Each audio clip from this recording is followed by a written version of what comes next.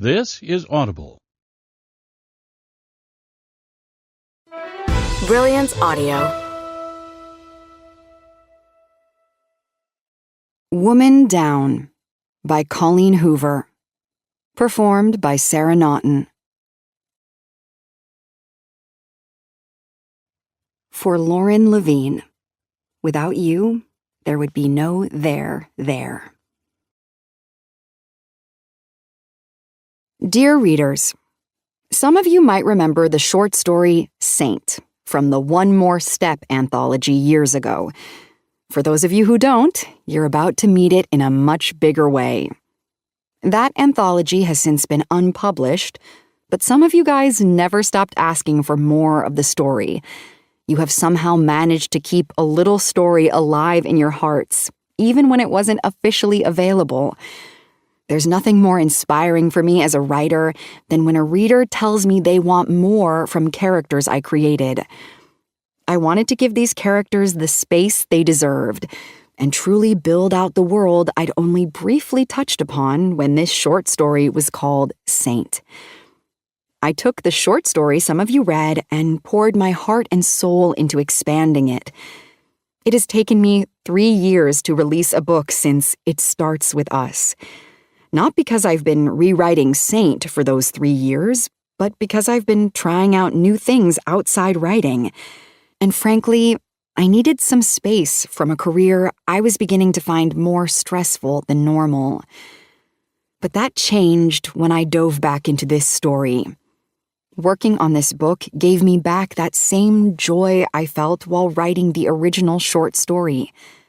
I've changed the title and some character names and locations, added scenes, added and changed characters, and even written in new little twists here and there that had no room in the short version. I wanted those of you who have already read it to get what felt like an entirely new and different book with the same underlying story and tones as the short story. I genuinely enjoyed every single second of bringing it to life in this new, complete form. Just please keep in mind that while writers do take from their own lives, and some of the themes may mirror those of my own life in ways, this is in no way a replica of my journey or my morals, nor is it a reflection of how I feel about my peers or this industry. This is simply a fun journey the characters took me on and nothing more. Please, I beg of you, do not try to make ties between my personal life and this story, as there are none. I'm just a writer writing about a writer. I am in no way advocating for or defending the characters' behavior or thoughts. It was a joy to put a new spin on Saint. I hope you're ready to get dizzy and enjoy this fun, sexy, sometimes creepy, thrill of a ride. With so much love, Colleen Hoover. Chapter 1. Hey, Kelly here, your fiction therapist with a minor in messy behavior. Welcome back to And What Now, Readers, the podcast where your favorite book drama gets lovingly dissected and lightly roasted. And I'm Micah, your literary, and sometimes television, gossip sommelier.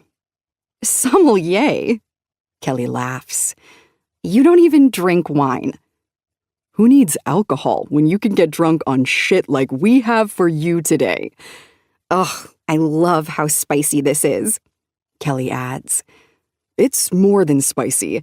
It's full-on scorched earth. We're talking about Petra Rose today, darling of book clubs and Tumblr mood boards, whose reputation has erupted into literary flames. And if you somehow missed it while scrolling your feed or, breathing, the internet has completely turned on the formerly adored author, and not gently, Kelly says. Nope, the international best-selling author of A Terrible Thing. That's probably the worst book title of all time, Kelly interrupts. Truly, Micah says. It's like she was asking for this backlash, begging for it. Anyway, the novel basically launched 1,000 #Team Ash versus #Team Caleb debates. It was at the center of total fandom fallout in the best way. Until it wasn't. Kelly, want to do the short recap honors before we announce our surprise guest? Well, it won't be short, but my pleasure. Let's rewind for those of you new to the alphabet. A Terrible Thing is, by readers' standards, not such a terrible book. It is a deeply emotional and beautifully crafted novel about Elise and her journey through love, trauma, identity, along with a pinch of fun. You get a little bit of everything in this realistic romance, so it's honestly shocking how huge the book got without it having a single dragon or wizard. But it's because it wasn't just sexy, cheap romance. It was character development, moral complexity, fan fiction gold. We get it. You liked it. Get to the good stuff, Micah says. It used to be my favorite book, Kelly says defensively. It can still be your favorite book. Not after this, Kelly says. Okay, so the love triangle. Elise, Ash, and Caleb. You'd truly have to have been on a 5-year trek in the jungle not to have at least seen an Ash and Caleb meme. Whole subreddits were devoted to that emotional tug-of-war. But then the movie adaptation happened. Micah groans. Calling that an adaptation is a stretch, Kelly says. But this adaptation had promise and a high budget. It was a majorly hyped-up movie that the studio and author were being very oddly hush-hush about. We weren't even getting cast updates outside of the 2 main characters. There was zero mention of our beloved character, Caleb. He was nowhere to be found when the trailer dropped. Just poof. And that was enough to almost start a war when the trailer dropped without a single clip of him in it. But people still showed up for the movie despite the early concerns spreading throughout TikTok. And the concerns expressed on this podcast, Micah says. You talked about it every day. Fine, I was Team Caleb. Anyway, they cut him. Cut the entire triangle. Restructured the story to make it all about Ash and his connection with Elise. And fans were not happy. Not even Team Ash fans, because what the hell were they supposed to do with all the merch the author sold them? Team Ash wasn't even a thing that made sense after that monstrosity of a movie. It made it seem like wearing a #Team Ash shirt meant you were not Team Elise, but we were all Team Elise. We were betrayed, Micah. Betrayed.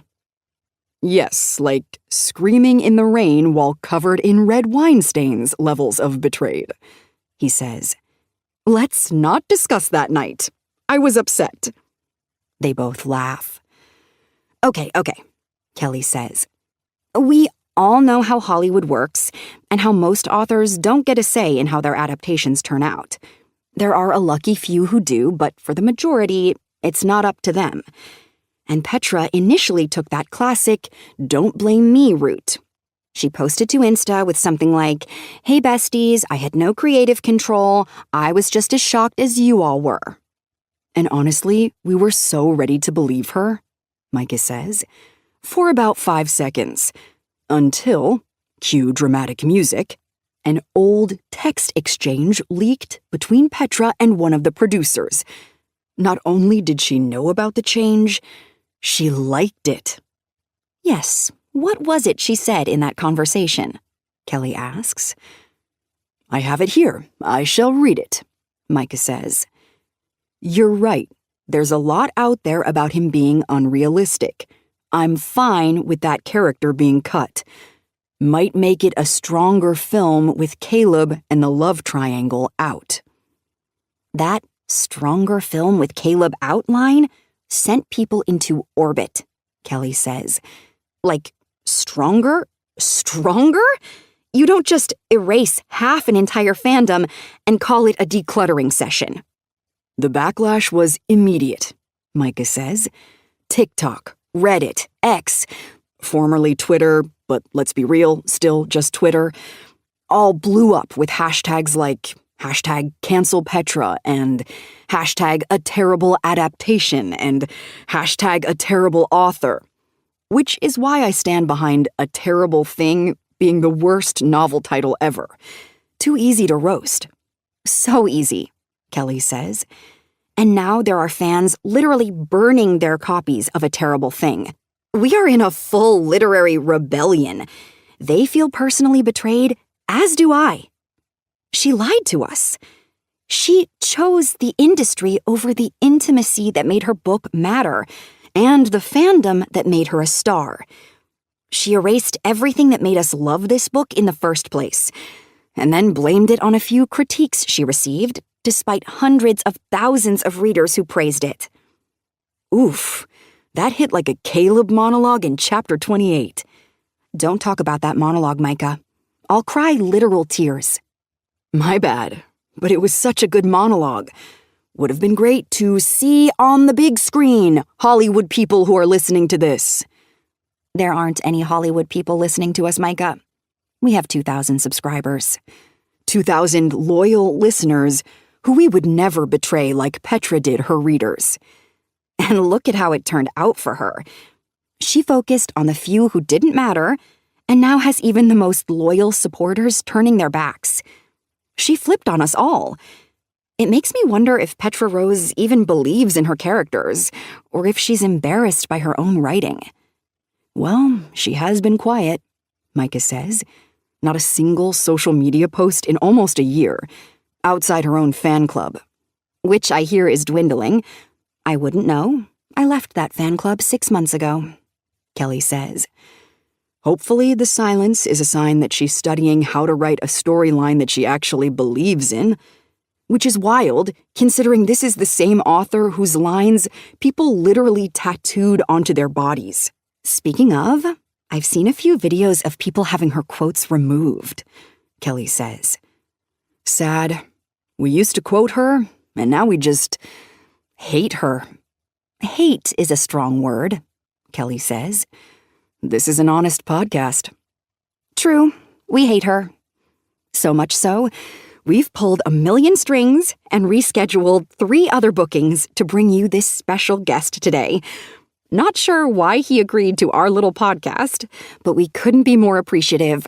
We might even climb to 2,001 subscribers after this. Yes, dream big, Micah says. Ladies and gentlemen, we welcome you to join us in conversation with none other than Alistair Jones, the producer of A Terrible Thing. He's not quite off the hook for that adaptation, but at least he's brave enough to talk about it. Welcome, Alistair. Thank you so much for having me, Alistair says. That was quite the recap. Fuck that guy. I turn off the podcast as soon as I hear his voice. My heart is pounding so hard and my stomach is churning. I have to pull my car over to the side of the road because I feel very close to puking. Oh, God. My fingers are trembling on the steering wheel. I move my hand to the door in search of the button to roll down the window. As soon as it's far enough down for my head to stick out, I breathe in the fresh, pine-scented air and close my eyes, repeating slow breaths until my stomach begins to ease. I can't believe I actually thought exposure therapy would help me heal. Listening to that podcast just now was the worst few minutes I've lived through since my texts with Alistair leaked. I open my eyes and lean my head back against the headrest. I inhale a few slow breaths, attempting not to focus on the fact that Alistair is probably out there doing a tour of podcasts and interviews, and I'm being forced to shut myself away in a grimy cabin and write a book I've been attempting to write since this whole movie fiasco started, just so I don't lose my house now that my sales have taken a nosedive. You did nothing wrong, I say to myself as I pull slowly back onto the highway. You did nothing wrong. What the world thinks of you isn't who you are. I've repeated this mantra since Nora made me promise to say it at least 5 times a day. But I just feel like I'm repeating a lie out loud. And that feeling doesn't leave me refreshed and ready to skip along and tackle my day. I've been unable to function since all this started. I feel like a fraud. I feel like everything I've built has crashed down around me, and I'm buried in rubble that no one even cares to dig through because they aren't even curious if I'm suffocating to death. They only want to know who will show up at my funeral after I do suffocate to death. I wonder who would show up at my funeral. I have friends and family who would be there. But I realize now that all the friends I've made in my years of being in the book world weren't friends at all. Other than Nora, everyone has ghosted me. And I don't blame them. They can see that my reputation has tanked my sales. So any sort of public support my way might fuel TikToks that would tank their sales. This is a career. And as much as I've always hoped the friends I've made in this career would also be my friends outside this career, I'm beginning to realize we're all just unhappy coworkers trying to survive until we retire. I've been driving for 2 hours now, the white lines of the highway blurring into an endless ribbon beneath my tires. I'm still not entirely sure if I'm running toward the sanctuary of the cabin or fleeing from the chaos of everything else. It's always a little of both, I suppose.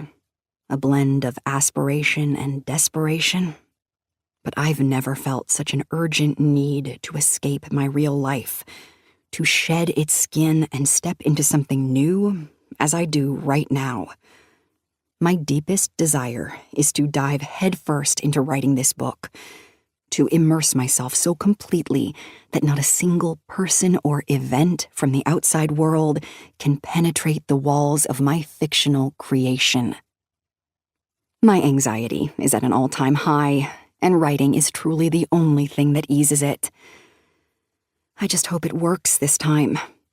This feeling of urgency, this desperate hope that I can redeem myself, won't go away unless I reach that cabin and commit myself entirely. Writer's block clamped down on me like a suffocating trap that arrived precisely when my name started appearing in articles beyond the literary sphere. It's a cruel irony, isn't it?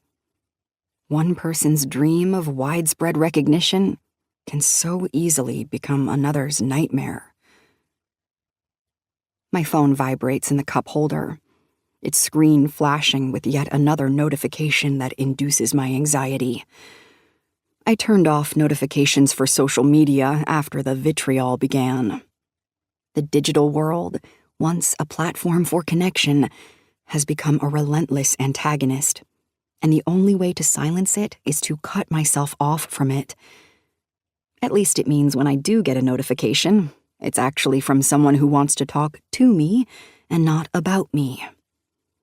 I'm relieved to see Nora's name as the one flashing across the phone screen. I swipe it with my finger, and the call picks up over the car speakers. "I hope you're calling to tell me you have extra Adderall and you're mailing me some," I blurt out. "First of all," Nora says, "you don't have ADHD. I do. And second, you don't need drugs. You need intense therapy and a good fuck." She pauses. "From someone who isn't me. That was a suggestion, not an offer." Darn and darn. I sigh. "Well, you called it a good time. Why? Another panic attack?" I was listening to And What Now readers. "Petra, god damn it!" I groan. "I know. That's why I was calling. I wanted you to avoid today's episode. But you told me exposure therapy would be good. I was exposing. I just meant exposure to going back on social media, making a post. I didn't mean you should dig up everyone talking shit about you and listen to it all. Good God, I'm your friend, not Satan." "So you listened. I had to turn it off when Alistair McFuckety Fuckface came on." "Yeah, me too. I pulled over for a bit when I heard he was the guest. I felt like I was about to puke. I'm sorry. You almost to the rental? 10 minutes away. Are you sure this is a good idea? Nora's voice crackles through the speaker. Is what a good idea? Me, alone in the woods, trying to recover after being digitally flayed by the entire internet? I keep my eyes on the road. Pines blur past, getting larger and more condensed, until they begin to feel like they're threatening to swallow my car. It's not the whole internet, Nora says, just the vocal fringe with a financial agenda. Oh, right. The people making death threats were vetted and just deemed money-hungry. I forgot. I smile despite myself. These people don't know you. They threatened to boil your dog, Petra. You don't even have a dog. Exactly. They'll probably buy me a new puppy and have it delivered to me with a cute bow and let me fall in love with it and then boil it. The signal fades for a second, and her voice becomes robotic, then cuts out altogether. God damn it. I pick my phone up and move it to the dash like that's somehow going to make for a better signal. Serious, she says, her voice returning mid-sentence. You've got a career still. Sort of. You could write a groveling apology post in your notes app and post it to Instagram with those cute little heart hands and like 1 or 2 crying emojis. I'm not writing an apology to people who don't know the whole story but choose to take sides regardless. She sighs. Well, you have to get back online if you want to save your career. Maybe say your piece on a podcast. I can climb my way out of this hole without stooping to Alistair's level. That's why I'm going to the cabin to write. I'll get revenge with my pen. There's a long pause. But you use a laptop, not a pen. Pen sounded more threatening. You're right. Revenge with your pen. Write the whole story and publish it as a work of fiction. It'll be a good outlet. Call me later when you're settled. I have an idea. No, I hate your ideas, I say. But it's actually a good one this time, I promise. Fine. Don't turn on another podcast. Listen to some Broody Brothers or something. I love you. Love you too. When I end the call, the podcast automatically cues back up. She wasn't the easiest to work with, Alistair says. The words wash over me like boiling water over ice. I turn off the podcast again and focus on the road curving ahead of me. Neither were you, Alistair McFuckety-fuckface. I don't hate a lot of people. But Alistair is at the top of my list, and the bottom, and the middle. He's my entire list, actually. I slow down when my GPS tells me my turn is coming up. Somewhere down this road, a cabin is waiting for me, along with a blank screen, a lot of silence, and hopefully whatever is still salvageable of my creativity. Chapter 2. I don't know that any part of my creativity will be salvageable if there are neighbors. I avoid booking places with neighbors, but there's a house on the same road as the cabin I'm staying in. I looked up the satellite images for this place before I booked it just to make sure it's not near another cabin. I don't want to have to listen to someone else's loud children screaming at all hours of the day and night. The place where I'm staying looked to be secluded on this road, so I didn't notice the other cabin. It was probably swallowed up in trees when Google took the image. The cabin I booked is tucked away at the end of the mile-long road I'm on, so I'm relieved to see they aren't right next door to each other. There's at least 1/4 of a mile that separates the driveways. I prefer no traffic and no neighbors. I get distracted easily. The fewer people I see and the fewer conversations I'm forced to have, the more focused I can be. I once booked a writing retreat and met the neighbors before I even made it in the front door. It was a group of women on a girls' weekend, and I ended up getting drunk with them every night and not getting a bit of work done. It's not always a bad distraction, but any distraction would feel like a negative one this time around, considering I have so much riding on meeting this deadline. Which is why I audibly groan as I reach the end of the driveway and see a human. A living, breathing human on the front porch of the property I'm pulling into. With all the advancements in technology, there is absolutely zero reason the rental host for this cabin should be meeting me in person. But here he is. I don't even know him, and I already find him the most irritating thing in the world. I take that back. The shape of corgis is pretty damn irritating. There's something about a corgi that's just unfinished. It's as if God started making the dog breed and walked away from them when he was only halfway into the design, leaving them in this weird limbo. Their bodies are too long for their stumpy legs, their heads too big for the rest of their bodies, like they might faceplant with every step. Anytime I see one, I can't help but feel like it's a cosmic mistake walking around on 4 legs. If there were a corgi at this guy's feet, I'd question whether I had died and gone to hell. The man's grin stretches, and I half expect his face to split open as if it can't quite contain all his teeth. There's a bounce in his step that reminds me of someone who's far too eager to please, as if he's trying to sell me on this booking that I paid for months ago. Why am I in such a bad mood? Oh yeah, the podcast. I wipe the frown away as I put my car in park and grab my phone. I also bring my keychain with me, the one with the mace on it. I've never had to use it, but I'm also rarely in situations where I'm alone with strangers. My thumb brushes over the small canister as I slip it into my pocket, the cold metal comforting in its weight. I'm in the middle of nowhere, surrounded by dense trees that seem to swallow the road behind me. And even though I'm pretty sure I could take this guy down if things went south, I'm not sure anyone would hear me out here screaming for help. Where's the bear when you need him? I know from the guy's owner profile that his name is Louis Longsetter. What kind of name is Louis Longsetter? It sounds like a character from a sitcom, not the kind of person you'd expect to meet in the real world, with actual parents who said the name out loud and thought, yes, that's the one. I don't know that anyone named Louis Longsetter could even be dangerous. But the way he's standing like he's been waiting for me longer than he should have been makes me second-guess that assumption. I try to imagine a murderer named Louis Longsetter. I almost laugh at the absurdity of it.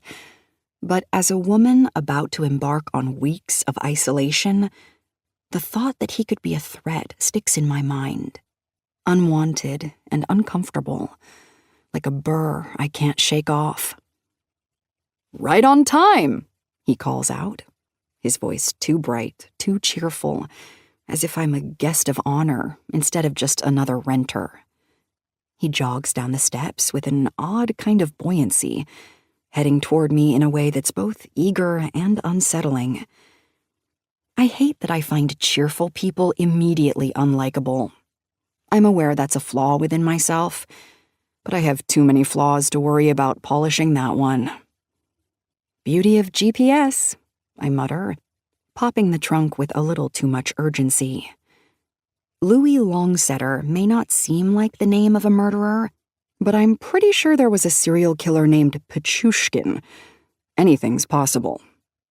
Louis is beside me now, and he reaches into my trunk, his large hands wrapping around the handles of my suitcases. He yanks both out at once and lets them drop onto their sides on the gravel with a dull thud. I wince, resisting the urge to snap at him. It's Rimowa luggage, new, sleek, expensive, and so far, free of any scratches or scuffs. I received it for my birthday a few months ago, and this is the first time I've been able to use it. I've been proud that it's remained in pristine condition. Until now. I bend down quickly and lift one suitcase upright as I suppress a wave of irritation. Louis, oblivious, mirrors my movements and sets the other suitcase upright, though I notice he's dragging it behind him as he heads to the porch.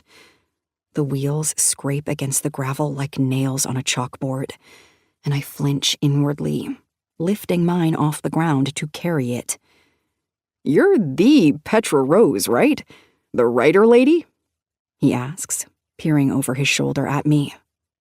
The writer lady?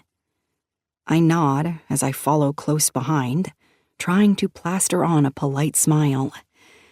"Yes, sir. Here to find inspiration. In the silence," I add. There are groceries in the back seat I still need to unload, but I'd rather him not know that. I just want him to leave. I needed him to leave before I showed up. That's why rentals have door codes and self-check-in instructions. We head up the porch steps, me holding my suitcase gingerly so the wheels don't scrape up the steps, while Louis drags the other behind him like it's an afterthought. "I haven't read any of your books," he says, his voice almost apologetic. "But my wife said she thinks she's read one." He stops on the porch and fishes a ring of keys out of his pocket. "We did watch your movie, though. When I told my wife you were staying here, she made me promise to ask you about some character who was missing. Not sure what she's referring to. You know, I was thinking on my walk over here about what would make a great movie," he continues, handing me the keys. Oh God, not this. "My life," he says, cocking an eyebrow like I should be impressed. "I've lived one hell of a crazy life. It could make you millions." I'm positive it wouldn't. "If you need any ideas," he starts again, clearly not getting the hint from my expression alone. I cut him off, my smile stretched thin. Fiction is the only thing I know how to write, unfortunately. I've lost count of how many times people have offered their life stories to me after finding out I'm a writer. Everyone is convinced they're sitting on the next great American novel. Maybe they are. I certainly haven't been. "But if you heard my story," he says. "You know, if it's that good, you should write your own story," I say, not wanting to come off as rude. "No one knows it better than you, and you shouldn't be handing your ideas out for free." My voice is polite, but inside I am willing him to leave. "Dyslexic," he says with a shake of his head, his smile faltering slightly. "Very dyslexic. Not sure if you noticed that in my emails.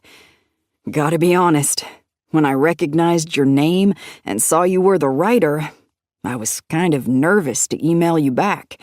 Thought you might laugh at my poor grammar." I would never. My father was dyslexic, and he was the smartest man I've ever known. Louis smiles at that. "It's a hell of a thing to work through. Sorry your mother had to deal with that." I pause, because I just told him it was my father, not my mother. Does he have a memory issue? Hearing impairment? He winks. "Gotcha. Little dyslexia humor." I smile. "Yup, that one flew right by me." "My wife says I would have made a good actor. She's an actress, my wife. Sort of. Well, it's hard to explain, but she acts. In documentaries, which I guess still makes her an actress, but..." He continues talking about his wife's career, or lack thereof, but I'm too distracted to listen because... holy shit. The outside of this place does not do the inside justice. The interior is far more modern than I expected. Clean lines, smooth finishes, like it's been plucked straight out of a design magazine. The rustic exterior was just a facade. Inside, everything gleams. I was expecting creaky wooden floors, maybe the smell of old pine, or the comforting musk of an extinguished fireplace. But instead, I'm greeted by sleek surfaces, harsh lighting, and the kind of clean, minimalistic decor you'd find in a city loft. The floors are polished concrete, gleaming beneath the recessed lighting that casts everything in a clinical glow. The walls are painted a crisp, sterile white, and large, abstract paintings hang in expensive frames, too curated and intentional for a place like this. There's a charm to traditional cabins, the kind where you hole up with nothing but a roaring fire and the occasional scuttle of wildlife outside. I was hoping for the roughness of wooden, unsanded walls and the sense of being tucked away in nature's arms, away from the world. But this feels like I've stepped into a tech startup's getaway house, not a writer's retreat. I let out a sigh and roll my suitcase toward the living room, the sound of the wheels echoing too loudly in the open space. I hear Louis following behind me and can almost hear his pride as he watches me take it in. This looks nothing like the pictures online, I say, turning to face him. Just completed the remodel, he says proudly. You're the first guest since we finished it, actually. We're pretty proud of her. My wife did most of the design herself. She's got an eye for this stuff. That makes more sense. It explains the contrast between Louis and this house. The living room furniture is completely sterile. A low, black leather couch that looks more like a showroom piece than something you could sink into and read a book on. A glass coffee table that reflects the light in too many corners, its edges sharp enough to slice open a knee if you aren't careful. Even the fireplace, which I thought might offer some rustic warmth, is just an elegant gas fixture behind a smooth, modern facade. It flickers with a mechanical precision that makes me long for the uneven crackle of real wood burning. I am such an ungrateful brat. Who would be sad to stay in a place this gorgeous? It's just, there's no charm in it, no history. It's efficient, sure, but it doesn't feel like a place for inspiration. It feels like a place to execute tasks, to work, but not to create. I wanted solitude, yes, but I wanted to feel connected to the wilderness of this place, to the raw beauty of the woods. Instead, I feel like I've been dropped into a high-end Airbnb, too pristine for the kind of messy, creative process I imagined. My writer's block has been so bad, I blame everything for it. I'm even prematurely blaming this beautiful house. I sigh again. This might not be the retreat I hoped for, but considering my sour mood, I don't know that anything would be met with warmth from me right now. Really nice place, I say, giving Louis at least a fraction of the reaction he's probably hoping for. I'll tell my wife you love it, he says. You know, we live just down the road. You probably noticed the house, actually. First and only other one on the whole road, he adds, his eyes fixed on me a little too long, as if waiting for me to ask for more details. I nod, hoping that'll be enough to keep him from offering more.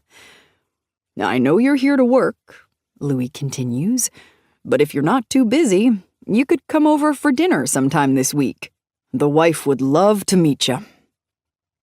It's just the two of us, and we love having company when we can.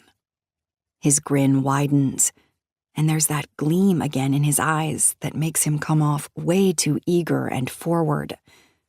Or maybe the word I'm looking for is desperate. Or just lonely.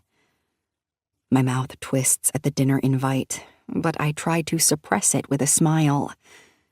I can't imagine anything worse than spending an entire meal making small talk with Louis Longsetter and his wife who thinks she read one of my books and is an actress, but not really an actress, but kind of is an actress. I'm already exhausted by the explanation of that, and I haven't even met the woman. "Oh, that's really nice of you," I say, my smile feeling more forced with every passing second. "But I've got a lot of work to do. I'll text you if I find some free time." There's a flash of disappointment in his eyes, but he quickly recovers, nodding.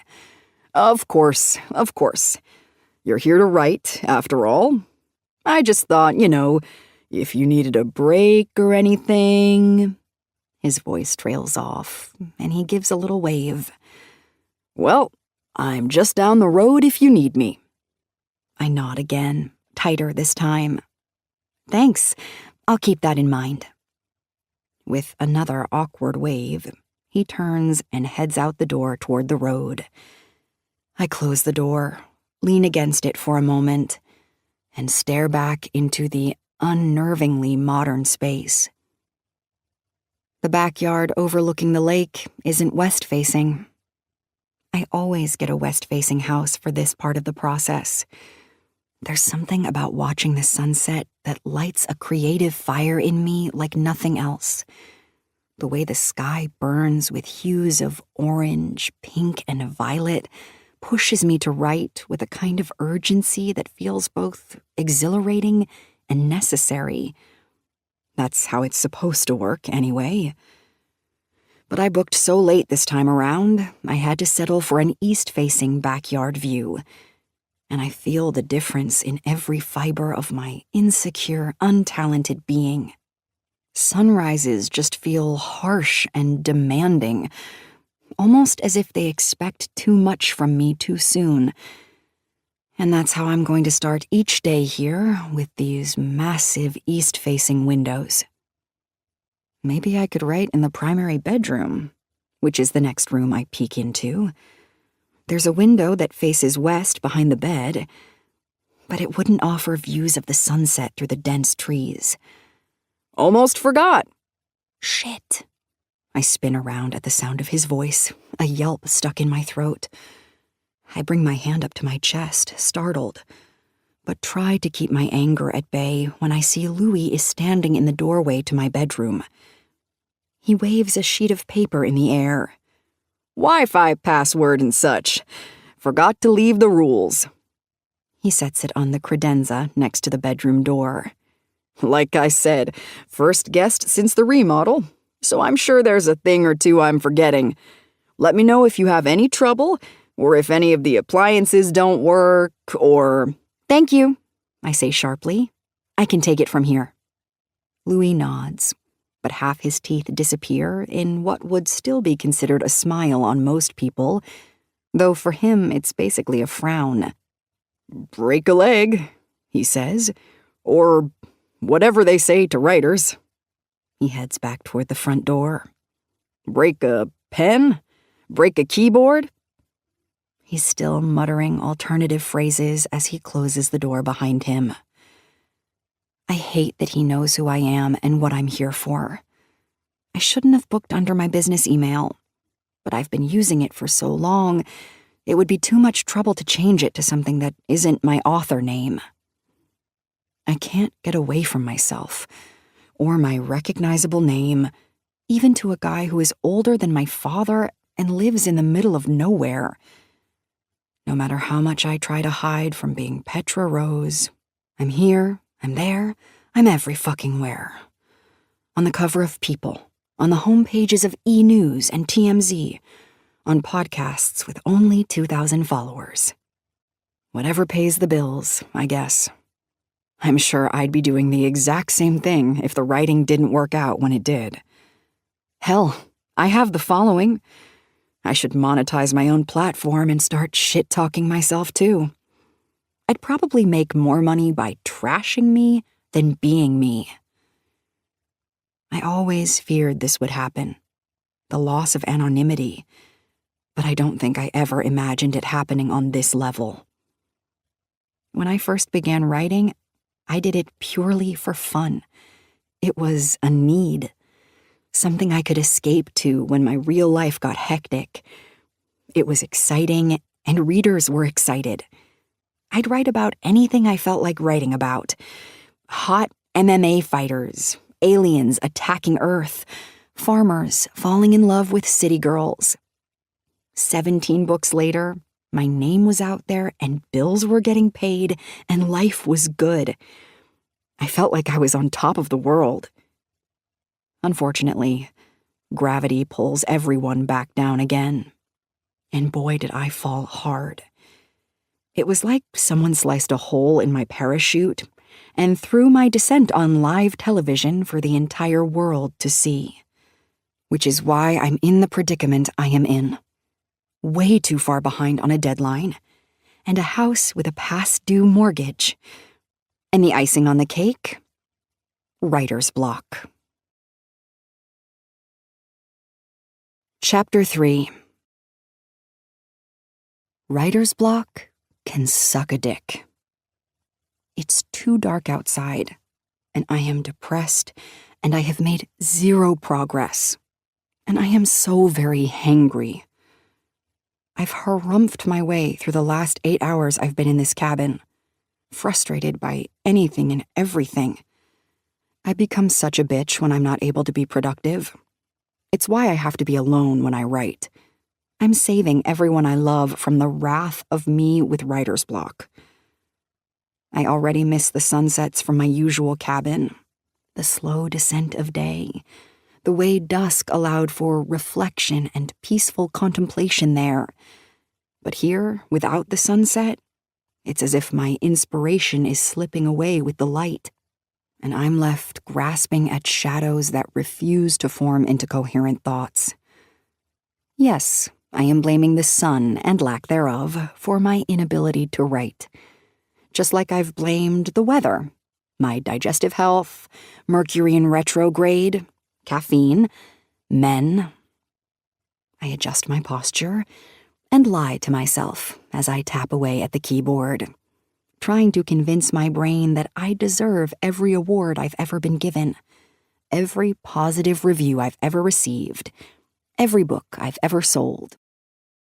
But the voice that tells me I'm just a lucky fraud is always the loudest. I hate imposter syndrome. I hate that I believe the negative reviews over the positive. I hate that I'm questioning whether or not I can actually write a realistic book. I glance at the screen and read over what little I've written. The sterile scent of the interview room, a mix of old coffee and stale air, did little to calm the frantic beating of Rhea's heart. Across the table, Detective Miller's voice was a low, steady rumble, asking questions about Sarah, about the last time Rhea saw her. Each word felt like a fresh cut, tearing open the wound of losing her best friend. Yet a part of Rhea, a deeply unsettling and unwelcome part, registered the way the detective's uniform stretched across his broad shoulders, the dark intensity of his eyes as he scribbled notes. She hated herself for it, for the fleeting spark of attraction that flickered within her, a betrayal of Sarah's memory. How could her mind even entertain such thoughts when her world felt like it had shattered into a million pieces? The guilt was a heavy stone in her gut, compounding the grief she was already struggling to carry. I stare at the sentences I just wrote, fully aware that my future self, probably still half asleep and fueled by lukewarm coffee, will declare them utter garbage and hit delete. This book isn't so much a manuscript as it is a digital graveyard of my fleeting literary aspirations. Every word feels like a temporary squatter on the page, just waiting for its eviction notice. I'm never going to finish this. At this rate, I'll be stuck in this cabin with an identity crisis for an entire year, perpetually reworking the same 5 paragraphs while the cursor blinks at me like a tiny, judgmental oracle. If cursors could talk, mine would be chanting, "You suck, give up," just to really drive the point home. Not that being hermetically sealed in this cabin is actual torture. I do enjoy the solitude. Always have. It's why I rent these places, transforming into a temporary lakeside hermit multiple times a year, all to shed the suffocating skin of Sacramento. The city, bless its heart, often feels like a giant, noisy, concrete hug I never asked for. But here, it's quiet, peaceful, and the air smells like pine and fresh water. So, there's that. I need to embrace the power of positive thinking.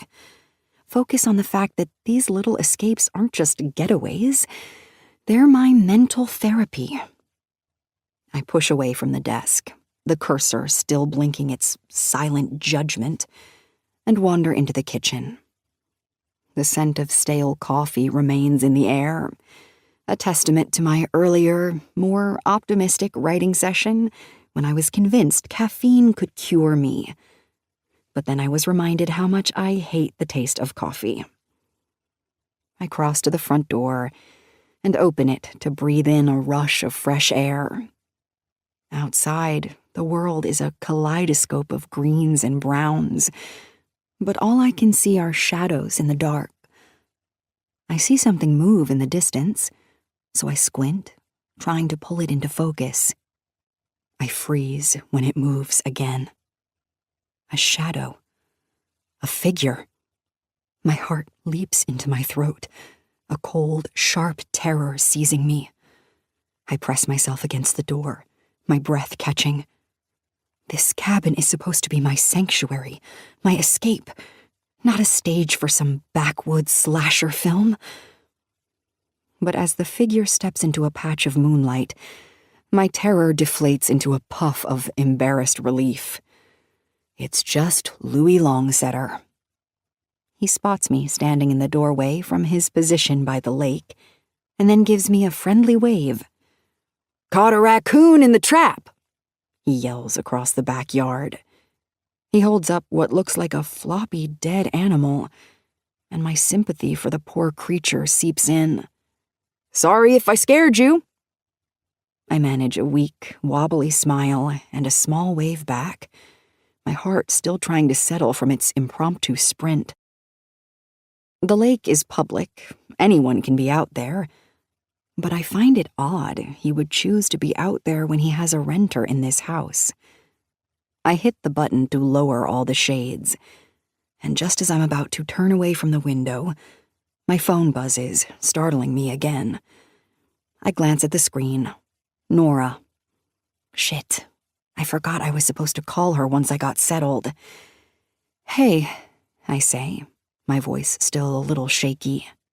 "Okay, so my idea," Nora says, her voice brimming with an almost frantic energy that buzzes through the phone line, a stark contrast to the quiet panic I just experienced. "What now?" I ask, my brow furrowing. "Please tell me it's not another macrame owl kick.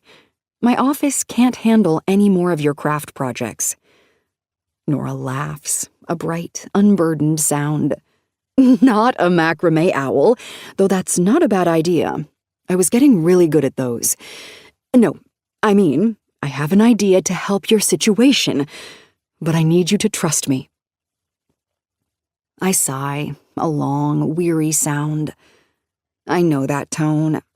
It usually precedes a suggestion that will be either incredibly brilliant or utterly terrifying. "Nora, what are you talking about?" "Your private group," Nora begins, her voice dropping conspiratorially. "I think we should go live in it. Just us and the few thousand people we have always trusted implicitly not to screenshot our bad hair days."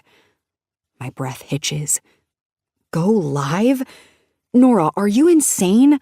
I am traumatized by people online. What if someone shares it outside the group? So what if they do? Nora's voice is sharp now, cutting through my anxieties. Honestly, Petra, you really have to stop caring so much. Do you think other famous authors care about social media? Do you think they obsess over every comment, every insult, every word they write that could end up a potential screenshot? There's a beat of silence on my end. Then, hesitantly, I say, yes, I do think that. Nora actually snorts. Yeah, you're probably right, she concedes. But it's time, Petra. It's been a year since you stopped doing the live videos with me. To the day. The words hang in the air, heavy and significant. A year to the day. My mind reels. A whole year since the film adaptation of my last novel released. A year since my world turned upside down. Since the public scrutiny became a suffocating blanket. I, the author who used to churn out 2 books a year with effortless grace, haven't even been able to finish the one I started 18 months ago.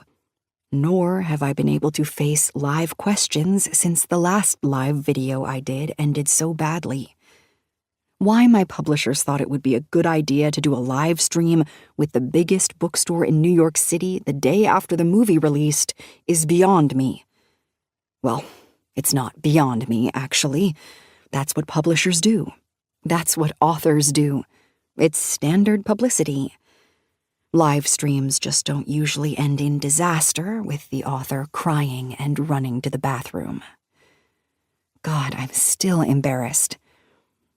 I barely have time to react to the memory because Nora is switching to FaceTime. I see her face, and she's giving me a look through our phone screens. I don't really know what the look conveys. I just know I don't like it when I get it. Do this, please. I think if you see that there are still people out there who believe in you, it'll inspire you. Nora, they're going to be mean. You're right, they probably will be. But you won't see it because you aren't going to look at the comments. Leave it to me, okay? She says. I'm going live. You can hang up if you want, but I don't think you should. I'm reacting like someone is asking me to bury a body for them. It's freaking Facebook, for Christ's sake. Suck it up, Petra.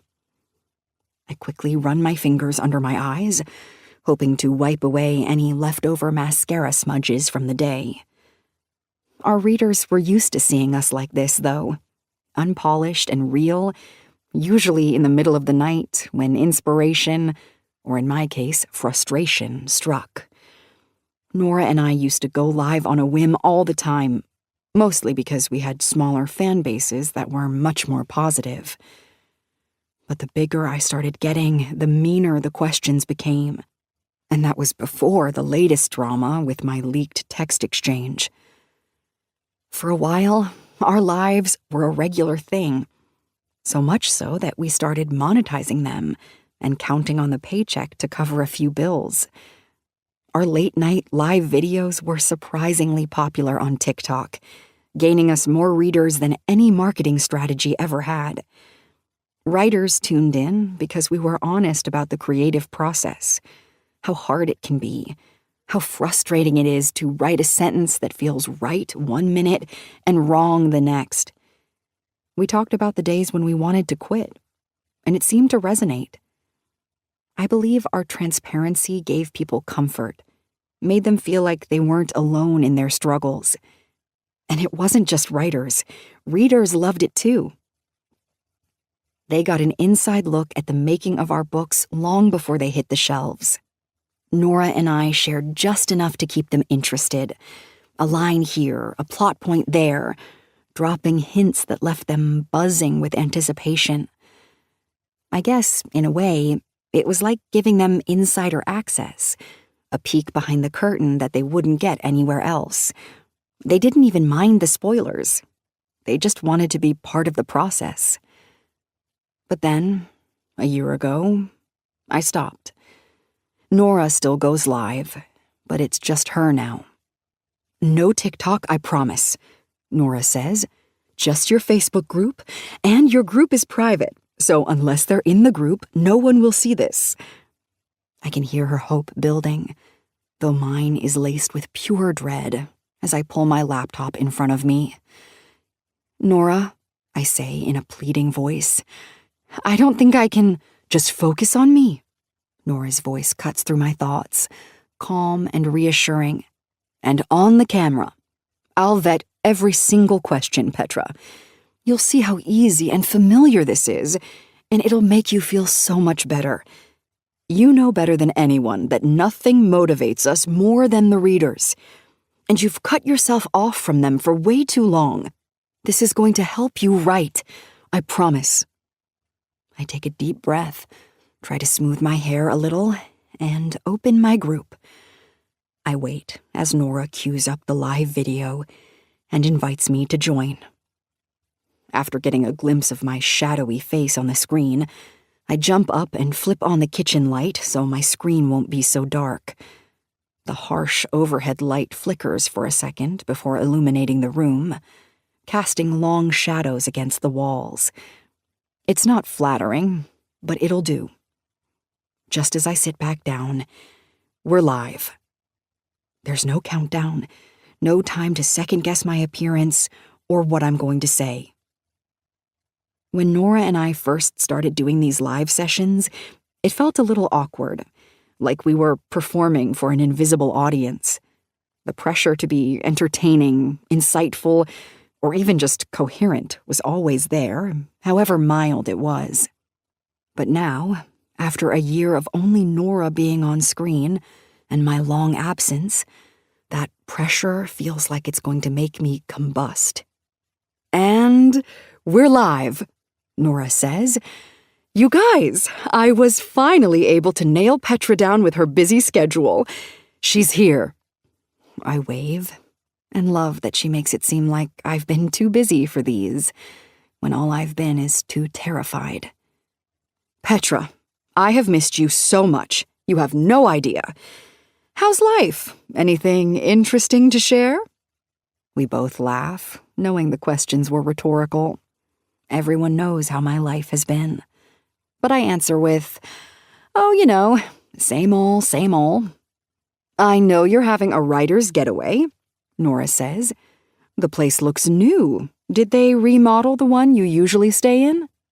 I look behind me and around me, holding the laptop to give readers a view of the place. Nope, had to pick one on the opposite side of the lake this time. But look at this place, it's insane. Wow, should have invited me, Nora says. You know we never work when we're together. Yeah, your fault though. You're always turning on some addictive murder series, and then we get caught up in watching every episode. And before you know it, our days are up and vacation is over. Vacation? I say with a laugh. I wish. I can't remember the last time I took a vacation. Oh, don't sound spoiled, Nora says. You're in a sleek rental that isn't your home. I don't care if you're working or not. At least you aren't somewhere worse. Like here, in my apartment, having to listen to my neighbor fight with her ex over the phone every hour. Speaking of struggle, how is the writing going? I shrug, feeling the burden of my lack of progress settle in again.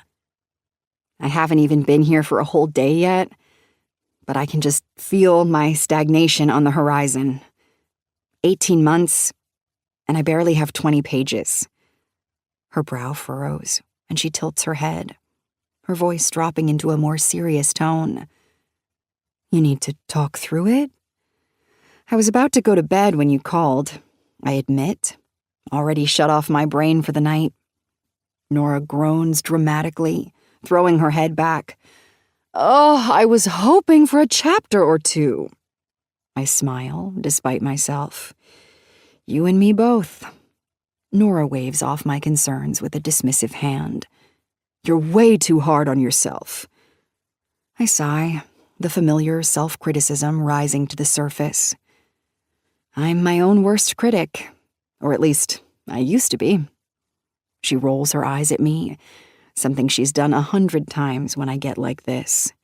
Did you at least decide on character names yet? I did get that far. I shift in my chair, feeling a little proud of the progress, as small as it is. Cameron is the main love interest of the heroine. He goes by Cam. The heroine will be Rhea. Nora's eyes light up. Cam and Rhea, she says, testing the names out. I like those. Are they married, or do we get a meet-cute? Both, in a way. Cam is married, I say hesitantly. At least, in the outline I wrote almost 2 years ago. Nora's eyebrow rises. Oh, unexpected. A triangle? I hesitate, glancing off-screen for a moment, as if the answer might be hiding somewhere in the shadows. I don't know. That's how I planned it, but I might change it. You never know. I originally outlined this story before the backlash from the adaptation, and I think that's part of what has me blocked. The fear that maybe I don't know what I'm doing when it comes to writing about things I haven't experienced. No, Nora says, leaning forward toward the camera, her expression an animated betrayal. You know love triangles are my favorite. I want the triangle. She's whining now. Let's just hope I get at least one character fleshed out, much less 3. Then we'll talk. Deal. Okay, let's take a question, Nora says, her eyes squinting as she scans the screen. Like she suggested, I have the chat box minimized and leave the sifting up to her. Here's one. Ali Panzano wants to know why this one has taken you so long to finish. You've always been a fast writer, Nora says, reading off the question. I lean back in my chair, wondering how to delicately approach this one. If you're looking for complete transparency, I'd have to say the public attention. I'm not used to it. I don't like it. Not even the positive attention. It's true, Nora confirms. She squirms just as much when she's complimented. I've always used writing as both an escape and therapy. And when you're in it and enjoying it, you aren't thinking about what comes after you finish writing. The book releases, the book tours happen, the interviews begin. I've never really found that stressful because I've always enjoyed the tours and release days. To an extent. I've never enjoyed the publicity, but the requests have been manageable. But now that my public image is amplified even more, everything that comes after the writing feels more fraught. So I stress about it more than I used to when things were less chaotic. The idea of finishing a book and writing the end doesn't feel like it'll be an accomplishment. It actually fills me with fear that I'll have to enter that next phase of publicity. And that's what scares me now, because the publicity requests and content of the interviews have changed. And not everyone is born with a natural ability to speak in front of a camera, especially when you're being asked to speak on more than just your books. Nora smiles at me. Thank you for your vulnerability, Petra. That was a really good answer. Very honest. Okay, here's another one. Why did it sound like you're hesitating to write the love triangle in this new book? Is it because of what happened with the love triangle being cut out of the adaptation? Is that a real question from a reader, or is that a Nora question? I ask, raising a brow at her. It's a real one, I promise, she says, laughing. I'm surprised at how I'm not hating this so far. It feels like the old days a little, and with each moment that passes, I start to feel more at ease. I'm not sure. After the last one, I obviously took the criticism to heart. This book I'm writing was meant to be a love triangle also, even though it's very different in every way. But I've never been in a love triangle, and they say write what you know. Maybe that's where I went wrong with the last book. I guess I find it difficult writing something I've never experienced, I say. Nora lets out a laugh, a sharp burst of disbelief. Bullshit, she says. Your best-selling novel was about a woman who fell in love with an ex-convict. You've never dated an ex-convict. Exactly, and several reviewers said it was unrealistic. Nora shakes her head, the look on her face a mixture of exasperation and fondness. First of all, stop reading your negative reviews. Second, almost every negative review calls the book, or the characters, unrealistic. It's the go-to term for reviewers who didn't like something. I, personally, don't need every single thing in a book to be realistic. Dragons aren't realistic, but Fourth Wing is killing it on the charts. That's intentionally unrealistic, I point out. It's called fantasy for a reason. Romantasy, she corrects. Whatever, I can still recognize a good story when I read one. Realism is overrated. Sometimes people just want to escape into something that feels impossible, like it could never happen in real life. That's the beauty of fiction. Why do you think Lifetime and Hallmark are successful channels? They're escapes. Can we even call them channels anymore? Is that outdated? What are they now? Apps? Services? Don't get me started on how much I miss DirecTV. It'll age me, Nora says. Either way, the Lifetime and Hallmark storylines are some of my favorites. I could watch a cheerleader get murdered by a jealous mother 1,000,000 times, and it still wouldn't get old. I smile, but still feel the familiar tug of doubt. You know what I really think it is? The primary reason I'm struggling with my writing? Do tell, Nora says. I want the story to feel real when I'm writing it. But I'm not sure anything can feel real if I haven't lived it. Maybe I need to switch to fantasy and give romantic suspense a break. Either that or I should take a break and go live a little, do some dangerous, suspenseful shit, get more life experiences under my belt.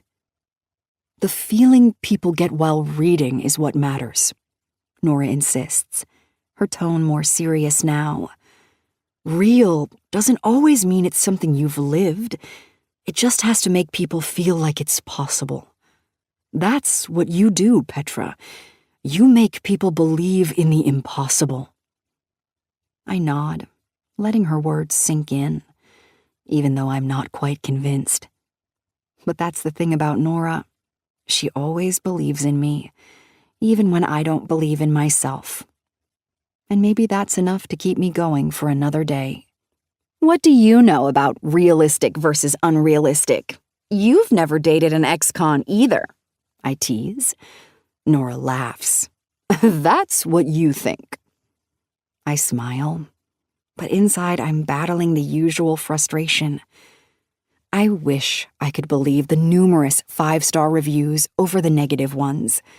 The praise is right there, outnumbering the criticisms. But sadly, I seem to focus on the negative way more than Nora does. It's as if the negative comments hold more truth, like they're somehow more honest or insightful, even though logically I know that's not true. Nora has always been better at brushing off the criticism, at trusting her instincts and her readers. Me, on the other hand, I tend to let the negative voices live rent-free in my head. But also, thanks to the notoriety the film brought to my career, I receive a lot more online scrutiny. So there is a difference. I used to have the same attitude as Nora. Maybe you should have an affair so you can really nail the emotions of your characters in this book, Nora says teasingly. Find a married man who reminds you of Cam and sleep with him. I laugh, but there's a part of me that cringes a little at how freely she just said that in front of who knows how many readers watching us live.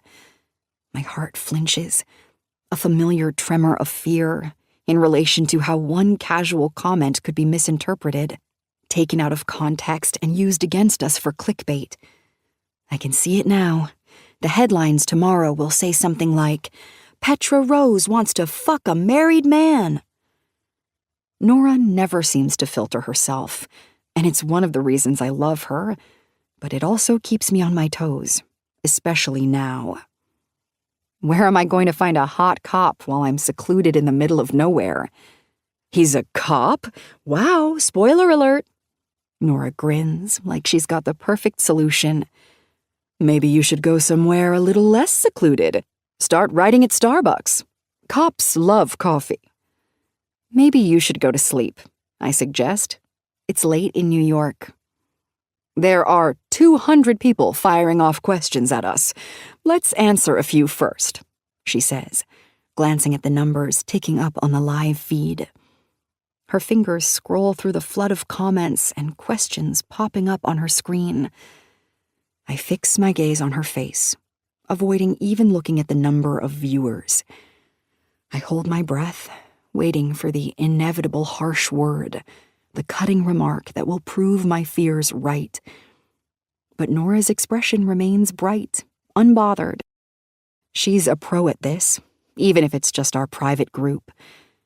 She's shielding me, I realize, just like she promised. Her eyes light up when she sees one that grabs her attention. Here's a good one, she says, leaning forward toward the camera. This person asks, do you really believe a writer needs to personally experience a situation before they're able to capture how a character would truly respond? Isn't that what imagination is all about? Nora looks at the camera expectantly, raising her eyebrows at me as if to say, this one's yours. I lean forward and fold my arms over the table, taking a moment to really think about it. The question feels heavier than most of the ones we get during these live sessions. It's a question that has been haunting me for the past year, echoing in the silence of my cabin. And this one is a hard one to address because it feels more like a jab than a question. Imposter syndrome is a tough thing to navigate, I say with a sigh. Books on writing tell authors to let our imaginations run free, but those same books tell us to write what we know. Well, what if we don't know, but we want to write it, and then we get it wrong? But there's really no wrong, is there? Every human responds differently to situations, Nora says, her voice still calm, a steady anchor in my rising tide of self-doubt. I feel like I certainly got it wrong, I say. Look at the last year of my life. Nora raises a surprised brow. Well, since you brought up the elephant in the room, Nora says, I'd like to be able to address this, if that's okay with you. Go for it. I'd love to hear what you have to say. We write fiction, Nora says, for entertainment. I don't understand how and when the fun got flipped on its head. You wrote a book, and that should be praised. Hell, you've written dozens of books. Fun, entertaining, sometimes emotional books. Why has the backlash gotten so severe for authors when a reader doesn't agree with them or hates their book or their adaptation? It's a book. It's a movie. It's not brain surgery. We aren't saving lives. Some might argue against that, I say. I mean, I get what you're saying, and I agree with the first part of what you said, that it doesn't feel as fun now that we're getting reviews in more forms than just ratings on Goodreads and Amazon. Now, people make videos and dedicate entire social media accounts to reviews, so we see it more. Readers are more involved and have more impact, but that's also a positive thing. One good review that goes viral can change an entire author's life in a lot of positive ways. But I think you're wrong about books just being for entertainment. I personally think books and movies can be very powerful tools. They can change minds, behaviors, thought processes. And yes, they can save lives. I do believe reading can save lives. Interesting, Nora says. Do you think books can ruin lives? What a great question. I'm not sure I'm prepared to answer it, but Nora gives me space to think about my response. There are absolutely people who think books can ruin lives. That's why books get banned. Do I agree with them? Not with banning books. But I do worry that some readers, especially the younger ones who are reading books meant for adults, don't quite know where to draw the line between fiction and reality. We've seen how the behaviors of a character we intentionally wrote to be evil can occasionally be excused by a reader. Does that mean the reader would excuse those behaviors in real life? I hope not. Nora slaps her hand on the table in agreement. Yes, I swear, the number of people pleading for me to write a sequel to redeem that awful character from my first book makes me so sad for humanity, Nora says. Don't get me started on the complexities of humans and their morals. It fascinates me how one person's experience and interpretation when reading varies so much from another person's experience who is reading those same words. I'll get emails from readers telling me a book was way too vulgar, and in the same day get an email from a reader complaining that the same book wasn't edgy enough. It's all so subjective and confusing to navigate, especially when you're reading these opinions that come through to you all day. We're up, we're down, we're back up, we're down again. And sometimes the same people who say books shouldn't be banned are the same people making a living off of saying certain books should never have been written. And then they go on to review in detail all the reasons why the book shouldn't have been written and why the author shouldn't be an author. But then their next post is a rant about the banning of books again. Make it make sense. Which is it? Ban the books, or just beat the author down until they can't write anymore? And then some of them have the audacity to tag us in their rants, as if we want to read about why we should quit our careers. Nora takes a deep breath after that tirade. I don't know what's got her riled up, but I have a feeling not all the questions have been as safe as the ones she's read out loud.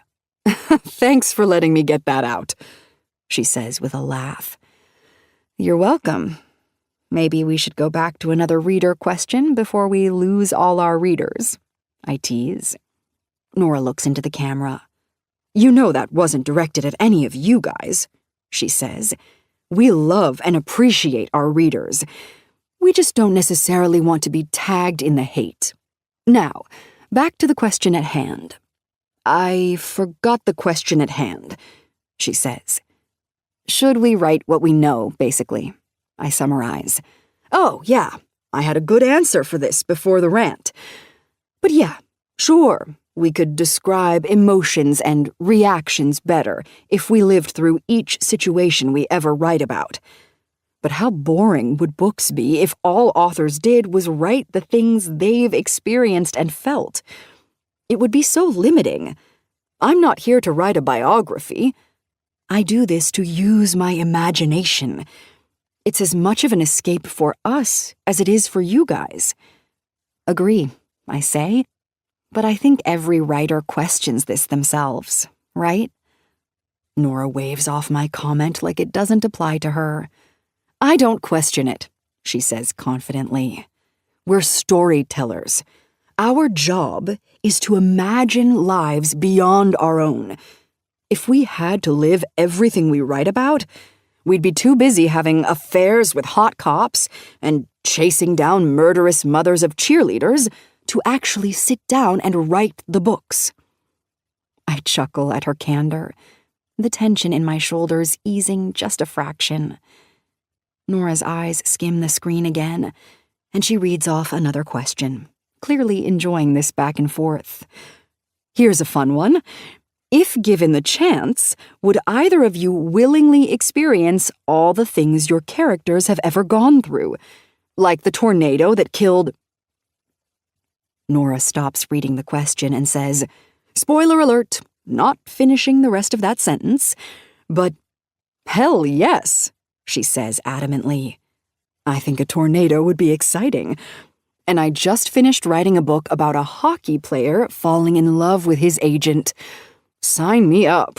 I'll take that romance any day. Ditto. Sign me up for the hockey player, not the tornado.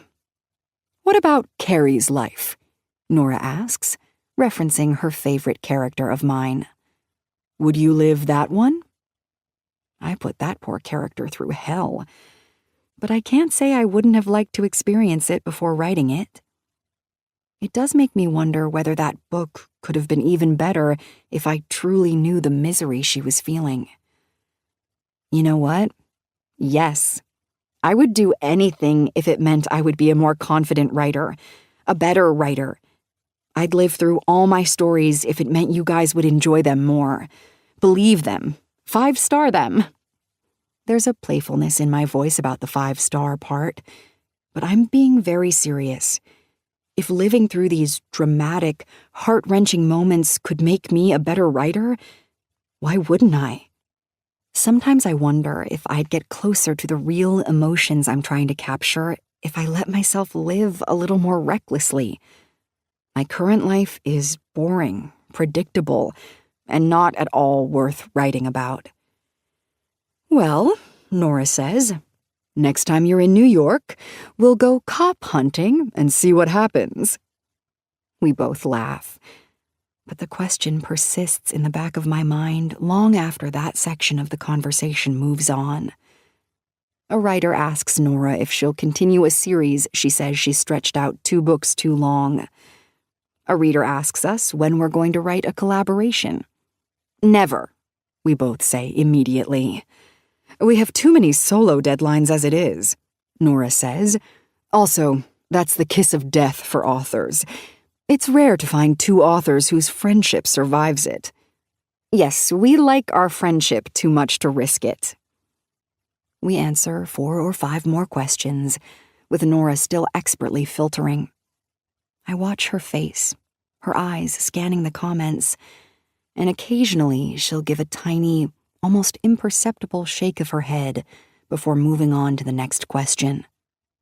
She's keeping her promise. People aren't saying anything rude, or if they are, I'm blissfully unaware. This really is easier than I thought. My responses are still a little more curated than they used to be, but the initial tightness in my chest is starting to loosen. I feel like the more I get back into this, the more candid and relaxed I'll become. Nora is carrying the conversation, drawing me in with her infectious energy, and the familiarity of our banter slowly begins to resurface.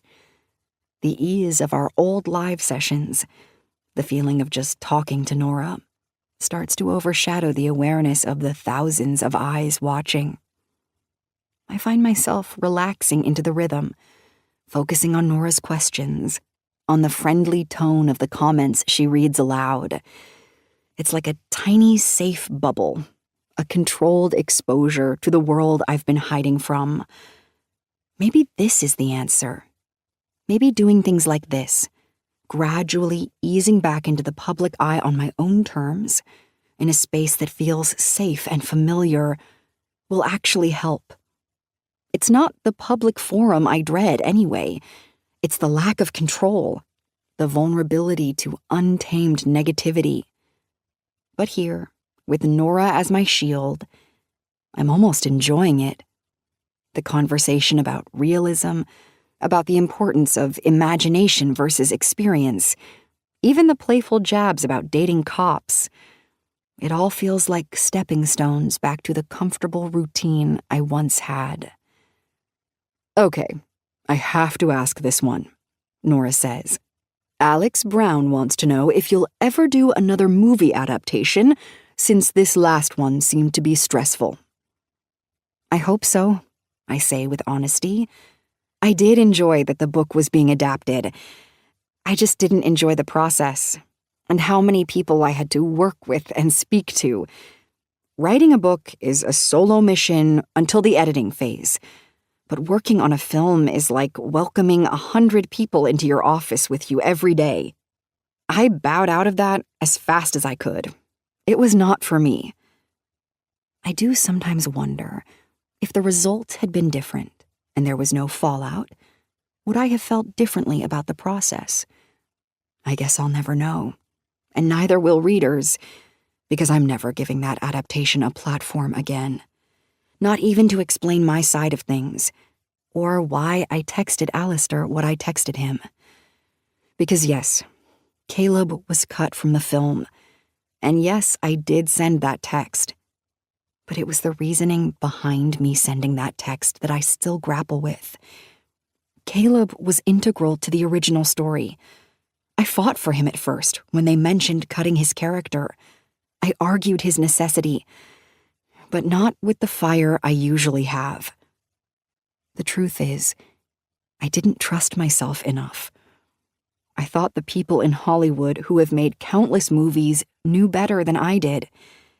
At first, I did what I could, tried to articulate Caleb's importance and depth. But there was a certain detachment as I advocated for him in those endless production meetings.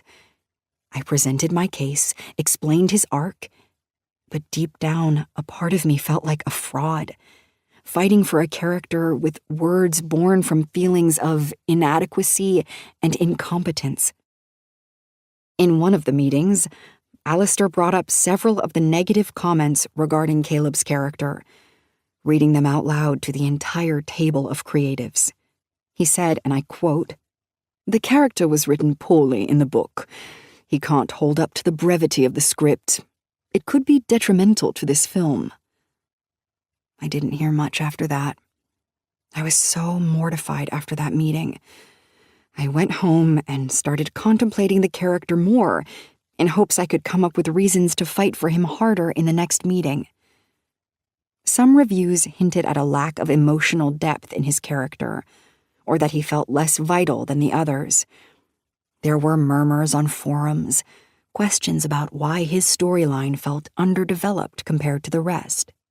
Of course, in the midst of all that were all the people who absolutely loved and adored Caleb. But their words were whispers to me, and the negative words were more like screams. My issue has never been with accepting criticism. My issue is that I tend to believe the criticism is the only truth, and find it much more difficult to believe the positive feedback. By the end of that night, I was convinced the people in that room, including Alistair, were right, that they knew better than I did about people I made up in my own head. I caved over a text exchange with Alistair. In the next meeting, Caleb was ultimately deemed expendable, a narrative casualty. And I couldn't shake the feeling that my own lack of conviction, possibly born from a lack of lived experience, played a role in his demise. I just thought I didn't write him well enough, and I'm still not convinced I did. These thoughts are still swirling in my mind, loud and persistent, when Nora wraps up the video. The conversation about living the story has opened a new avenue of self-doubt, focusing the spotlight squarely on my perceived shortcomings. Yet, paradoxically, the live session itself wasn't the nightmare I anticipated. The fear I carried, thanks to past experiences, feels a tiny bit lighter now. Nora, in her unflappable way, proved that with the right safeguards, the reconnection with my readers doesn't have to be terrifying. I attempt a smile for the camera, tell the readers good night, and then give Nora a quick, tired farewell.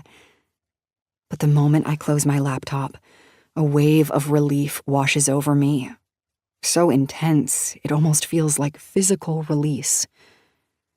I sit in the quiet, staring at the blank screen, and the doubts about my writing keep gnawing at me, a persistent little worm in my brain. However, the broader fear of the internet, of the public, feels less like a monster under the bed and more like a grumpy old man who's been effectively muzzled. Maybe this private group, this controlled environment, is exactly what I needed to ease back into the book world, A baby step, perhaps, but a step nonetheless. I turn off the lights, the soft click of the switch echoing in the stillness of the cabin.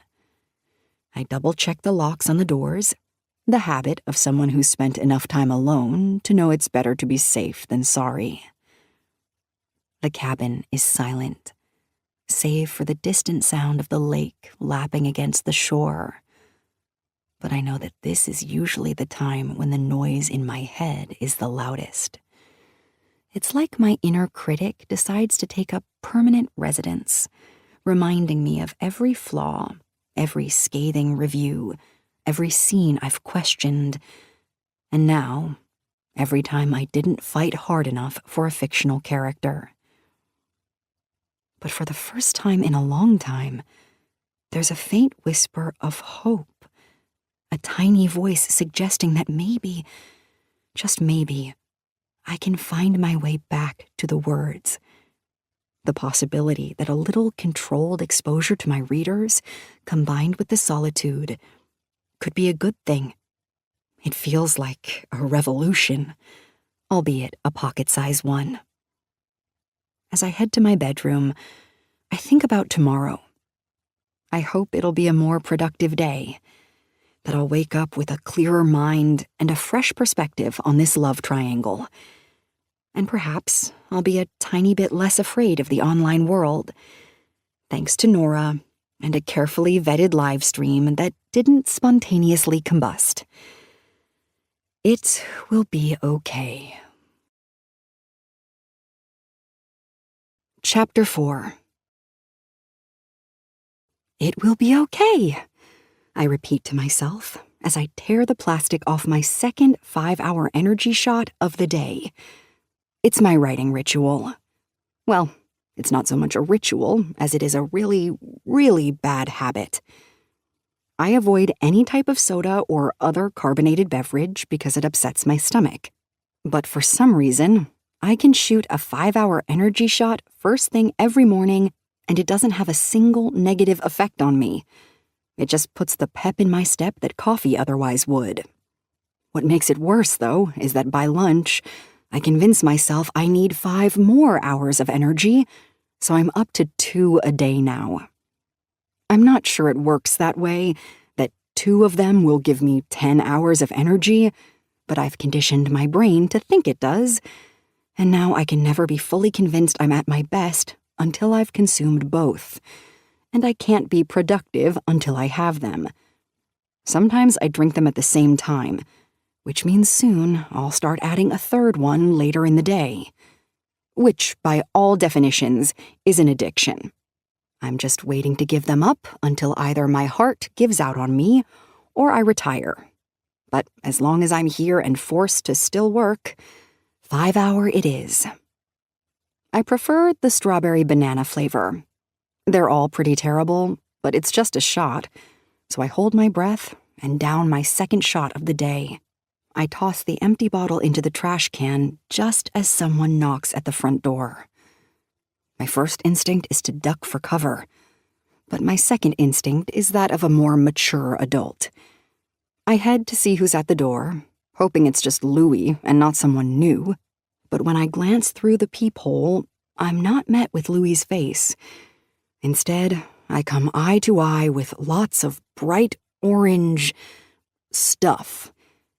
I just see a lot of orange, so I back up for a moment to let my eyes adjust.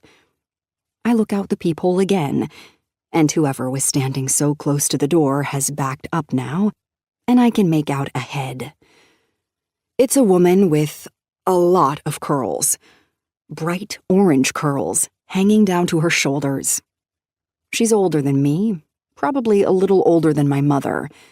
She's wearing a long silk dress with a matching shawl covered in purple flowers. I can't tell if it's a nightgown or a fashion choice, but I do know that she's probably Louie's wife.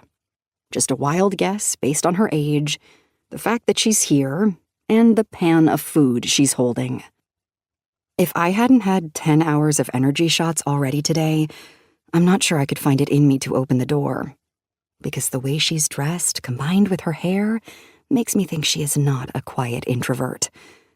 Luckily, I have the energy to meet someone new. I'm also curious if her hair is natural, so I open the door to greet her and to get a better look. "Hi, hi," she sings. Her voice is exactly as I imagined it, a little bit too loud and a lot chipper. And her hair is definitely not natural. That color is a conscious choice, but it works. Somehow. "Can I help you? You met my husband when you checked in." Her voice sounds solid and trained, like she could probably sing and project on a stage. "Just seeing if you need anything." "Hi, no, I'm good, thank you." Good, she says. I open the door wider, and her eyebrows twitch in excitement just a little bit at the thought of being invited inside. She holds up the tray. "Brought you some goodies." "Oh, wow." She hands me a tin pan of something. "Brownies," she says. "Not the special kind, sorry." "Probably for the best," I say. I'm not getting any work done as it is. The last thing I need is a cannabis-induced nap. "Marigold," she says, reaching a hand toward me. "But please, call me Mari. Never Mary, never Marie. Mari," she says, enunciating. "I tried to make gold work for a good year, but gold doesn't flow well with my husband's last name. Longsetter. Gold Longsetter. Sounds like a dog breed." I laugh, unsure if I should. "Nice to meet you, Mari. I'm Petra." "Petra Rose. I know who you are. We watched that movie you wrote." I can feel my chest heating up. If she watched the movie and she knows my name, it makes me wonder what else she's heard about me. "Well, I didn't write the movie. I just wrote the book it was based on, but..." She dismisses my next thought with a wave of her hand. "Yeah, I work in Hollywood. I know all about how these things run.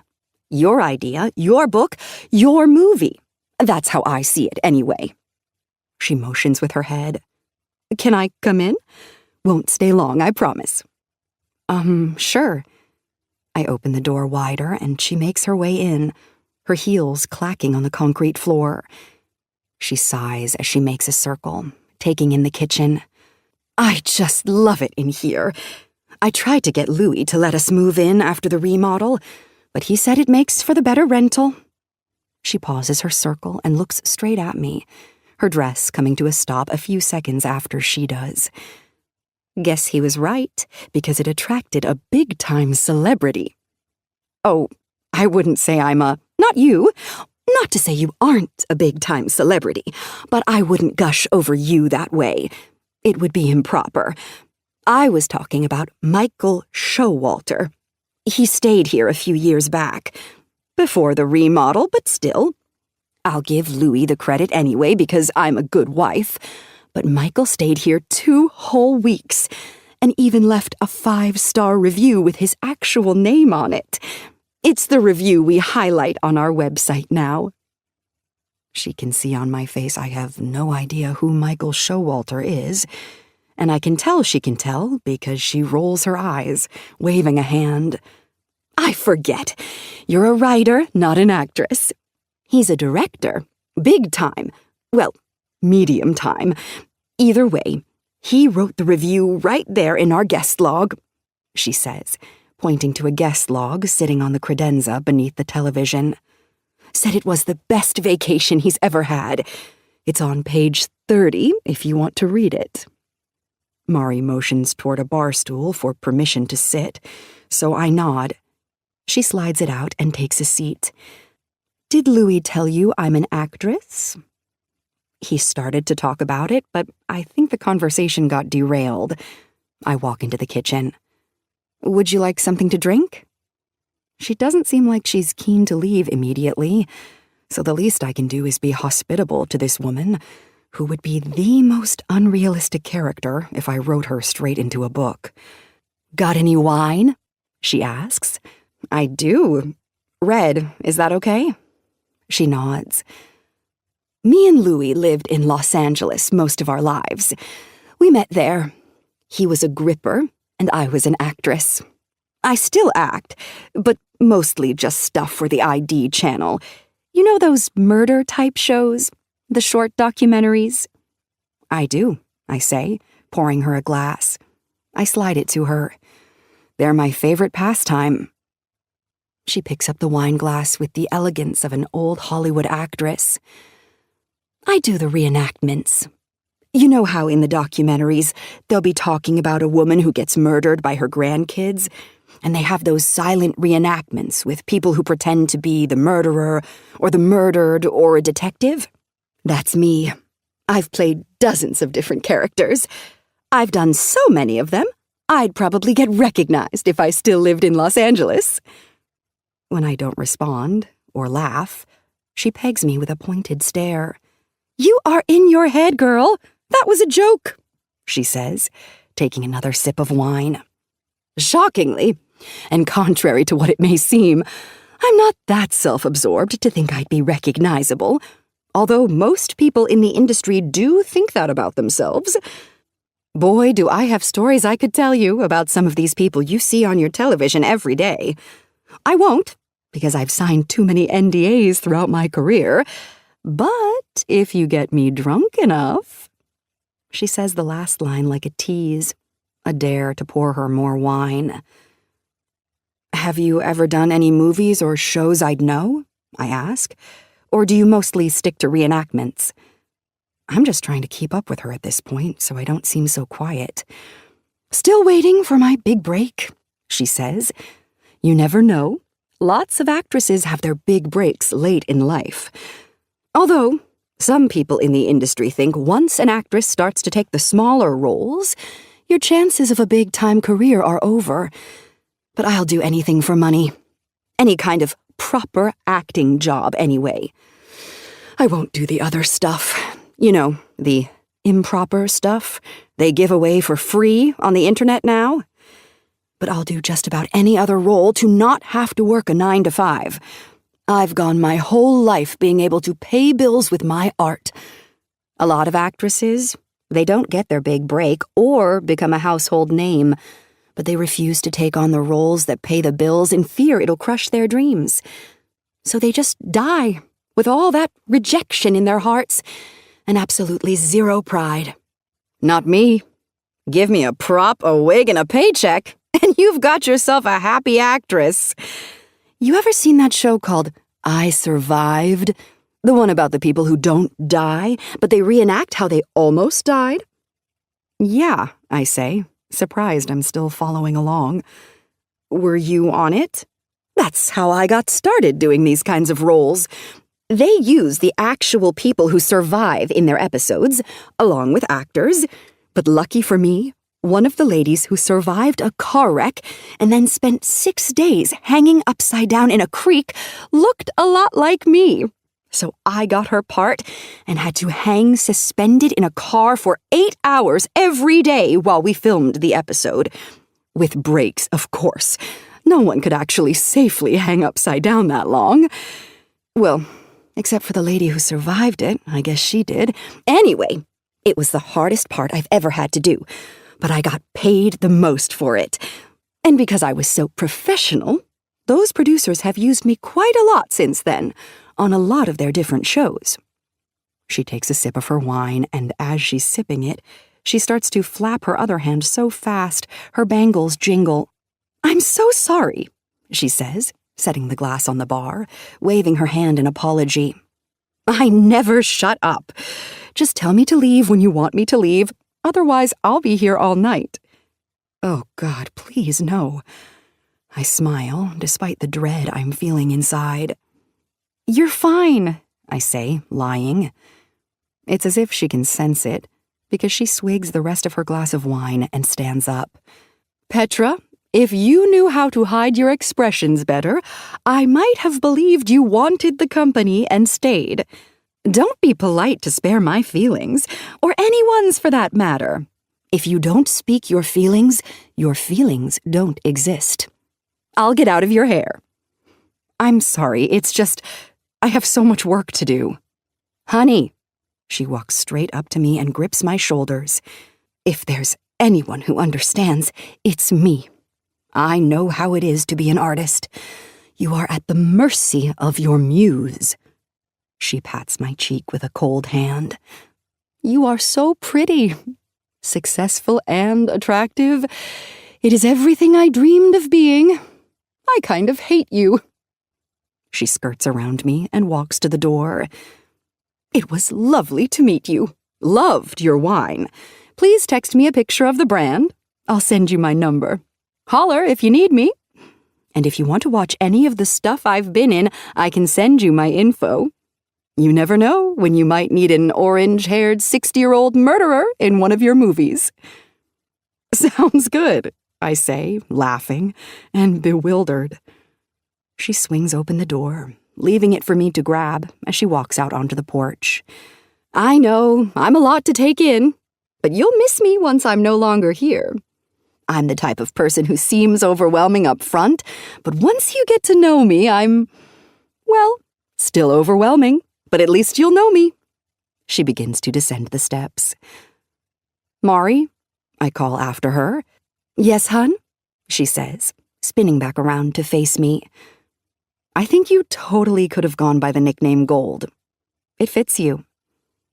She stares at me thoughtfully a moment, then says, Nah, can't have a crazy name with this personality. At least one part of me needs to be tame. And with that, she walks down the stairs and toward the road. I'll be back another day for the brownie tray, she yells. I close the door and make my way over to the dessert. When I pull the lid off, the smell of freshly baked brownies fills the air around me. 2 5-hour energies and an entire pan of brownies before lunch?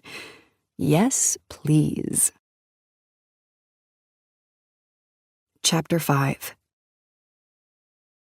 No. Something isn't right. I sit up straight in bed, my heart hammering loud and wild in my chest as I slip the face mask off my eyes. The air in the room feels thick, the kind of suffocating quiet that follows an unexpected jolt from sleep. My mind races, trying to figure out what woke me. Was it a noise? A dream? Whatever it was disruptive enough to yank me out of a deep, blissful sleep. And now I'm wide awake, my senses heightened, my body tense with a rush of adrenaline. It's probably Mari, here for more wine after 2 days of silence since her visit. I'm still trying to regain my bearings when I notice the lights. Red and blue flashes are cutting through the darkness of the room, splashing across the walls like some kind of warning. They're disorienting, casting long shadows that dance with each pulse of light, and for a moment, I can't tell if I'm dreaming or if this is real. My bedroom is on the west side of the cabin, so I can't see much from where I'm sitting, but the lights keep coming, urgent, rhythmic, and impossible to ignore. There's a window directly behind my headboard, so I twist around and pull the curtain aside to get a look at what's happening outside. But all I can see are those flashing lights radiating from the front yard. I can't see any vehicles from my vantage point, just the constant pulse of red and blue illuminating the trees. My mind immediately races to worst-case scenarios. Was there an accident? A break-in? Why would the police be here in the middle of nowhere? Is it Louis? A loud knock at the front door snaps me out of my thoughts, making me flinch. My heart jumps in my chest, the sudden noise propelling me out of bed. The pounding is relentless, echoing through the cabin like thunder. I slip on my robe with shaky hands and grab my phone, my pulse quickening with each step toward the front door. I check the time on my phone. It's almost 5 a.m. The sun should be coming up soon. I flip on the front porch light, the brightness flooding the small space in front of the cabin, and peer through the peephole. The sight that greets me is unexpected. It's a police officer, standing a couple of feet from my door. His stance is casual, but there's an air of urgency in the way he cranes his neck, looking over his shoulder toward his patrol car. The flashing lights from the car are so bright that they cast him in silhouette, making it difficult to discern his features. His profile is outlined by the harsh glow of red and blue, and for a second, I feel a strange disconnect, like this scene is happening to someone else and I'm just watching it unfold. My mind races with questions. I hesitate for a moment, gripping my phone tightly, my fingers hovering over the screen. Should I call someone? No, it's too late, or too early. Either way, I can handle this. It's probably just a misunderstanding, a wrong address maybe. But that doesn't stop the unease from settling deep in my stomach as I take a breath and reach for the door handle.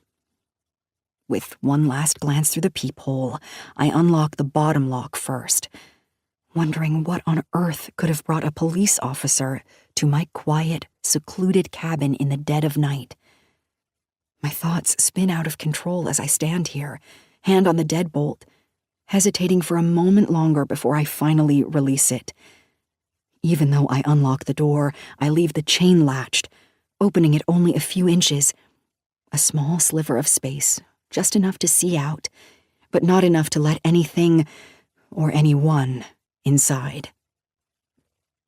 Being a writer comes with a constant sense of distrust, no matter what uniform someone might be wearing. I've created too many plot twists, written too many villains disguised as heroes, not to assume the worst in every situation. My brain automatically goes to the darkest places. What if he's in a fake police car? For all I know, this guy could be posing as an officer, flashing fake credentials just so I'll open the door and make myself vulnerable. Too many crime stories, too much stolen valor, too many psychological thrillers. I've been conditioned to be suspicious of every scenario. But still, curiosity and concern push me to at least hear him out. When the officer hears the door creak open, he shifts his gaze toward me, locking eyes with mine.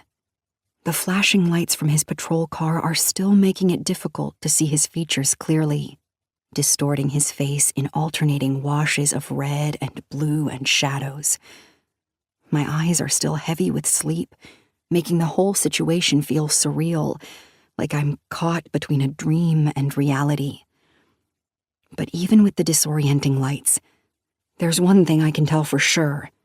This is not your stereotypical donut and coffee for breakfast kind of cop. He's tall, broad-shouldered, and muscular. The kind of guy who looks like he spends more time in a gym than a precinct.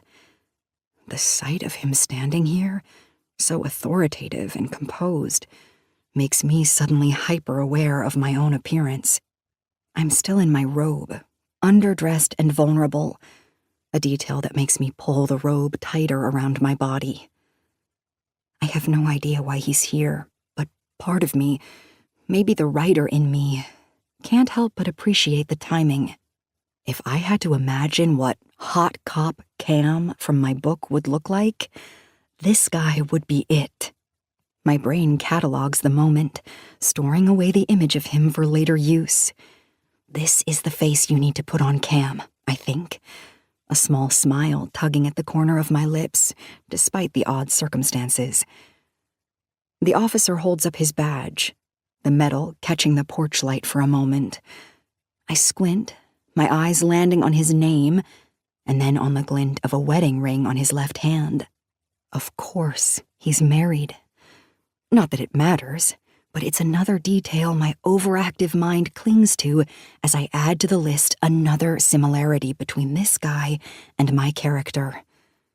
I feel like I just found my muse. "Sorry to disturb you, ma'am," he says in a scratchy, deep baritone that seems to vibrate through me. "I'm Officer Nathaniel Saint." I stare at the badge, reading his name again, even though it's already etched in my memory. My heart is still racing, but now it feels like a different kind of racing, equal parts nerves and something else I can't quite name. I bring my hand up to my throat, pressing it against my skin as if I can physically calm my own heart down. As Officer Saint lowers his badge, putting it back into his pocket, I realize this isn't some dream or figment of my imagination. This is real. There is a police officer standing at my door in the middle of the night, and that can only mean one thing. Something bad has happened. Panic surges through me as my thoughts immediately jump to my family. Did something happen to someone I care about? The cold rush of dread washes over me, making it hard to breathe as 1,000 horrible scenarios flash through my mind. As if sensing my unease, Officer Saint softens his voice, his tone smoothing over like he's trying to reassure me. "There's nothing to worry about," he says, his voice gentler now, more calming. "I'm just here to inform you that there was an incident that occurred on this road tonight. I just have a couple of questions if you don't mind. Protocol." I let out a shaky breath of relief, my tension easing a little at the words. Everyone is safe. No one I love is hurt. I nod, feeling a wave of gratitude wash over me, and unlatch the chain lock on the door. The officer isn't here to deliver bad news, just to ask some questions. I can handle that. But then my mind wanders to Louis and his wife, Mari. "Are the neighbors okay?" I ask as I open the door wider. I'm met with a cool breeze that makes me even more acutely aware of how underdressed I am. The night air wraps around me, and I instinctively cross an arm over my chest, feeling exposed. I gesture toward the kitchen, inviting him inside. "They're fine, just left their place." I sigh in relief, but am still confused. "Come in," I say, my voice quieter now, as if the weight of the situation is starting to sink in. As Officer Saint steps inside, I notice just how tall he is. He's at least 5 inches taller than me, maybe more. He takes up more space than his body requires, his presence commanding, but not overbearing. I close the door behind him, still feeling a little disoriented, but thankful the night's chill is now shut out. "What kind of incident?" I ask, my voice steadier now, though my mind is still buzzing with unanswered questions. I motion toward the kitchen table, but he declines my offer. "What happened?" "This shouldn't take long," he says, remaining near the door. This is not exactly how I pictured my night going, but then again, I guess that's the nature of plot twists. And now that I know everyone is safe, I welcome this intrusion. It's the most dopamine I've had in years. I stand a few feet from him, keeping a cautious distance between us, unsure if it's from instinct or the strange, almost surreal feeling of having a police officer standing in my cabin. He remains close to the doorway. He seems aware of the tension, the delicate balance of not wanting to overstep while still delivering whatever news he's here to share. I can't help but wonder how old he is. I'm 34, and I look every bit of it, give or take a couple of years. But with him, it's hard to tell. My eyes are still trying to adjust to being awake, to the lights outside, making his face shift in and out of focus. He could be younger than me, late 20s maybe, but then again, he could be older. There's something experienced in his expression that makes me think he's older than me, though. A lack of gentleness in his eyes that suggests someone who has been exposed to too much of the world's harshness. That could be years of experience at a job like this, and not at all an indicator of his age. But then again, it could be a hardened, trained expression, something he's perfected in his line of work. A calm demeanor and reassuring looks aren't requirements for a job like his. Police officers probably learn to mask their own emotions when delivering difficult news, which is why most of them seem so serious. The officer's eyes scan the room for a moment, briefly taking in the surroundings of my cabin before they land back on me. There's a slight pause, as if he's choosing his words carefully. "Do you know a man by the name of Don William Putman?" he asks, his tone professional but cautious, like he's testing to see if the name means anything to me. I shake my head, frowning slightly. The name doesn't ring a bell. "No," I say, and he seems to relax a little when I give him my answer. There's a visible shift in his posture, like a weight has been lifted. He leans against the doorframe, his hands resting at his sides in a more casual stance. As I watch him, I can't help but take a few mental notes. He's perfect for Cam. It's like the universe knew I needed inspiration and dropped this officer on my front porch at the perfect moment. His posture, his voice, even the way his uniform hugs his frame, all of it is exactly what I've been searching to find the words for. I haven't felt like writing character descriptions with the creative fog hanging over me, but seeing him standing here in the flesh is sparking something. I feel a strange, urgent need to get this interaction over with so I can go straight to my laptop and start typing. "There was a police pursuit that ended on this road," he explains, motioning toward the road outside, where the lights are still flashing in the distance. "We've secured the scene, but we're going to have officers nearby, possibly on your property, for the next hour or so. I just wanted to come by and let you know there's nothing to be concerned about." I nod, trying to process what he's saying. A police pursuit? On this road? The rural isolation of the cabin makes it seem impossible that something so dramatic could happen here, in the middle of nowhere. Before I can ask more questions, he continues. "And of course, to see if there's a reason the victim was heading in this direction. It is a dead-end road, but since you don't know him—" "Victim?" I interrupt, the word catching in my throat. The officer nods, his face darkening a little as he glances away, clearly not thrilled about delivering this part of the news. "Yes, ma'am. There's a discomfort to him that's unsettling. It was self-inflicted." "Oh." I feel my stomach drop, and I instinctively wrap my arms around myself, a subconscious effort to ward off the sudden chill that seems to have swept through the room. I blow out a slow, shaky breath, trying to wrap my mind around what he's just said. Self-inflicted.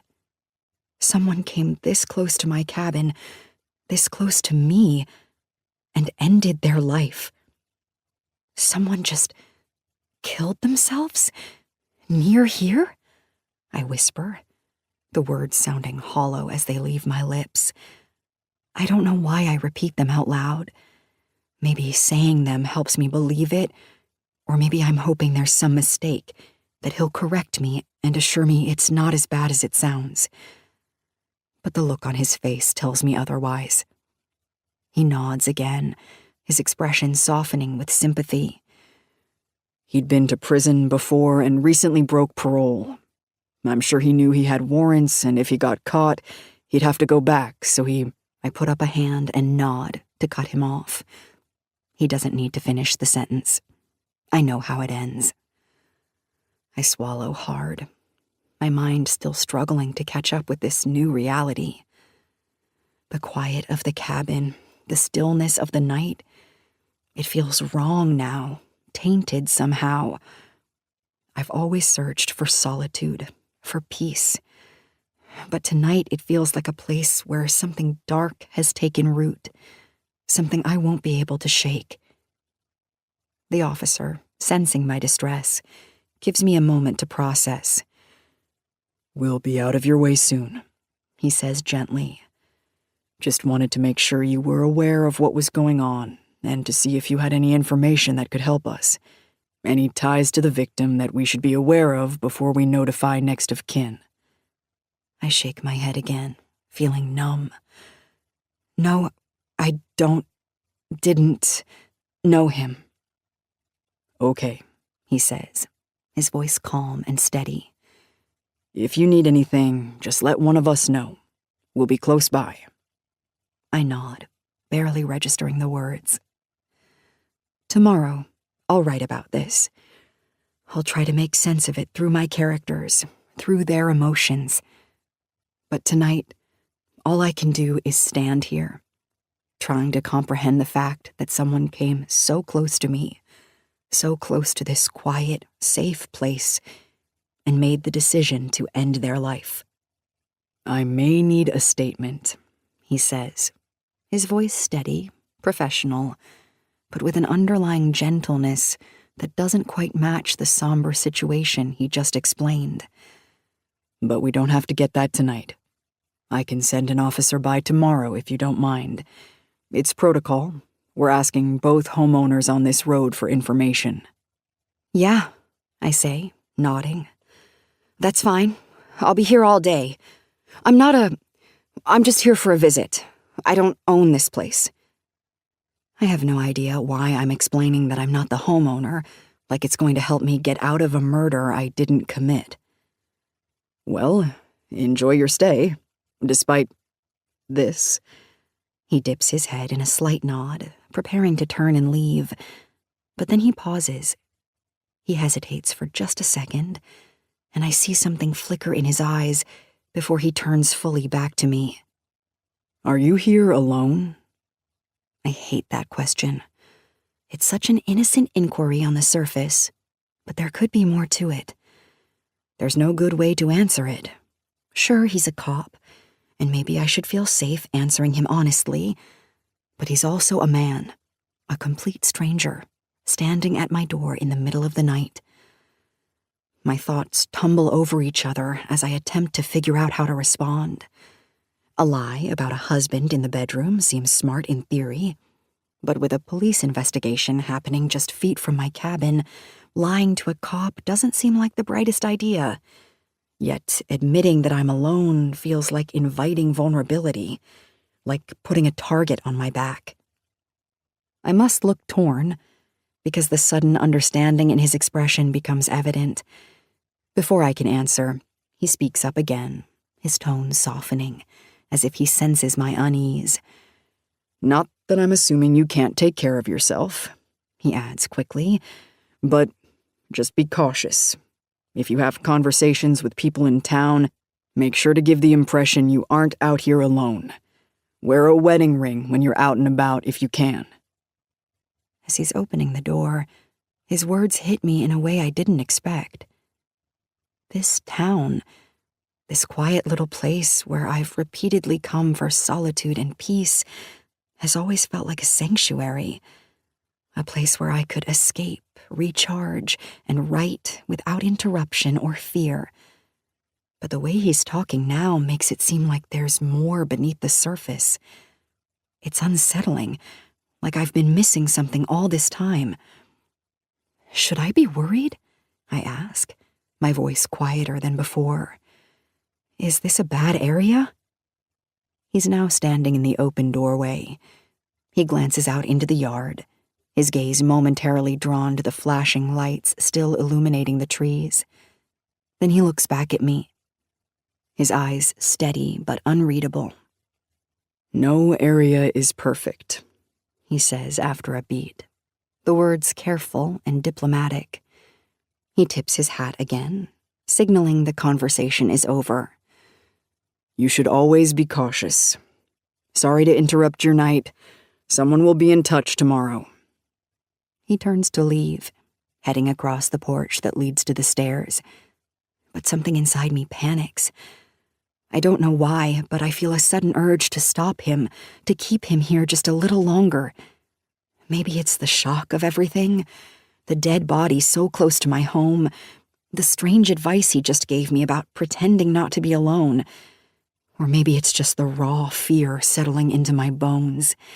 Either way, before I can stop myself, I call out, "Wait!" He pauses on the bottom step, turning around to face me again. There's a look of concern in his eyes now, like he knows why I stopped him, even if I can't quite put it into words myself. I stand there, gripping the doorframe, feeling small and unsure, like a child asking for reassurance after a bad dream. I don't know why I called after him. I just feel scared. This man shows up to tell me a guy killed himself, and now he's leaving, and I'm supposed to just go back to sleep? I'm sorry, I say, embarrassed. I look so scared, and embarrassed I asked him to wait.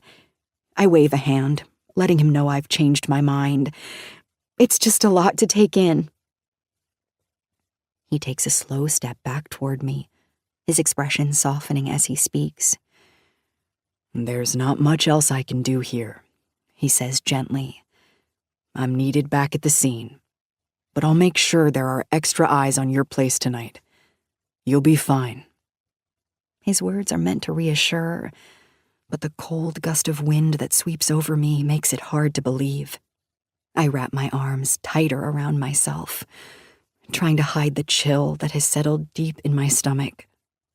I've always felt safe on my writing retreats, but after the last several minutes, that sense of security has been chipped away. Okay, I whisper with a nod, but my voice is unconvincing, barely more than a breath. The officer can see right through my concern, and for a moment, I wonder if he's reconsidering leaving me here alone. He ascends the last steps and comes back to me, pulling something out of his pocket as he approaches. It's a business card. He hands it to me, and I look down at the bold print on the top. Detective Nathaniel Saint. Beneath his name are an email address and 2 phone numbers. I didn't mean to worry you, he says gently. The top number is my cell. If you need anything at all, don't hesitate to call me. I clutch the card in my fist, a small comfort in the midst of this surreal situation. Thank you, I murmur, my fingers curling around the card as if it holds some kind of protection. How long are you here for? He asks, his eyes searching mine with genuine curiosity. I'll make sure an officer drives by a couple of times a night for the duration of your stay. A few weeks, I reply, feeling a little embarrassed for some reason. There's something in the way he looks at me, like he's trying to figure out why a woman my age would be holed up alone in a cabin for so long. I'm a writer, I explain quickly, hoping that will suffice. I stay in this area a couple of times a year, usually in the month leading up to a deadline. His eyebrow lifts, a hint of surprise and admiration in his expression. A writer, he repeats, as if testing the word. What kind of books do you write? Mostly romantic suspense, I say, feeling oddly self-conscious as I admit it. And the occasional short story, but my voice drifts. Sorry, I hate talking about my job. It's awkward. He gives me a small smile, his lip twitching slightly. What's your name? For a second, I have the wild urge to tell him my name is Rhea, the name of the character I've been writing about. The urge is so strong that I almost blurt it out, but I catch myself just in time. I can't lie to a cop. Instead, I give him my real name, begrudgingly. Petra Rose. He smiles a little wider, but not from familiarity. He nods as if he's committing it to memory. I'll be in touch tomorrow, Petra Rose. I watch him as he walks down the length of my driveway, his figure eventually swallowed up by the blinding patrol lights. He folds himself into a midnight black car, only visible because of the lights. Once he reverses and rejoins the activity down the road, I close the door and lock it behind me. I lean against it for a moment, my heart still racing, and glance down at the business card in my hand. Nathaniel Saint. Even his name sounds like it belongs in one of my books. He could definitely be Cam. Despite the time and the strange events of the night, I feel a sudden burst of inspiration. I walk straight to my laptop, the unexpectedness of the events pushing me forward. The details of Detective Nathaniel Saint swirl in my mind, and I can't resist the urge to write them down. I recall everything about him, his voice, his presence, the way he made me feel both uneasy and comforted at the same time. The words pour out of me like they haven't in a long, long time. Somehow the fear, the uncertainty, and the strange energy of the night have all worked together to crack open the creative block I've been struggling with. Nathaniel Saint has become Cam, and with every word I type, the story starts to flow again. I cannot believe tonight just happened.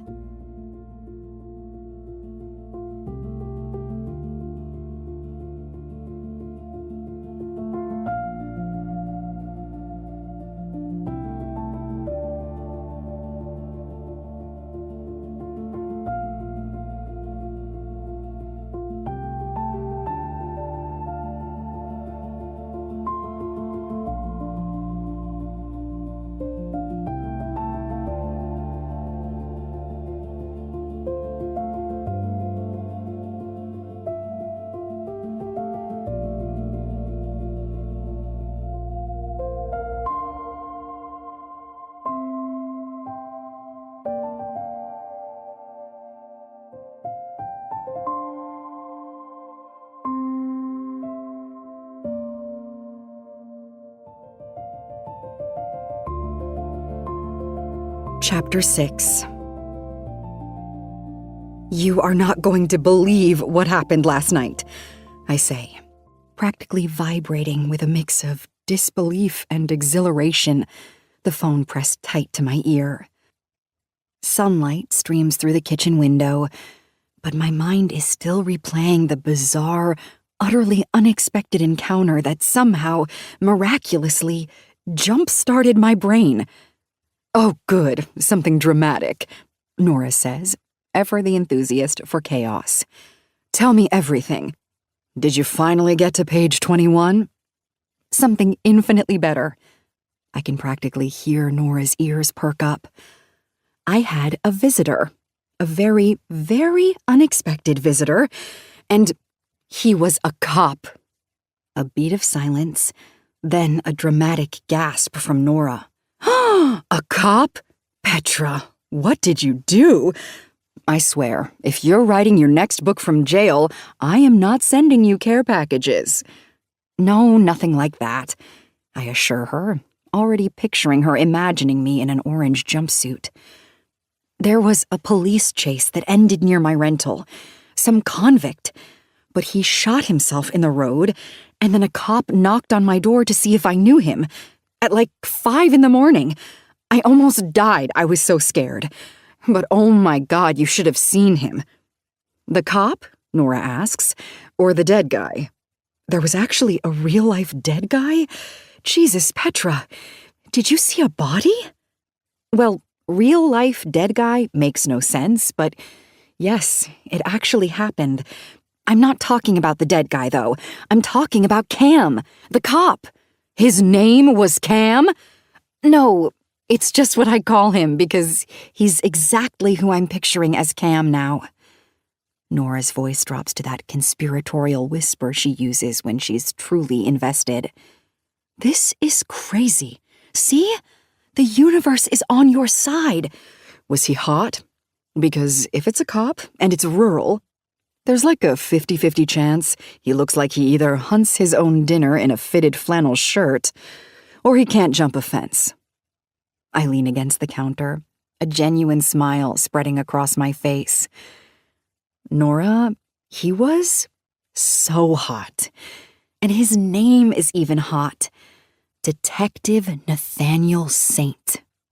I let the name hang in the air, relishing it. Another gasp, even louder this time. Stop it. That is such a book boyfriend name. You have to be making this up.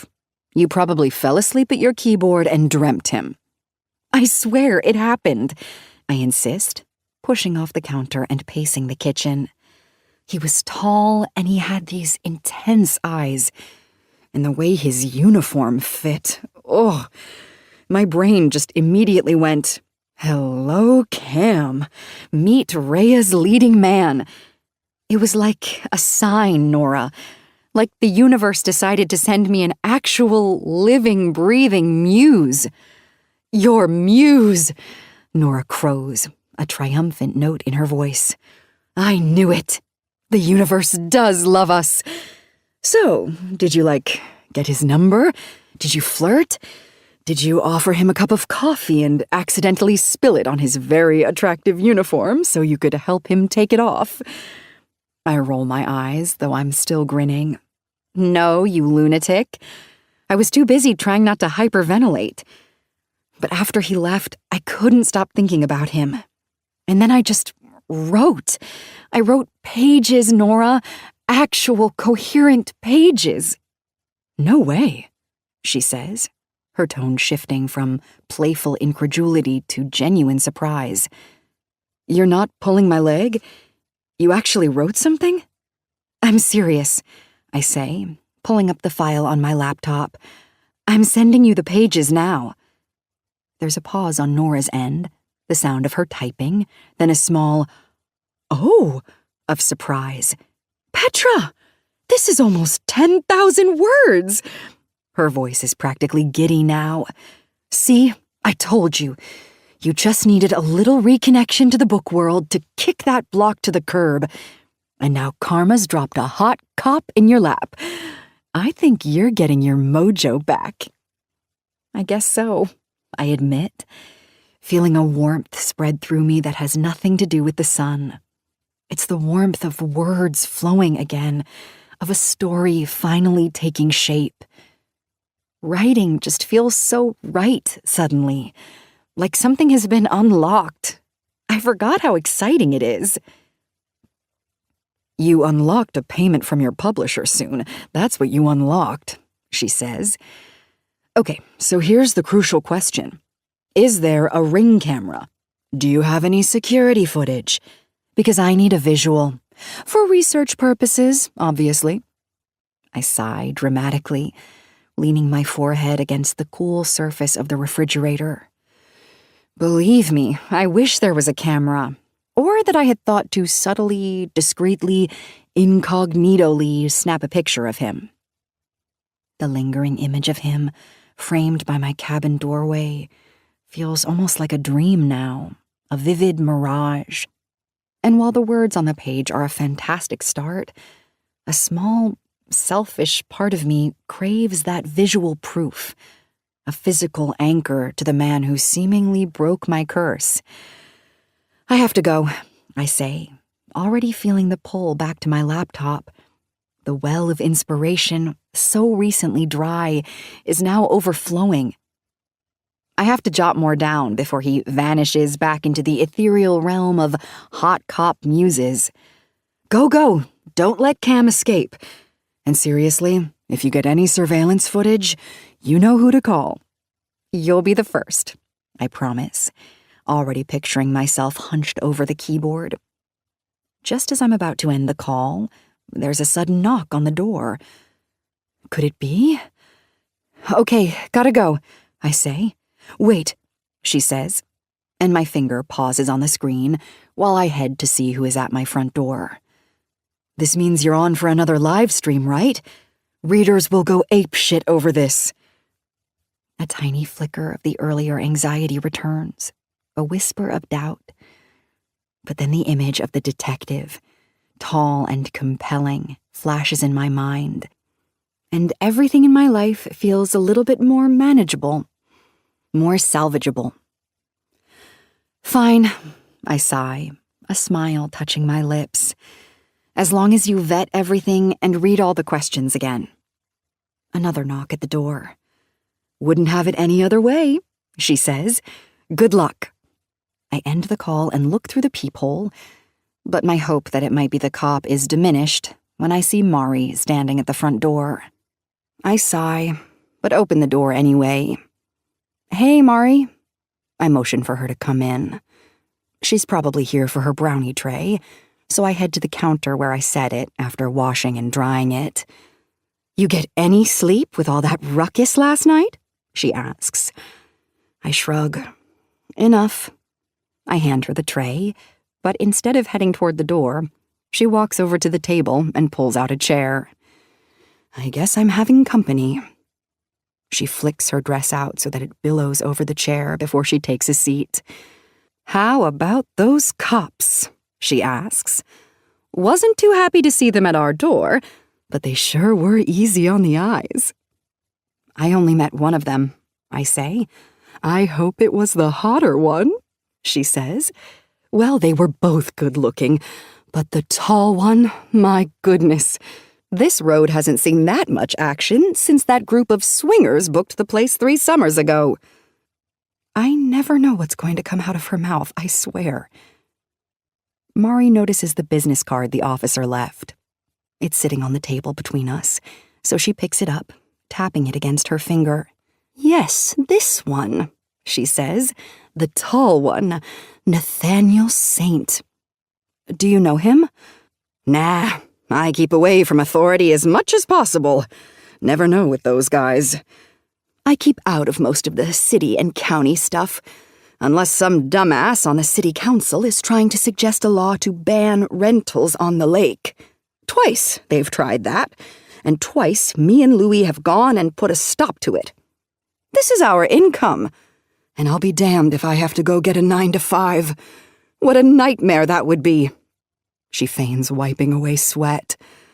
"Working away at some desk job that rots my soul until artificial intelligence deems me unnecessary before I'm even eligible for retirement, so I'm forced to rely on the hope that there's a niche market on OnlyFans for an aging wannabe actress with hair like a Cabbage Patch doll.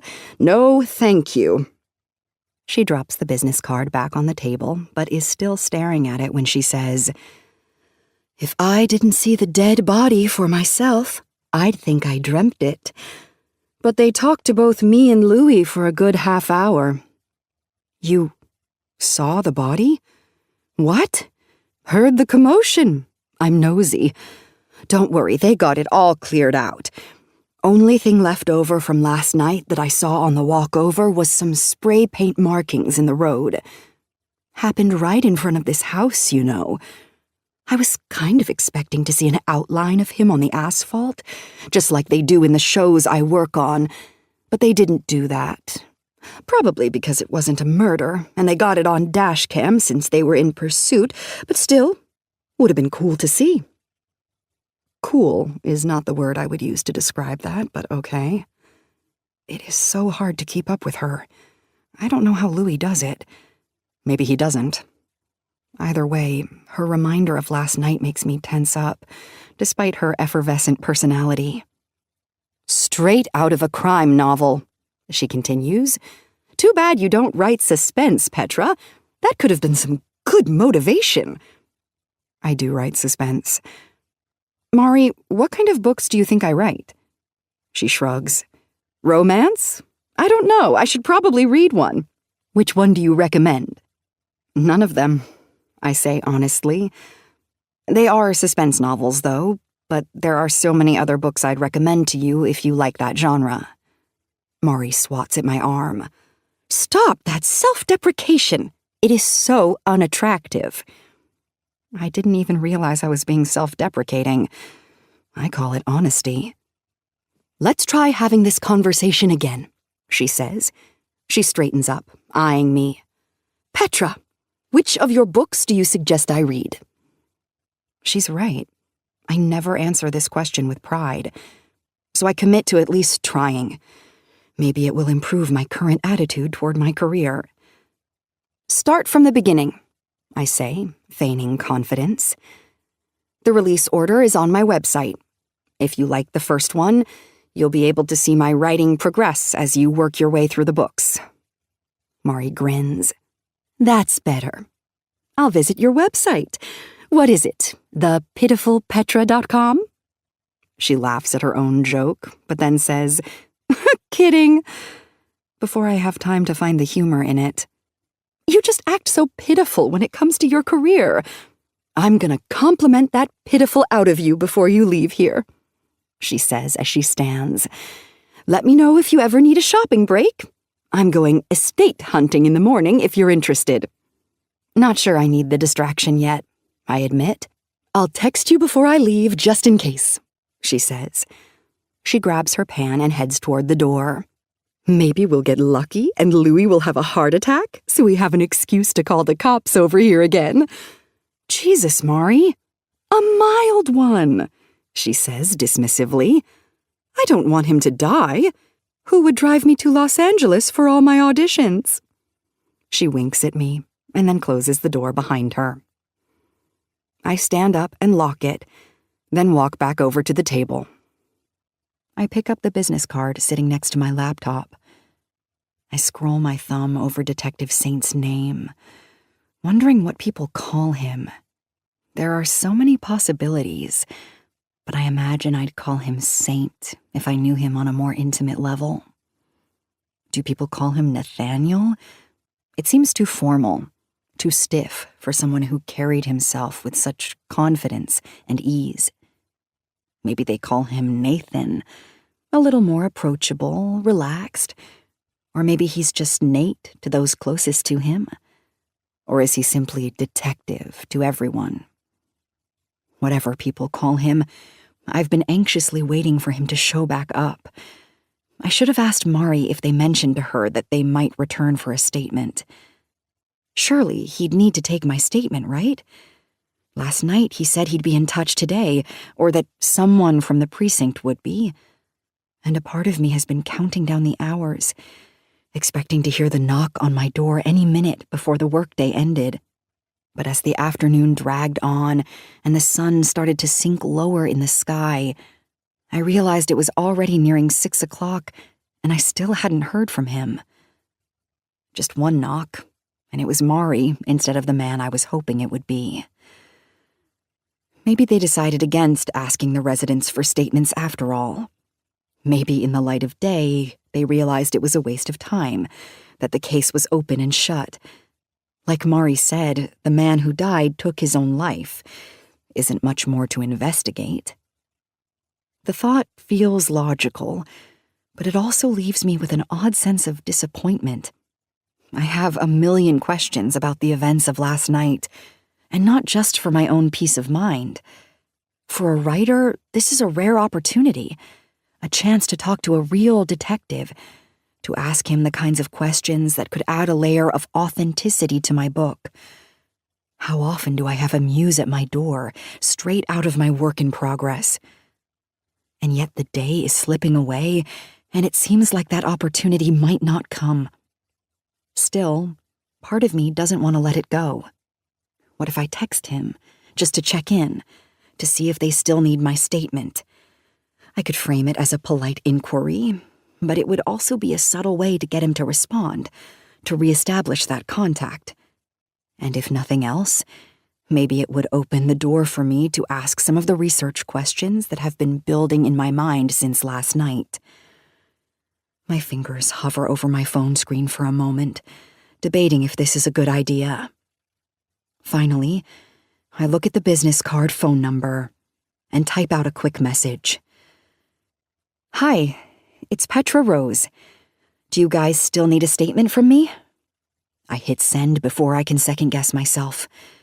The text is straightforward, professional, but also casual enough that it won't seem out of place if he responds.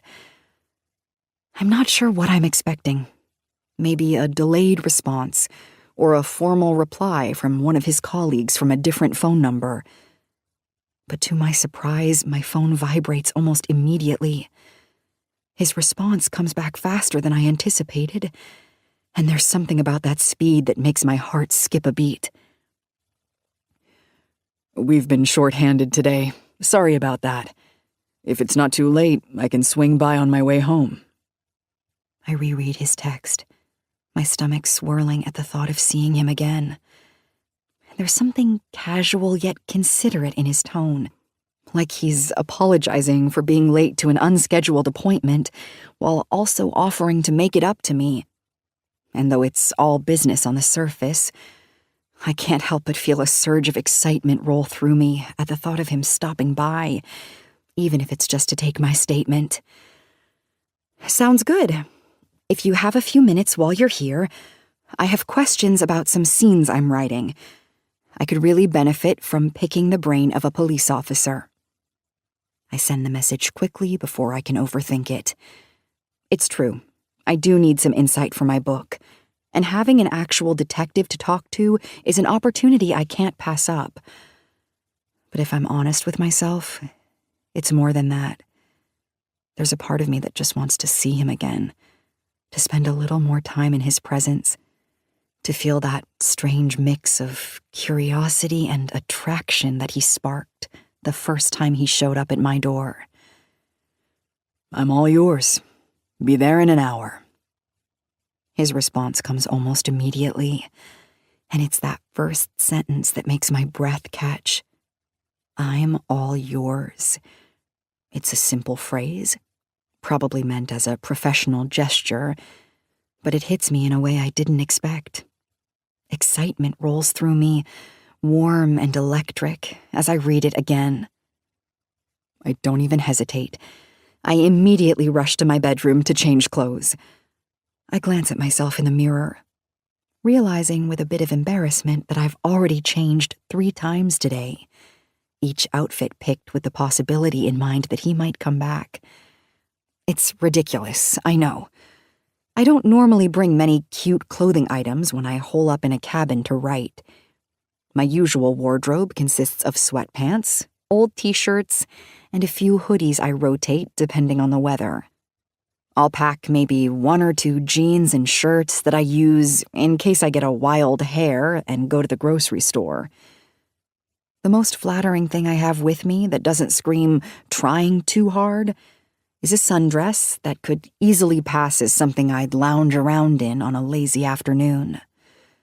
I slip it on, smooth it down, and decide to go barefoot to keep the look casual.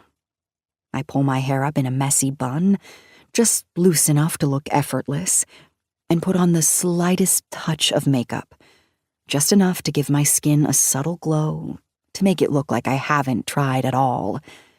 It's a delicate balance, one I don't often concern myself with, but tonight feels different. I sit at the kitchen table, trying to focus on the questions I want to ask him about my book while I wait for his arrival. I jot down a few actual procedural questions I have, but then write a few fake questions I don't actually have, framing them in a way that makes it seem like I'm being productive, like this is purely for research purposes. But it's for entirely selfish reasons. Last night, after he left and I wrote several chapters, I was filled with a euphoria I haven't felt in years. There's something about putting a real-life face to my fictional character that made the story flow effortlessly. I've always imagined Cam in a vague, abstract way, but now that he's based on someone who actually exists, someone I've met, it feels like the words are coming to life in a way they haven't before. The knowledge that Cam is now inspired by Detective Nathaniel Saint has done wonders for my confidence in this story. It helps minimize the nagging fear I always have that readers will call my work unrealistic. How could it be unrealistic if I'm writing Rhea's reactions to Cam based on my own reactions to Detective Saint? I've never felt more in tune with my character, and it's all because of him. When the knock finally comes, my heart leaps into my throat. But instead of rushing to answer, I force myself to pause. I stand on the other side of the door, my hand hovering over the handle, and I count to 30. I want it to seem like I'm preoccupied, like I haven't been waiting all day for this moment. Taking a deep breath, I finally open the door, ready to see where this next chapter takes me. I try to seem collected, determined to maintain some semblance of professionalism. But the moment I see him, all my composure slips away. I'm shocked to see him out of uniform. Instead of sporting the crisp, authoritative look I've come to associate with him, he's dressed casually, and I do exactly what I told myself I wouldn't do. I check him out. My eyes can't help but scan him from head to toe, taking in every detail. He's wearing faded jeans, the kind that look soft from years of wear, with a few paint splatters on them that give him an effortlessly rugged look. His t-shirt, snug enough to show off the lean lines of his torso, has a fist up in the air and the word Gonzo printed across it. A Hunter S. Thompson t-shirt. I wonder if that was deliberate, if he's making some kind of subtle, intellectual nod toward my writing career, or if it's just a coincidence. Either way, it catches my attention, and I can't deny that he looks even better out of uniform than I could have imagined. "Nice shirt," I say, holding the door open a little wider, trying to sound casual, even though my heart is still racing. He grins, a slow, almost teasing smile, but he doesn't reveal whether the shirt choice was intentional or not. His grin is infectious, and for a moment, I find myself caught up in the easy confidence he radiates. Now that I'm seeing him up close in the daylight, his age is easier to pin down than it was last night when shadows distorted his features. He's definitely older than me, but not by a lot. Maybe 4 or 5 years, which would put him in his late 30s. There's something about him that feels grounded, experienced, but without the weariness you often see in people who've lived through too much. "Did you get any sleep after I left?"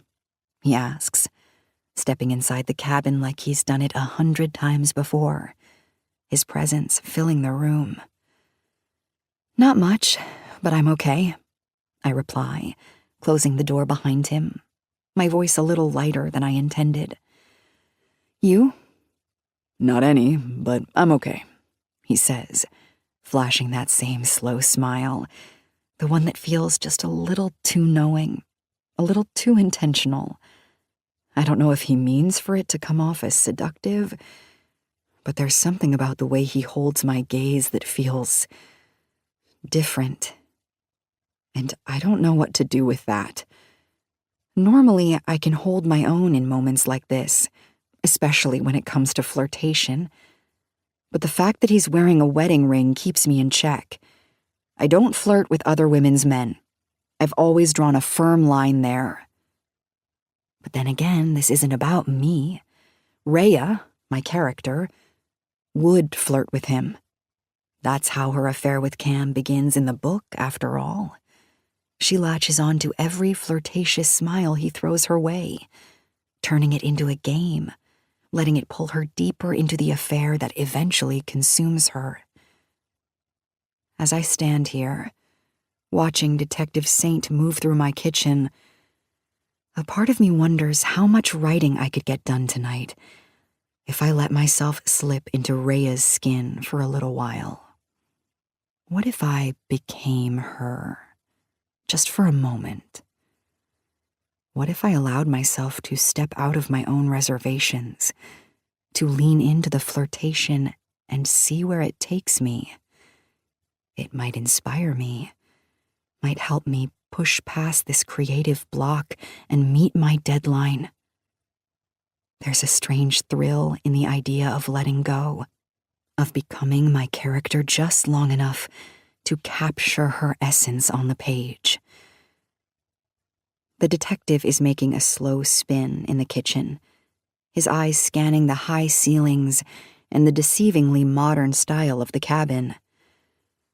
"I've always wondered what the inside of this place looked like," he says, his voice filled with genuine admiration. "It wasn't at all what I expected when I walked in last night. This might be the nicest cabin on the whole lake." "I usually stay on the other side of the lake," I reply, gesturing toward the wide windows that overlook the water. It has the best sunset views. But this one is really nice. Too nice. He nods appreciatively, glancing toward the large windows overlooking the lake. It's dusk now, so there's a warm glow being cast over the room. Is it not two-story? It looks multi-level from the outside. Nope, I say, shaking my head. Just the one. All the rooms have ceilings this high.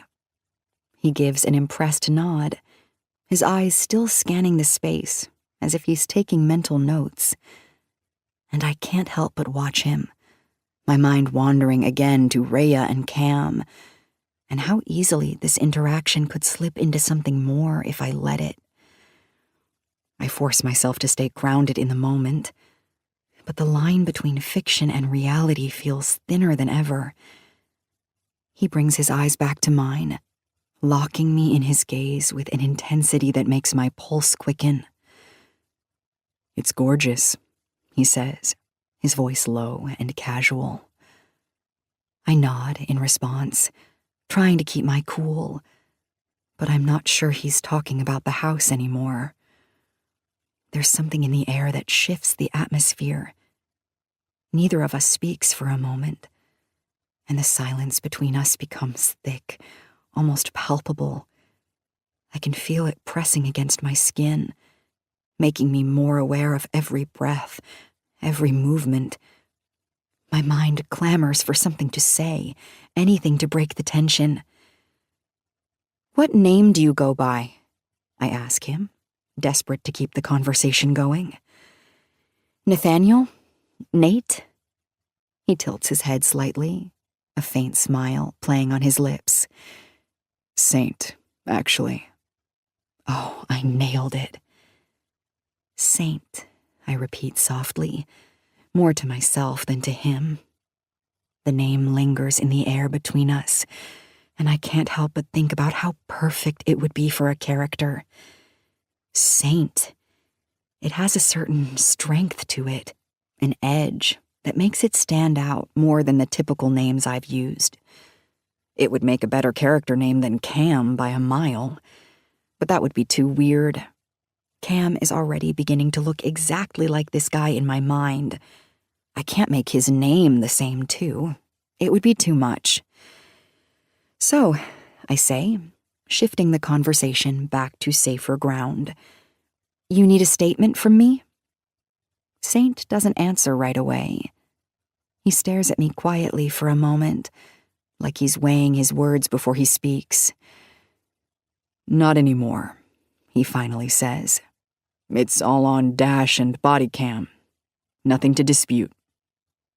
Those words jar me for a moment, reminding me that with the advancement of technology, there are probably many things recorded digitally for eternity that no one would want a record of. That poor man. But also, I have no idea what he did that made him a wanted man. I almost open my mouth to speak up and ask for more details, but Saint makes me nervous with his ease.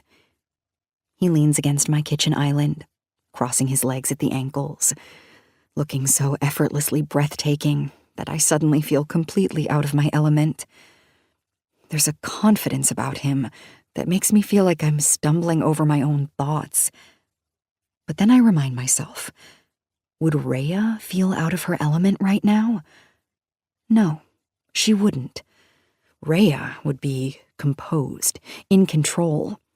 She would take whatever flirtatious energy was simmering between them and use it to her advantage. She wouldn't back down. If you don't need a statement, I ask, crossing my arms casually, then why are you here? He quirks an eyebrow at me, a hint of amusement flickering in his eyes. You said you needed to pick my brain. Oh, right. I did say that, didn't I? I nod, swallowing the lump in my throat as I try to remember what questions I planned to ask him. But now that he's standing right in front of me, my mind feels like it's short-circuiting. Every carefully crafted question I had seems to vanish into thin air. I don't want to look down at my list like an amateur, so I scramble to come up with something, anything, to keep the conversation from veering into awkward territory. "Why do you wear a uniform if you're a detective?" I blurt out, mentally kicking myself for how weak the question sounds. "It's a small town," he replies, unfazed by my flustered state. "I only do detective work when it's needed. Most of the time I patrol, so I have to be in uniform." I nod as I search for a follow-up question, but none comes to mind. The silence creeps back in, and I can feel it growing between us as I chew on my lip, trying to think of something else to say. But then, before I can manage another weak question, he speaks up again. "I have a confession," he says, his tone suddenly more serious. I blink in surprise, tilting my head slightly. "You do?" He nods, and for a moment I feel the air shift again, like whatever he's about to say might change the dynamic between us. "I didn't sleep when I got home, but it had nothing to do with my job." My brow furrows slightly in confusion. "Why couldn't you sleep?" "I Googled you," he says, his tone matter-of-fact, as if it's the most natural thing in the world. "Watched a lot of your TikTok videos." Heat floods my face, and I instinctively cover my cheeks with my hands. "Oh God, not those." He laughs, a deep, easy laugh that seems to fill the entire cabin. "You and your friend, what's her name?"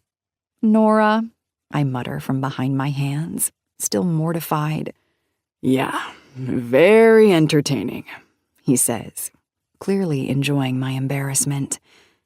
There's something playful in his voice that makes me want to hide and laugh at the same time. "Why'd you stop? I couldn't find any newer ones." I lower my hands, feeling the flush creep down my neck. It's been a rough year. We did one in my private group the other night, but I don't venture onto TikTok anymore." "Well, that's a shame," he says, his gaze never leaving mine. "In your text, you said you wanted to pick my brain. About what? You writing about a cop?" He says it with a sexy emphasis. "I am, actually," I reply, feeling the heat in my cheeks intensify. His lips twitch into a small smile. "What a coincidence." I can feel the embarrassment climbing up my neck, spreading across my face like wildfire. "Yep," I say again, my voice barely above a whisper. But to be fair, my character was a cop long before last night. This book has been in the works for over 1.5 years, unfortunately. He chuckles softly, and the sound of his laughter sends a shiver down my spine. There's a moment where our eyes meet, and I feel something in our look. The tension that's been simmering beneath the surface suddenly feels more real, more electric. And for just a second, I wonder what Rhea would do in this moment. Would she let herself lean into the friction? Would she allow herself to blur the lines between what's fictional and what's real? I'm tempted to find out. But instead, I smile, feeling both flustered and exhilarated, and guilty. We aren't two single adults standing in a room together. This isn't innocent fiction. "What's your question?" I have lots, actually. A lot of cop questions. I don't even know where to start. "What kind of book is it? Romance?" I nod. Romantic suspense. A love triangle. And the married cop is part of that triangle because he falls for a witness. It gets messy. He waits quietly for me to finish. I don't know anything about cops, or love triangles, apparently. "Not sure I can answer questions about a love triangle. I've never been in one. But anything else is fair game." His voice is low and curious, like he's genuinely interested in my answer. He grins, and I can feel that smile slide right into my stomach, settling there like a slow-burning flame. It's the kind of smile that makes you forget how to breathe for a second. I'm still stuck on the fact he watched my old videos. I can't believe I didn't think to make them private on TikTok after all the drama, which means he's seen me drunk, spouting off ridiculous ideas, laughing until I snorted wine out of my nose. I'm mortified just thinking about it. But at the same time, there's something intriguing about the fact that he's here, standing in front of me, bringing it up as if it's the most natural thing in the world to Google search someone you just met.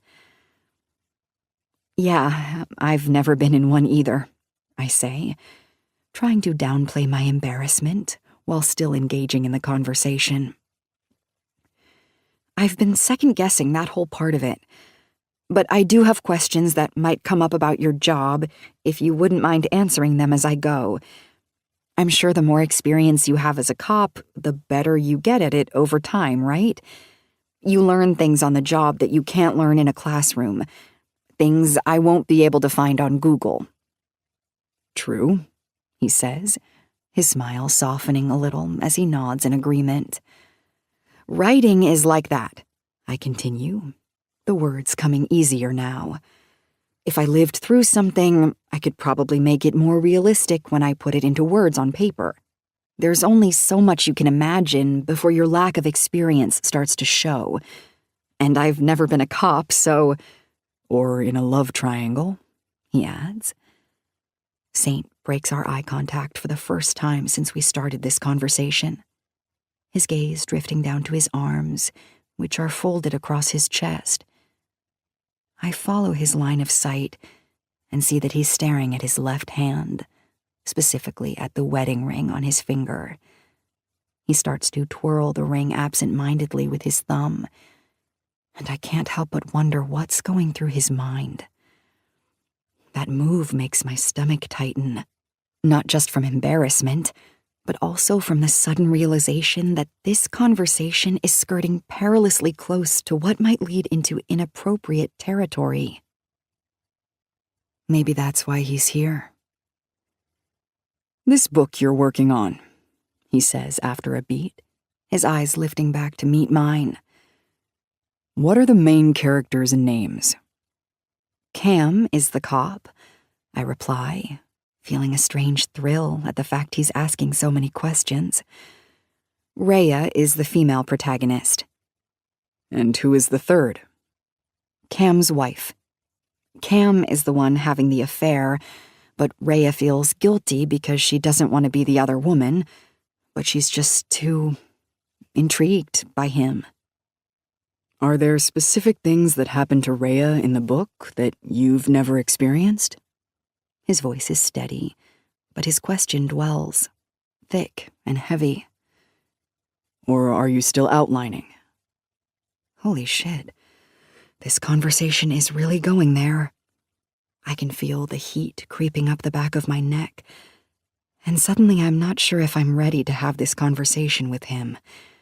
Not like this. Not while we're standing so close. Not while the air feels charged with something I can't quite name. I need a drink. Without saying anything, I walk around him, moving toward the cabinet to grab a glass. I need wine for this conversation, I say, my voice a little breathless. I turn to face him, raising an eyebrow. Want some? He shrugs, a slow, easy movement that somehow makes him seem even more relaxed. I'll take a glass, he says, his gaze never leaving mine. I grab the open bottle of wine I broke into for Mari from the refrigerator, feeling the coolness of the bottle against my skin as I pour 2 half glasses. When I turn to hand him his glass, we're closer now. He's still leaning against the kitchen island, and I'm leaning against the sink, but our feet are just inches apart, and the proximity sends a shiver down my spine. He takes the glass from my hand, his fingers brushing lightly against mine, and for a moment I feel frozen in place. He takes a sip, his eyes still locked on mine, watching me over the rim of the wine glass. There's something in the way he watches me that feels different now, more intense. Like we're no longer just talking about the book. It's as if the conversation is a stand-in for something else, something unspoken but undeniably present. I don't sip as delicately from my glass. I take a huge gulp, the wine sliding down my throat in a rush as I try to steady myself. I set the glass on the counter next to me, my hand lingering on it as I stare down at it, trying to gather my thoughts. Rhea is very different from me, I begin, my voice a little softer now. I don't want you to think I took inspiration for her character from my own life. I'm sure you took some. Would be impossible not to, right? I suppose. But I do intentionally make my characters different from myself. It's fun living vicariously through them. She's only 26, but she's lived a busy life. Already out of law school and practicing, so when she meets Cam, she isn't the most experienced with men. All her time has been put into becoming a badass attorney, but he's the first thing that makes her nervous. I glance up at him, my heart thudding. Their attraction is intense, but, as you know, he's married. My eyes inadvertently glance down at his ring, and then back up again. Saint nods slowly, his expression unreadable as he sips from his wine again. He lowers the glass to his chest and holds it there like it's a shield. How does that make Rhea feel? He asks, his voice quieter now, more probing, as if he's asking me something more than just a plot detail. Jealous, I say immediately, the word slipping out before I can stop it. Disappointed. His gaze darkens just a fraction, and I wonder if I've said too much, if I've let too much of myself slip into the story. But the way he's looking at me, like he's searching for something in my answer, makes me feel like I'm not the only one unsure how far we're going to take this conversation. For a moment, the air between us feels impossibly charged, the mass of his questions still hanging there. We're not just talking about Rhea and Cam anymore. There's something more personal woven into this conversation, something that neither of us has said aloud, but we both know is there. Do they know each other very well? He asks, his voice softer now, pulling me even more into the moment. Not at all, I reply, shaking my head. Not in the beginning.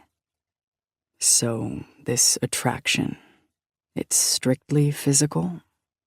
His eyes are searching mine, his question hanging in the air, heavy, almost tangible.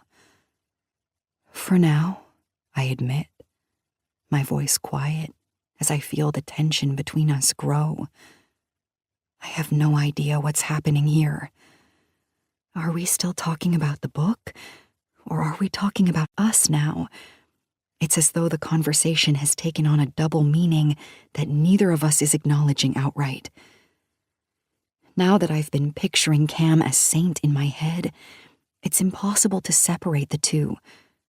For a writer, it's a strange feeling to be standing so close to a real-life version of your character.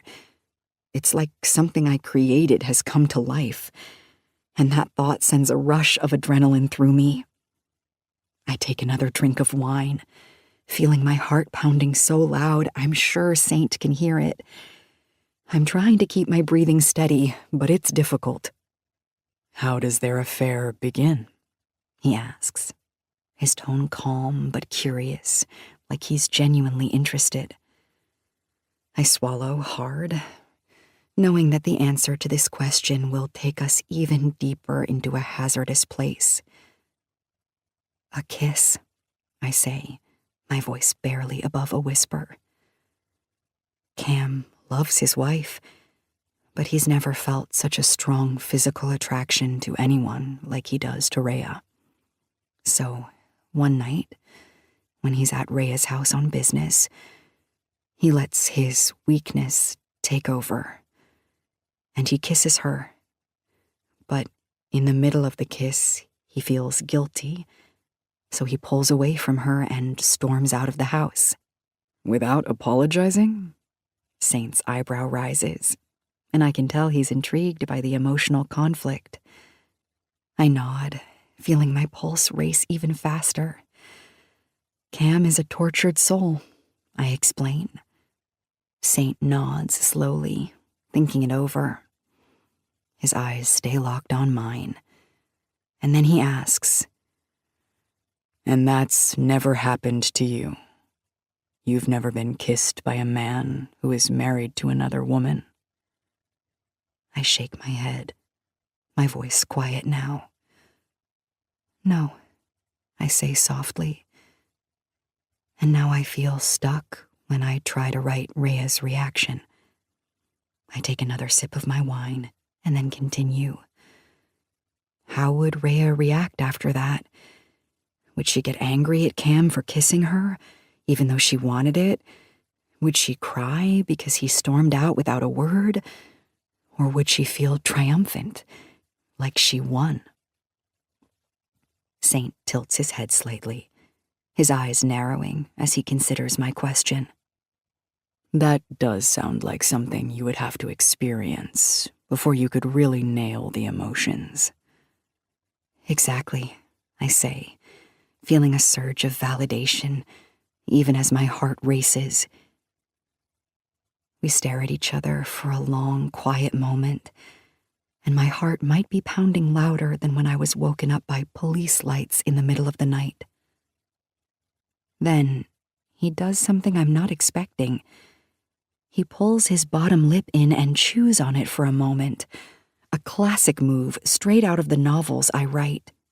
The sight of it makes me want to laugh, but the tension is too real, too thick, and I wonder if he realizes how perfectly he's fitting the role of my fictional hero right now. Is he biting that lip on purpose? Has he read a romance novel? There's a sudden, intrusive buzzing sound that makes Saint stand up straighter. He pulls his phone out of his pocket and glances down at the screen. His expression changes slightly, and when he looks back at me, his eyes are serious. "It's my wife," he says. The words hit me like a splash of cold water, and I try not to let the disappointment show. I set down my wine glass, my fingers trembling slightly. "You should probably answer it," I say, trying to sound casual, unaffected. Saint also sets his wine glass on the counter beside him, his eyes still locked on mine. "You're right. I should answer it." But he doesn't. Instead, he tosses the phone onto the counter, and before I can even process what's happening, he closes the gap between us. In an instant, his hand slips behind my head, and his mouth is on mine.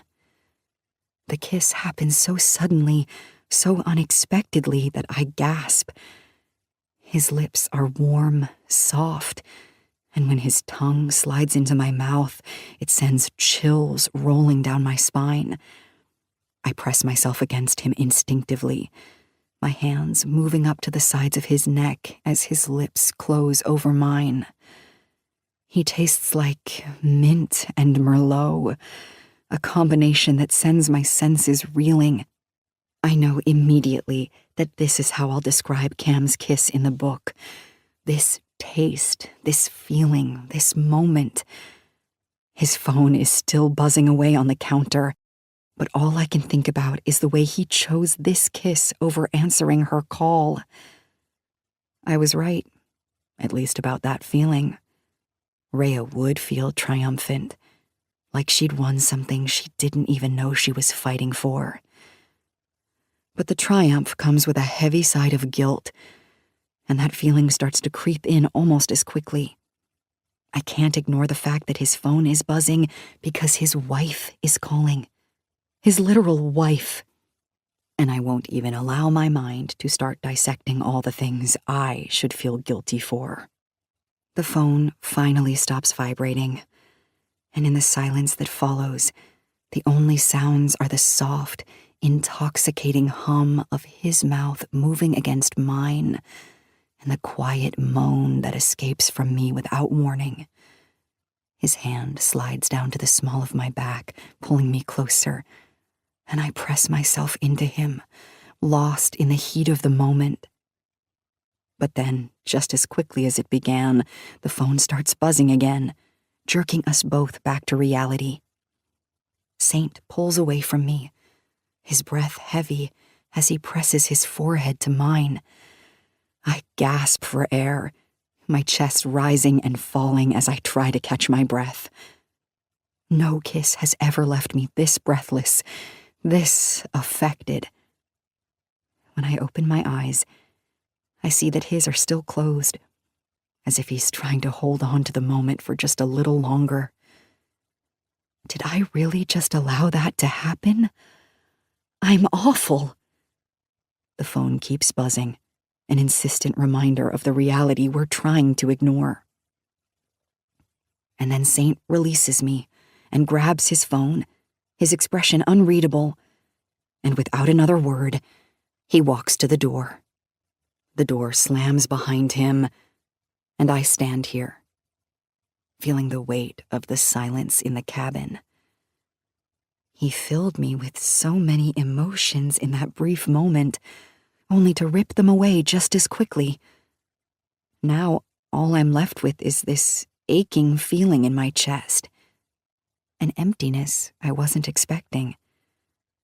I ache for more of that kiss, more of his flirtation, more of that triumphant feeling. I hear the gravel crunch beneath his tires as he pulls away from the house. And even after he's been gone for several minutes, I'm still standing in the same spot, touching my lips with my fingertips, trying to process everything that just happened. The reaction that surprises me the most right now is my smile. If I were to have written Rhea and Cam's first kiss last night, I never would have thought she would smile after he left the way he did. But I'm smiling. Despite the guilt I feel for the betrayal, I'm somehow smiling because it doesn't feel like I've done anything wrong. It's research, right? Without thinking, I walk straight to my computer and open it. For the second night in a row, I sit down and immediately begin typing. I am never telling a soul about that kiss. Chapter 7. I just told Mari about the kiss. I didn't mean to, but she showed up here unannounced wearing floral overalls, and she's been drinking a mimosa from a Yeti cup, so she seems harmless and bored. She came for a visit just as I was needing a breather from the most recent all-nighter I pulled. So we came out here to the front porch to sit on the patio furniture, and the conversation just ended up here. Right here, with me saying, "It was just a kiss," and her just staring at me in amusement. "Oh my," she says. "I know," I say. I can't believe I caved that easily. To her, not to the kiss. But she was being nosy, asking me about seeing a mysterious black car in my driveway 2 days ago. I explained to her that it was the detective, and he had stopped by to take a statement. But when I was telling her, I don't know what happened. I just couldn't hide it. I was blushing. I couldn't stop smiling. I became a flailing idiot. Then, out of nowhere, she accused me of sleeping with him. "You're porking the porker," she said. I became defensive, but instead of making a full denial, I said something like, "No, I'm not. I swear it didn't go that far. It was just a kiss." That's when she said, "Oh my." And I responded with, I know. And now here we are, staring at each other. She sips from her Yeti cup, a long, constant sip. Well, good for you. I've been married to Louis since I was 17. It wasn't until I was in my 50s that I realized my lips had never touched another man's, and likely never would at that point because I was in my 50s and Louis was healthy as an ox. And to be honest, it made me kind of sad. Because what if Louis is a terrible kisser? What if we aren't even doing it right? How would we know when we've only experienced each other? She's staring off into the distance, focused on nothing in particular. Now my youth is gone, and the thought of Louis putting his tongue in my mouth makes me want to walk right out there to the spot where that young man ended his life the other night and do the exact same thing. Jesus, Mari. Have zero regrets, Petra. Kiss all the men, and the women too while you're at it, because there are some of us in the world who never got to do any of those fun things. Her Yeti is empty now. She's trying desperately to get the last drop to empty onto her tongue. At least you and Louis have had a long marriage. Not a lot of people get that. She waves me off with a flippant hand. Yeah, I know. Wouldn't change a thing. Blah, blah, blah. I laugh. Have you ever kissed a co-star? For a role? I ask her. A couple of times, but those don't count. Make-out scenes are actually terrible. You have some sweaty director in a chair 5 feet away yelling action at the two of you, and the heat from the lights is making you both sweat, while the guy you're being forced to pretend to want to kiss has been a whiny little bitch for the last 2 solid weeks, and you'd rather be strangling him with your hands than your tongue. Sounds awful. It is very, very hard being an actress. Okay, going home, out of alcohol. She stands up, but I remain in my chair as she walks down the porch steps. And don't worry, I won't tell anyone you smooched the cop. Hell, this is my 3rd mimosa today. I probably won't even remember it happened by the time I make it home. Thank you. As Mari is walking away, she says, and yes, I am possibly an alcoholic, but I'm too old for interventions, so don't even try. I won't, I promise. Enjoy your next mimosa. I will. Enjoy your next makeout. All I can do is laugh at that. It feels good to laugh, because the last 24 hours have been getting stressful again. I walk back into the house and take a seat in front of my laptop. The writing was going well for like an entire day after Saint kissed me. But then day 2 came, and I still hadn't heard a word from him. The silence started to get the best of me, even though he owes me nothing, not even a text. But it's almost as if I need another boost of him to get back into my groove. I've been trying to live off the memory of the kiss alone. The way his lips moved against mine, the feel of his hands on me, the unexpected thrill of it all. It's a kiss that has taken root in my thoughts, refusing to let go, lingering in the quiet moments, which has literally been every moment since he slammed the door. At least I was productive after. I wrote several chapters, words pouring out of me like they hadn't in weeks. I even rewrote some of the notes I've taken over the past 1.5 years to make Cam more like Saint. Every time I sat down to type, I saw Saint in my mind.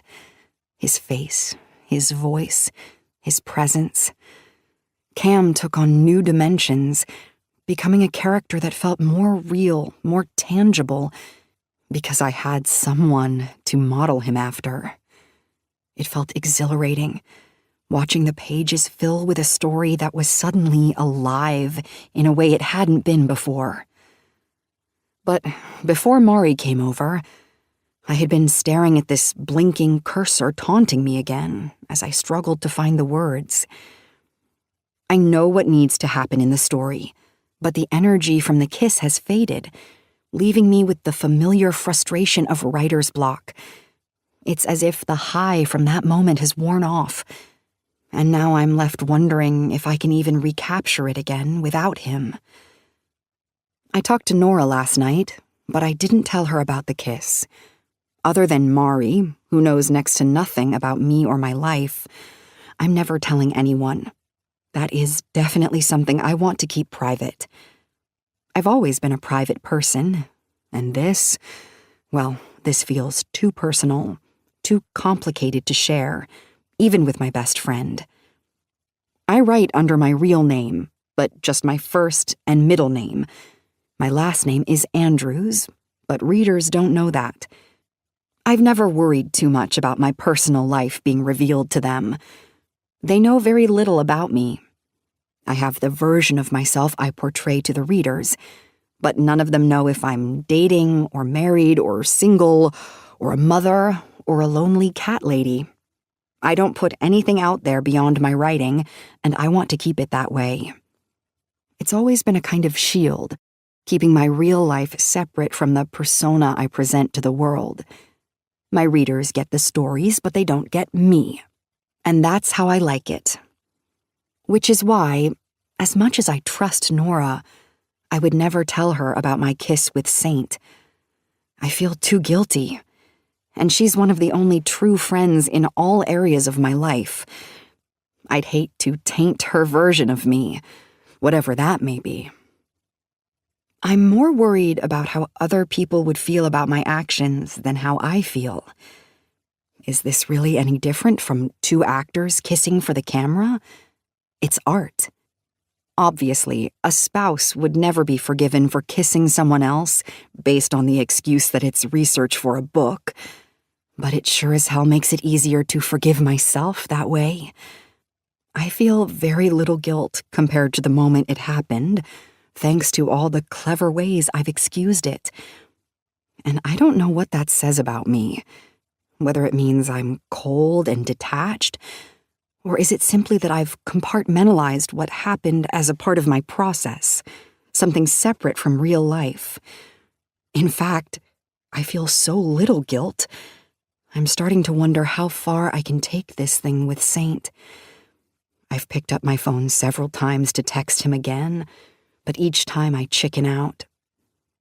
Cam and Rhea have kissed in the book, but I'm having trouble writing about the relationship they develop because I've never had feelings for a married man. I've never felt like the other woman.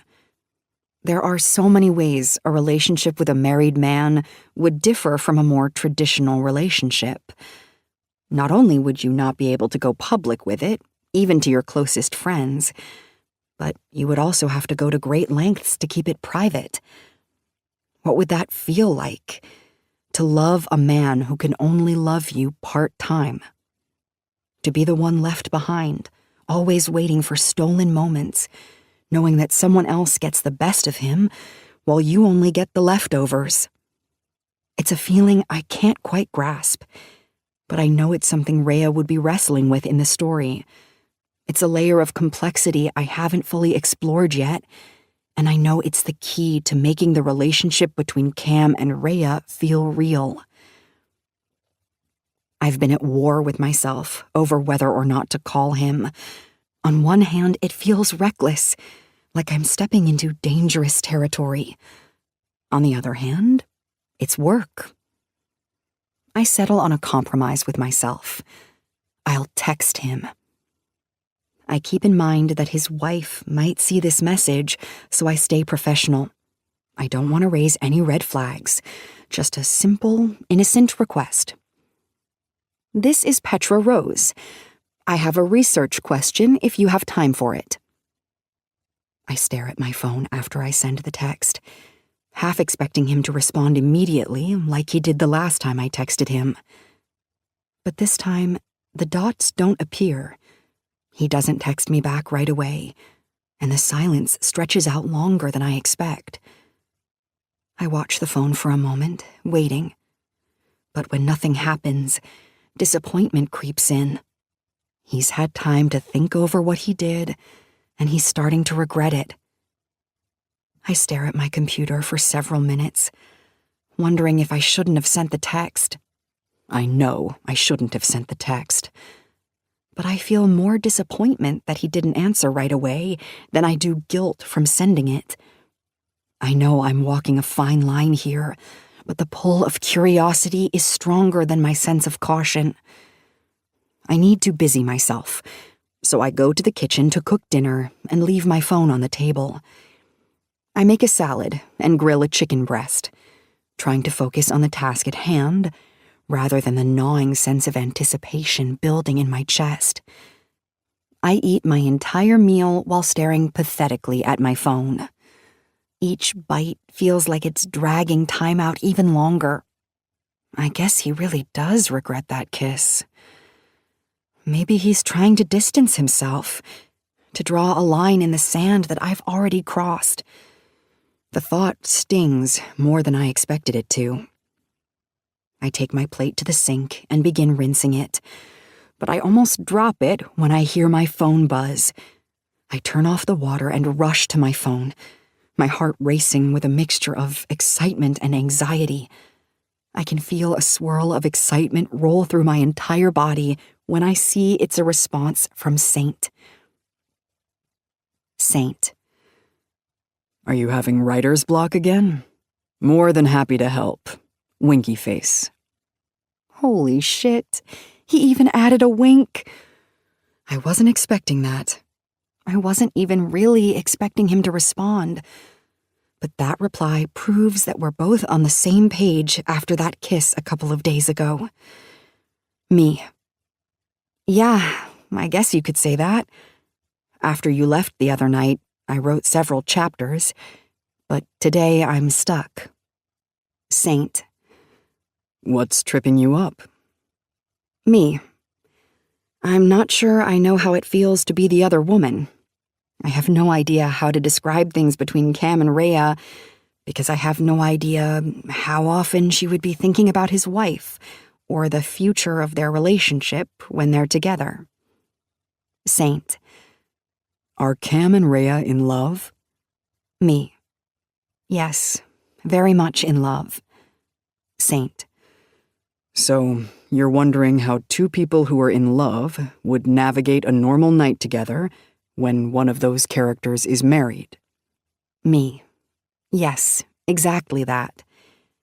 Saint. It sounds like you would need to experience that firsthand.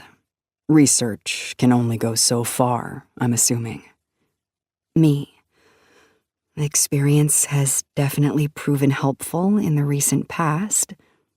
Saint. It would be rude of me not to help you. I can be there in an hour. Me.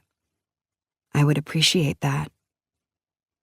I calmly set my phone back down on the table, but my reaction is anything but calm right now. My heart is racing, my hands trembling with anticipation. I want to scream. This entire situation is insane. I can't even believe I've gotten myself involved with this guy. But again, it's for research. That's all. Research. I only have 1 hour before he gets here. 1 hour to shower, dry my hair, brush my teeth, make my bed, and clean up 2 days' worth of complete chaos.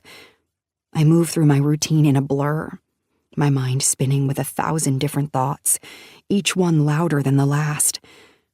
I spend the better part of the next hour worrying more about how I look than about the state of the cabin. My reflection in the mirror becomes a battlefield of indecision. Hair up or down? Light makeup or barefaced? Casual or a bit more put together? It's ridiculous how much thought I'm putting into it, as if the way I present myself could somehow control the course of the evening. But I can't help it. Every detail feels like it matters in a way it hasn't before, like how I appear might influence the direction of my career. My heart is racing as I change my outfit for the third time, settling on something that toes the line between casual and deliberately chosen. A fitted sweater that hugs my curves but not too much, jeans that look good but aren't trying too hard, and just a touch of mascara to make my eyes pop. It's all calculated to look effortless. Why are women so pathetic sometimes? Men don't have to do a damn thing other than show up. By the time I finish getting the dishes cleaned and put away, I hear the familiar sound of gravel crunching beneath tires. He's here. A surge of nerves mixed with anticipation floods through me, and I quickly finish the last sip of the wine I've been nursing for the past hour. It doesn't help calm me down as much as I'd hoped, but it gives me something to focus on, other than the fact that he'll be at my door in seconds. When the knock finally comes, I take a deep breath, trying to compose myself. I pause for a moment before heading to the door, wanting to seem as calm and collected as possible. When I open it, Saint stands there in full uniform. But there's something about the way he's looking at me that makes the moment feel anything but professional. He's holding a change of clothes in his hands, and I catch myself staring at them before I look up to meet his eyes. I didn't have time to run back to the station to change, he says, his voice carrying a casual familiarity. Mind if I do it here? I shake my head, pointing behind me toward the hallway. Bathroom is through that door. He doesn't wait for further invitation. He steps inside with that same devilish grin I've come to associate with him, a grin that sends a spark of heat through me. Without missing a beat, he steps closer, his hand slipping around my neck, and before I can even process what's happening, his lips are on mine. The kiss is sudden, consuming, like it's the most natural thing in the world. I respond instinctively, my body moving toward him, meeting him halfway, as if this kind of greeting is completely familiar to us now. The feeling of his mouth on mine pulls me into a daze, a moment where nothing else exists but the heat of the kiss and the weight of his hands on me. He backs me up 2 steps, his mouth never leaving mine, and kicks the door shut behind him with an easy motion. I can only stay an hour, he murmurs against my lips, his breath warm on my skin. I wish I could stay all night. I blink, pulling back slightly, my mind trying to catch up to what's happening. Is he in character right now? The way he's kissing me, the way he's speaking, it's as if he's channeling Cam. But I don't know if that's intentional or if I'm projecting.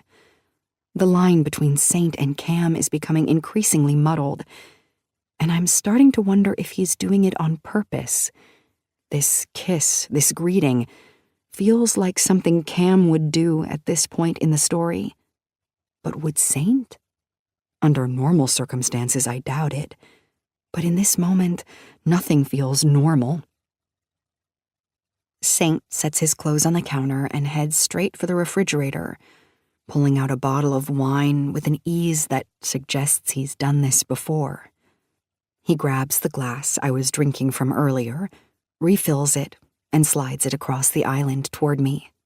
Then he pulls another glass from the cabinet and fills it for himself.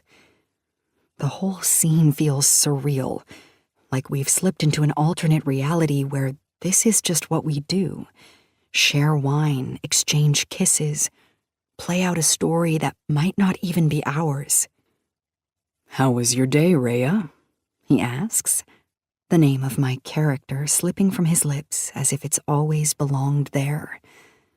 The shift in tone, in context, makes me realize with certainty that he's completely in character right now. I have to bite back my smile at the realization. It was good, I reply, picking up my glass and taking a small sip. How was yours, Cam? He walks toward me, his presence overwhelming the small space between us. He's so tall. I have to tilt my head back slightly when he stops in front of me. He touches my chin with his finger, tipping my face up toward his. I haven't stopped thinking about you, he whispers, his voice low and intimate, just before he brings his mouth down on mine again. Good God. My knees feel like they might give out under the weight of that kiss. His lips press against mine with a hunger that leaves me breathless, and for a moment, I lose myself in the sensation. When he pulls back, his eyes searching mine, he adds softly, I'll be right back. He heads for the bathroom to change clothes, leaving me standing there, dazed and a little dizzy from the kiss. My mind is racing, trying to process what just happened and what might happen next.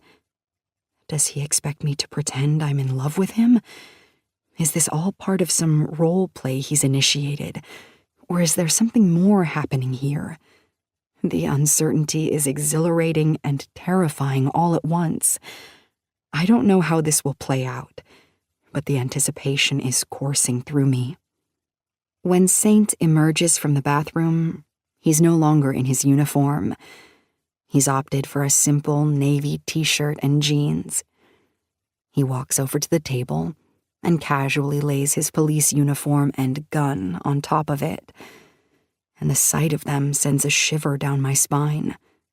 It's a reminder of the reality he's left behind, and the role he's chosen to step into now.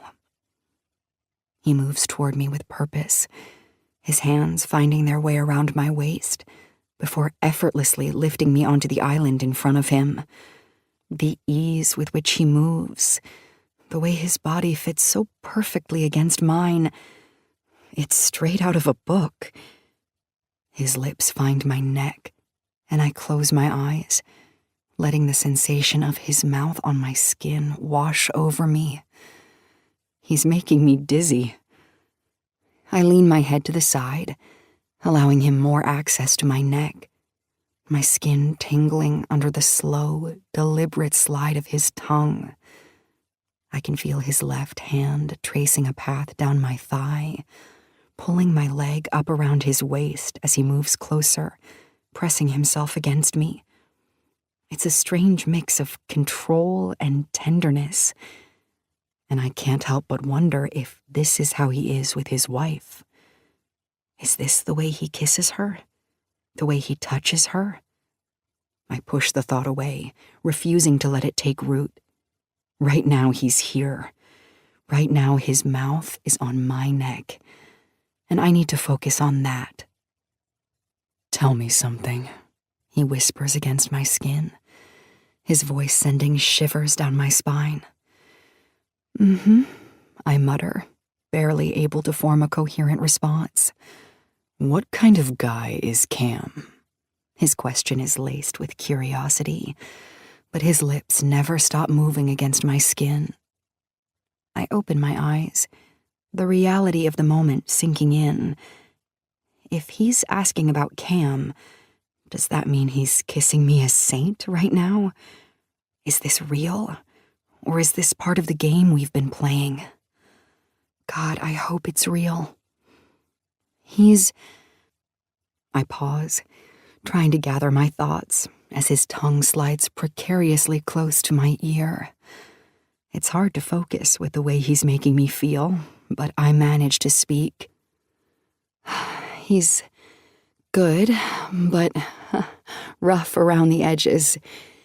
He's controlling, jealous, has a temper. Saint pulls back just enough to look me in the eye, his expression thoughtful. He wouldn't hurt Rhea, would he? Never, I say, my voice soft but certain. He's madly in love with her, tries his best to protect her. Tries? Saint's brow furrows, his gaze questioning. Does that mean he doesn't always succeed? I shake my head, my breath catching in my throat. Not always. He rubs his thumb over my bottom lip, his eyes darkening as he stares at my mouth. I love the way he looks at me in this moment, the intensity of his gaze, the way it makes me feel seen in a way I've never felt before. I want to capture this feeling, write it down, describe it in detail, but I'm afraid that if I wait until later, I won't be able to capture the fullness of it. The way his eyes make me feel like I'm the only thing that matters. Does anything bad happen to Rhea in your book? He asks, his voice low but full of genuine concern. Yes, I whisper. Normally, I wouldn't spoil the plot for anyone, but in this moment, I don't care. Saint isn't just anyone, and I doubt he'll ever read my work. What happens to her? Well, a lot, actually. She loses her best friend. There's an attempted kidnapping, a car chase. Someone breaks into her house. Saint's eyes narrow in concern. Does anyone ever hurt her? Yes, I admit.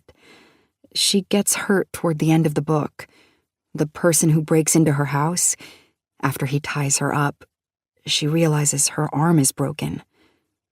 Does she know who is doing these things to her? She doesn't. Why do these things keep happening to her? Rhea is a lawyer. She has evidence that this character is trying to locate. Saint runs the backs of his fingers over my cheek as I speak. He seems so interested in my answers. It makes me wonder if he's planning to act any of these scenes out. Is that why I'm telling him about it? Because part of me hopes he does? Do I actually want to know what it's like to be kidnapped? To have a broken arm? No, that would be taking things a little too far. I'm not so sure I'm willing to go that deep for research. What happens next? He asks. How does she find out who is doing all this? I clear my throat. I'm not sure. I haven't gotten that far into the story yet. He pulls back farther, shifting his weight slightly on the island, though my leg is still wrapped around his waist, keeping us intimately connected. His thumb continues to stroke my hip, a steady, comforting rhythm. His gaze softens, losing some of the intensity it often holds, becoming surprisingly empathetic. You know, for someone who writes such compelling stories, you seem hesitant to talk about your own. His voice is quiet, almost gentle. Maybe even embarrassed. What do you mean? I ask, feigning ignorance, my voice a little too high. He doesn't let up. His eyes, surprisingly perceptive, search mine. I don't know. When you talk about your story or your career, you just seem embarrassed. Wow, isn't he an astute one? I sigh. Embarrassed doesn't feel like the right word, but yes, you're right. It's hard talking about myself. Has it always been? Or is it just since the adaptation controversy? I give him a look that must be full of surprise, because he immediately shoots me back a reassuring glance. Look, I know I barely know you at all, he says, but it's weird, because I feel like I kind of do, after watching all your videos. And the you I saw in those videos just isn't the same you standing in front of me. Ouch. I'm more disappointing in real life? Disappointing and disappointed are two very different things. You are far from disappointing, Petra. I push off the counter and pace for a moment, not sure what he wants from me. I don't like this conversation. I liked pretending you had no idea about me or the noise online. You're hard to scroll past. Even out here in the middle of nowhere, we all have cell service. It's not really something I like to talk about, I murmur, looking away, staring at the polished surface of the island, anywhere but at him. The thought of revisiting the vitriol, much less talking to him about it, makes my chest ache. I get it, he says, his voice softer now, almost soothing. I shouldn't have brought it up. I just can't imagine it's easy, having your passion picked apart by strangers. And on top of that, having them feel like they're entitled to more than just your words on paper. They feel entitled to rip you apart, without even having spent a single second in the room with you. He pauses, and when I glance at him, he's watching me with a look of legitimate concern. How are you handling it? Are you okay? The directness of his question catches me off guard. The way he says it, as if he genuinely cares, is disarming. Tears prick at the corners of my eyes, a surprising response to his empathy. Well, it hasn't been fun, I admit, the words barely a whisper, forcing them out.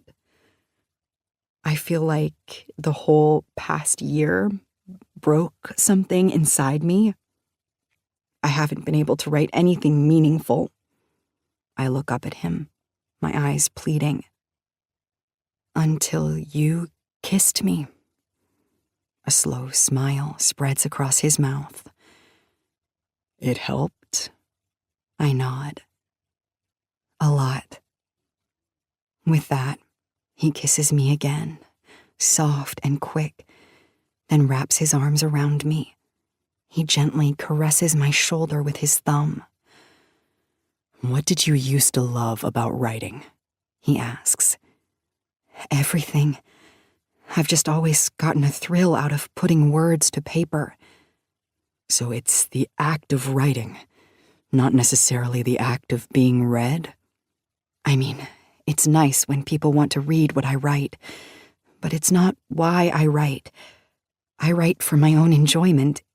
It's therapy for me. It's what makes me happy. Then why haven't you been writing? The question is so simple, but so complex. Saint moves his hands to my shoulders, pushing me away just enough so that he can look me in the eye. I'm serious. If it makes you happy, why aren't you doing it? I just didn't think my career would ever take off like it did, or that people would have such passionate feelings toward what I do in my spare time. It's the aftermath I don't really like, and it's impossible to get away from. I fear that any move I make from here on out will always become a headline. I think that's why I've had writer's block, because in reality, I'm a little bit scared to finish the book and give it to the world. Then don't give it to anyone. Just write it and keep it for yourself. Have to pay the bills, I say flatly. The hard truth behind the dream breaks through the kindness of the moment. I'm sure I'll still sell books when I release another one, which is why I'm writing. But my desire has changed. My audience has changed. I think that's what makes me the saddest. I feel like I've let down everyone who used to admire me. I separate myself from him and put my hands on my hips.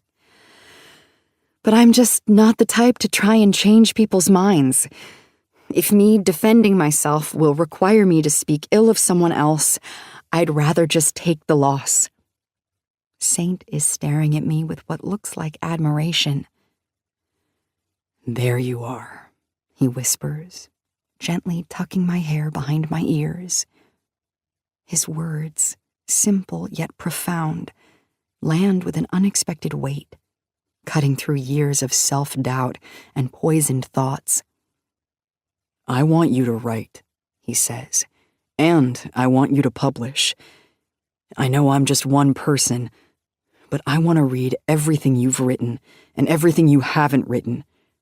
So even if you're only writing for you and me, Let that be enough to finish at least one more book. A warmth spreads through my chest, a sensation that has nothing to do with physical touch and everything to do with genuine connection. It makes me uncomfortable, so I cut through it with humor. And you promise you'll buy it? I need the royalties, the whole $1. He laughs. I'll buy 10 copies, He jokes. Wow, baller. I realize, as he kisses me again with a smile, that he sees me. He truly sees me. Beyond Rhea, beyond Cam, beyond the initial physical attraction.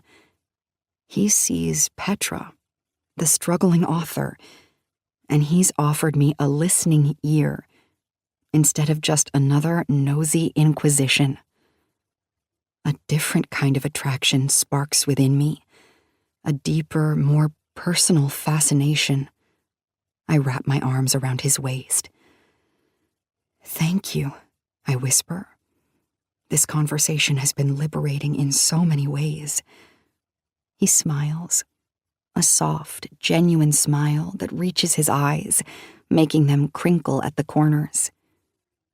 Will you let me read some of it?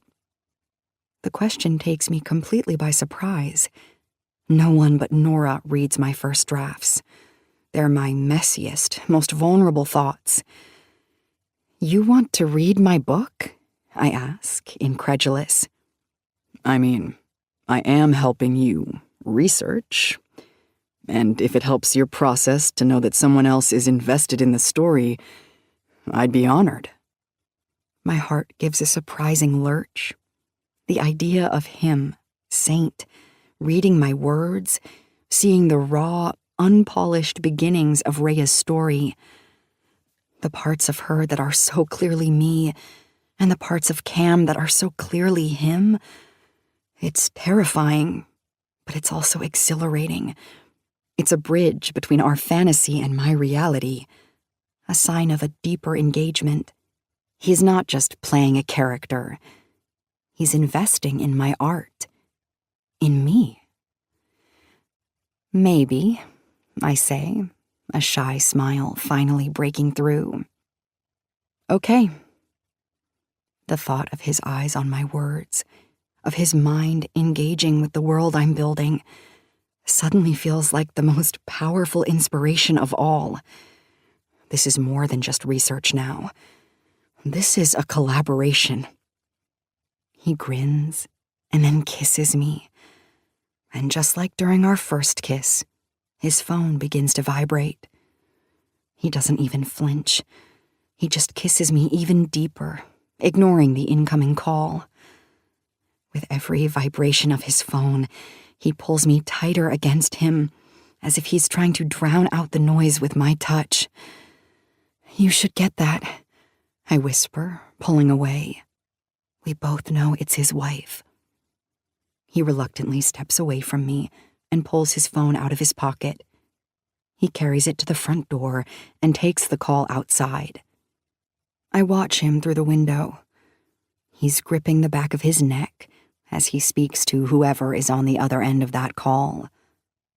I wonder what her name is, how long they've been together. Does he have children? The call doesn't last long. He heads back toward the house, so I walk away from the window. When he's back inside, his expression is regretful.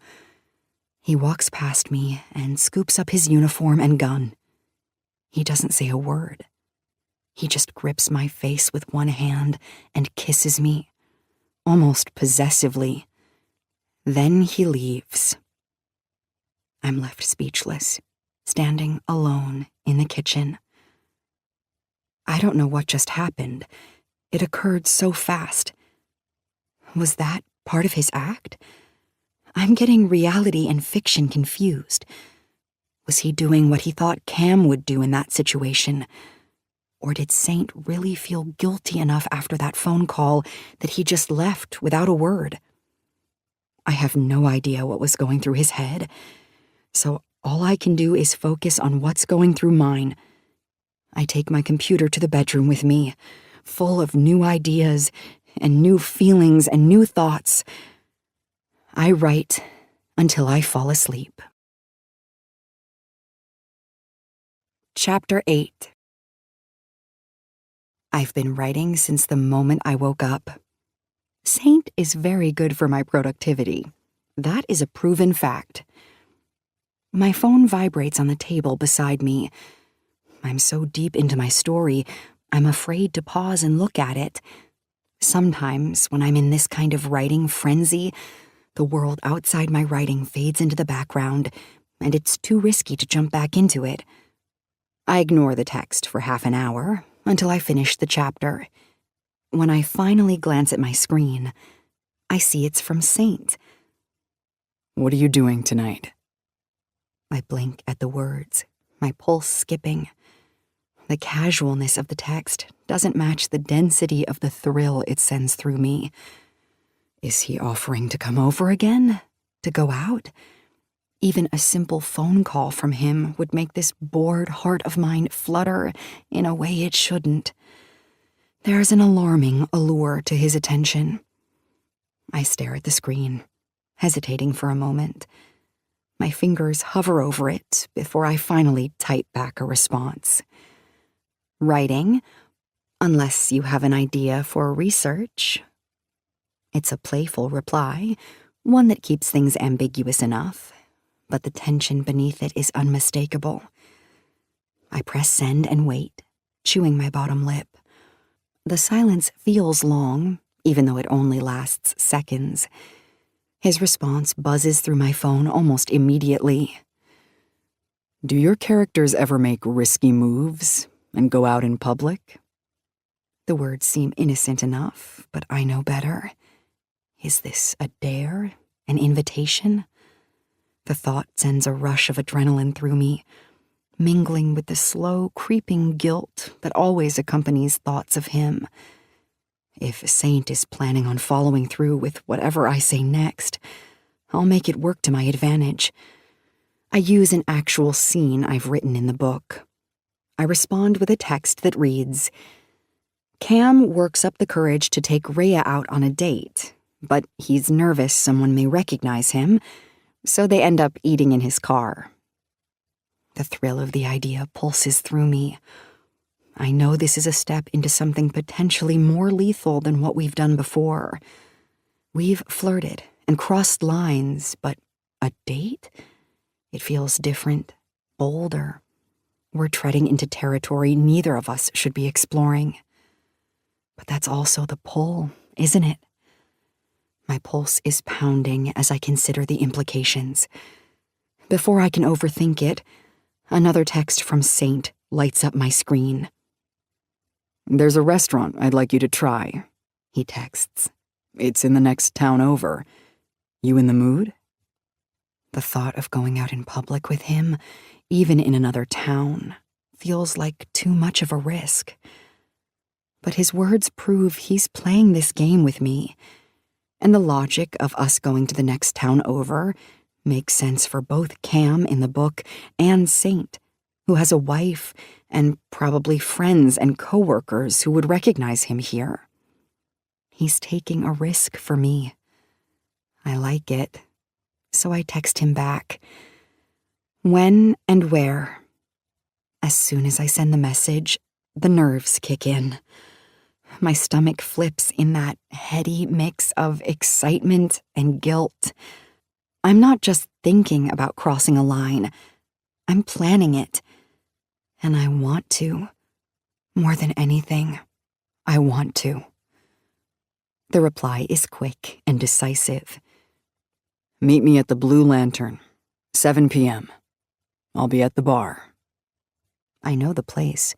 I've passed it many times on my way to and from this lake. It's perfect for keeping a low profile, for blending in. See you then. I try throwing myself back into my story after the text exchange, but my thoughts keep drifting to what this evening will hold. This isn't just a random encounter. This is planned. It's a decision. By the time 6 o'clock rolls around, I'm dressed, my heartbeat pounding in my chest like a drum. I've opted for something simple, a blouse and jeans, but I've never felt so self-conscious.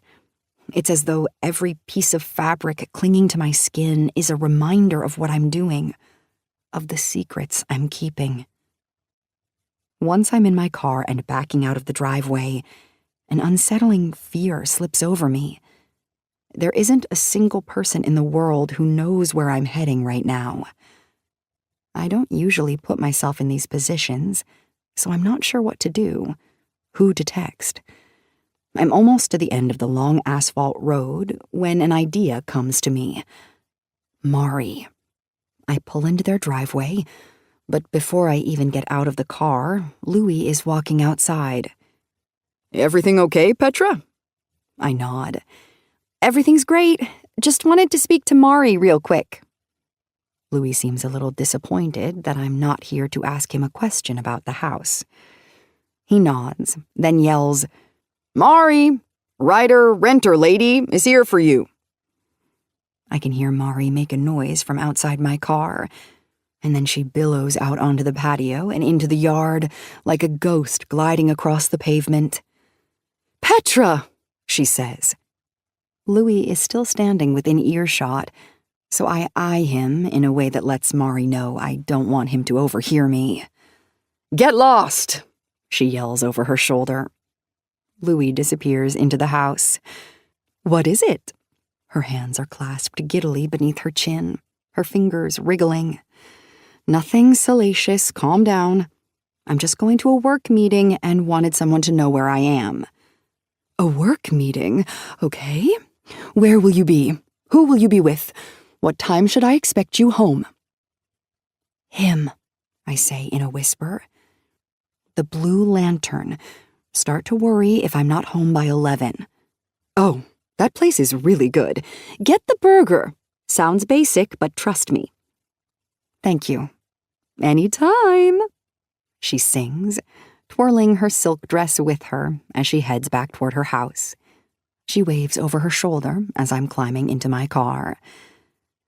I feel better, safer, but not home free. My mind is racing with what-ifs the entire drive to the restaurant. What if we're caught? What if someone sees us? But with every anxious thought comes the undeniable thrill of being seen, of someone noticing, but not quite catching on to what's really happening between us. I pull into the parking lot of the Blue Lantern at exactly 7 p.m. The restaurant is tucked into a row of other restaurants and bars, unremarkable but cozy enough. It's perfect for what we're doing. I park at the back, taking extra care to make sure no one can see my car from the street. It's a rental, and no one would even notice me or my car, but I try to imagine what Rhea would be doing in this situation. My palms are damp as I grip the steering wheel. I sit there for a few moments, my breath shaky, before I finally gather the nerve to get out of the car. I've never had to worry much about being recognized until recently. I've always had a decent-sized following, but it's rare that people would actually approach me and know that I'm Petra Rose, the writer. I'm not sure normal society, outside the tight-knit book world, really pays attention to what the authors who write the books they read look like. Social media has changed that for my generation of writers, though. The handful of times I got recognized in the first few years of my career, it was always by someone who followed me online because they read my books.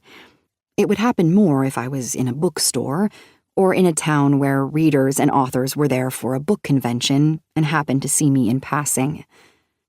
Up until these past couple of years, I'd honestly have been shocked if someone recognized me in this town. But it's different now.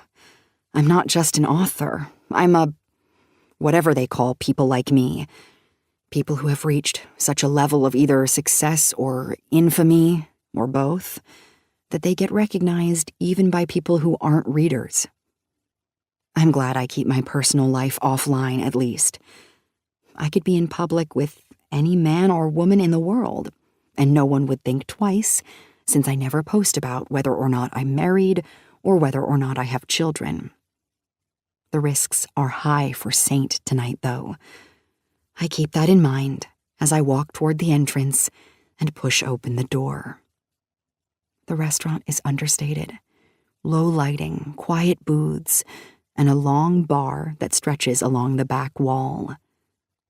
The low murmur of conversation around me makes me feel anonymous. People are engrossed in their own lives and their own company, and pay very little attention to who is walking in or out the door. I find Saint at the bar, already seated, his back to the room. It's strategic, smart. He's already ordered a drink, his fingers wrapped casually around the glass as he watches me approach in the mirror. My nerves fade a little when I see him smile in the mirror across the bar. It's a small, knowing smile, like we're in on something no one else could possibly understand. We're supposed to blend in here. Just another pair of strangers sitting side by side. My pulse quickens as I walk toward him. He doesn't turn when I approach, but I see the smirk tugging at the corner of his mouth in the reflection of the bar mirror. "Late," he says in a teasing tone as I slide onto the stool next to him. "And not even fashionably," I counter.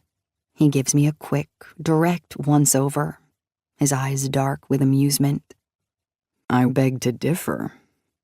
The bartender approaches, a towel slung over his shoulder, his gaze flicking between us as he waits for our order.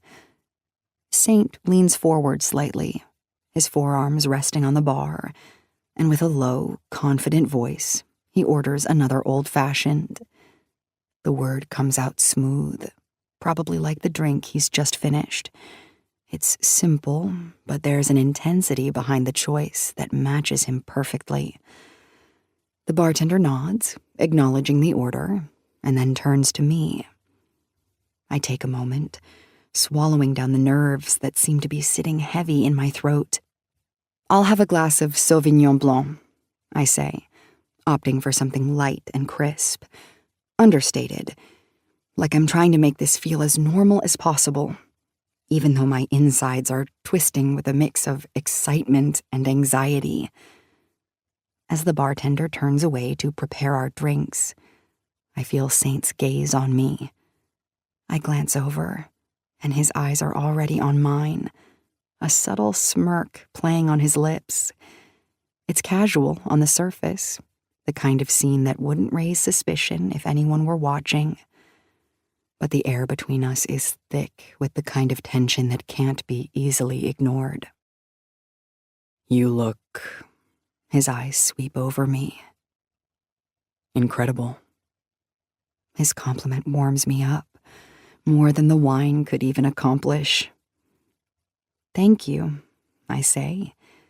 He adjusts himself so that his thigh is pressing against mine. "How did the court case go?" I tilt my head, confused, but only for a second. Rhea is a lawyer. He's in character. I grin. This is exciting. "We won. Unanimous verdict in less than 2 hours. "I wouldn't have expected anything else," he says. I love this game. Too much. What about you? How was your day? "It's better now," he says flirtatiously. The bartender returns, setting down a short glass of whiskey for Saint and a tall stemmed glass of wine in front of me. "Enjoy," he says before walking away, leaving us alone in our little bubble. Saint lifts his glass, swirling the amber liquid inside it before taking a slow sip, his eyes never leaving mine. I do the same, lifting my wine and taking a small, measured sip, trying to calm the rapid beating of my heart. It feels like everyone in the room knows what's happening between us, even though logically I know no one is paying attention. But the secrecy, the unspoken understanding of what this meeting is really about, makes it exciting. I wish I was taking notes right now. Saint takes another sip of his whiskey, his eyes still holding mine over the rim of his glass. After he sets it back down, he leans a little closer, his voice low but casual. How was the drive over? I raise an eyebrow and smile, feeling the tension loosen just a bit. You mean the 30 minutes I spent rehearsing what to say when I saw you, then driving in circles around the parking lot, trying to convince myself not to walk in? His lips twitch into a smirk. You did seem a little flustered when you walked in. I was beginning to think you might pull a U-turn back to your car. I let out a soft laugh, shaking my head. Oh, I almost did. You should have seen me sitting in the car, giving myself a pep talk like some motivational speaker on a bad day. You can do this, Petra. It's just a casual drink, no big deal. I mimic the exaggerated gestures of a pep talk, rolling my eyes at my own ridiculousness. Saint grins, the amusement dancing in his eyes. Petra, is it? He asks, a twinkle to his eye. I thought your name was Rhea tonight. Saint's grin widens as he leans in, the air between us buzzing. My stomach drops as I realize my mistake. Sometimes I forget we're playing a game when he speaks to me, but that's all this is. A game. It's not about me, not about Petra and her guilt, but about Rhea, who would embrace this kind of reckless thrill without hesitation. I can feel the heat rising to my cheeks as I fumble for a response. My bad, Rhea. I force a laugh, trying to play it off like I didn't just slip up, but the awkwardness is impossible to hide.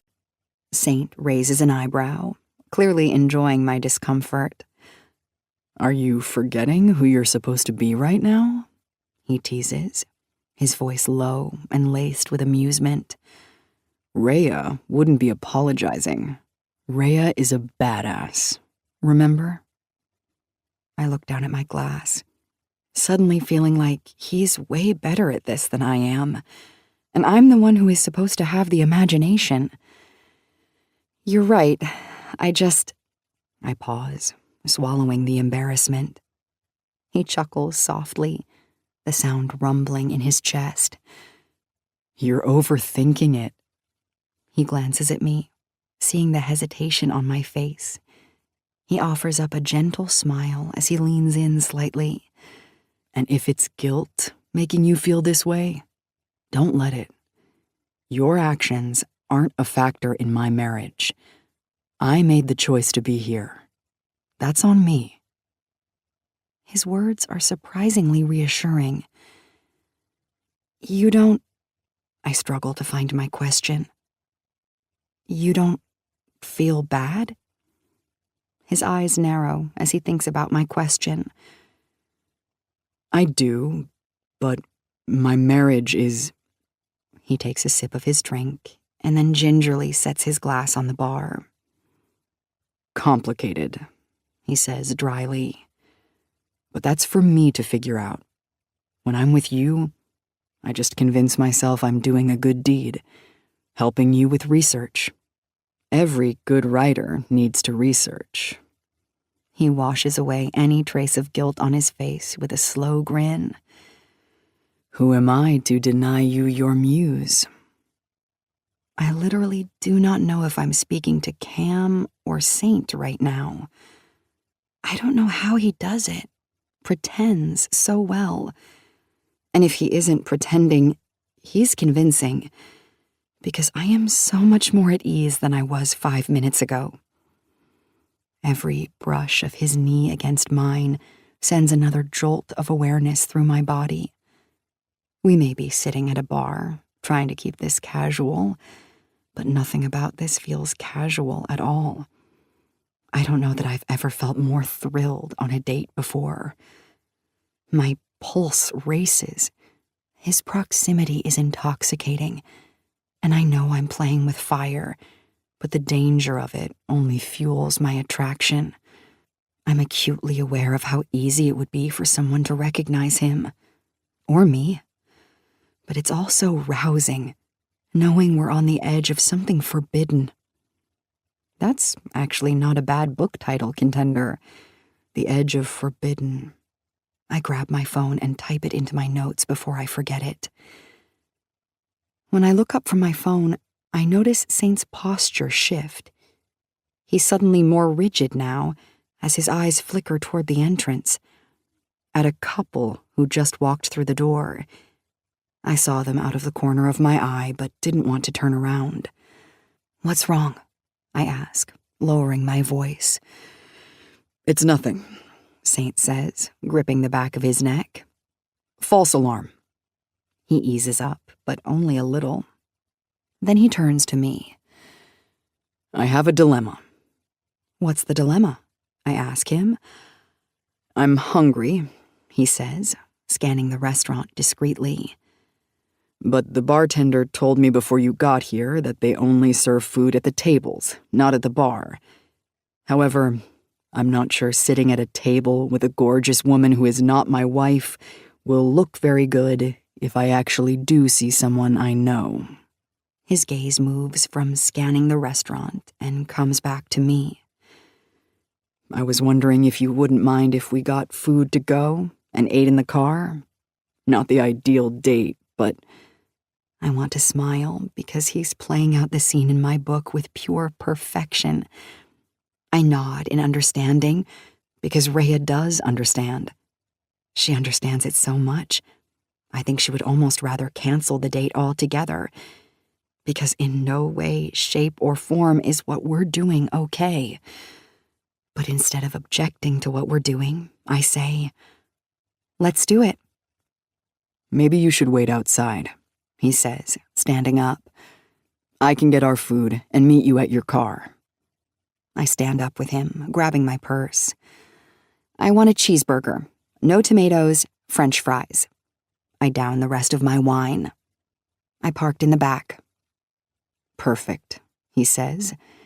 "See you soon." "Where'd you go to law school?" he asks.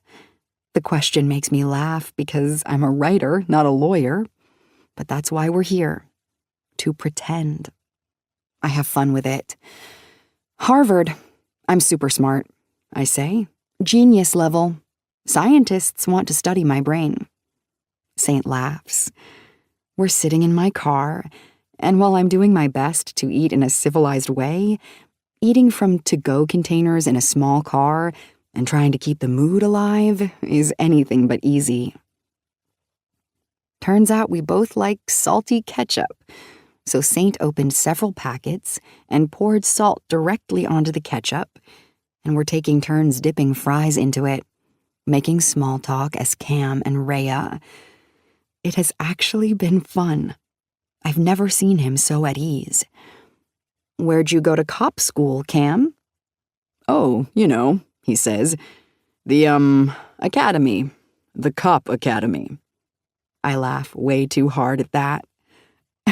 Where did Saint go to cop school? "LAPD, baby." Maybe that's where Cam should go then.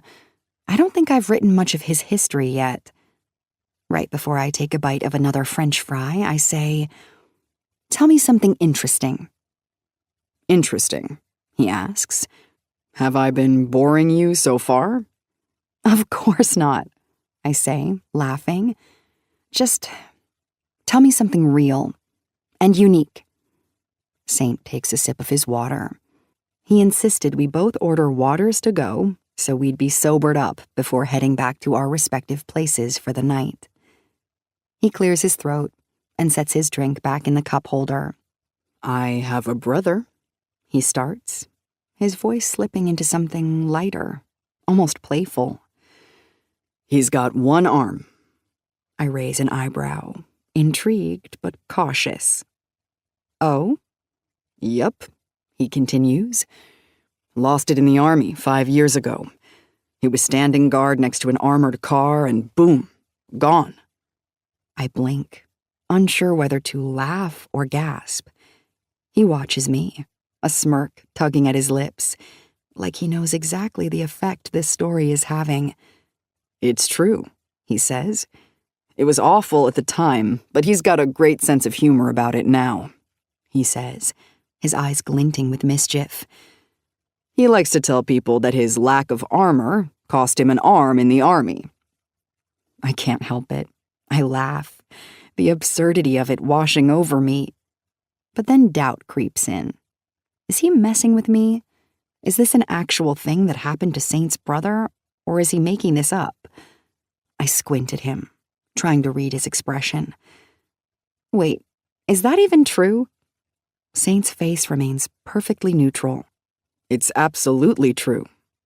So that's not something I can write into the book? Please don't, Saint says immediately. That would be way too close to home. He wipes his mouth and closes his to-go box. Now look who keeps forgetting to be in character, he says. I'm telling you stories from my real life. Not very helpful to the writer who needs content she can use. I love that he's slipping out of character. It's harder than it seems to be someone else, I say. Saint watches me closely. You do make it difficult not to be myself. The sentence makes my mouth run dry. I take a sip of water and help him start bagging up all the trash. Once we've cleaned up our space in the car, he exits and walks over to a trash can and dumps it all in. But when he walks back toward the car, he walks to the driver's side, where I'm seated. He opens the car door with that quiet confidence of his, extending a hand toward me. As I stand, he doesn't let go. Instead, with a slow, deliberate motion, he guides me closer to the back of the car, adjusting us so that my back presses gently against the closed door. And then his mouth connects with mine. The kiss is soft, almost reverent, like he's taking his time to savor every second, as if each touch, each breath means something more. There's no rush, no game. It truly feels like it's just him and me right now. No roles, no walls. It's the kind of kiss that makes a person feel seen. But then, as if a switch flips, I feel him stiffen. The softness of his kiss begins to withdraw, replaced by something more restrained. His hands, which have been holding me so gently, suddenly freeze in place. I pull back slightly and see it, the way his gaze flicks around, scanning the street like he's just remembered we're not alone. We're out here in public, exposed. It's as if the mask he let slip for just a second is quickly being put back in place. He takes a step back, his posture rigid now, his hand falling from my waist. The warmth that was there just moments ago cools, leaving behind the sharpness of reality. His eyes flick back to mine, a brief apology hidden somewhere in the tension of his expression. I should go, he says, his voice quieter now, more controlled. He steps away, giving me space. I'll be in touch, Rhea, he adds, almost as an afterthought, like he's forcing himself to say it before he walks away. I want to stop him, to ask him for more, entreat him to stay with me just a little while longer, but the words get stuck in my throat. I just watch him retreat, slipping back into the Saint I'm used to, the man who always seems to be running from something, even when he's standing still. I pull out my phone after having that thought and jot it down as a note for my book. The man who always seems to be running from something, even when he's standing still.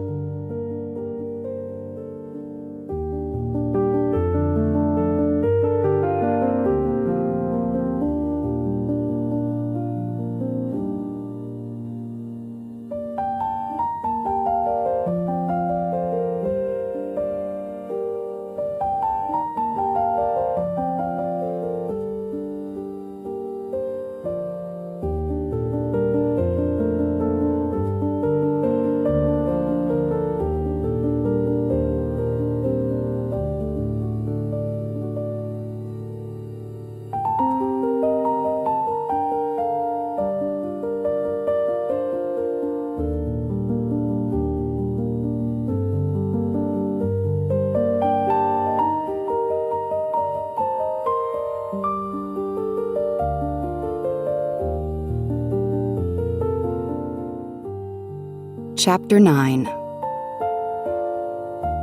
The man who always seems to be running from something, even when he's standing still? Nora practically yells the line back at me. Petra, this is so good. I am so invested in this story, and you sent me 1 chapter. When will you have more? I have over 10 chapters, I say. 46,000 words. Are you serious? You've written 46,000 words? Yep. That's like half a book. I know. I'm so relieved, but I'm scared to get too cocky. I might jinx it. Are you happy with what you've written so far? She asks. You're not going to toss it and start over and confuse me by changing the entire plotline? She knows me so well. So far, it's a keeper, I say. I'll send the rest to you if you want to read more of what I have. I'm curious what she'll say if she can find the time to read it. I don't know if the reason I like what I've written so far is because of the whole muse aspect I've still kept hidden from Nora, or if I just like Saint so much that I'm confusing my trash writing with my exhilarating feelings for him. It would be good to have an outsider's opinion. Absolutely. You better send it. Right now, while I'm on the phone. God, I love her. I don't know if she's actually excited to read this, but she knows how much confidence her excitement lends. I open the file and attach it to an email while she waits, and then I hit send. It's rough, I say. I know. It sucks. It's trash. You have to flesh it out more, she says. I do this for a living too, you know. I hear her download the file after it comes through. Still untitled? She asks, looking at the first page. I'm still not sure what the book will be called, so right now I just have the literal word, untitled, as the working title. Not yet. I have a list of contenders, though. Okay, starting it now. Love you, bye. Nora ends the call, but her rush to start reading everything I've written so far perks me up. I was about to crawl into bed when she called, but now I feel like crawling into bed with my laptop. I don't know why, but whenever I know someone is reading one of my works in progress, I feel like I have to start from the beginning and read it like I'm them, not knowing where the book is heading, looking at it with a fresh pair of eyes. I especially love doing this when I know Nora is reading, because she sends me live updates over text as she reads. This is probably my favorite part of writing, the peer support. My least favorite part is the dread I feel, knowing she may very well come back and tell me the manuscript isn't working, that I still don't know how to write a love triangle, even though I'm risking so much by playing a part in one. I plop down onto my bed with my laptop and open it as I adjust the pillows. I've had my phone on Do Not Disturb since being on my date earlier, so I'm surprised at the number of messages that begin popping up on my laptop as soon as it wakes. It's Mari. You didn't text by 11. Petra. It's 11:03. It's 11:06. Are you dead? It's 11:09. Now I'm getting worried. Okay, I'm coming to you. Never mind. Just saw you drive by. Guess you're alive. Unless he's wearing your skin and driving your car. I can't believe I forgot to message her. I called Nora as soon as I walked in the door and forgot all about Mari. I immediately respond and let her know I'm safe in bed, and then I put my computer on Do Not Disturb so I can hopefully get some work done while still running off the creative fumes of my conversation with Nora. I fell asleep in bed with my laptop open. It happens a lot. I'll wake up in the middle of the night with the familiar weight on my chest, satisfied to know that I worked until I couldn't write another word. I can feel its cold edge pressing into my ribs when I attempt to roll over, so I push it away, hearing it slide across the blanket to the other side of the bed. The screen light flickers for a second before I reach over and close it, and then the room goes dark. Too dark. I open my eyes wider, suddenly nervous to move. I don't know why. I don't think anything woke me, and I don't hear any unfamiliar noises. That's the problem, though. It almost feels more than quiet. It feels like there's a huge absence of noise. I don't hear the ceiling fan. I don't feel the air circulating. I don't hear the hum of the air conditioner. I squeeze my eyes shut and try to convince myself to fall back asleep. Just go back to sleep. But something is off. I can't place it at first, but there's an eerie stillness in the air. The house is so quiet, like the world outside has gone mute. Too dark. My heart begins to race. Too silent. An instinctual alarm is going off in my chest. Too alone.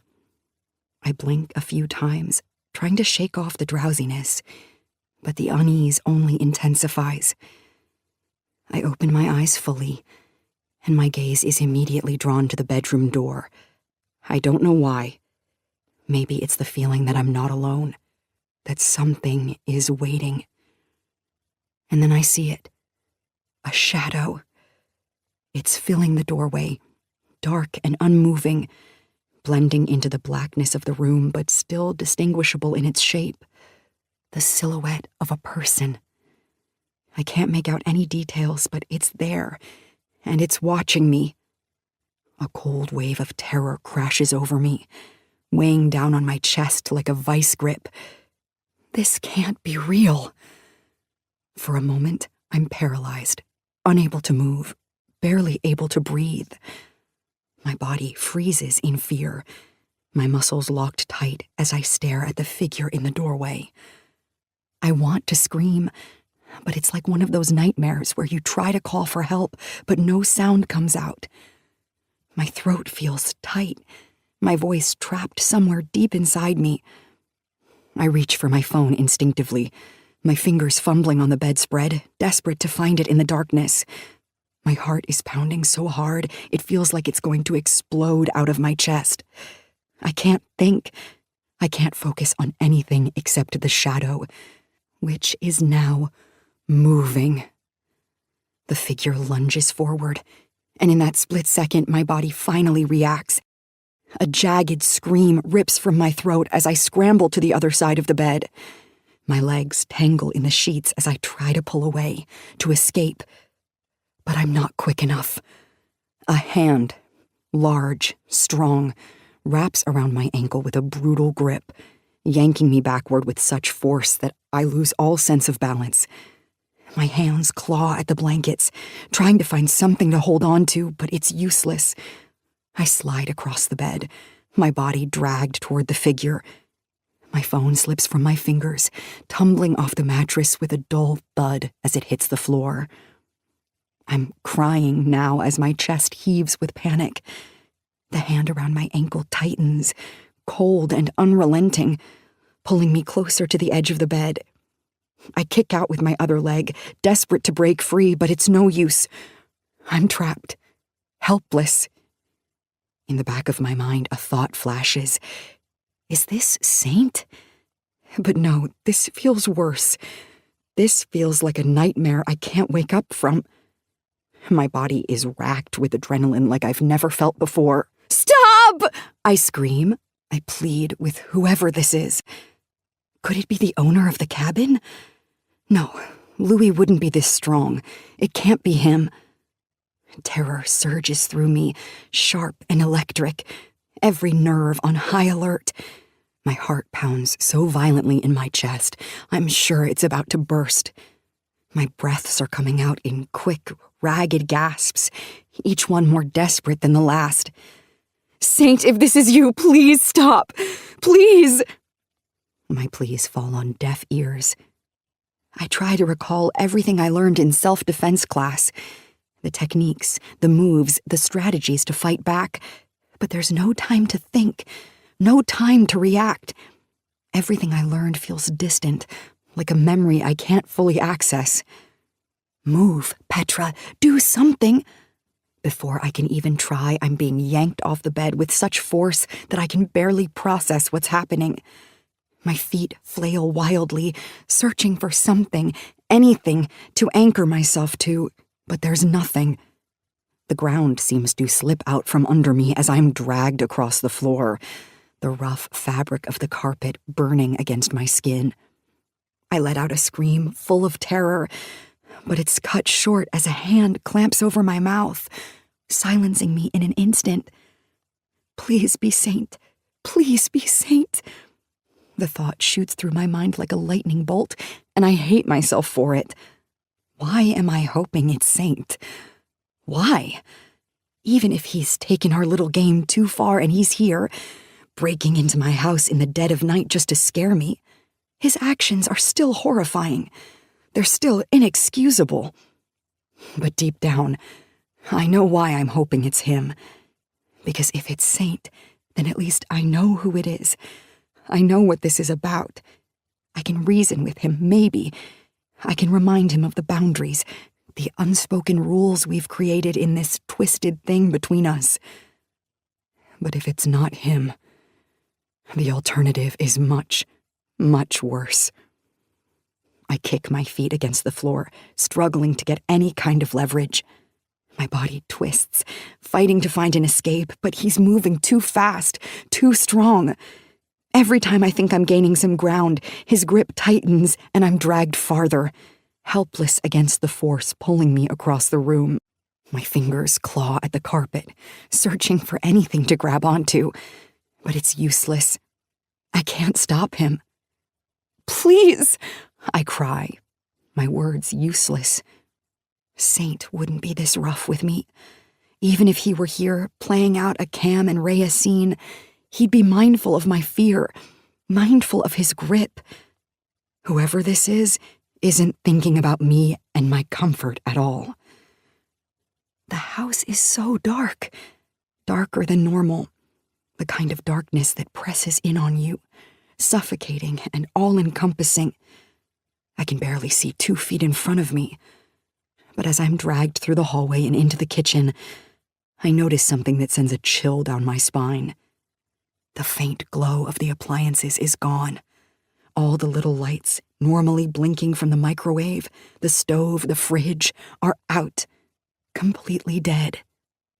The power's been cut. A fresh wave of panic surges through me. The realization hits me like a punch to the gut. Whoever this is, they didn't just show up uninvited. They planned this. They made sure the house was in complete darkness, that no one could see or hear what's happening. They've covered their tracks. I'm alone. I start to scream again, but a hand comes down on my mouth, hard, stifling.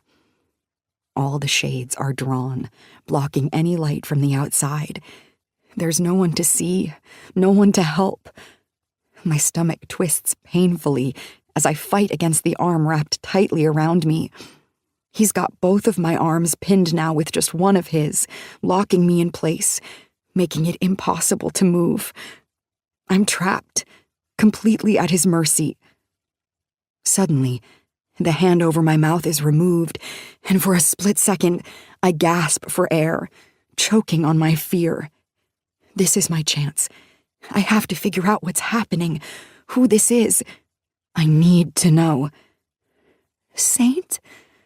My voice comes out in a trembling whisper, barely audible through the sobs that are threatening to break free.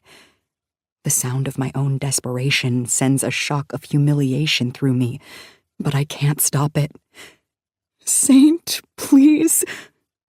I can't believe I'm saying his name, begging for him. But I have to know. Is it him? I try to turn my head to look at the figure behind me, to catch a glimpse of his face, but the moment I attempt to move, he forces my head forward with a brutal shove. Too strong, too rough. His hand clamps down on my jaw, holding me in place, and my body vibrates uncontrollably under his grip. He's so close now, so close I can feel the heat of his breath on my skin, the oppressive weight of him pressing against me. He brings his mouth to my ear, and for a moment I stop breathing. I freeze, waiting for whatever comes next, hoping, praying that I'll hear something familiar in his voice. But the silence is worse than anything he could say. But then a chilling, deep voice cuts through it. Don't fucking move. I'm slammed down hard into a chair, the impact jolting through my entire body. That didn't sound like Saint. My breath leaves me in a sharp, panicked gasp, and the shock of it makes everything feel more surreal. Is this someone else entirely? Am I actually in real danger? Tears spill down my cheeks, sliding into my mouth. I can taste the salt as I sob. The uncertainty wraps itself around my throat, making it even harder to breathe. Was that Saint? Since I can't recognize his voice, the fear bubbling inside me only grows stronger, more suffocating. My heart pounds so hard, I'm afraid it might stop. I try to jump up out of the chair, somehow willing myself to escape, but I'm not fast enough. Before I can even get my feet under me, hands clamp on my wrists with bruising force, shoving me back down. The grip is so tight it feels like my bones are being crushed.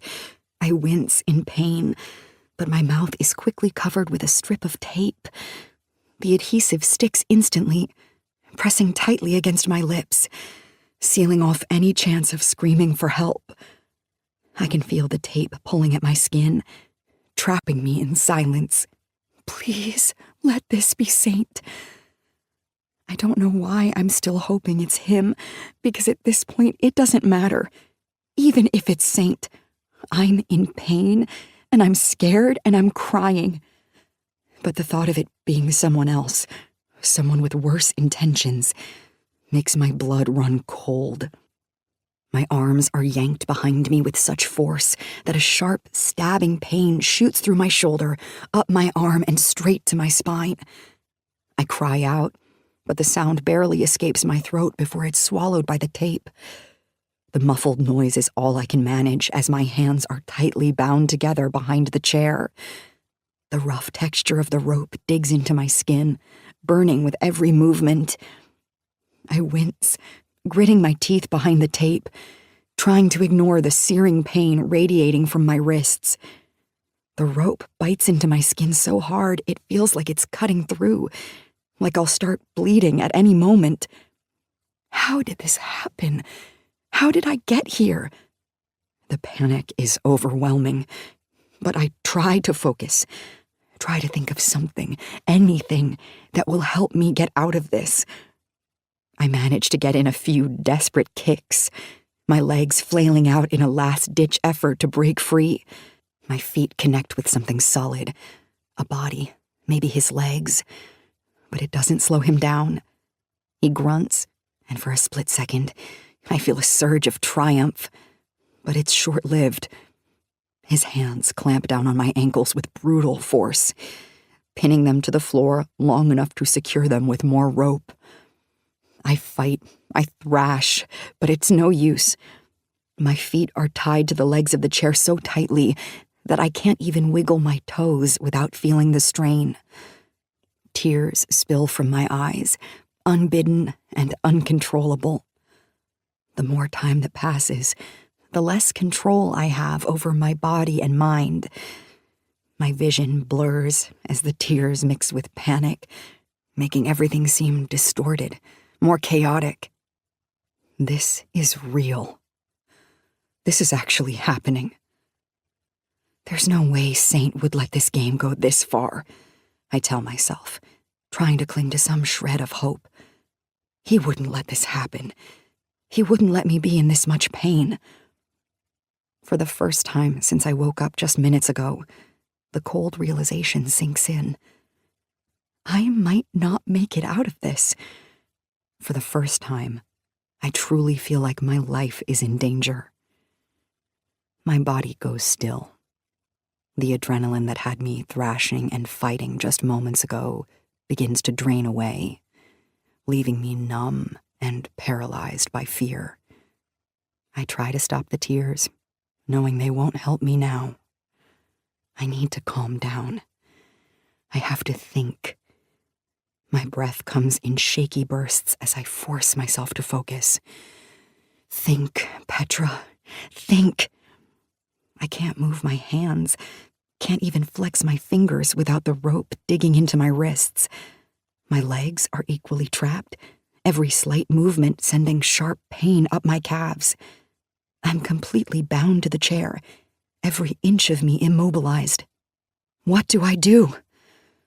I hear noises behind me, things crashing to the floor. The sound is sudden, violent. I jump at each crash, my muscles tensing involuntarily. My ears strain to pick up every sound, trying to figure out what he's doing. I can hear drawers being yanked open, slamming shut, one after another. Panic grips me again, but this time it's icy cold, settling deep in my bones. Is he looking for something? A knife? The thought chills me to the core, my mind racing with horrible possibilities.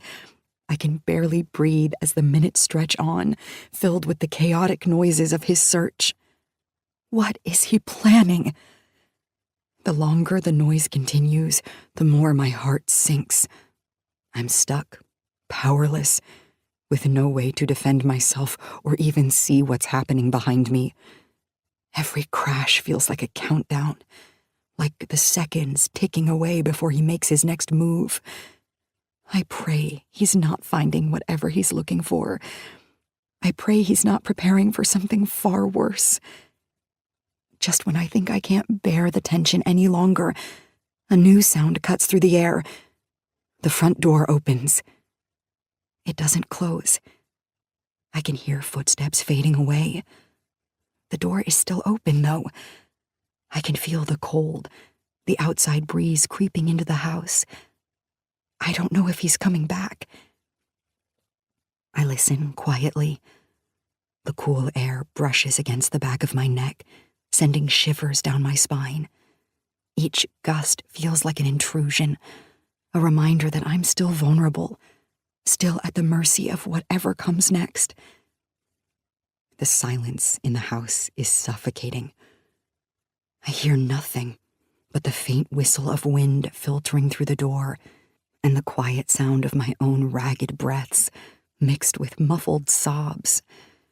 My chest feels tight, and each breath is a struggle as I try to keep the hysteria from bubbling over. I sit there, tied to the chair, my heart pounding in my ears, and for a moment it feels like time has stopped completely. I squeeze my eyes shut as tightly as I can, trying to block out the world around me. Please let him be gone. The words are like a chant in my head, a desperate plea. I haven't set foot inside a church in years, but in this moment I pray harder than I ever have before. God, please, I'll go back. I'll make up for all the services I've missed. Just let him be gone. Please don't let him come back. The prayers come in waves, fast and urgent, tumbling over each other in my mind. I pray that somehow, by some miracle, he's already left, that he's walked out that door and disappeared into the night, never to return. I pray that I'll find a way to free myself, to wiggle out of these ropes and run. I need to survive this. I don't know how long I've been praying. Minutes feel like hours, and the terror makes every second stretch into an eternity. My mind is racing, but my body is still frozen in fear. Eventually, I start to move.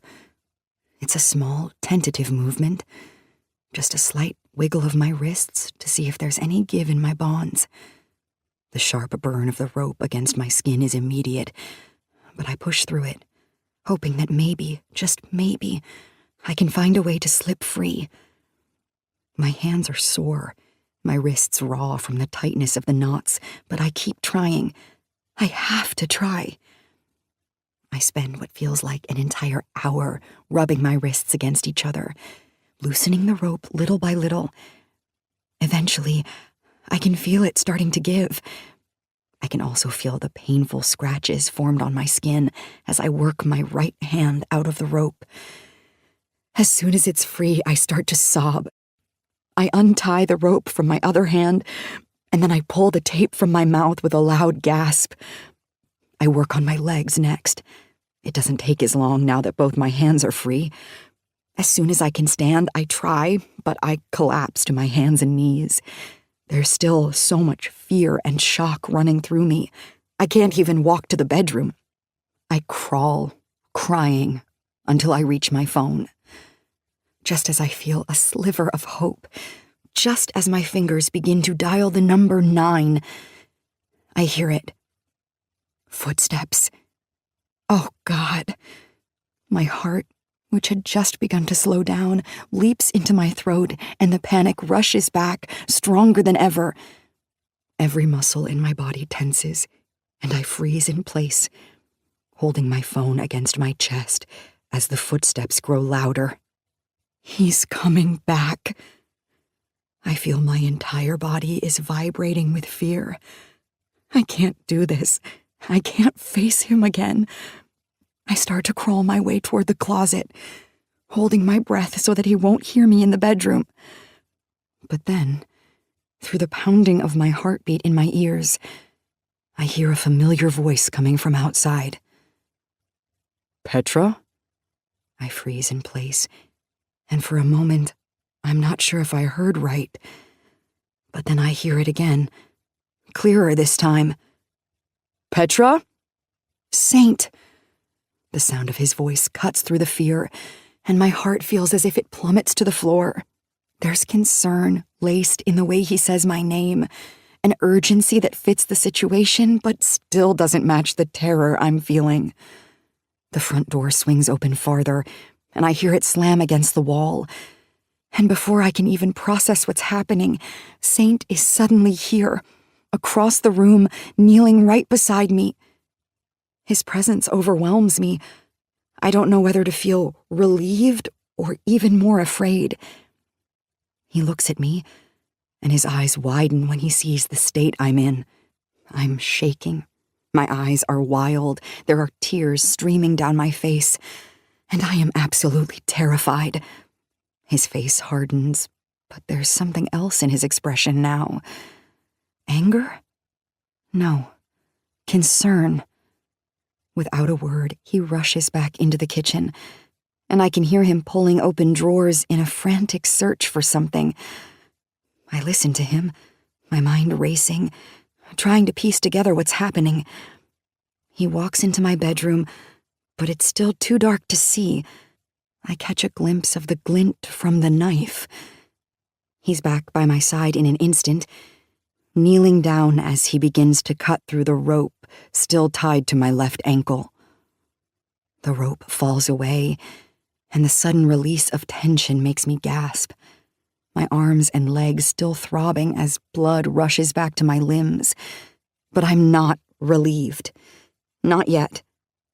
Seeing Saint sends a fresh wave of emotion crashing over me, and the tears I had been trying so hard to hold back come pouring out uncontrollably.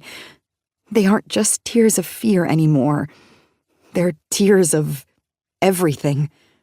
Tears of confusion, of frustration, of relief, and of dread all at once. Saint reaches up and gently pushes my hair out of my face. But instead of feeling free, I feel more trapped than ever. I can't speak. I can't find the words to explain the mess of emotions swirling inside me. All I can do is cry, sobbing harder now than I did when I was being dragged through the house.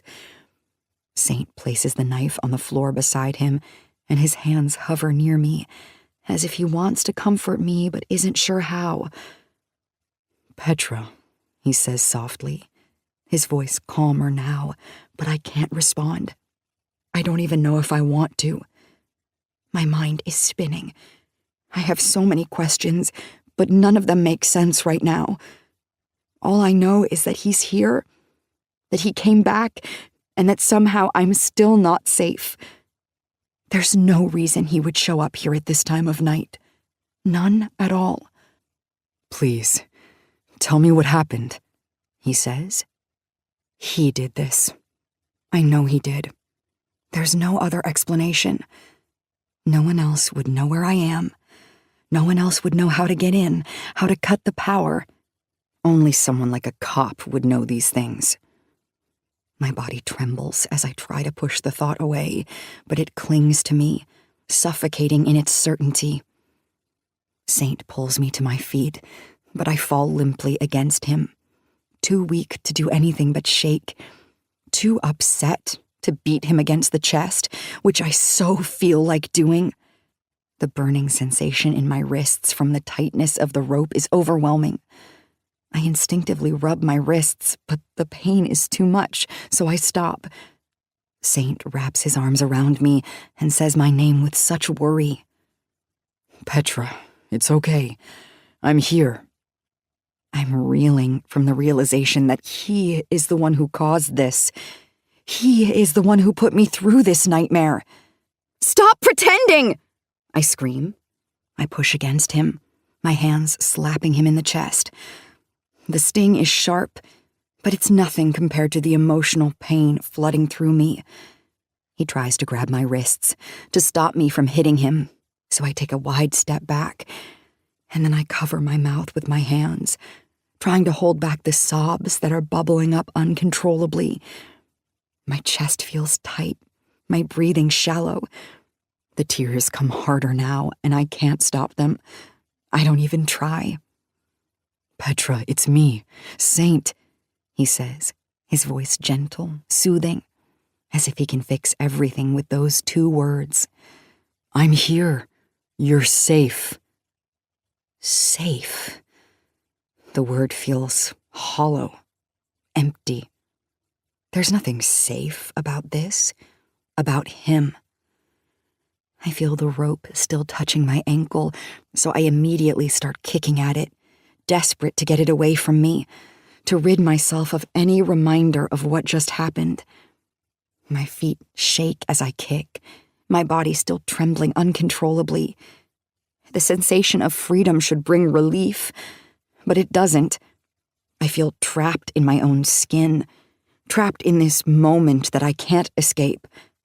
Saint reaches out for me again, his arms coming up to wrap me in an embrace. But the sight of him reaching for me makes something snap inside me. I don't want him to touch me.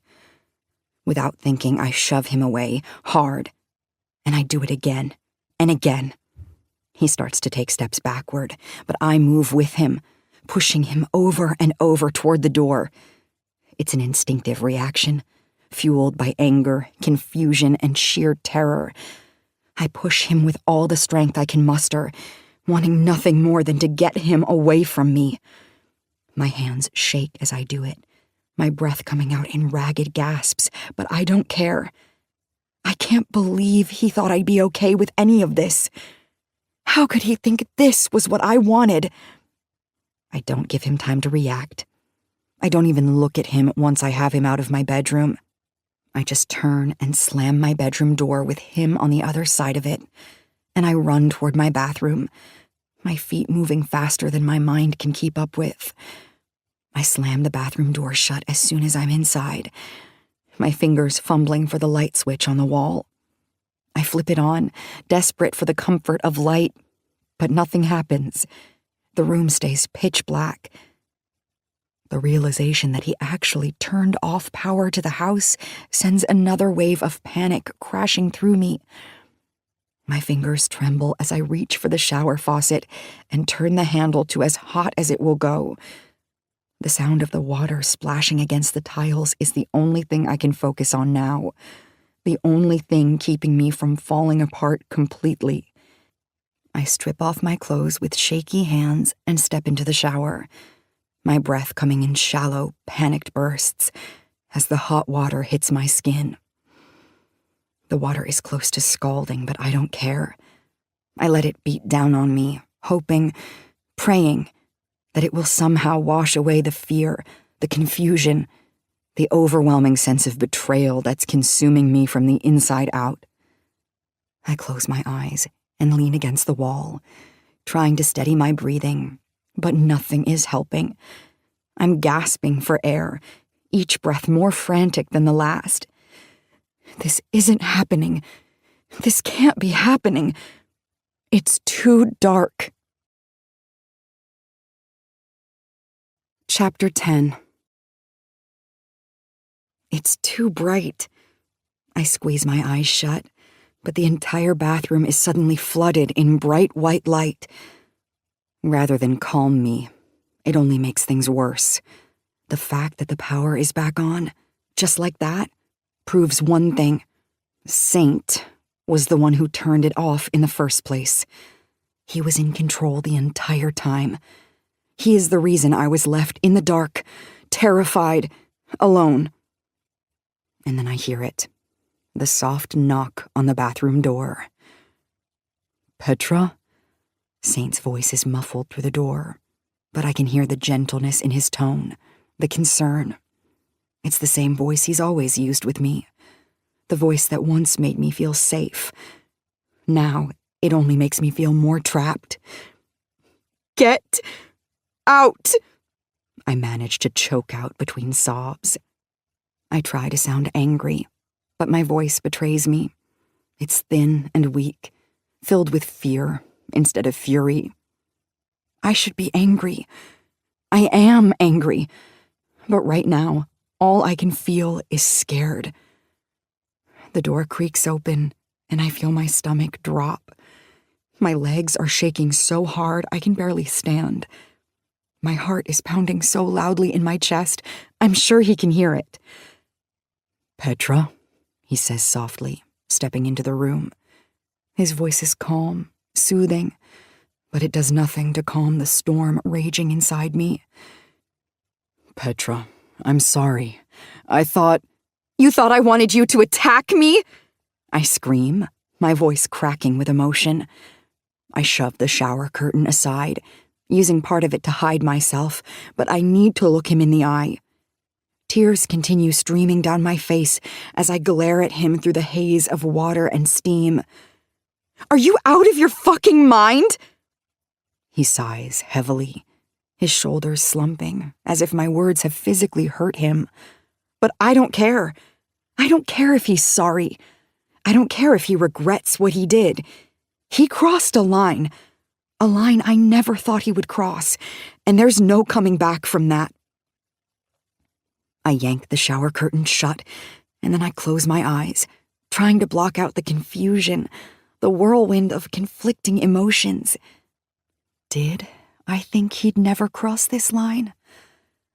Or did I ask him to do this? My thoughts scatter in all directions as I search for some logical explanation, a reason why Saint would take things this far.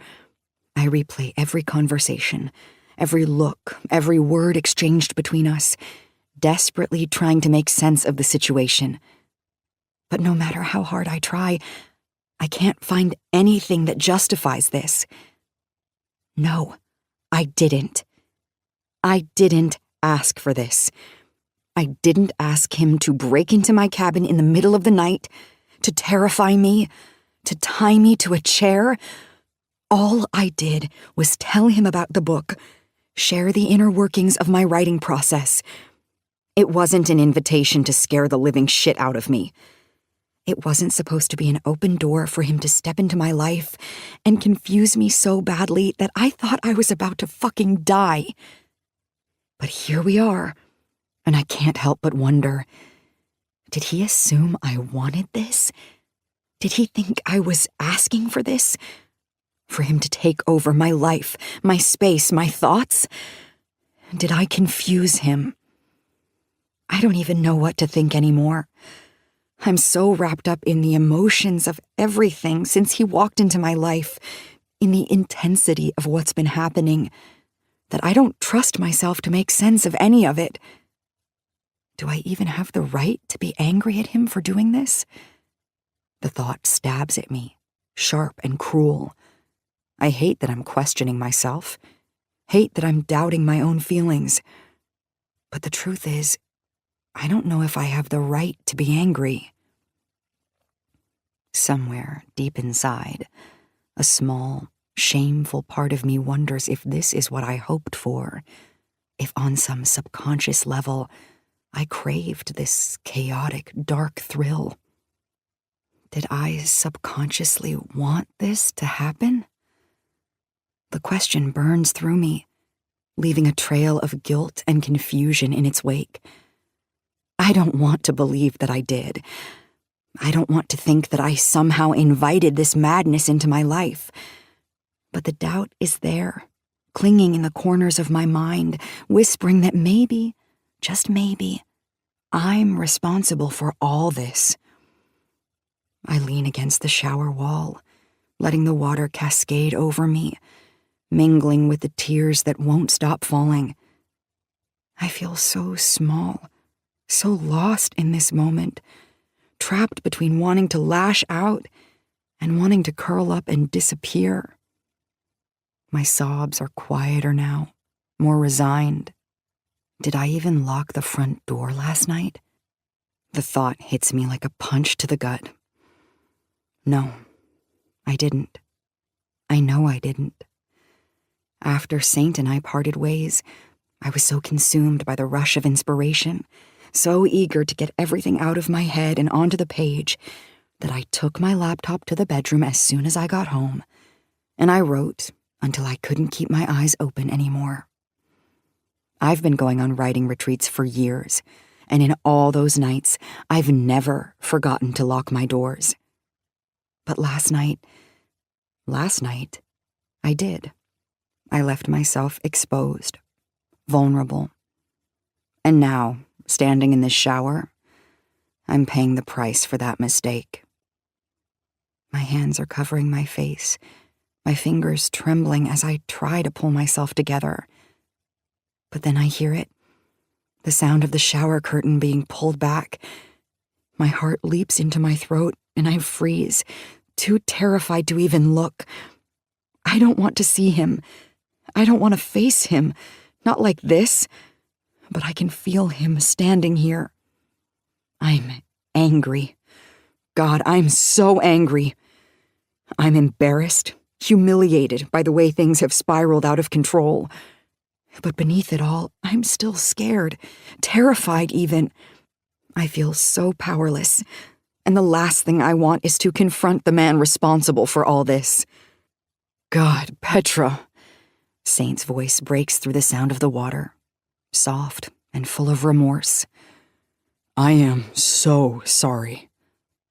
His words hang in the air, but they don't offer the comfort I need. He doesn't get to apologize. Not after what he's done. Not after the way he's crossed every line.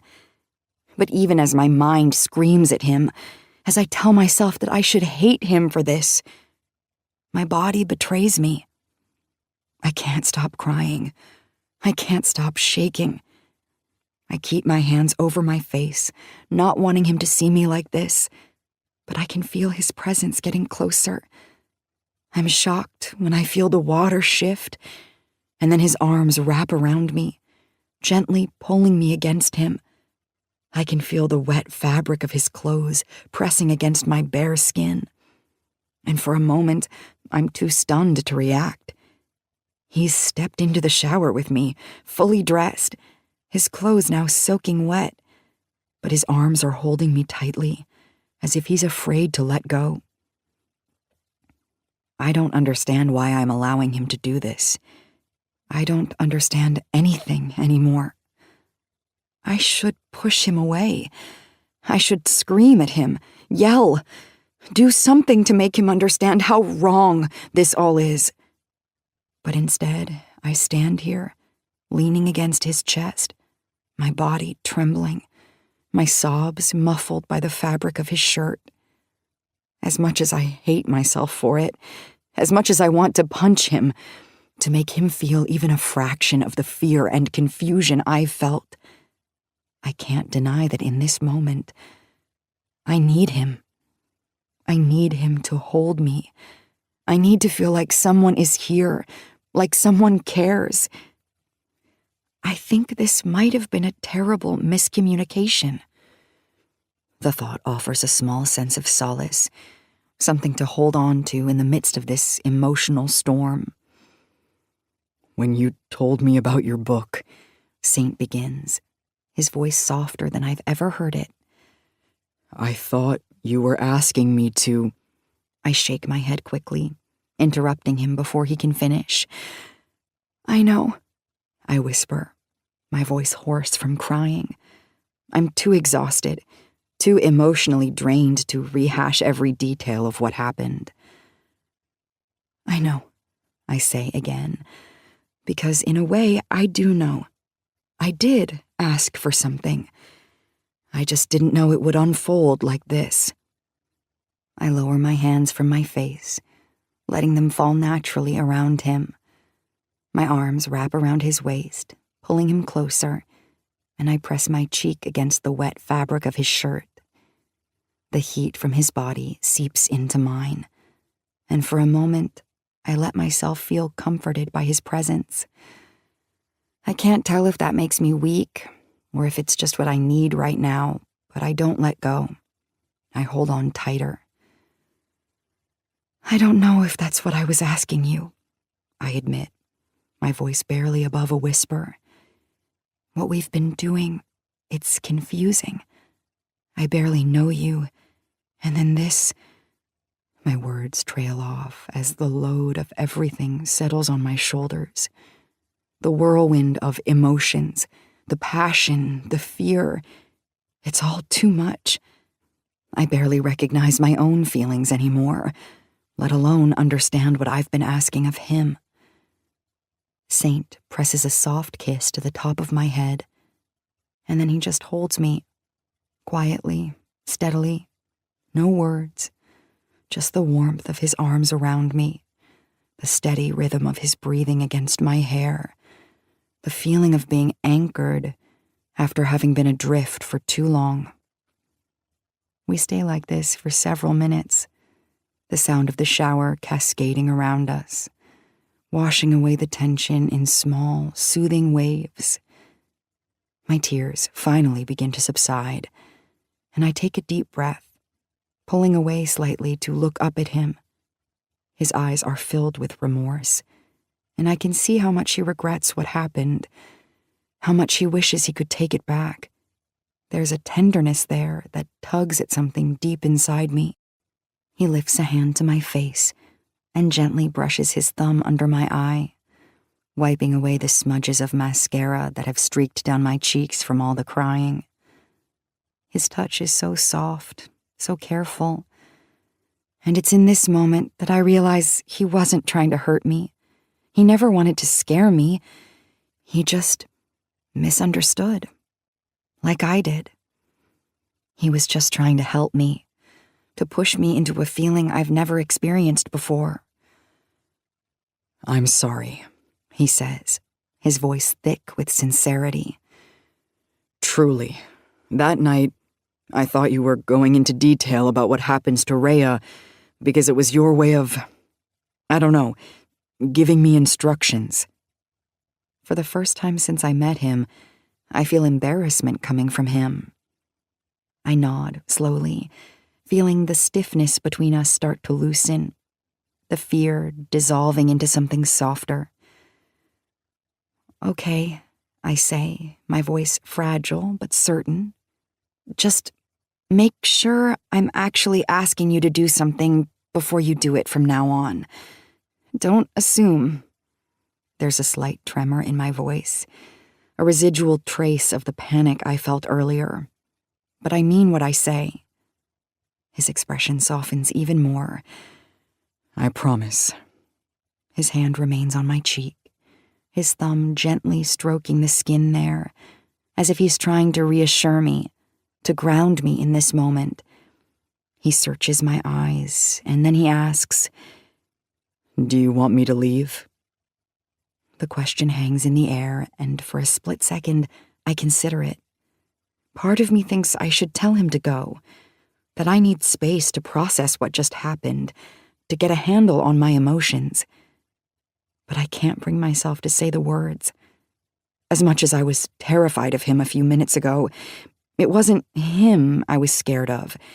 It was the character he was playing, the situation we both created, however unintentionally. I can't fault him for that.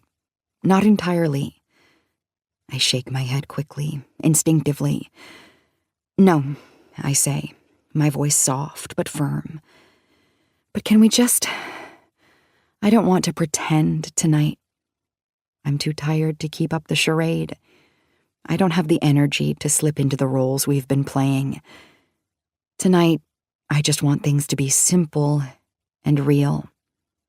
Saint nods, understanding flashing in his eyes. He pulls me back against his chest, his arms wrapping around me again, and whispers, Okay, let's just be us. just us. That shouldn't make me feel as good as it does. After everything that's happened, after the fear and confusion and all the lines we've crossed, I shouldn't be able to find comfort in those words. But somehow, I do. A warmth spreads through me, something unexpected but welcome. His words seep into me, soothing my anxiety, and for the first time since he stepped into this shower, I feel a little bit of peace. I'm sorry, he says again, pressing his lips to my forehead. So sorry. I know, I reply, and I do know. I can feel his remorse in every touch, every word. And while I know it's not enough to erase what happened, it's enough for now. Enough to help me breathe again. I start to orient myself more to the situation. I realize just how bright it is as I stand here, water dripping off my skin under the downpour of the shower, acutely aware of every inch of my body exposed in front of him. Other than a few heated kisses, I'm not sure I've experienced enough with this man to feel comfortable being completely naked under his gaze, especially in the bright light of this bathroom.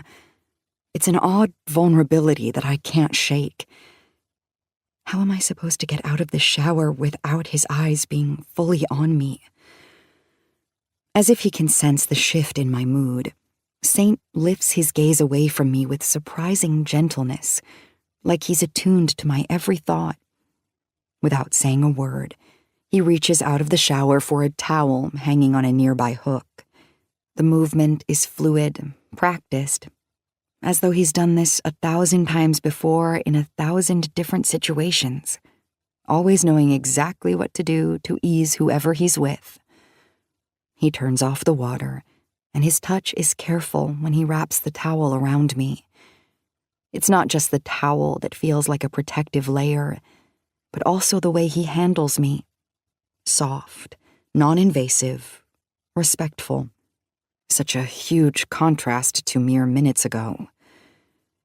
He leans in and presses a gentle kiss to my forehead, long enough to feel reassuring but not overbearing.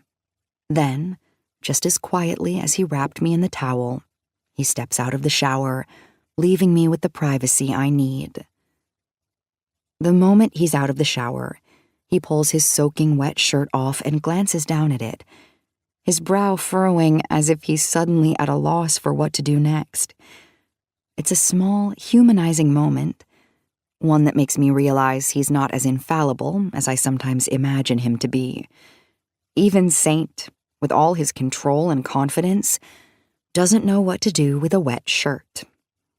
I step out of the shower carefully, wrapping the towel tighter around me, and reach into the cabinet to grab him a fresh one. "I'll dry your clothes," I say, handing him the towel. A towel is the closest thing I have to something that'll fit you. He nods, giving me a small smile that doesn't quite reach his eyes. I slip out of the bathroom, the feeling of control creeping back into my chest as I wait for him to open the door and hand me his wet clothes. There's something oddly satisfying about knowing he's reliant on me right now, that he can't leave before his clothes are dry. In a strange way, it gives me a sense of power. When he finally hands me the damp bundle of fabric, I take it to the laundry room and toss his clothes into the dryer. The mechanical hum of the machine is almost soothing, a stark contrast to the erratic pounding of my heart just moments ago. He can't leave yet, I think, and the thought brings a subtle sense of relief. He'll have to stay longer than he has the other times he's been here, and for reasons I can't entirely explain, I want him to stay, even after everything that just happened. I re-enter the kitchen after exiting the laundry room and find Saint standing at the stove, the towel tied low around his waist, his broad back facing me as he sets a teapot on the burner. The sight of him like this, so casual, almost domestic, sends a ripple of warmth through me and helps to ease my anger even more. "Want some hot tea?" he asks, glancing over his shoulder at me with a gentle expression. "I'd love some," I reply, my voice softer than I expected. I'm still wearing nothing but a towel, the fabric damp against my skin, and for a moment I feel a bit more exposed than I'd like. But there's something about the sight of Saint, this version of him, vulnerable in nothing but a towel, in the middle of my kitchen, that makes me feel strangely at ease. It's not the same as before, when I felt like I had to hide. Now, the playing field feels more even. While he focuses on the tea, I slip into the robe I wore the night he first showed up here. It's familiar, a layer of comfort that feels just right for this moment. The memory of that first night flits through my mind. How exposed I felt, how nervous I was in front of him. Now it feels different. The power dynamic has shifted somehow, and now that he's the one standing here half naked, with nothing but a towel wrapped around him, I feel more comfortable. Even despite the awful misunderstanding between us, I feel more in control now. His position of vulnerability helps me shed the fear that consumed me earlier. Oddly enough, putting on anything more than this robe would make me feel overdressed, like the moment calls for simplicity. I tighten the belt around my waist, letting the fabric fall loosely over my skin as I walk back into the kitchen.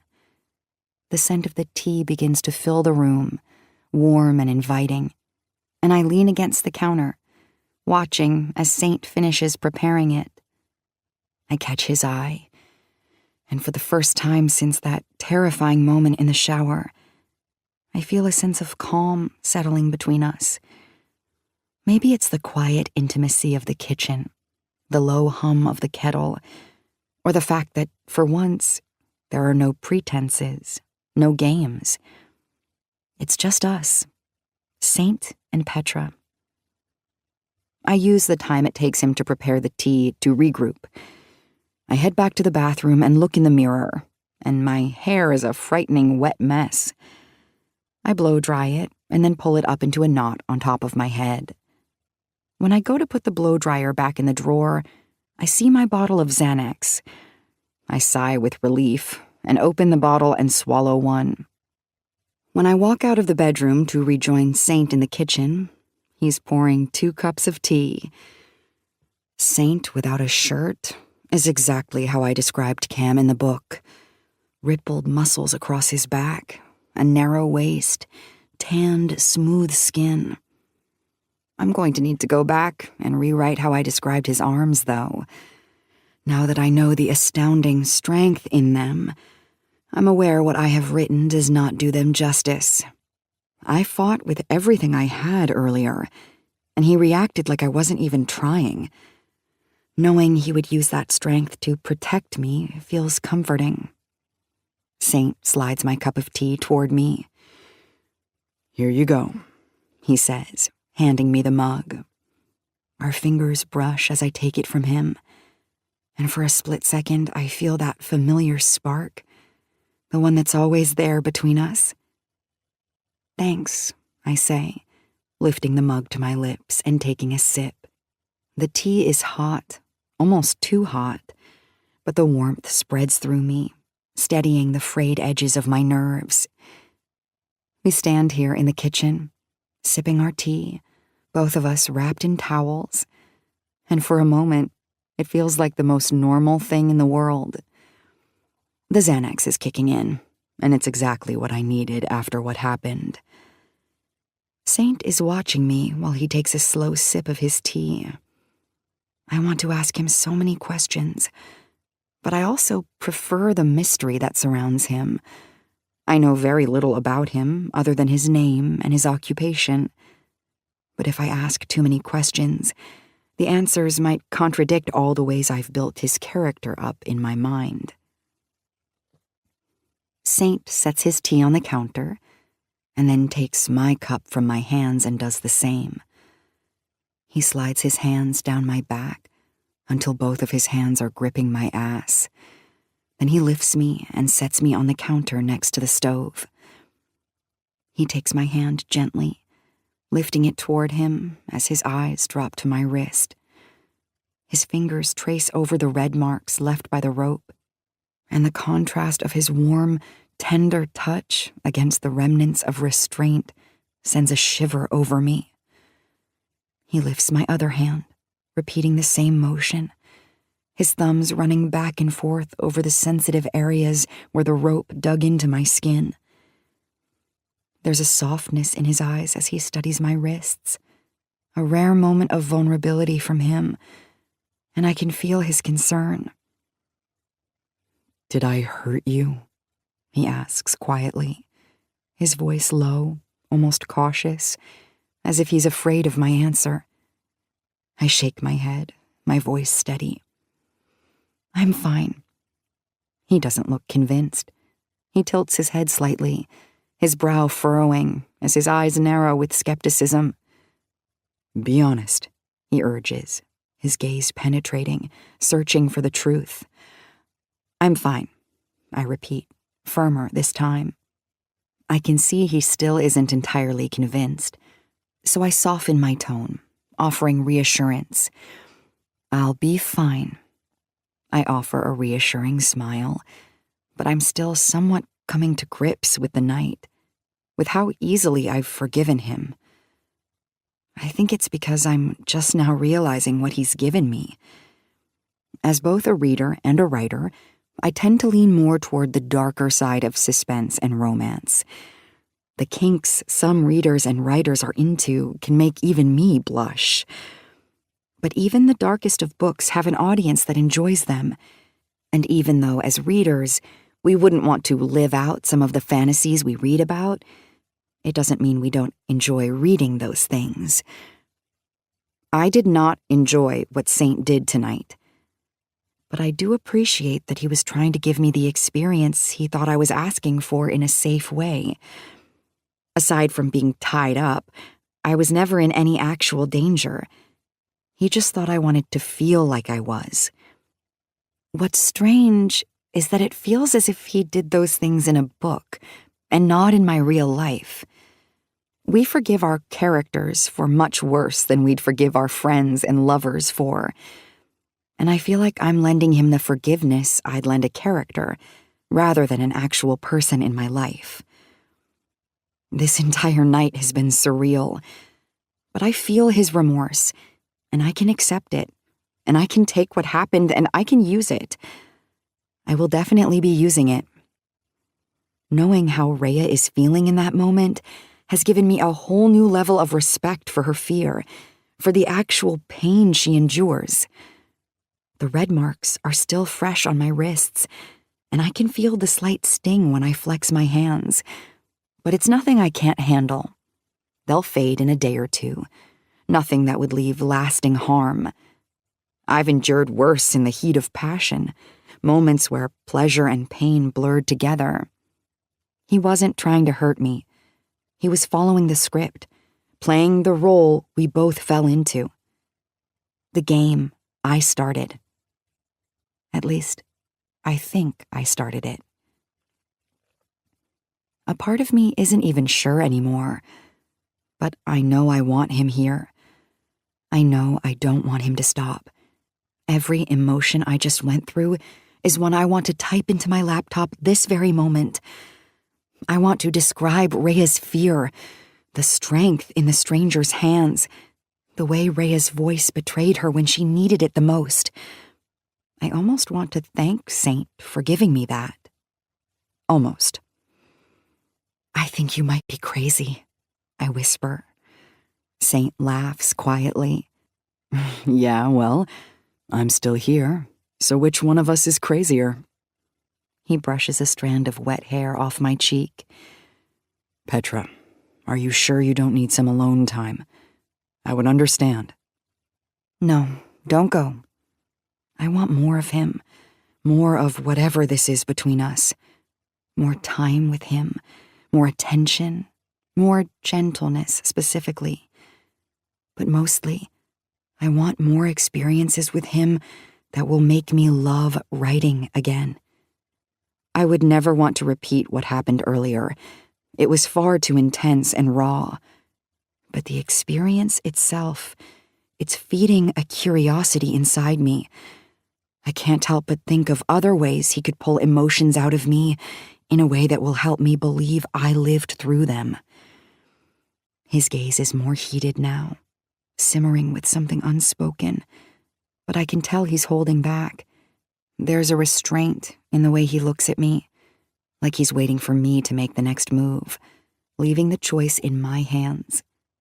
It's a shift from before. Earlier, he had the control, guiding the scene, but now he's leaving it up to me. I can sense his hesitation, his awareness of how fragile this moment is. I lift my hand slowly, and my fingers brush lightly over his lips. His breath catches slightly at the touch, and the feel of his mouth under my thumb ignites a warmth that spreads from my chest down to my core. I trace the outline of his bottom lip, savoring the softness, the subtle parting of his mouth under my touch. His eyes darken with desire, but still he waits. I lean forward, closing the space between us, and press my lips to his. His kiss is slow, gentle, as if he's testing the waters, unsure how far I want to take this, but I can feel the tension beneath his restraint, the way his body leans into mine ever so slightly, as if begging for permission to go further. I decide to give it to him. I slip my tongue into his mouth, deepening the kiss, and he responds instantly. His arms wrap around me, pulling me closer, but still gentle, still careful, as if he's making sure I know I'm the one in control this time. The kiss grows more intense, more heated, and I can feel the fire between us building with every passing second. There's no longer any hesitation. His hands slide down my back, his fingers pressing into my skin, and I feel my body arch toward him, craving his touch. The restraint from earlier has vanished, replaced by something raw and real. This isn't about playing roles anymore. This is just us, Saint and Petra, two people caught in the heat of a moment that neither of us wants to escape. He's standing between my legs now, and his towel leaves very little barrier between us, so I feel him harden almost instantly. I wrap my legs around him, and that's when he takes my control of the kiss away from me. He cradles my head with his left hand and deepens the kiss, then pulls me to the edge of the counter with his right hand so that I'm mostly being held up by him.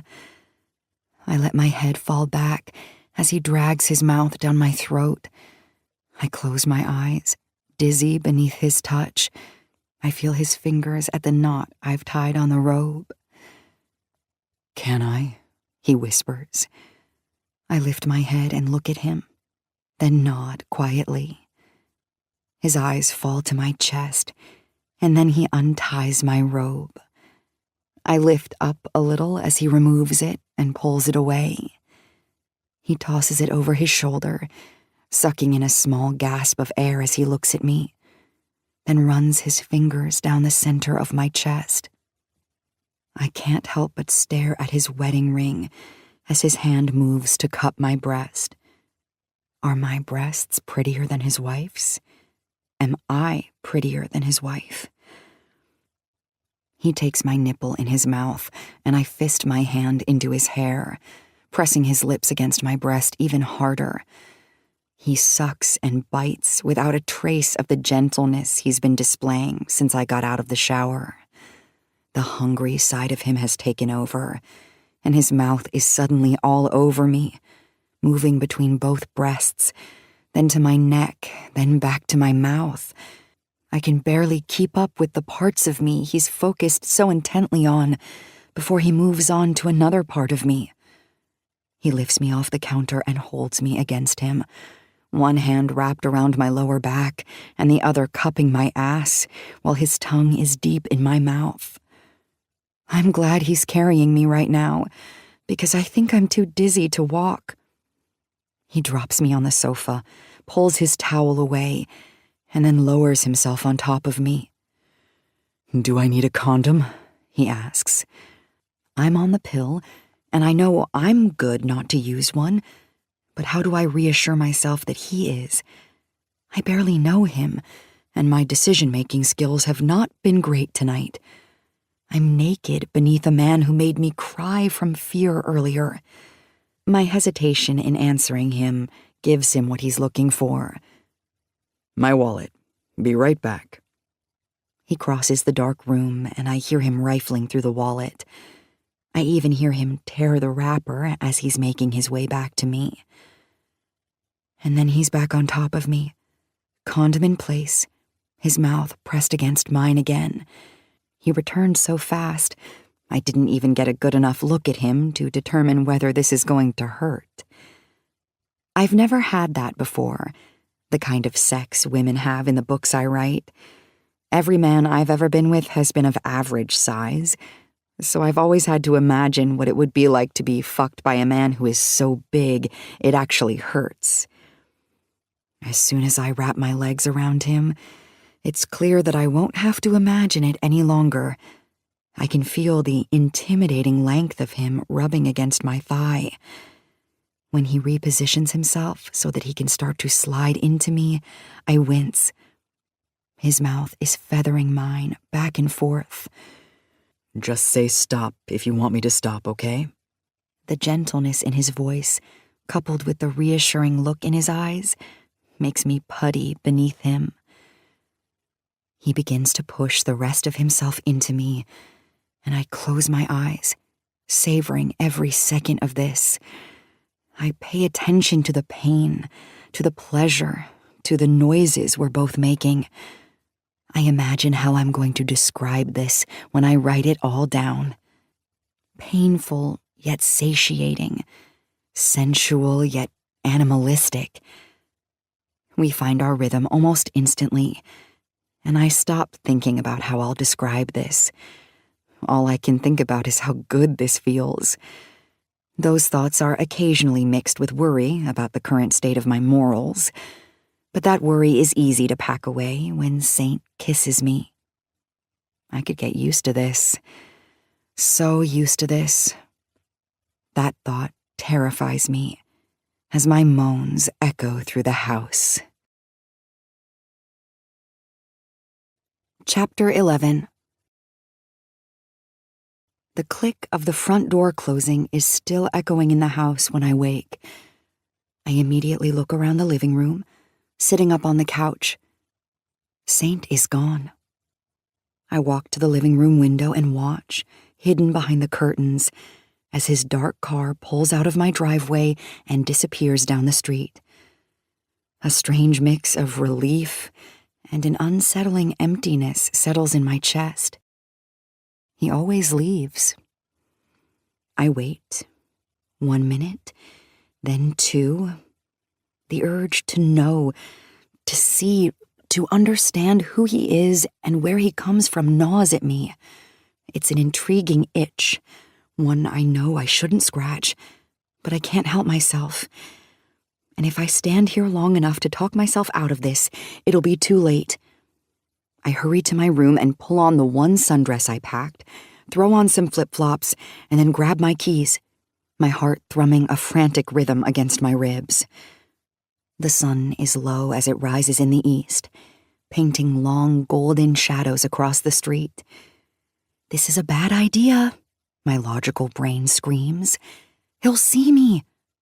But the other, more insistent side, the one that's been captivated by Saint since he first walked into my life, pushes me out the door. My car feels like a glaring beacon as I back out of the driveway. I drive quickly down the road, assuming he turned left to go toward town. I drive quickly still, another minute, until I spot what looks like his car. I keep a good distance behind him as we travel, trying to blend in with the sparse morning traffic. My grip on the steering wheel is tight, knuckles white. Every passing car is a mini panic attack, every turn a potential reveal. I just want to know where he goes, where he lives. Maybe, just maybe, I'll catch a glimpse of her, the wife, the woman who holds the other, real part of his life. 15 minutes creep by. He's taking a route I don't recognize, leading me farther away from the sanctuary of my cabin. My stomach churns with a mix of anticipation and dread when he turns onto a country road. What will I see? What will I learn? Will I regret it?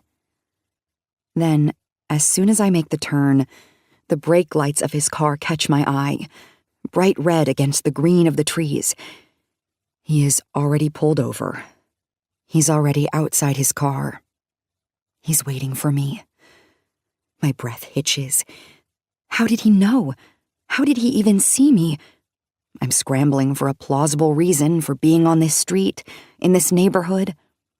He's standing by the driver's side, looking directly at my car with crossed arms as he leans against his own. There's no mistaking the stern set of his jaw, the narrowed eyes. My heart sinks. He definitely knows. He gestures for me to pull over. It's just a quick motion of his head, but I feel like a small child caught with my hand in the cookie jar. I pull over and shift into park as he pushes off his car and begins walking toward mine. I press the button to roll down my window, and the whirring sound of the glass descending seems impossibly loud in the sudden quiet. "Get out, Petra." His voice is low, commanding. Not angry, not yet, but with an undeniable sternness. I hesitate, frozen by a potent cocktail of shame and fear. My cheeks burn. He sees my reluctance, and with a sigh, he opens my car door and reaches for me. Before I can protest, he has me. One strong arm loops behind my back, the other under my knees. He lifts me effortlessly, as if I weigh nothing. The suddenness of it, the unexpected intimacy, steals my breath. My hands instinctively grip his shoulders. My body feels surprisingly light, almost buoyant, as he carries me to the front of my own car. With a practiced ease that makes my stomach flip, he sets me down on the hood, my legs dangling, the bottoms of my thighs sticking to the metal, warm from the heat of the engine. His hands brace against the car on either side of my legs, trapping me between his arms. He leans in, his face close, his eyes dark with unreadable intensity. The scent of him fills my senses. "You better stop digging." His voice is a low rumble, a warning. I can feel the heat radiating off him, the solidness of his chest so close to mine. My pulse quickens. I stammer, my voice thin, pathetic. "You already know I'm married." It's not a question. It's a statement, a reminder, heavy with unspoken implications. My gaze drops, unable to meet his. Shame washes over me, a hot tide. "I was just curious about you," I whisper, the words barely audible. They sound hollow, even to my own ears. A lame excuse for something far more complicated. He sighs, a slow, deliberate exhalation that stirs the hair at my temples. I thought we had an agreement. His words are firm, a boundary drawn in the air between us. My eyes flicker up to his. I wasn't going to do anything. I just wanted to see where you go when you aren't with me, where you live. It's not your business, he says. I know, I can't articulate myself right now. Men rarely, if ever, leave me speechless and nervous like Saint does. I look back at his face and ask the one question I'm most curious about. I just want to know things that will help my book. Like what? He responds, his voice flat. Are you happy? The question slips out before I can stop it, a desperate plea for some crack in his carefully constructed facade. His jaw tightens almost imperceptibly. Yes. The word is clipped, definitive. A bitter taste floods my mouth. Then why are you cheating on your wife with me? The accusation hangs in the air. His eyes narrow. You asked me to. The bluntness of his reply stings. It's a cold dose of reality. And it's true. I did. Maybe not outright, but I definitely initiated it, fueled by a reckless desire for something I knew I shouldn't want. But do you feel guilty? I press, my voice rising slightly, desperate to find a chink in his armor, a flicker of guilt, anything. Are you really asking these things because of your book? Or should I be worried you're about to cross a line? His tone is bordering on condescending. It makes me feel small, insignificant, just another secret to be kept among so many other secrets that he tucks away. It's not fair to her, I argue, a sudden fierce protectiveness for the woman I don't even know rising within me. I feel guilty, and I don't even know your wife. I don't even know what I'm doing or why I'm saying this. I just want to know what he feels, I guess. He pushes back from the car slightly, enough to break the intense physical contact, but not enough to release me from his gaze. Then I'll stop coming over, if that's how you feel. The words are delivered without emotion, a simple statement of fact. But they hit me like a physical blow. The thought of him not coming to the cabin, not filling that space in my life with his presence, sends a cold dread through me. My breath hitches. He sees the reaction in my eyes. His gaze softens, a fleeting moment of something akin to understanding, or perhaps pity. He leans in again, closer than before, his voice dropping to a near whisper. I'm a good husband outside of what she doesn't know. But if you're starting to question doing the things she doesn't know we're doing, then maybe we should stop doing those things. His hands, which have been bracing him while we speak, now move. Slow, deliberate. They slide from the hood of the car, over the thin material of my dress, and settle on my thighs. A jolt, electric and potent, shoots through me. My skin prickles under his touch. My breath starts to come in short, shallow gasps. His fingers move, a light, teasing caress up my inner thighs. My body responds before my mind can even process it. A familiar warmth spreading through me, a primal ache. Would you like to stop doing these things my wife doesn't know we do? His eyes, dark and heavy-lidded, meet mine. I shake my head. No, not yet. I can see the desire there, mirroring my own. The air between us thickens, charged with an undeniable tension. Our breathing grows heavier, ragged, almost synchronized. If you want to know the truth, I feel like a complete asshole. he murmurs, his voice rough with suppressed emotion as he continues to caress me, moving up my thigh. Maybe you are, I whisper back, my own voice hoarse, barely recognizable.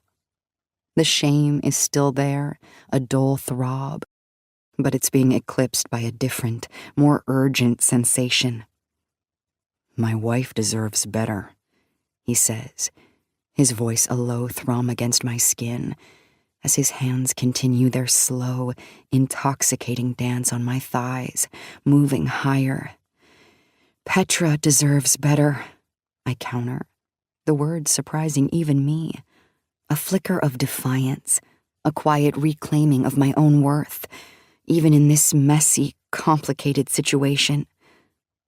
A faint, almost imperceptible smile touches the corner of his lips. It's not a happy smile, more of a weary acknowledgement. Petra, you deserve so much better. His fingers slip inside my underwear, and then into me. I gasp. His other hand, strong and sure, spreads my legs wider on the hood of the car. My dress rides up, exposing my skin to the cool air, but I barely register it. My senses are consumed by him, by the intoxicating pull of his presence. I gasp again, my back arching off the hood and into his hand. He leans down, his mouth finding mine, silencing any protest, any sound, with a deep, consuming kiss. It's raw, it's urgent, it's everything I shouldn't want but crave with a desperate intensity. The fact that we're outside on an open road, the shame of a potential approaching car, it all fades away, replaced by the sounds coming from me. Saint watches me, exposed on the hood of my car, as I completely come apart in front of him. His eyes remain dark, but as I tremble against his hand, there's a flicker of something new there, something he only wishes he were pretending. When my breathing slows, Saint pulls his hand away, never breaking eye contact with me. My legs are aching and my body is still tingling. My mind is a whirlwind of emotions. Shame, desire, confusion, a surprising surge of defiance. Where will you tell her you've been all night? The question tumbles out, breathless, a desperate attempt to grasp at some tangible piece of his other life, to understand the woman who shares him. He sighs, a deep, heavy sound. He pushes off the car, creating a small distance between us. Stop asking questions about her. I don't like thinking about her when I'm with you. Do you like thinking about me when you're with her? I ask, my voice small, vulnerable. He looks away, staring out into the middle distance, his jaw tight. No, but I do it anyway. And it doesn't feel good to feel good about someone who isn't my wife. His voice is flat, yet the words themselves carry a profound weight. He turns back to me, his gaze direct, unyielding. Go back to the cabin, Petra. Don't follow me. You won't like what you find. Then he turns and walks away. He doesn't look back. He gets into his car, starts the engine, and drives off, leaving me alone, exposed on the hood of my car, the morning sun casting long, lonely shadows around me. I do what he says. I go back to the cabin, and I write. Chapter 12. For 2 days, I wrote. I didn't hear from Saint at all after he left me at my car 2 days ago. No texts, no visits, no surprises. I was okay with it, though. I got so much written. I was still reeling from the fear of being tied up, and then I was still buzzing from the emptiness he left me with after what happened on my car. I've barely eaten, I've been writing so much. I was so fired up by the way his hands had gripped my hips on that car, the way he was being such an asshole. I loved it.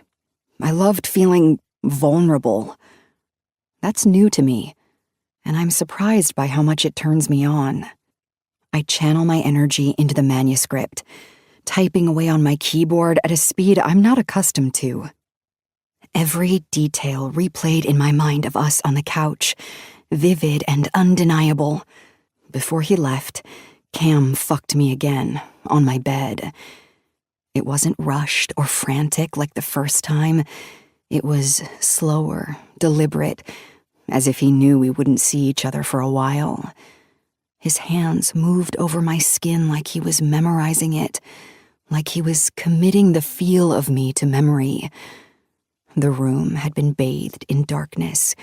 The only sounds are shared breaths, the creak of the bed, and the occasional murmur of his voice in my ear.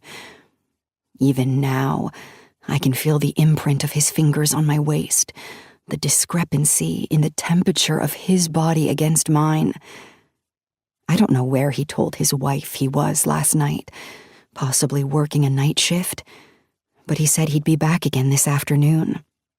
That's how these things go, I guess. Sneaking moments, lying to someone we vowed our lives to, all in the name of something we pretend we can't resist.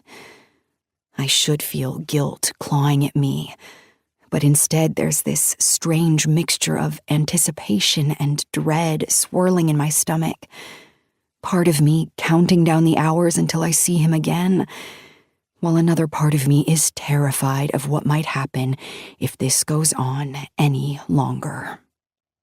I'm ripped from my writing by a knock at my front door. I glance at the clock and see that it's barely after lunch. An odd time for Saint to show up here. Maybe it's Mari. I close my laptop, hoping for Saint to be at the door rather than either of the long setters. It would be a nice reprieve from work, considering it's been more than 48 hours since I last saw him. I'm starting to have withdrawals. Maybe he is too. I entertain changing into an actual outfit, considering I'm just in my nightgown, but that sounds like too much effort, and I'm too tired from the writing marathon to give a shit. I glance toward the window overlooking the front yard, expecting to see Saint's car, but I immediately stop walking. My stomach drops at the sight of the car in my driveway. That's not Saint's car. That's Shepard's car. Shit. What is he doing here? This was supposed to be my time, my space to write, to disconnect from everything else, including my family, especially my family. Oh, God, did he bring the girls with him? The panic sets in, rising up through my chest like a wave threatening to swallow me whole. I can't even believe this. Shepard never shows up to my writing weeks unannounced. We have an understanding. This is my retreat, my sanctuary, the one place where I'm supposed to be able to escape the real world, where I can focus on my work and nothing else. But now, my carefully constructed bubble has been burst, and I have no idea how to piece it back together. Just as I'm turning toward my bedroom to make sure nothing of Saint's was left behind, Chloe cups her little hands around her eyes and presses her face against the window. "Mommy!" she squeals, her voice muffled by the glass but unmistakable in its excitement. She backs away from the window, pointing inside at me, her grin wide and full of joy. "Daddy, I see Mommy!" Shepard is looking through the window now, too. His expression is one of complete happiness, like he's giving me the best surprise in the world. He waves at me, his smile a thing I'd like to wipe off his face right now. "Surprise!" he yells, his voice carrying through the glass. as if this is exactly what I would have wanted. I feel like I'm walking through quicksand as I move toward the door. Each step is slow, deliberate, as I try to wrap my mind around what's happening. My heart is pounding in my chest, my pulse loud in my ears. I glance around the living room, my eyes scanning this area too for any signs of Saint. Anything that might give away what's been going on here since I left home. There's nothing obvious, nothing that screams infidelity, but the memory of him is everywhere. It lingers in the air, in the sheets on my bed, in the scent of him still clinging to my skin. What have I done? What the fuck was I thinking? Saint might come back today. He'll likely come back today. That's been his routine during all of this. An intense day here, a break there, another intense day, another break. Today is on schedule for an intense Saint day, and that absolutely cannot happen. It jolts me, and I realize with a sinking feeling that I need to text him as soon as possible and let him know not to show up here. My hands are shaking as I reach for the lock on the door. I hesitate for a brief moment, my fingers hovering over the handle, before I finally unlock it and pull it open. Chloe and Andy push past their father, their little arms wrapping around me before I even have a chance to greet them properly. Their tiny hands clutch at my nightgown, their faces pressed against my legs, and for a moment, the guilt of everything I've done hits me with full force. These weeks I spend at the lake are honestly the toughest weeks of the year for me, being away from them. I love my daughters more than anything, and yet here I am, standing in the aftermath of these days and nights where I've pretended I'm not their mother, where I've pretended I'm not Shepard's wife. Having these getaways allows me to write my books much faster so I can spend more time with my girls when I'm at home. But I've never had the experience that I've had this time. I've always just gone away and worked, truly worked. I've never gone away and done something so horrid it could destroy my family, destroy my kids. I kneel down and pull them in for an even better hug, my arms wrapping tightly around them as if holding them close could somehow erase the guilt gnawing at me. "We came to surprise you," Andy says, her excitement bubbling over as she bounces up and down in my arms. I glance up at Shepard, my smile forced but as genuine as I can muster under the circumstances. "I see that." Shepard slips around us, his presence looming larger now that he's inside the cabin. Just as I stand back up, he leans in for a quick kiss, his lips brushing against mine in a way that feels foreign after everything I've done. "Sorry," he mutters, his tone apologetic. "They insisted I not tell you." "It's fine," I say, my voice steady despite the whirlwind of emotions crashing through me. I hope my reaction is convincing, that he can't see through the mask I'm wearing. "I needed the break." Shepard is holding 2 bags of groceries. He sets them on the counter with a sense of purpose, already moving toward the front door again before I can even process what's happening. "We're going to cook dinner for you," he says over his shoulder, his smile wide and genuine. "I'll grab the rest of the groceries." He heads back outside, and I pry the girls away from me with as much patience as I can manage. "Mommy needs to change out of her nightgown," I say, trying to sound lighthearted as I usher them toward the kitchen. "You two start putting away the groceries." They're too young to know how to put away groceries in a home they're unfamiliar with, of course. Andy is 4 and Chloe is 5. Shepard and I had them back to back, hoping it would be easier on us to go through the toughest years all at once. Now, watching them climb onto the chairs to reach the counter, their little faces full of concentration as they pull items from the bags. I feel a pang of guilt so sharp, it's almost physical. I should be better than this. I should be a better mother, a better wife. I shouldn't be living this double life, sneaking moments with a man who isn't my husband. I glance out the kitchen window, watching as Shepard reaches into his trunk to grab the rest of the groceries. My stomach churns with a mixture of dread and urgency. I rush to the bedroom and grab my phone, my hands shaking as I open my texts to Saint.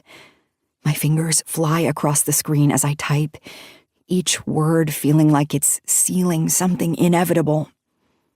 Whatever you do, please do not come back here today.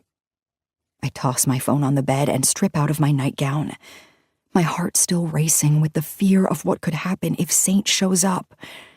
The thought alone is enough to make my skin crawl with anxiety. I hear the buzz of his reply come through just as I'm pulling a shirt over my head. My hands are still trembling as I grab my phone and read the text. Is everything okay? I hesitate for a moment, my thumb hovering over the screen. I don't want to lie to him, but for some reason, it feels like I've betrayed him. He's never asked me if I'm married, so there's really nothing for him to be upset about.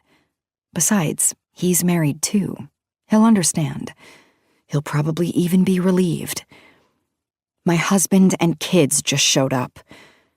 I delete all my texts from him and finish getting dressed. I slide my phone in my back pocket so Shepard won't see me preoccupied with it. I walk out of the bedroom just as Shepard is heading into the kitchen with the rest of the groceries. Chloe rushes over to me with a puzzle she's pulled off a shelf. "Mommy, can we do a puzzle? Please?" Andy begs. I nod and look over at Shepard. You want to join us? I'll do anything to pretend I'm a good wife and mother, and not the terrible human being I've been since showing up here. You girls go ahead. I'm going to prep. Shepard seems at ease as he begins pulling items out of the bags. He seems to dive right into the normalcy of our routine, unaware of the chaos I've brought into our lives. Chapter 13. The rhythmic clatter of pans and the faint, comforting smell of garlic fill the kitchen, creating a sense of normalcy that feels so at odds with the storm brewing inside me.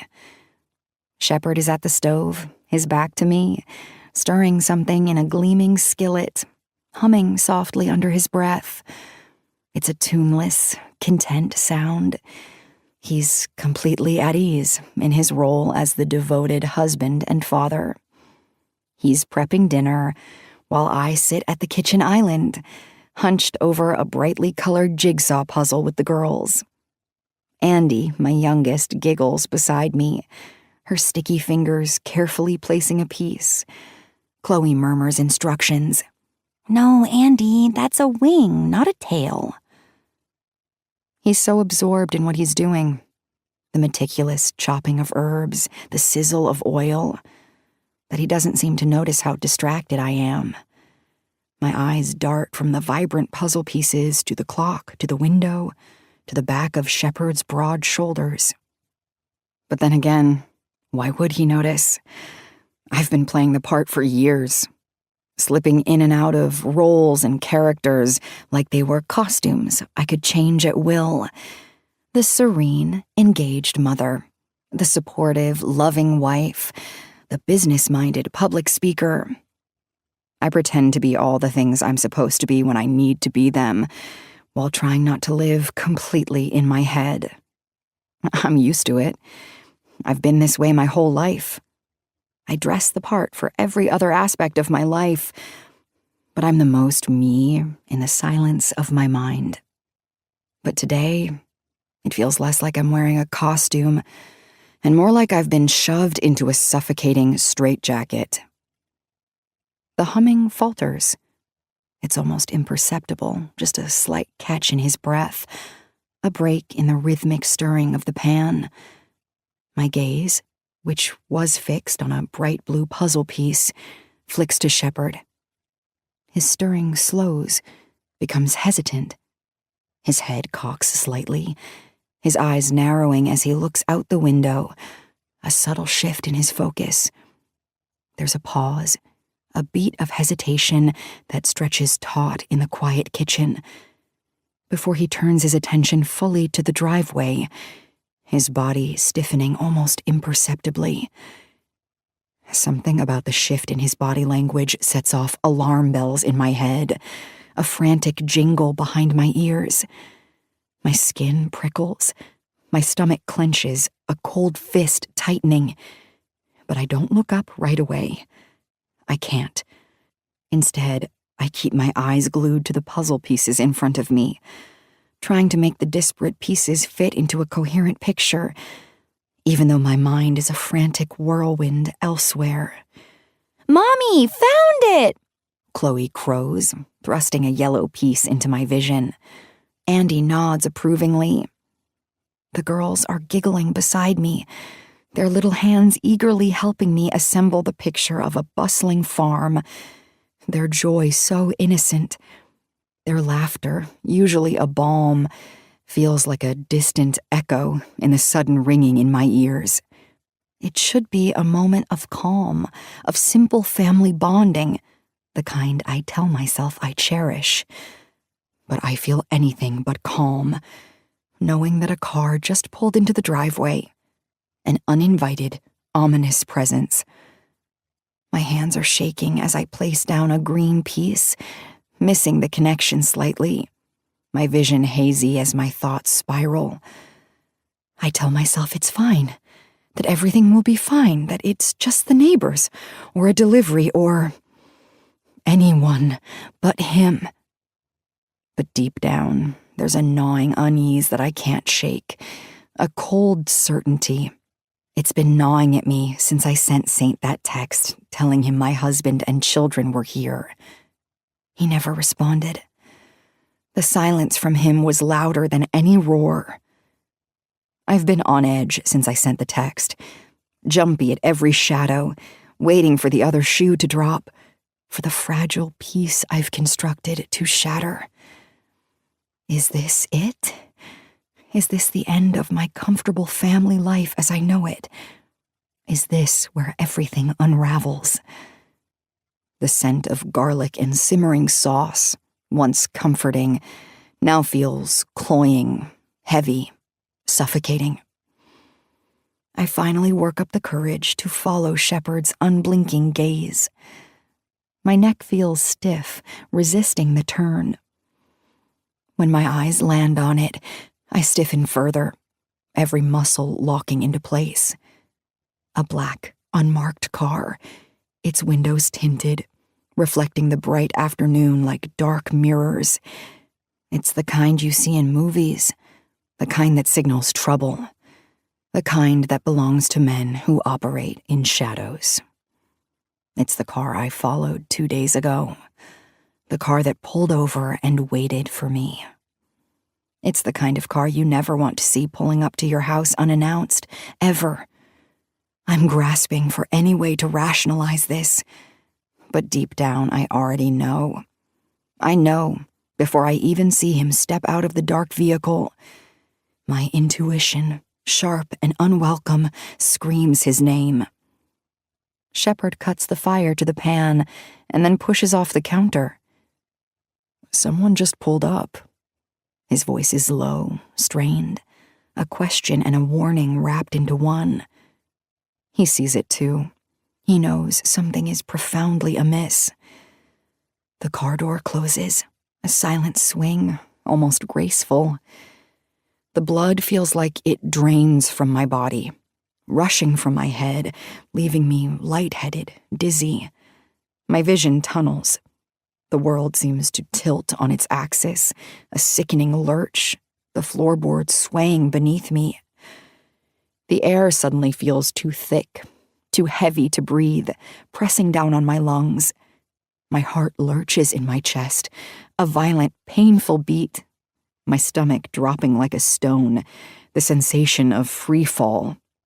I blink hard, once, twice, hoping that somehow I've imagined it, that my mind is playing cruel tricks on me, a residual nightmare from last night.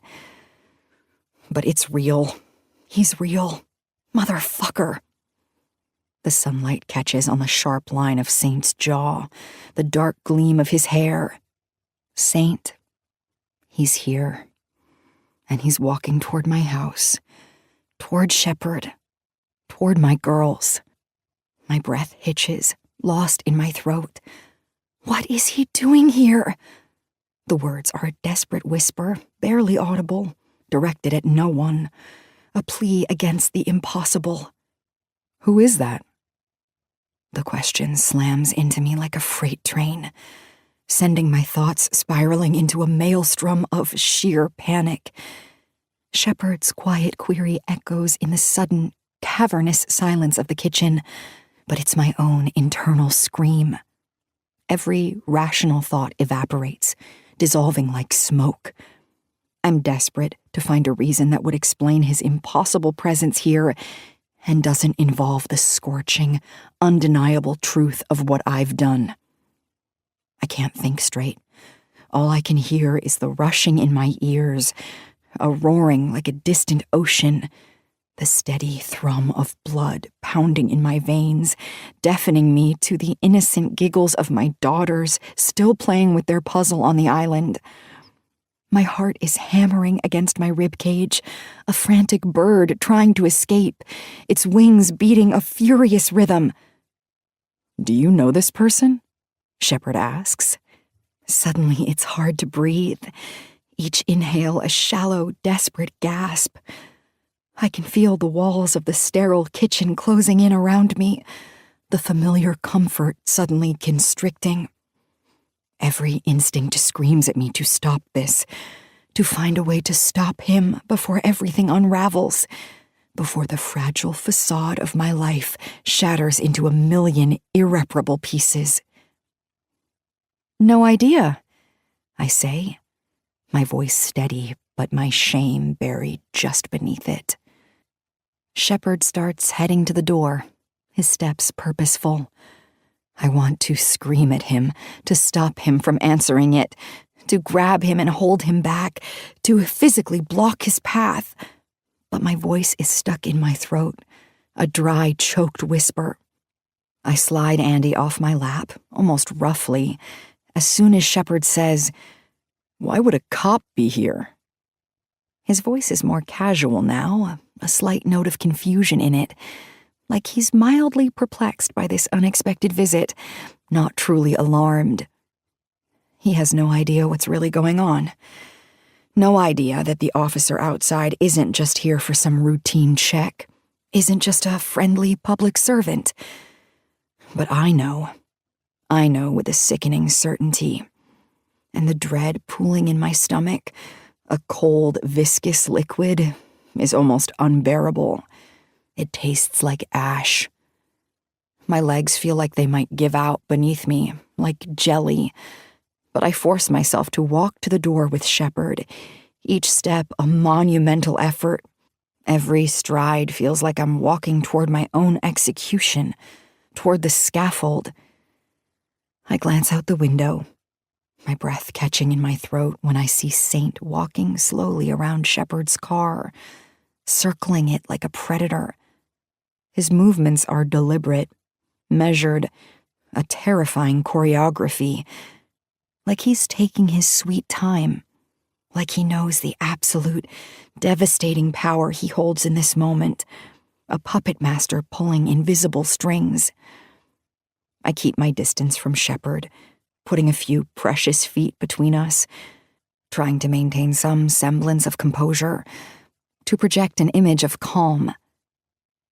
Shepard's hand is already on the doorknob, his face still a picture of mild confusion. He pulls the door open, and it's as if I can literally see my family dissolving, like a sandcastle hit by a rogue wave.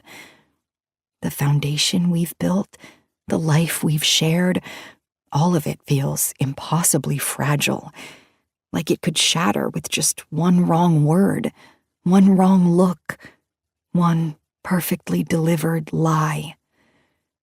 I want to scream, to tell Saint to leave, to go back to wherever he came from, but I'm frozen, paralyzed.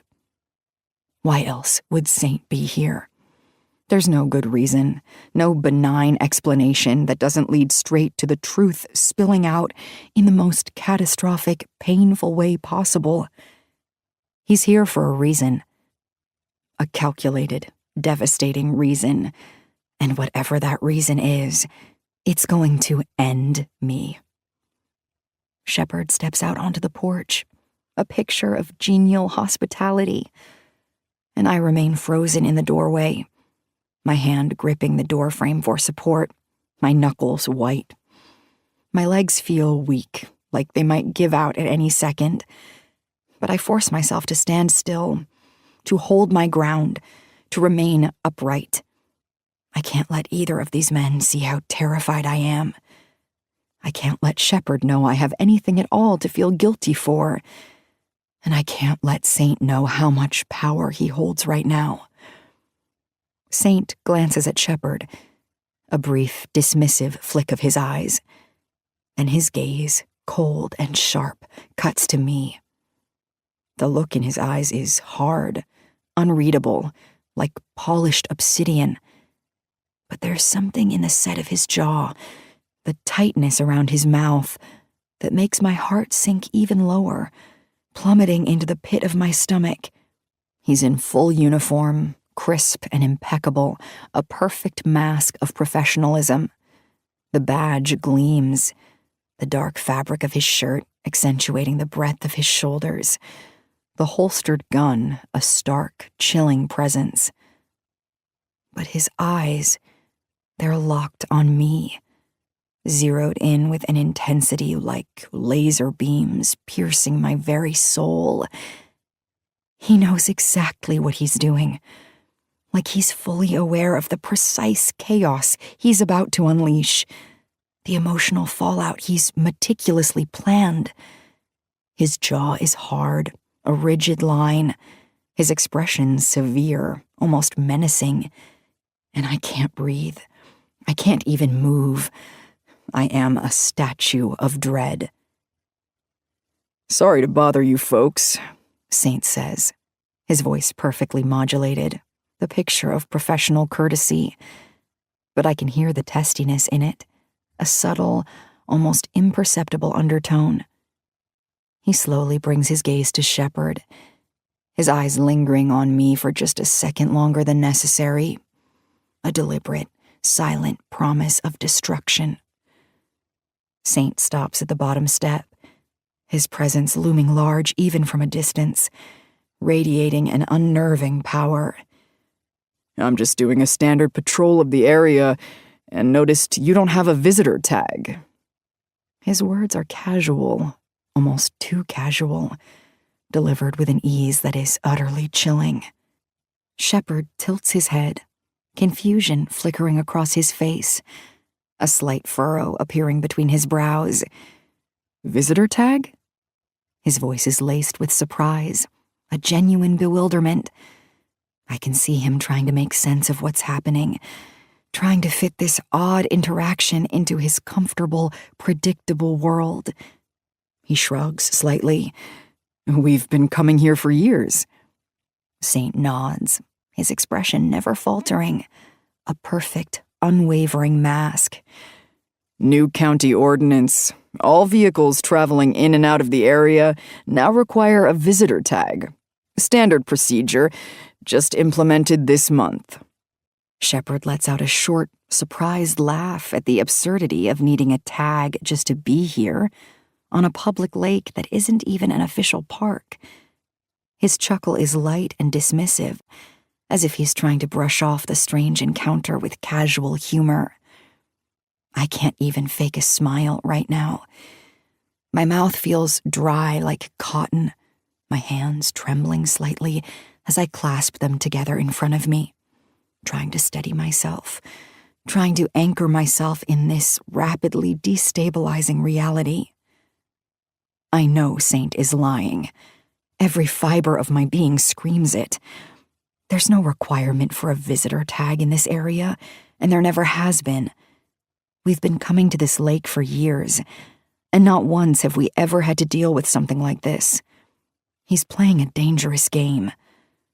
It's a risky lie, an incredibly audacious one that sends my mind spinning with a sickening mixture of questions and dread. What is he thinking? Does he really expect Shepard to believe this blatant fabrication? And more importantly, what's his plan? What's the next move in this terrifying chess game? Saint has no idea how much Shepard does or doesn't know about the local laws, or how much attention he pays to minor ordinances. He's gambling on the hope that Shepard will take him at his word, that he'll be too distracted or too trusting, too polite to question it. And for a split second, a terrifying, hopeful second, I think it might work. Shepard doesn't seem suspicious, just confused, a mild annoyance creasing his forehead. "I didn't realize," Shepard says, his tone still casual, but there's a slight furrow in his brow as he turns around to look at me, seeking confirmation. His expression is full of mild confusion, but there's no alarm, no suspicion, no accusation. "Did you know this, pet?" I can feel Saint's eyes on me, drilling into me with an intensity that makes it hard to breathe. I feel pinned to the doorframe by Shepard's nickname for me being spoken in front of Saint. Pet. I swallow hard, as if every word I utter is going to betray me, to unravel the precarious lie. Saint is staring at me hard, his gaze unwavering. And I know this is a test. He's watching to see how I'll handle this, whether I'll crumble under the pressure or play along, whether I'm a good enough actress. This moment feels pivotal, like walking on a knife edge. One wrong word, one hesitant glance, could unravel everything I hold dear.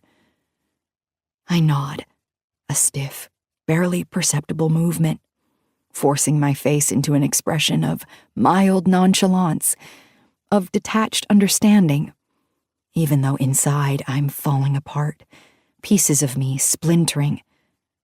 I clear my throat, trying to push down the hot, painful lump forming there, fighting to keep my voice from breaking.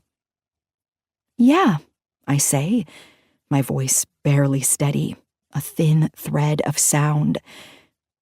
"It's a new law. I forgot to tell you." The lie feels heavy on my tongue, sticking there, thick and repugnant, but I push it out, praying it sounds convincing enough, praying for his belief, for my salvation. Shepard seems to accept my explanation without a second thought. He even offers a small, rueful laugh. He tosses a hand toward me, his smile easy and relaxed, as if this is all just one big joke to him, a minor inconvenience, something to be amused by. "She forgot to tell me," Shepard says with a light laugh, the sound bubbling up as he looks back at Saint, as though he's trying to break the awkwardness, to turn this strange, unsettling moment into something normal, something lighthearted. He's hoping to get a smile out of Saint, a shared moment of masculine understanding. But he gets nothing. Saint's expression remains unchanged, a stoic mask. His gaze is fixed on me, unwavering, intense, dark and piercing. He's not here to laugh, not here for polite social graces. He's here to make a point. The air between us feels thick, suffocating, charged with unspoken menace. And I can't tell if he's acting, a master of deception, or if this is something darker. Saint is still staring at me, his eyes narrowing slightly, as if he's waiting for me to crack. Every second that passes feels like an eternity, the tension stretching and pulling until I feel like I might snap under the pressure. "I'm only here for the night," Shepard says, oblivious to the swirling undercurrents, the deadly game playing out right in front of him.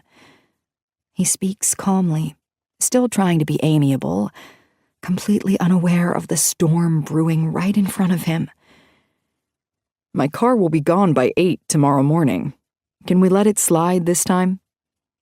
He's just trying to be polite, to resolve a minor inconvenience, to wrap this bizarre conversation up and go back to the comfortable, predictable life we've built together, completely unaware that it's all hanging by a single fraying thread. Saint finally looks back at Shepard, his expression still hard, a chiseled mask of authority. But something in his posture shifts, a subtle easing of tension around his shoulders. He gives Shepard a tight nod, a curt, professional acknowledgement, his jaw clenched, a muscle jumping under his skin. "I'll be back in the morning to make sure the car's gone," Saint says, his voice flat. But his words are laced with something that feels like far more than just a promise.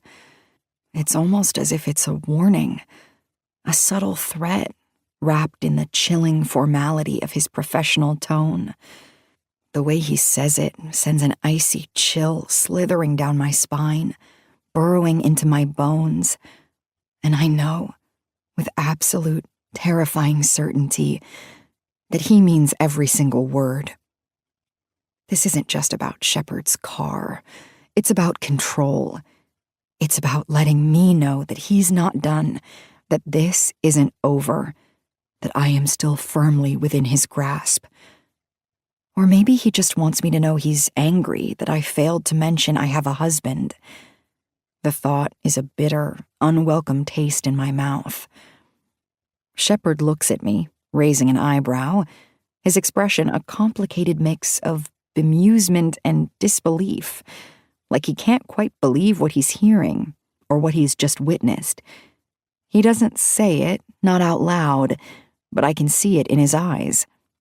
This guy is crazy. This is beyond weird. And for a terrifying, fleeting moment, I find myself agreeing with him. He might be right. This might be pure, unadulterated madness. But then I pull myself back, a frantic mental tug. No, this is Saint. This is Cam. I can't tell. The character and the muse are bleeding into each other like watercolors in a storm. I don't know if Saint is just playing the jealous, possessive role of Cam right now, or if he's crossed some unseen, dangerous boundary, if the character has consumed the man. Either way, the cold, sticky fear bubbling in my chest won't go away, clinging to my ribs. As if the moment couldn't get any worse, I see a mop of orange curls on top of a silky dress making its way up the driveway. "Are you kidding me?" I whisper, mostly under my breath, but Shepard glances at me. "Who is she?" "Hi," she sings, waving a wild hand. "Just going for a stroll and thought I heard children." The neighbor, owner of the house. Saint's eyes dart back to mine just as Mari reaches him. "Hello there, officer. Lovely to see you again." Mari's eyes move toward Shepard. "And who are you?" she asks, reaching out a hand as she ascends the steps. "I'm Mari." "Shepard, I'm Petra's husband." Mari stops in her tracks. She looks at me, then at Saint, then back at Shepard, then back at me. "Oh, how fun!" Kill me now. "I'll be heading out," Saint says, bringing me my first sigh of relief since Shepard showed up today. He tips his hat toward me, A slow, deliberate gesture, his eyes never leaving mine, drilling into me, holding me captive. You two have a lovely night. There's something about the way he says it, that subtle curve of his mouth, like he's amused by all this, by my terror, by Shepard's cluelessness. Then he turns and gives Mari a tip of his hat, his movements fluid and unhurried, and walks back toward his car, each step measured, like he knows exactly the impact he's having, exactly how deeply he's burrowing under my skin. He gets inside the black vehicle, a silent, predatory glide. The air in my lungs feels thin, inadequate, but I exhale as much of it as I can afford to let out. And who are these two? Mari asks, gesturing toward the doorway, where the girls are now standing. Andy and Chloe, I say, my words clipped. Mari, do you think you could come by another time? We were about to sit down to dinner. She blinks several times. Too many times. I sure can. Just wanted to introduce myself to your company. She looks toward Shepard. If you need anything, please let me know. We're just at the end of the road. Sure will, Shepard says. As soon as Mari turns, I walk back inside the cabin, my hands shaking so violently I have to press them against my sides to control them as I close the door behind us. The latch clicks with an exaggerated finality. My legs feel weak, like they might give out at any second, so I go straight for the wine rack, my trembling hands grabbing the bottle with a desperate urgency. I pour myself a glass, the red liquid sloshing slightly over the rim.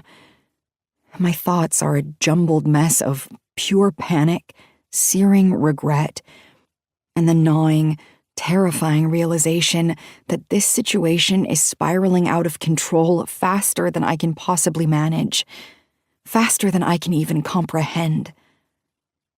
Shepard returns to the stove, shaking his head with a bewildered smile, a picture of blissful ignorance.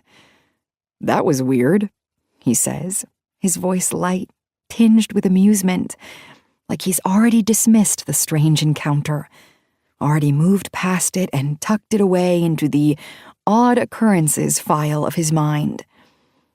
He lights the flame under the pan again and stirs the pot on the stove, the garlic scent suddenly overwhelming.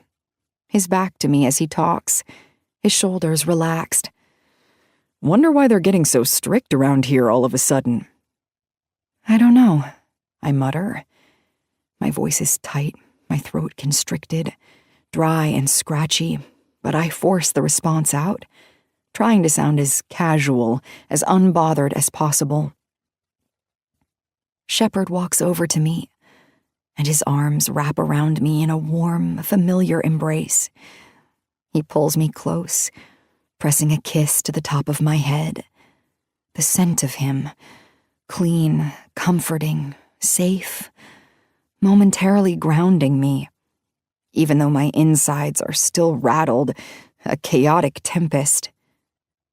I guess it's a good thing with you being out here all alone, he says, his voice soft, full of concern and love, a protective rumble in his chest. He's trying to reassure me, to make me feel safe, to be my anchor. But his words only make the panic claw deeper into my chest, a cold, sharp blade twisting. The irony is a bitter laugh caught in my throat. Alone. I have been far from alone. I force a tight smile, the muscles in my face aching with the effort, nodding against him. Yeah, it's comforting, I say, the words coming out hollow, empty, devoid of any genuine emotion. I say that in my most convincing voice, the one I use for book signings and interviews, but every syllable feels like a blatant, painful lie. There's nothing comforting about any of this. Not Saint showing up unannounced, not the chilling way he looked at me, not his deliberate lie, and certainly not the looming, terrifying threat of everything I've built, everything I cherish, crumbling down around me like a house of cards in a hurricane. It's disturbing, profoundly, deeply disturbing. Chapter 14. The rest of the night has been much less disturbing. It passed by without incident, actually. I held my panic attack at bay and sat through dinner, feigning normalcy. Maury hasn't shown back up, and neither has Saint. So far. Each bite of Shepard's perfectly seasoned chicken felt like ash in my mouth. I smiled, I nodded, I asked the girls about their week at school, all while feeling like I just earned the world's worst wife and mother of the century award. I can feel it, a tarnished, invisible metal hanging heavy around my neck. The acute tension that clung to me earlier in the day has settled now into something deeper, something heavier. There's no easy way to release it.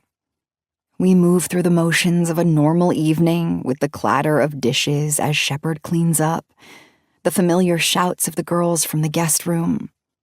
But nothing feels normal.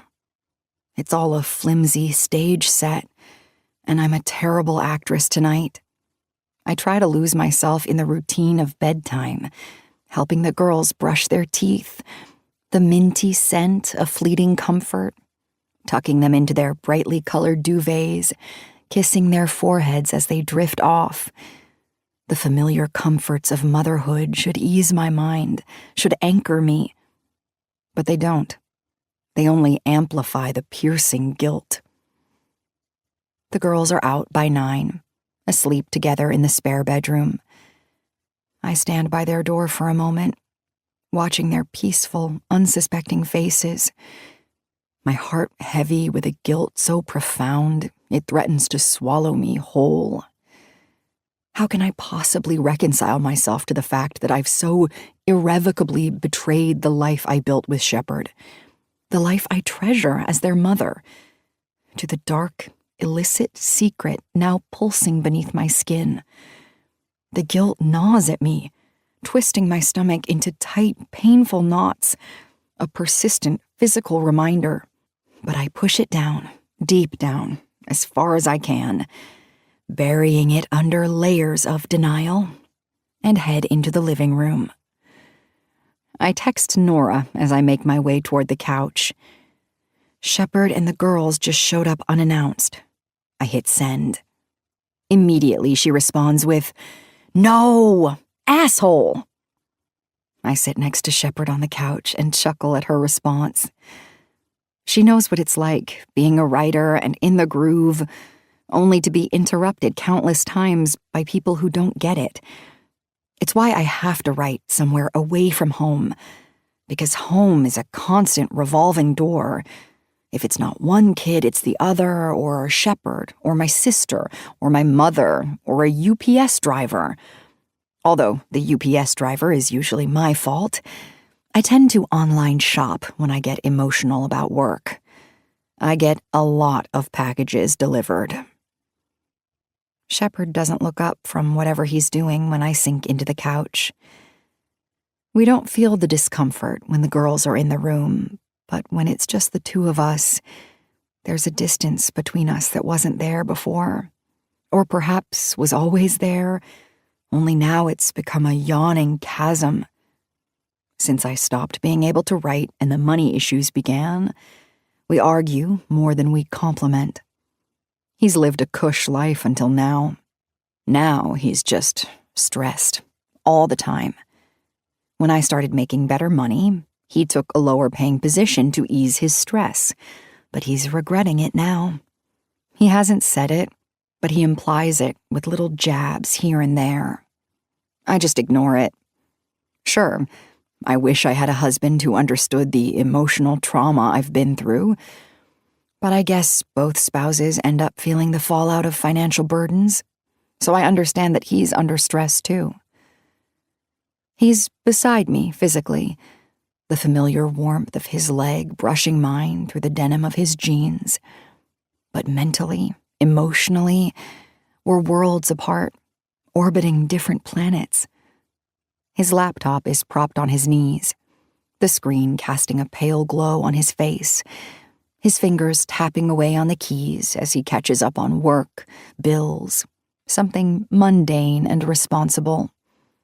He's focused, absorbed in whatever report or email he's typing up, his brow furrowed in concentration. I wonder if he senses the shift between us, if he can feel the chasm growing wider, the silence between us thickening with unspoken grievances. Or is he truly oblivious? He has no idea that he isn't the last man I kissed, the last man to see me naked, the last man inside me. The thought sits like a cold, heavy stone in my gut. I have the television on, the screen flickering with chaotic scenes from some show I can't even remember the name of. Distant gunfire, dramatic music, but I can't pay attention to it. The characters move across the screen, saying words I barely register. My mind is elsewhere. I've never cheated on Shepard before. I've never even had the urge. For years, our marriage felt solid, built on a foundation of shared history, quiet companionship, and a love that, while perhaps not fiery, felt steady and true. We've had our ups and downs, of course, the usual ebb and flow of any long-term relationship. Money stresses, parenting disagreements, the natural drift of routine. But I never, ever thought I'd be the type to have an affair, to cross that line. It's the kind of thing that happens to other people in other relationships, not mine. I thought I was better than that, stronger, more grounded. But here I am, sinking under the devastating consequences of my own choices. Choices I never imagined I'd make, never dreamed I was capable of. And it was so easy, too easy. I barely thought of him, of Shepard, in those moments. It was like when Saint was around, when his intensity filled the space, Shepard was out of sight, out of mind. Why? Why was it so simple to betray the man I vowed to cherish? The man sitting just inches from me, oblivious. Are you even listening? Shepard's voice, sharper than I expected, slices through my thoughts. He's looking at me now, his laptop half closed on his knees, a flicker of irritation in his eyes. What? I force my gaze from the flickering screen to his face. Sorry, just tired. The lie is instant, automatic. He sighs, a small, weary sound. I was just saying, I finally got our expense report done, but I want to make sure I have every bill listed before I meet with the accountant.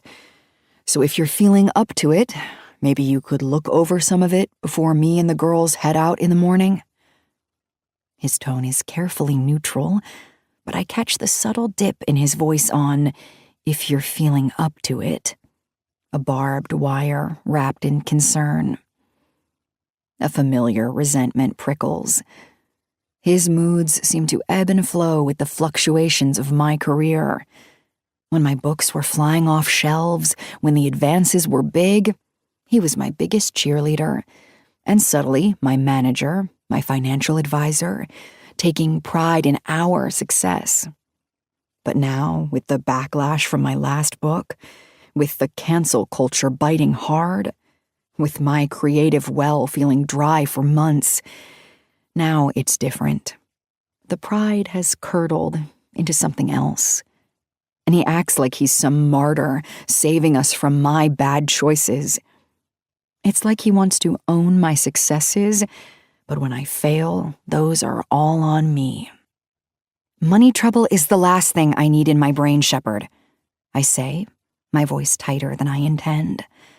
That's why I came to the cabin, to try and solve our money issues. Going over them in detail will just make my writer's block worse. He raises an eyebrow, a sardonic curve to his lips. Right, well, the well's looking a little dry, Petra, and I can't keep hoping you'll find inspiration. Good intent doesn't pay the bills. Producing something does. For your information, I've written over half a book since I got here. Thanks for asking. I've been in a groove until... Shepard sets his phone down beside him. Until we showed up? I sigh. I'm due to be home for Chloe's birthday next weekend for 2 whole days. I don't know why you thought it was a good idea to interrupt 2 more of my writing days. That means I'll get 3 writing days out of the whole week tops. It's not enough, and I can't just switch it on and off. The girls missed you, he says, his words sharp. Sorry you have people who love you. He stands up, heading toward the kitchen. That's not... Ugh. I drop my hands to the couch on either side of me and groan. That's not fair. Writing is a weird beast, and you know I work best when I have stretches of solitude. I love you, and I love my girls, but it's like you can't even get through a week without needing me to give you a reprieve. When do I get my reprieve? How many episodes of Love Island have you watched since you've been here?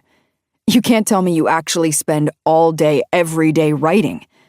I've been working, watching the girls, all while trying to figure out how to get our finances in order for our meeting with the accountant.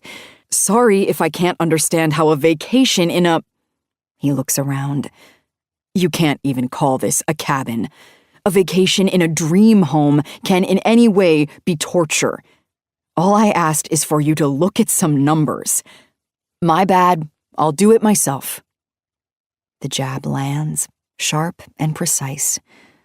It always comes back to money, to my career, to the fact that for so long I was the primary earner. And now that I'm struggling, it's thrown everything off balance, and he isn't taking it well. Are you implying I haven't been working? My voice rises, a defensive heat flushing my cheeks. Do you have any idea how hard it is to write under this kind of pressure? With all the noise? He leans against the counter, crossing his arms, his expression hardening. Pressure? Petra, you get to write stories for a living. I sit in meetings all day, dealing with spreadsheets and corporate politics, trying to hang on to my job so a fresh out of college kid doesn't come in and do it for half the price. Don't tell me about pressure. And frankly, your noise is partly your own making. You didn't want to be more well-known, and I tried to tell you letting them adapt one of your books was just going to make your life more stressful. So now my success is the problem? I thought my lack of success was the problem. No, the problem is you made a lot of money and now you're making none. I'm happy you're writing, but I'm a little annoyed that you're annoyed we're here. One day isn't going to make or break this book. You're being kind of a bitch. My jaw drops. His immediately tightens. He steps toward me, pulling me in for an embrace. I'm sorry. I'm so sorry. I'm stressed, okay? In all our years of marriage, he's never once used that word at me. I wasn't calling you a bitch, just, God, our financial future isn't as secure as it was when you were churning out bestsellers every 6 months. All I asked was for you to look over expenses, and you're acting like I don't appreciate what you do for our family. He pulls back and looks me in the eye. I just need a little help, Petra. From my wife. The words hang in the air. My wife. The role I'm failing so spectacularly at. He's not wrong, not entirely. He carries a burden too. But his inability to truly understand the creative block, the emotional toll of public scrutiny, feels so unsupportive. He always wants me to be the successful, unbothered author, not the messy human struggling beneath the weight of it all. I know, I say, my voice softening, the anger deflating, leaving behind only exhaustion. I know, it's hard to switch gears. My head's not in that space right now, and with everything else, I almost say saint, but the name catches in my throat, a dangerous secret. He just sighs, releasing me. The conversation, like so many lately, dead ends, unresolved. We're both left with our unspoken grievances, our quiet resentments. He's stressed, I'm guilty and creatively stifled, and the money situation is a constant undercurrent of tension. I look at him, at his tired profile, and the guilt gnaws. He's not a bad man. He's working hard for our family, but the connection, the spark, the understanding that used to bridge these gaps feels thin, and I just made it so much worse. I just don't feel like I'm Petra here, so him showing up and bringing my real life into my creative solitude is jarring. These writing weeks give me an opportunity to slip out of my own skin and into the skin of someone else entirely. I sometimes get so immersed in my writing, I don't just create the character, I become her. It's like I'm living in two worlds at once. One where I'm Petra, the struggling yet outwardly faithful wife and mother, and another where I'm whichever character I'm writing at the moment, someone who exists only on the pages of my book, unburdened by consequence. Some call it method writing, and I suppose I can blame my actions on that.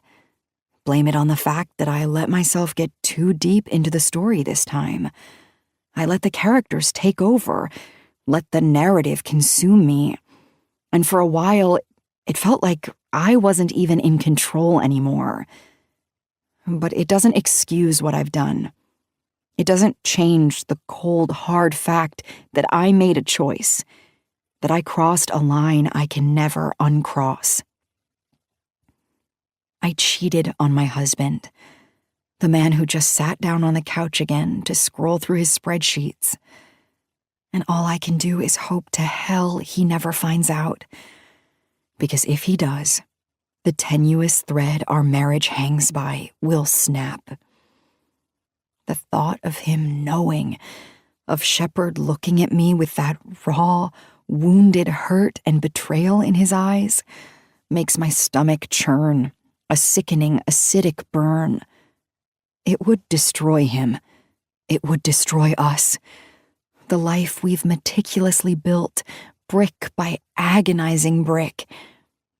I've always prided myself on my self-control, on my ability to separate fiction from reality, to walk the line between my imagination and my life. But now it feels like everything is bleeding together, indistinguishable, in ways I never expected. Shepard closes his laptop with a soft, decisive click, the sound sharp and final, breaking through the heavy silence that settled between us.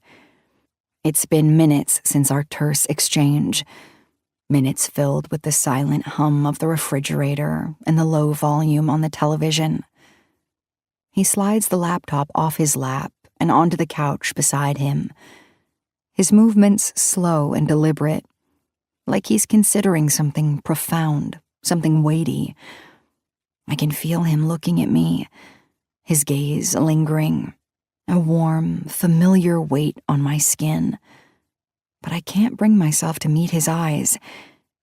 Instead, I pretend I'm watching the television, forcing my eyes to stay glued to the screen, focusing on the garish colors. Even though I have no idea what's happening in the ridiculous show, its plot a meaningless blur. "I didn't expect this," he says.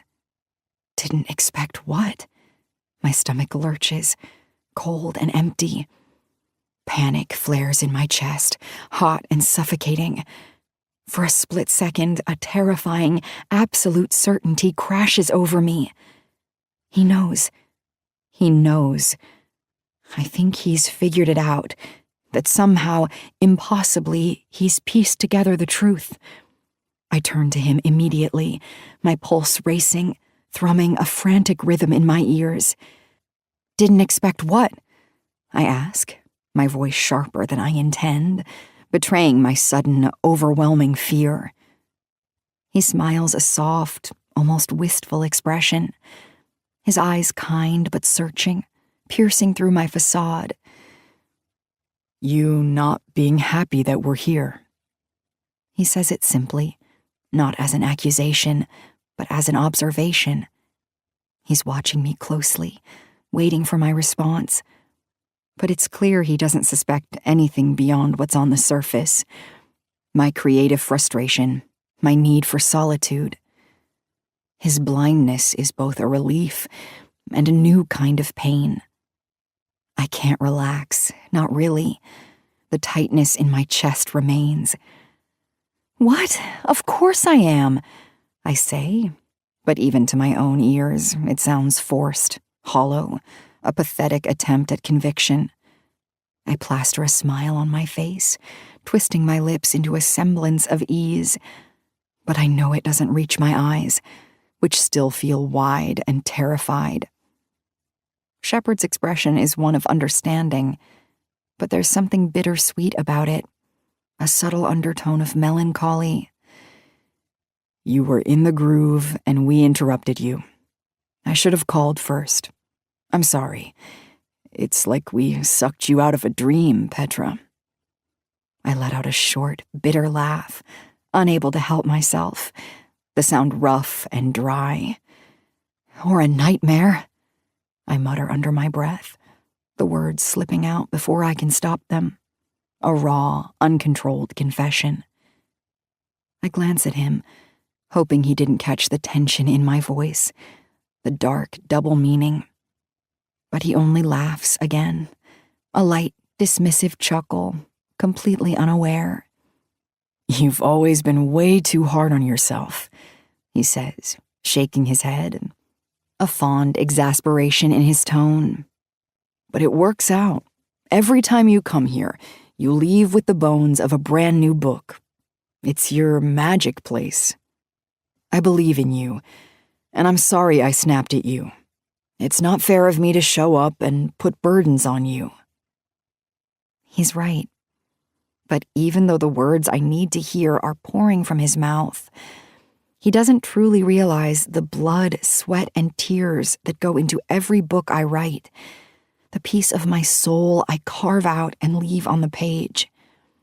To him, these getaways are mini vacations, a clever way to recharge and find inspiration, to relax and then conveniently come home with a finished story, a new product. He never asks about the agony, only the financials. I don't fault him for that. How could I? He loves me, supports me in his own way, and he does, in his own practical shepherd way, understand that writing isn't easy.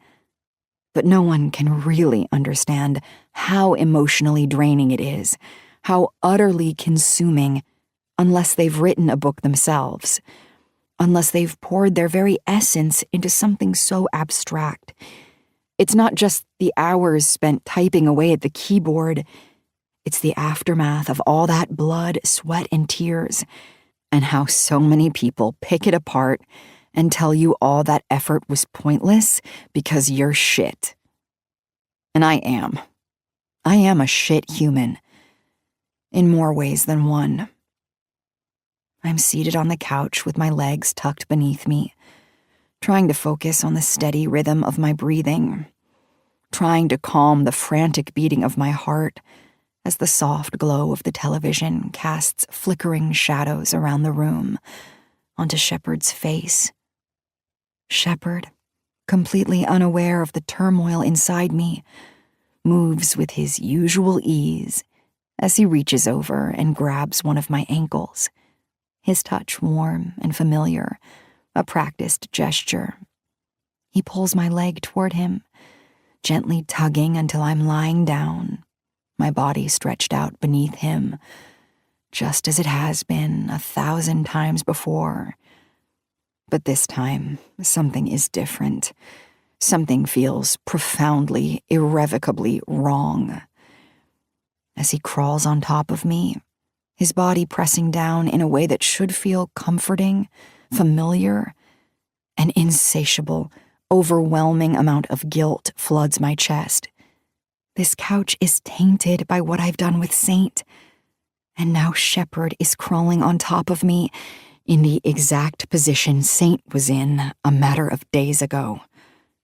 The memory of Saint, his hands, his lips, his body, flashes through my mind like an intrusive thought I can't shake, a vivid, unwelcome superimposition over Shepard's face. He kisses me, his lips soft and familiar against mine, his breath warm, but I can't lose myself in it the way I should, the way I used to. Every second of the kiss feels like a betrayal in itself, a searing reminder of the secret I'm keeping from him. A lie pressed against his mouth. I know the kiss won't last long. Shepard is nothing if not predictable in moments like these. He'll take it to the bedroom before things get too heated, before the passion can truly ignite, as he always does. He's a bedroom kind of lover, methodical, careful, almost ritualistic. It's the way he's always been, always contained, always planned. There's something safe about it, something comforting in its routine, its predictability. But tonight it feels stifling, like I'm trapped in a script I've followed for too long, a play where I no longer remember my lines. I don't know that we've ever had spontaneous sex on a couch before. The thought strikes me as odd, considering how long we've been together. Our intimacy has always followed a pattern, a rhythm we both understand, a comfortable dance. There's never been much room for surprises, for wild abandon, for spontaneity. And yet with Saint, everything was raw, unpredictable, charged with a kind of reckless energy I'd never felt before. The contrast between the two men, between the two experiences, is startling, a jarring shift in frequency. I can't help but compare them in my mind, even though I know it's wrong. No, it's unfair to Shepard, to our history, to everything we've built. But the comparison happens anyway. Let's go to bed, Shepard says, predictably, his voice soft and full of affection, a familiar invitation. He kisses my forehead before pulling away, leaving just enough space between us to remind me that this is how it's always been, this careful, controlled distance. I nod, even though my mind is elsewhere, still trapped in the sticky web of lies I've spun.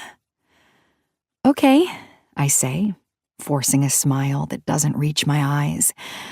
I'll be right there. I have some emails I need to send first.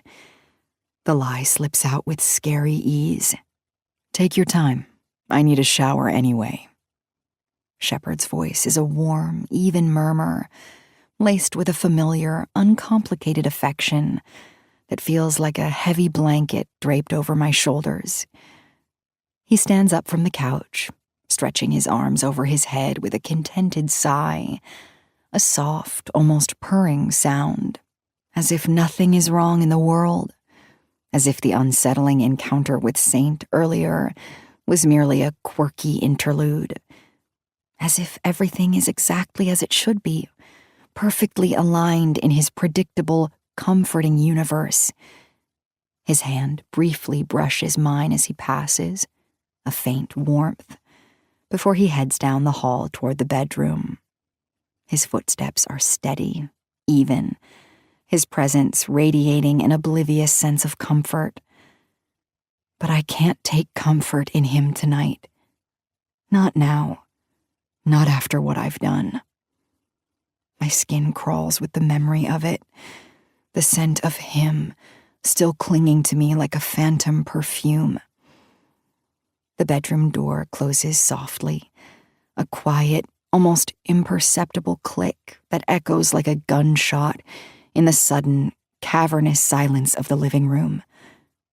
I wait, holding my breath, straining my ears, listening for the distinct sound of the bathroom door closing behind him.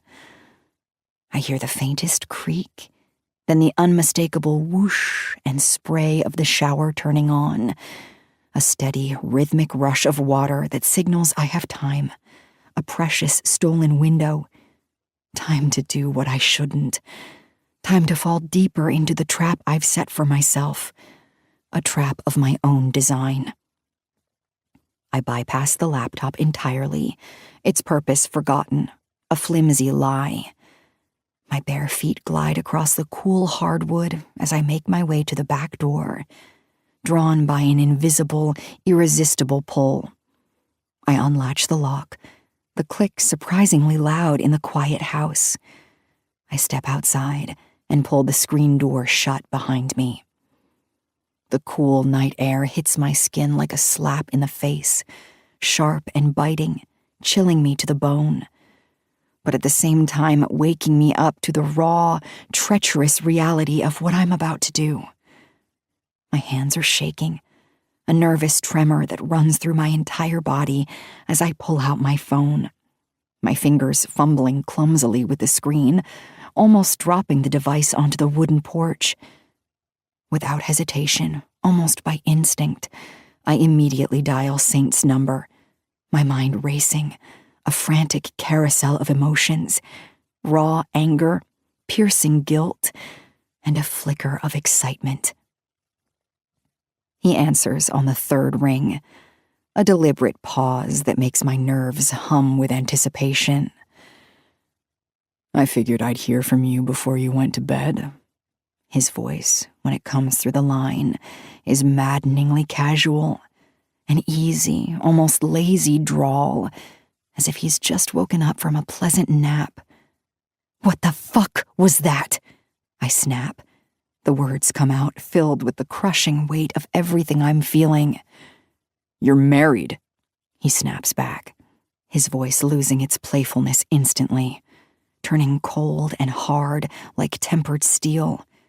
There's no warmth left in his tone now, just an edginess that slices through me, an immediate counterattack.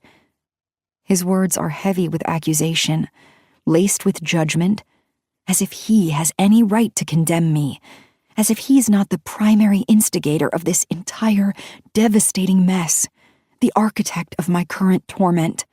"So are you," I bite back, my hand tightening around the phone so hard my knuckles ache, pressing the device painfully against my ear. My voice is low, a guttural growl, barely controlled, a raw, strained whisper, as if I'm holding on to the last shred of patience I have, the final fraying thread of my sanity. "I never lied about it," he says, his words cutting through me like a knife, cold and precise. His tone is flat, emotionless, devoid of any inflection, like he's stating a factual truth that cannot be argued with, an undeniable, inconvenient reality. And the worst part is, he's right. He never did lie about being married. He laid it all out, clear and uncompromising. He never pretended to be something he wasn't. I was the one who hid, who pretended, who built a fragile facade around my life. The realization is a bitter, metallic taste in my mouth, a self-inflicted wound. I glance instinctively toward the living room window, my heart racing as I check to make sure Shepard is still in the bathroom, still safely hidden behind the monotonous sound of the running water. I take a deep, shaky breath, steadying myself before I speak, finding a sliver of composure amid the chaos. I technically didn't lie about it either, I say, my voice quieter now, more controlled, laced with a calculated defiance. You never asked. There's a long, excruciating pause on the other end of the call, the silence stretching out between us like a vast, dark chasm. When he speaks again, his voice is lower, almost a whisper. Are you going to fuck him tonight? The question hits me like a physical punch to the gut, a brutal blow that knocks the air clean out of my lungs, leaving me breathless and reeling, gasping for air. My throat tightens, suddenly constricted, but I feel the chill of arousal build in my stomach. He's my goddamn husband, Saint. What do you think? How dare he ask that? How dare he make me answer? So that's a no? The playfulness is back in his voice instantly, a light, maddening, teasing lilt returning, as if he's pushing me, testing me, seeing how far he can go, how much he can unravel me. He isn't mad at all. Not really. This is part of the game to him, a meticulously crafted performance. He's enjoying this, enjoying my torment, my confusion. And then, with a jolt of ice-cold clarity, a chilling realization that pierces through the fog of my anger, I realize what he's doing. Why he showed up here today to meet Shepard. Why he played up the stern, unyielding officer. He's embodying the very things I wanted Cam to be. Controlling, possessive, jealous. He's playing the role I created for him in Rhea's story. The role of Cam, the obsessive, dangerous lover. And in this moment, consumed by a confusing, terrifying mixture of pure terror and perverse fascination, I hate him for it, and I love him for it. I hate him for seeing through me, for knowing exactly what buttons to push, for pulling me so relentlessly into the fiction, making it horrifyingly real. He's not just playing a role, he's weaponizing my own desires against me. Showing up at my house today was just him pushing the limits of my experience. He wanted me to know what it felt like to be scared my affair was about to be found out. But he had no desire for Shepard to actually find out. You're making me insane, I whisper. I didn't expect you to take things this far. I can almost hear the grin in his words. Do you want me to stop? I think about that for a minute. I think about Shepard. I think about what it would do to him if he found out what I've done, what I'm doing. Just say the word, Petra. You'll never see me again, if that's what you need. A knot forms in my throat. No, I whisper. I don't want you to stop. Good, Saint says. But if we're going to continue this, then I need a favor from you. I close my eyes and whisper, What? When your husband fucks you tonight, get on top and pretend you're fucking me. The call ends after he says that. My mouth is agape. I pull my phone from my ear and stare at it. Then I quickly peek through the window again, not wanting Shepard to see the look that's spread over my face right now. The audacity, the disrespect. I like it. I can't ignore the heat pooling in my stomach. Hearing him talk like that, just like Cam would talk to Rhea, makes me want to go straight to my laptop and write another scene. But it also makes me want to crawl in bed with Shepard and do exactly what Saint said. No matter how hard I try, I just can't mentally lock Saint out. Chapter 15. I locked the doors after our phone call with a series of loud, frantic clicks, as if to physically bar him from entry, to erect an impenetrable shield. Then I turned out every light in the living room and kitchen, plunging the space into near darkness, hoping to erase his lingering presence, to make myself invisible. The house is finally silent now, as I lie in bed and wait for Shepard. His nightly routine is as familiar and predictable as the rising sun. A long, efficient shower, the vigorous brushing of his teeth, the final obligatory check of his work email, scrolling through his phone one last time before settling in for the night. I hear the water shut off, the sudden cessation of the spray, and then the soft shuffle of his feet as he walks across the cold bathroom tiles. The bed sheets are cool against my skin, and I'm wrapping them around me at the exact same moment Shepard walks out of the bathroom, a towel tied around his waist. He plugs his phone into the charger on the nightstand with a soft click and pulls back the covers on his side. We don't verbalize, the words hanging unspoken in the air, but we both know how things will end up. We play our familiar marital game of winding down the night on our phones, each of us lying on our respective side of the bed, separated by an invisible wall of technology. He'll show me a TikTok he thinks is funny, a silly video that elicits a polite chuckle. I'll show him a meme I found, forcing a smile. Then eventually, he'll reach over, grab my phone, and toss it behind me onto the bed, a subtle signal that the night is about to take its predictable turn. He'll pull me to him. We'll fuck. He'll put his headphones on and fall asleep immediately. I feel Shepard's presence beside me, the warmth of his leg brushing against mine under the covers. It should feel intimate, connecting, but instead it feels mechanical, a practiced proximity.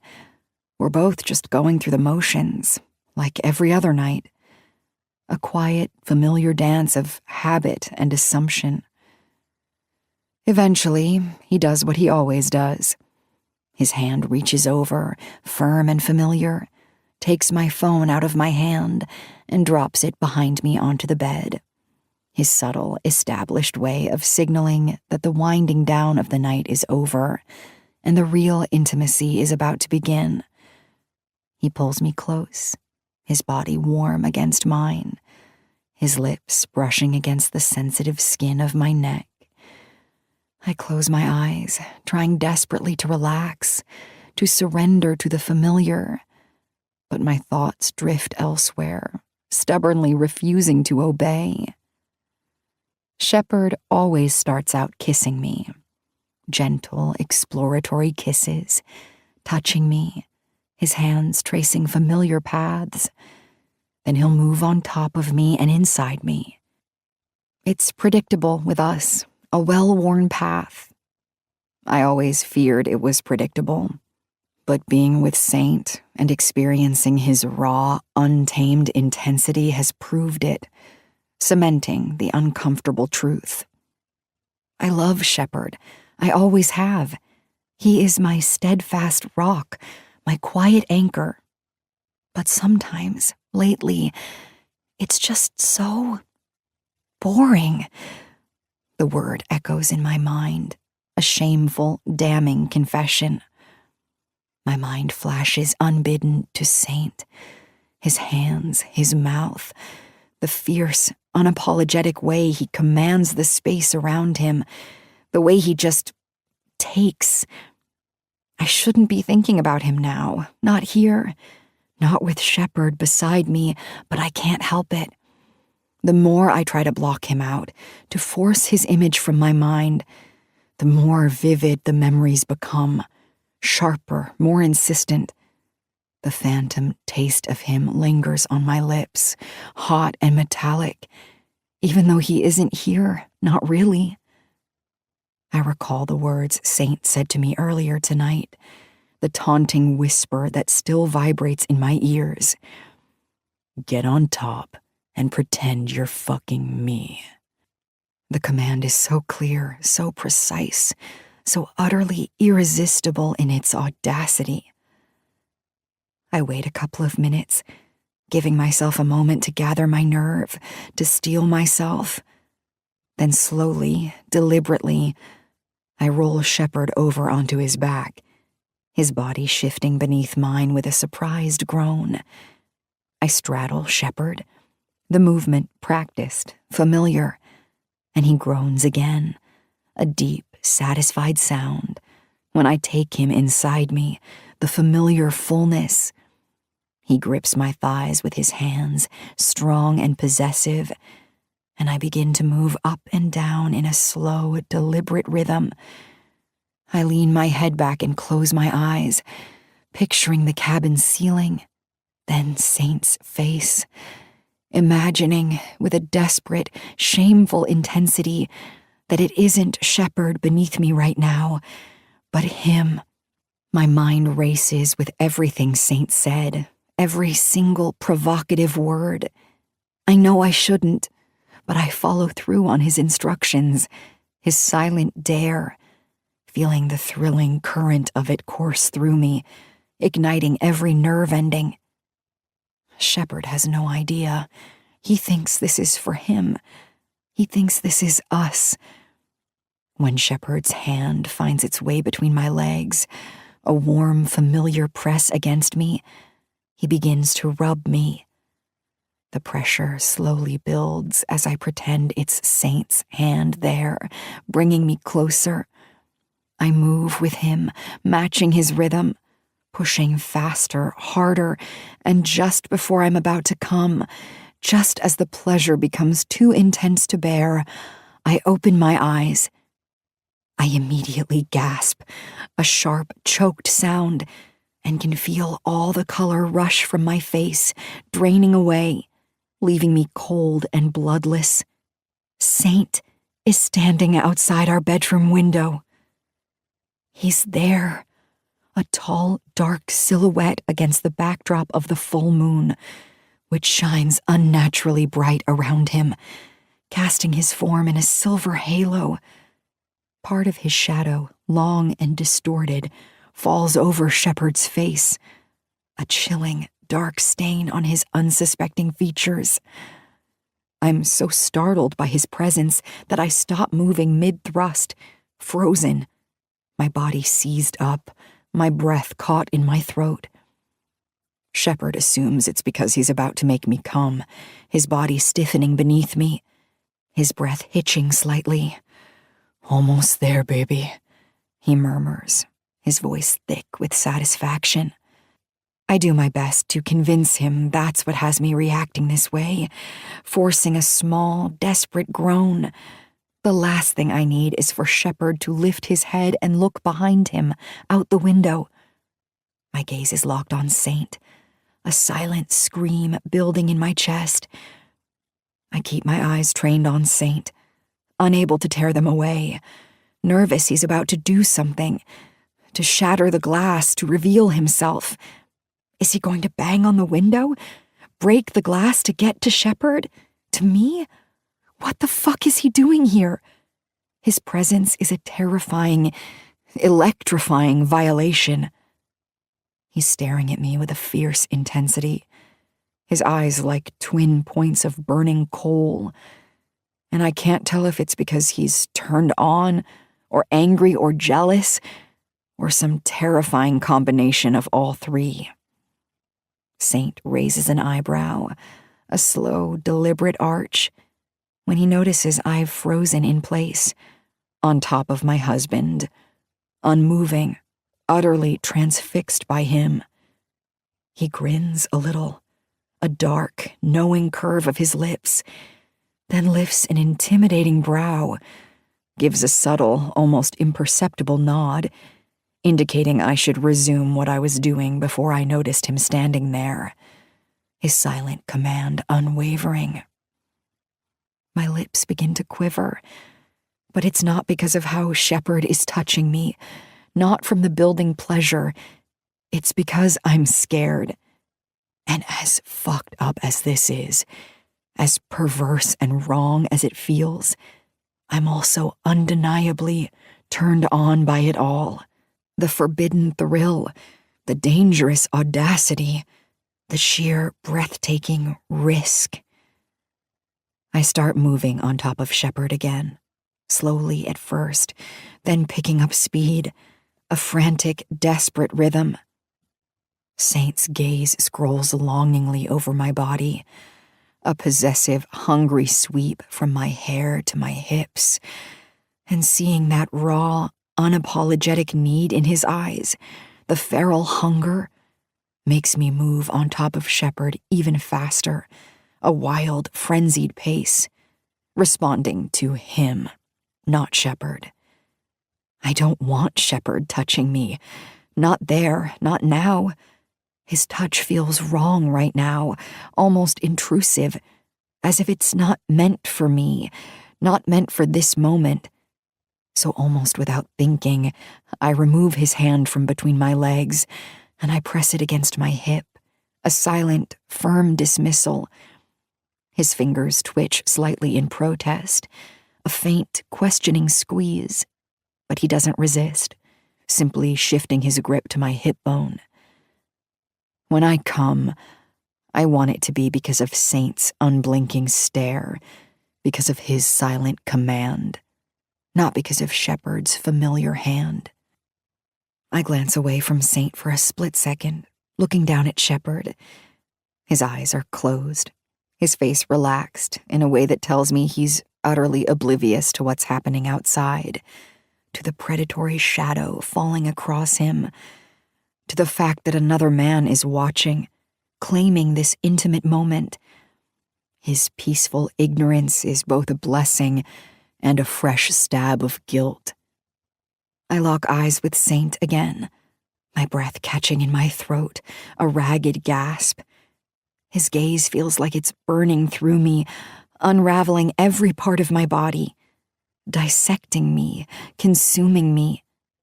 There's no need for him to be inside the room. His presence alone dominates everything, filling the space between us, suffocating all other thoughts. Slowly, deliberately, I slide my hand up my stomach to my breast, tracing the curves of my body as if trying to mimic Saint's imagined touch, his unspoken desire. His reaction is immediate. He pulls his bottom lip between his teeth and bites down hard, his jaw clenching, his eyes darkening further. That move sends a fresh rush of heat through me, a current so strong it nearly makes me falter, makes my body convulse. It's like he's controlling me, commanding my movements without a word, a puppet master pulling my strings from the darkness. My hand trembles slightly as I continue to caress myself, his gaze a burning brand on my skin, and it proves harder to keep my eyes locked on his. Every time I look at him, it's like a challenge, an unspoken dare to give in, to let go, to utterly shatter. Shepard groans beneath me, his voice low and rough, the familiar sound indicating he's close to finishing, his body tensing with effort. The sound barely registers. All I can think about is Saint, his unwavering stare, the way his lips part slightly, as if he's imagining being here with me instead of Shepard, as if he's mentally consuming me. It's overwhelming, this insidious power he holds over me, this complete, utter domination. My heart pounds, a frantic drum, and I put my own hand between my legs, desperate to finish with Shepard, to end this agonizing, exhilarating torment, but needing, desperately, to make it about Saint. Almost immediately, the sensation hits me, a rush so fierce, so profound, so utterly consuming that I let out a scream before I can stop myself. a raw, primal sound torn from my throat. It's like nothing I've ever felt from Shepard alone, nothing even close. My entire body seizes with pleasure, convulsing, and I can't keep my eyes open a second longer. I do everything in my power not to collapse onto Shepard, my body trembling uncontrollably, my legs quaking as the feeling pulses through me in wave after wave, an endless, shattering crescendo. It's as if Saint's stare is fueling this orgasm, as though he's the one reaching into my body, commanding every surge of pleasure, every shattering ripple. I continue to move on top of Shepard, my hand still between my legs. Even after I know he's finished and I've finished, our bodies both spent. But I don't want it to be over. My body hasn't caught up yet. The sensation still rippling through me like a shock wave, a lingering tremor. My legs shake, and I feel a soft whimper escape my lips as I collapse fully onto him, unable to hold myself up any longer, burying my face against his neck. Shepard's hands slide up my back, gentle and comforting, tracing soft patterns, as though he thinks this is something he's done for me, something he's given me. His lips brush against my shoulder in a soft kiss, but the touch feels distant and muted. I roll off Shepard, my eyes darting toward the window, the space where he stood. I lift my head slightly, heart pounding, hoping to see him still standing there, but Saint is gone. The moonlight filters in through the gap in the curtains, illuminating nothing but an empty yard, the stillness of the night. The sudden absence of his presence leaves me cold, like I've been abandoned mid-thought, mid-pleasure, mid-orgasm, a sudden, jarring emptiness. I close my eyes and tuck my head against Shepard's chest, as if seeking comfort, burrowing into his familiar warmth, but it's hollow, a feigned gesture. I can feel the tears threatening to form, hot and stinging, hovering just behind my eyelids, pricking them. And the worst part is, I'm not even sure why I'm crying. I feel guilty, profoundly so, sure, but not sad, not even close. This is so fucked up. That was probably the most fucked up thing I've ever done in my entire life, crossing so many lines. But what's worse is the undeniable truth gnawing at me, one I can't ignore no matter how hard I try to suppress it. I would do it all over again if given the chance. It felt that good, that dangerously, thrillingly good. "You've been deprived," Shepard says, his voice thick with satisfaction, completely oblivious to the devastating reality of my experience. "That was mind-blowing." I want to laugh, a harsh, brittle sound at the word deprived, at his utter lack of comprehension, but I hold it back, biting my lip hard to keep the sound in, to prevent the truth from escaping. Deprived? If only he knew how deep my deprivation goes, how long it's been festering beneath the surface. A silent, aching void, waiting for something, someone, like Saint, to bring it to life, to tear open the dam. But I don't say that. I try to say something an innocent wife and mother would say in this moment, to maintain the fragile peace. "I think I was too loud. I hope I didn't wake the girls." My voice is muffled against his chest. Shepard chuckles softly, pressing a kiss to my forehead, his breath warm against my skin. "They're heavy sleepers," he murmurs, his voice laced with contentment, before pulling away from me to grab a towel from the nightstand. I watch as he wipes it between my legs, careful and considerate. It's a small gesture, but one I've always appreciated about him, that he takes care of me, even in these intimate, vulnerable moments. It's one of the things that makes him a good husband, one of the things that used to make me feel so safe, so cherished with him. But in the times I've been with Saint, there was no cleaning. There was no neatness. We were sticky and messy, and he didn't seem to care. In fact, he seemed to like it, a primal, animalistic acceptance. And surprisingly, terrifyingly, I liked it too. Saint is everything Shepard isn't, and that's both good and bad. It's a chasm, a thrilling divide.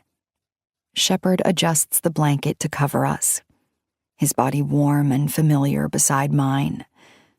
He rolls over onto his side, his back to me, the ultimate gesture of postcoital comfort and trust. He murmurs, "Good night."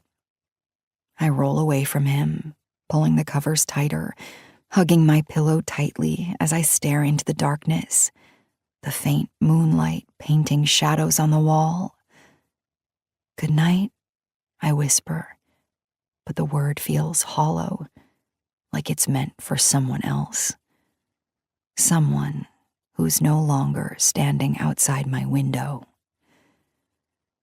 I need to mentally buckle up, because the ride Saint is taking me on is getting way too unstable.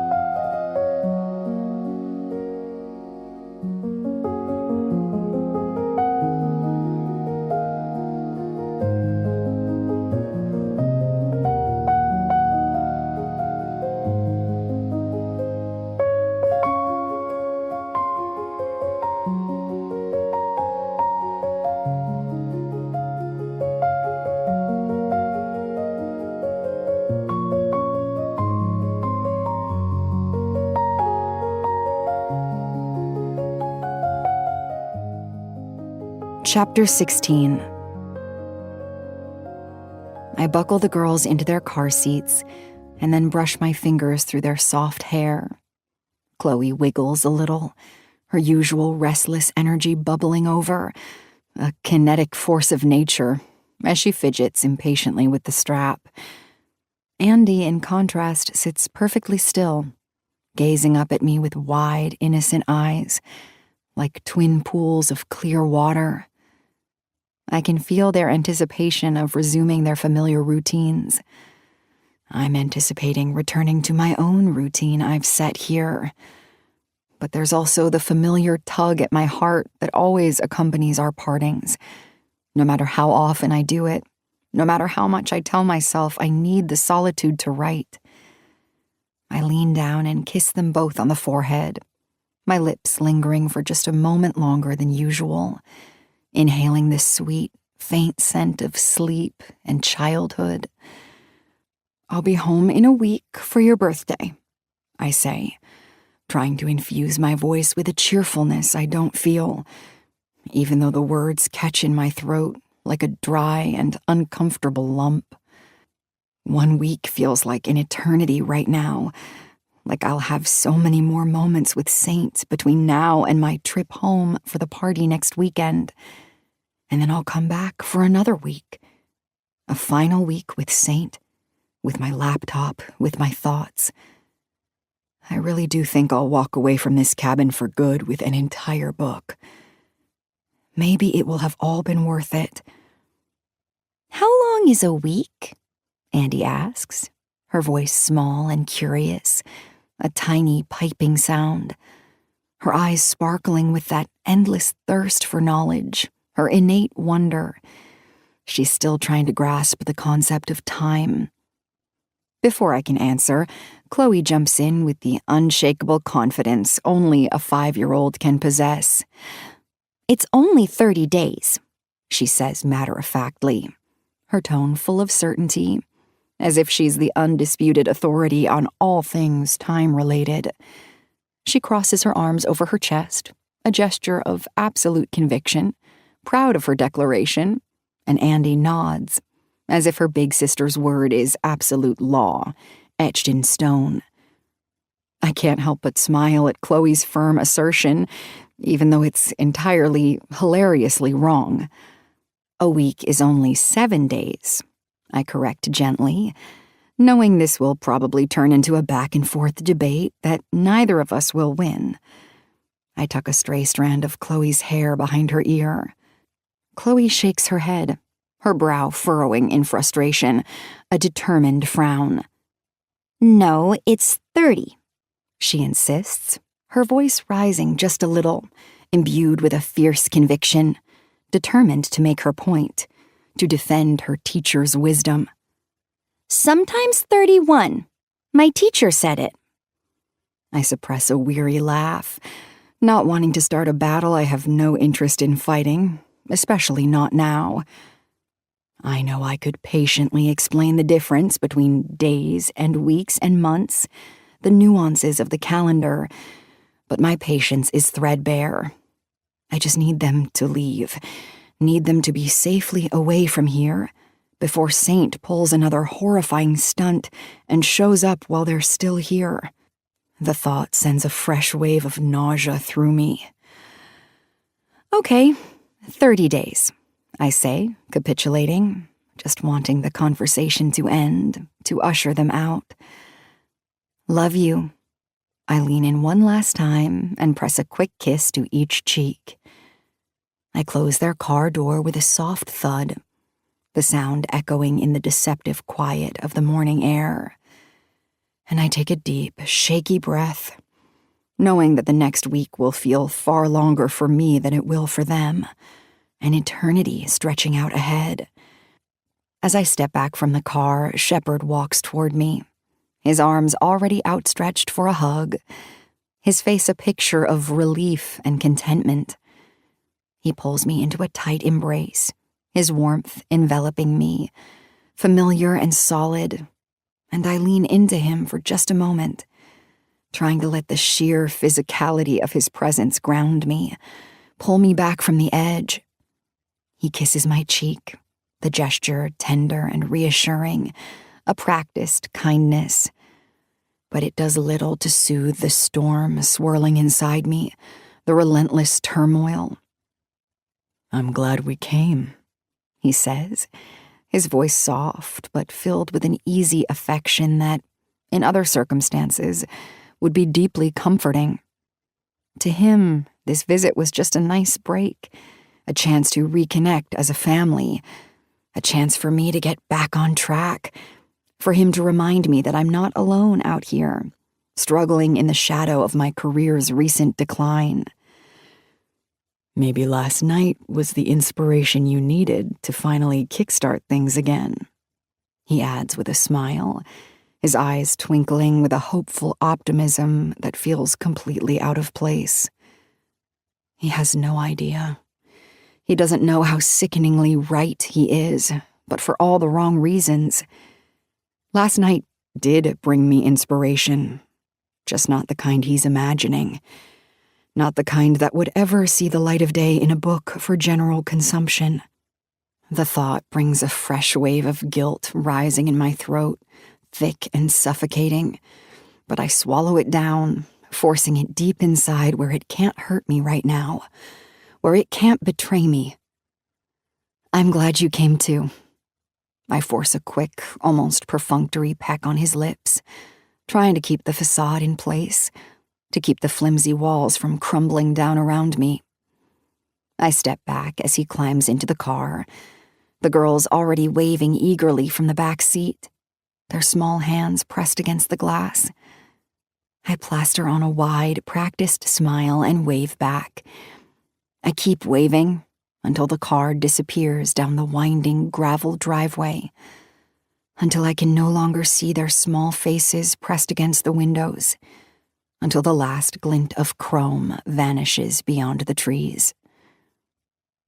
The moment the car is out of sight, my smile drops, evaporating from my face like smoke. The relief I feel is instant, a sharp, exhilarating rush. When I'm certain they're gone and can no longer hear the rumble of the engine, I turn and head back into the house. I'm moving on autopilot, my steps quick and purposeful, almost frantic, my mind racing with one singular, overwhelming thought. I need to call Saint. It's not a question, it's a primal, desperate need. He's all I've been able to think about since last night, his audacious presence lingering in my mind like a dark, intoxicating shadow I can't shake, clinging to my thoughts, weaving through every fleeting moment of false calm. I need to hear his voice again, to ground myself in whatever this terrifying, exhilarating thing is between us, this dance that feels utterly out of my control. I don't get far. The moment I open the door, I'm left frozen in place. Saint is somehow standing right in front of me, having materialized as if from thin air, his tall, imposing frame blocking my path completely, filling the doorway. His eyes, dark and piercing, are locked on mine with an intensity that makes my skin prickle. A million questions flood my mind all at once, a chaotic, unbidden torrent. How did he get inside? I locked the doors last night. I was so careful. How long has he been here? Has he been watching me? Watching Shepard?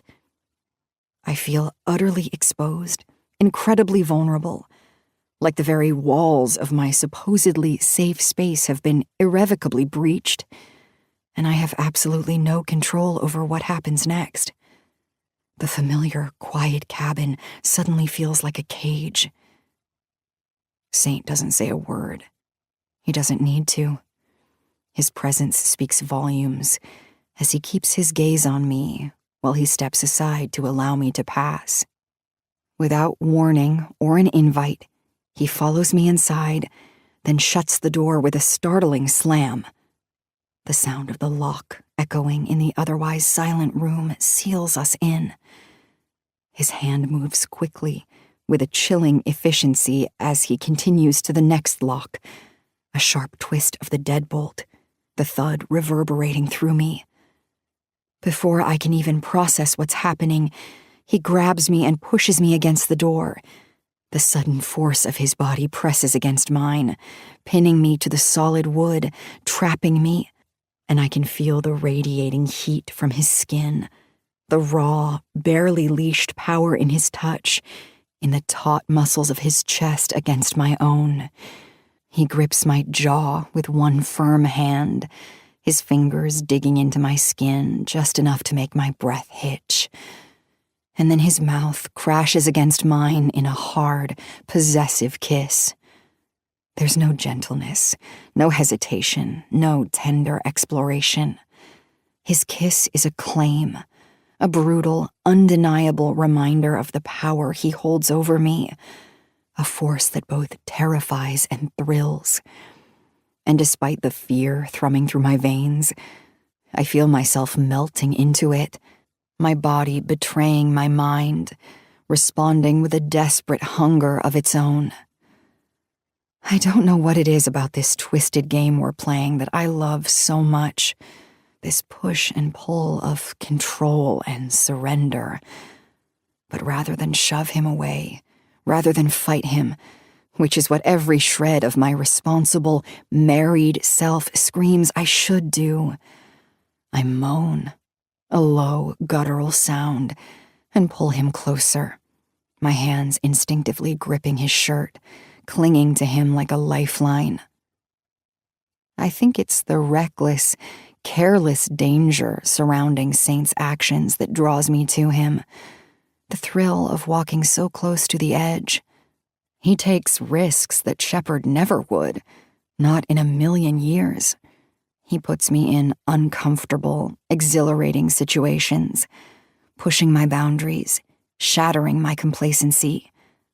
And he clearly enjoys every single second of it. His pleasure is almost as intoxicating as his touch.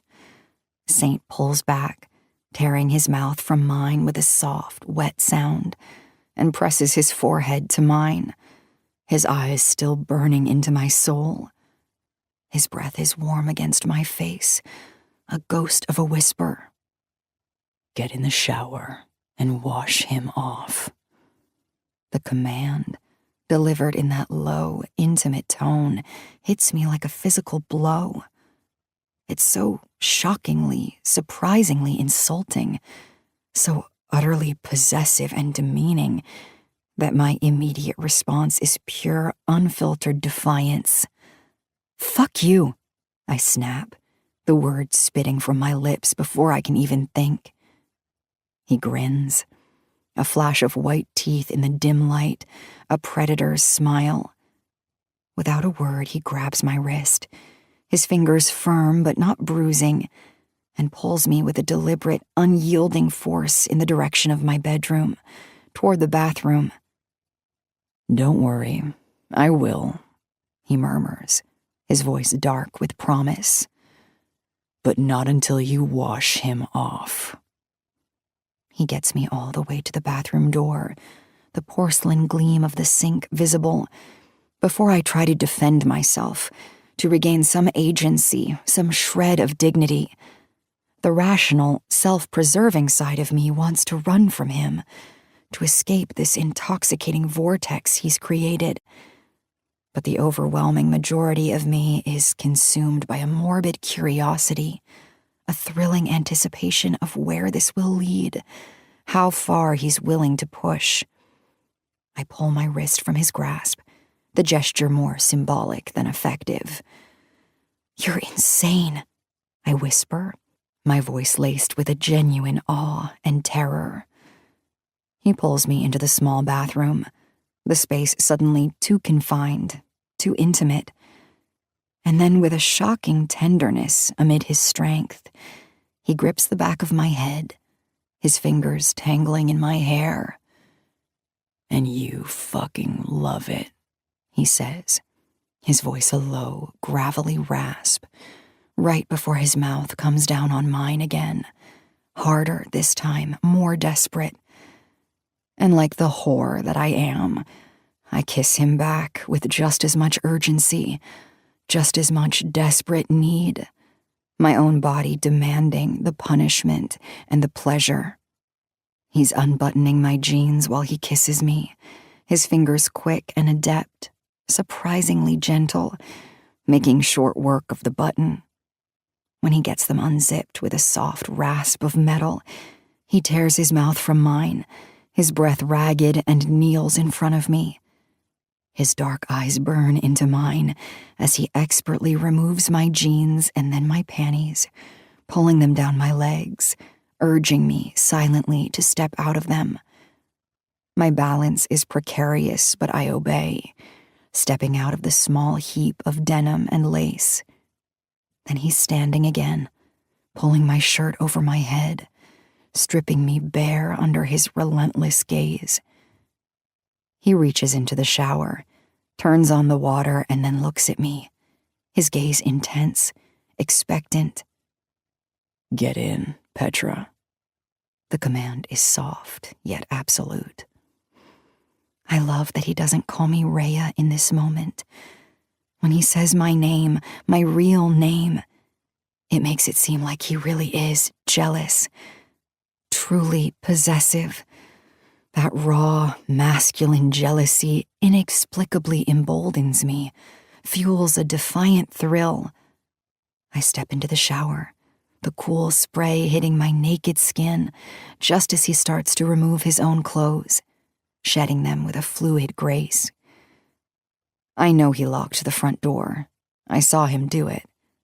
But Shepard could still come back. What if he forgot something? What if he realizes I'm not in the living room, that I didn't grab my laptop? If he forgot something and came back, The thought flashes through my mind, a fleeting spark of terror, a necessary adrenaline rush.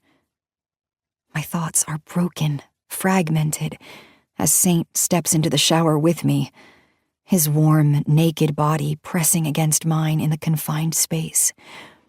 He grabs the shower head and pulls it off the holder with a soft click. He places it between my legs, aiming the nozzle, and I gasp, a sharp, involuntary intake of breath, because the water is still stunningly cold, a frigid shock against my most sensitive skin. "What are you doing?" I ask, my voice thin, almost a whimper, shocked by the sudden, visceral intensity of it all, the sheer, brazen audacity. He presses his mouth to my ear, his breath hot against my wet skin, the words a low, guttural growl that vibrates through me. "Washing him off your cunt so I can eat it." His words, crude and utterly depraved, make me physically shudder, a deep, involuntary tremor that racks my entire body. I lean my head against the cold, tiled shower wall, surrendering to the sensation, to his sheer will, and in that moment, in the face of his desire, I forget all about Shepard, all about my husband, about the lies, about the life I'm betraying. Right now, it's just Saint. Chapter 17. Saint, Saint, Saint. He is a beautiful specimen. The sun beats down, a warm, benevolent weight on my skin, as I watch him navigate the boat across the glittering expanse of the lake. He's a natural, his movements fluid and strong, utterly at ease behind the wheel. He's shirtless, his back a canvas of lean muscle, glistening with a fine sheen of sweat. Every flex, every shift of his shoulders is a stark, captivating display of power, a visual rhythm that makes my breath catch in my throat. He's so undeniably sexy out here, untamed and free. And in return, I too feel free. I lean back against the cushions of the boat, the worn fabric warm beneath me, and try to lose myself in the pages of my book, a psychological thriller that feels far less unsettling than my own life right now. But my eyes keep drifting, drawn inevitably to Saint.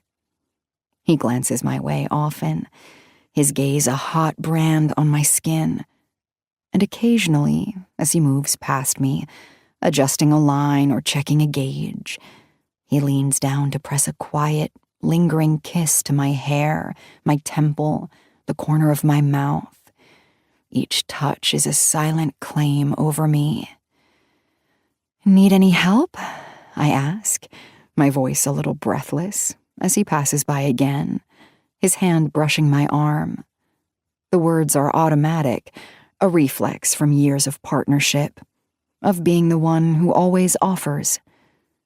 He laughs, a low, dismissive sound that isn't unkind. "Relax, Petra. You work too much." He says it with a casual ease, a simple observation, and the words resonate with a surprising depth. I remember Shepard's voice, the subtle barbs, the undercurrent of judgment when I don't work, when I try to rest. "The well's looking a little dry," he said, a veiled accusation, making me feel guilty for not churning out content, for not always being productive, for my artistic struggles. Saint, with that simple sentence, offers a liberation I didn't realize I craved. He sees my exhaustion, not my failure.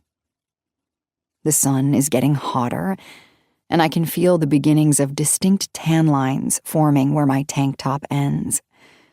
With a decisive shrug, I pull my top over my head, exposing myself to the wide open sky. I feel Saint's eyes on me immediately, a familiar heat, and he lets out a low, appreciative groan, a raw, visceral sound that hums through the air. But he doesn't say anything annoying, anything that feels cliché or objectifying. None of the cheap compliments or possessive remarks most men would offer. He just watches, his gaze intense, possessive in its own way, and utterly silent. It's more powerful than any words. After a while, the wind whipping his hair, the sun glinting off his shoulders, he finally comes to sit down next to me, the boat swaying gently beneath us. He props an elbow on his knee, his body angled toward me, his presence a warm, magnetic force. The silence stretches between us, comfortable for him, electric for me. I can't hold back the question that's been gnawing at me, a persistent ache in my chest. "Do you regret this?" I ask, my voice barely above a whisper, gesturing vaguely between us, meaning this, the affair, the betrayal, the secrets we share. He considers it for a long moment, his eyes scanning the horizon, his expression unreadable. Then he turns to me, his gaze direct, unflinching, honest to a brutal degree. "I wish it wasn't an affair, Petra," he says, his voice low, tinged with a quiet regret that surprises me. "But no, I don't regret being with you. Not for a second." The words hit me with a jolt. He wishes it wasn't an affair. That implies a desire for something more, something legitimate. And that, in turn, makes me think of his wife, the woman he's still married to, still talks to daily. It feels like more of a compliment to me, a heady rush of validation, but simultaneously a profound insult to her, to his marriage. It's a cruel, delicious irony. A different kind of question forms on my tongue, one that feels even more intimate, more intrusive than the last. Do you have kids?" I ask, my voice soft, almost hesitant, crossing a line I'm not sure he wants me to cross. He doesn't answer immediately. He just looks at me, his gaze suddenly shuttered, almost cold, like I've asked something deeply inappropriate, like it's crossing a sacred boundary to ask him these things. The sudden shift makes my heart sink. "You know I have kids," I press, the quiet desperation in my voice betraying my need to know, to understand him beyond the passion.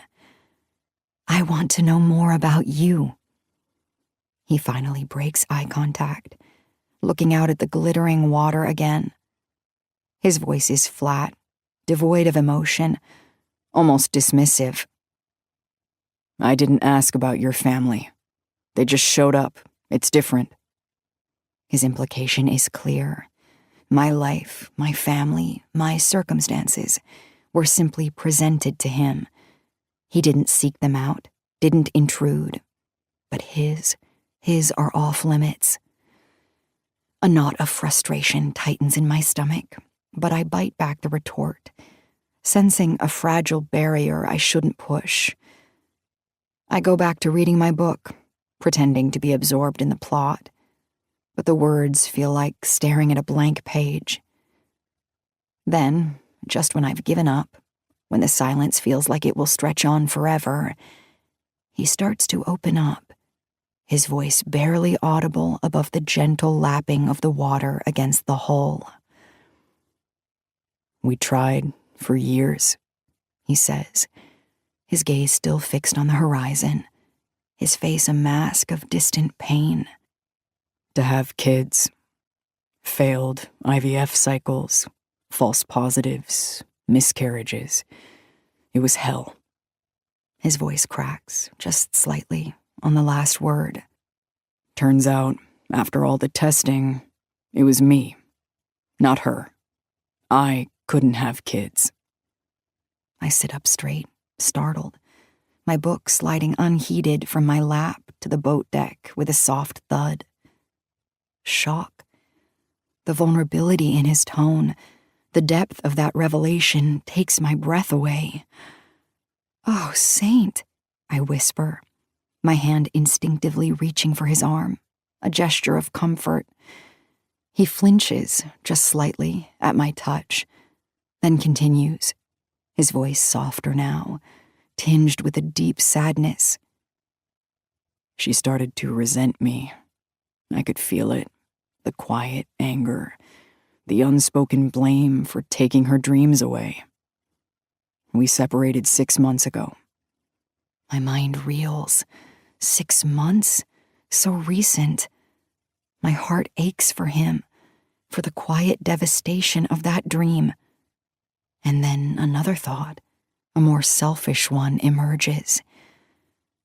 Why did he let me believe he was in a happy marriage? "You didn't tell me any of this," I say, my voice trembling with the revelation. He turns to me, his dark eyes meeting mine. I still wear my wedding ring. I still feel married. Where, in the space between you needing a muse who is a married man and me explaining my messy break, could I have fit all that in? Besides, you needed the full experience, Petra, he says. And I've had fun with it. The guilt, the secrecy, the forbidden thrill. You needed to feel it all, to live it, so you could feel better about your writing, to get the fuel you needed for Rhea. A cold dread washes over me, mixing with a strange, dark understanding. "Do you want the marriage to work?" I ask, the question tumbling out before I can stop it in a desperate need for clarity. I'm searching for a shred of normal human emotion in this chaotic game. He looks back at the water, his gaze distant. Of course, he says simply, quietly. But I don't want to tie her down, or prevent her from having other children, from pursuing that dream with someone else. His voice holds a profound sorrow, a selflessness that's almost unbearable, given what he's just admitted to me. "Do you still live together?" I ask, pressing for more details, trying to piece together the shattered fragments of his life, to understand the man behind the persona. "No," he says, shaking his head. "We don't, but we talk almost daily." He pauses, then turns back to me, his eyes searching, vulnerable in a way I haven't seen them before. "She's having trouble moving on, but so am I." He shifts, his knee brushing mine. Do you have any advice?" The sudden vulnerability, the genuine plea, takes me by surprise. And for a moment, I see him not as Saint, the intriguing, manipulative muse, but as a man in pain. But the answer is automatic. "No," I say, shaking my head, my voice flat. I don't know how to move on either, even though sometimes I want to." The words are true, agonizingly so. "But you don't have kids," I add, almost without thinking, a reflexive defense, a way to diminish his pain in comparison to mine, to make mine somehow more valid. "So maybe it isn't as hard for you." The moment the words leave my lips, I regret them. His face hardens instantly, a subtle but profound shift. His jaw clenches, his eyes darkening, and he pulls away from me, the distance suddenly vast between us. It's like I took his infertility, his deepest wound, and diminished it, trivialized it with a careless, thoughtless comparison to my own self-inflicted marital woes. The accusation, though unspoken, hangs heavy in the air. "I'm so sorry," I whisper, my voice filled with immediate, genuine contrition. "Saint, I didn't mean it like that. I trail off, unable to find the words. He holds up a hand, stopping me, his expression still etched with pain, but softened slightly now. "It's okay," he says, his voice strained. "I'm not going tit for tat about this, but not being able to have kids at all is a hell of a lot harder than divorcing someone you have kids with." He's right. His pain is immense because his dreams were shattered by something beyond his control. Mine would be shattered by my own hand, simply because of boredom. It's difficult to leave any relationship if there's not a huge betrayal, especially when children are involved. Boredom and annoyance are likely not grounds for a divorce. But I'm worried that's where it starts.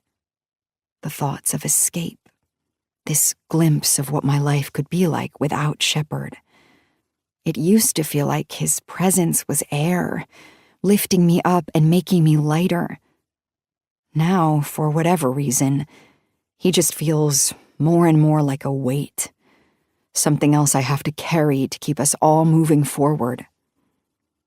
Saint looks out at the water again, his jaw working. Then his voice lowers, almost to a confession, chilling me to the bone, even in the warm sun. "When I was watching you say goodbye to your girls, when Shepard was there," he pauses, and I hold my breath. "I was angry, Petra.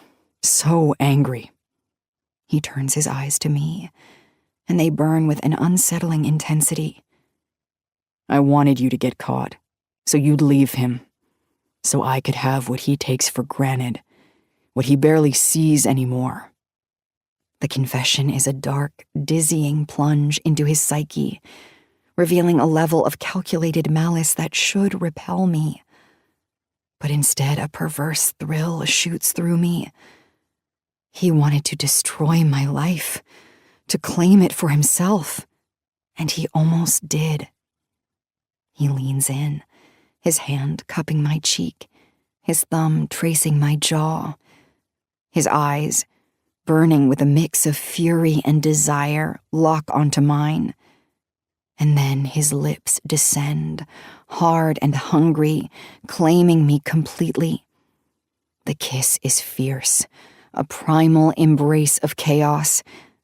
And then right there on the open water, beneath the broad, indifferent gaze of the afternoon sun, we have open sex. Or maybe it's the beginnings of making love, unashamed, a defiant act of rebellion against everything we've just confessed, and every boundary we've shattered. We pull into the small cove, the water lapping gently against the hull as Saint expertly maneuvers the boat toward the rickety wooden dock. The sun, lower now, casts long, stretching shadows across the water, painting the sky in hues of orange and purple. We don't speak, the quiet after our intense coupling thick and heavy. As we begin the process of tying up the boat, securing it to the weathered pilings, our movements synchronized and efficient, a familiar anxiety begins to prickle at my skin. The real world, the one I've temporarily escaped, is rushing back in, demanding its due. My hands move mechanically, coiling a rope, but my mind is already back in the cabin, drifting further to my house, to Shepard, to the delicate facade I have to maintain.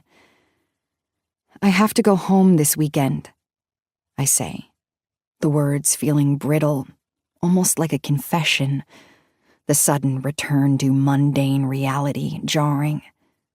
"What? I thought you had another 2 weeks booked." I avoid his eyes, focusing instead on the knot I'm trying to tighten.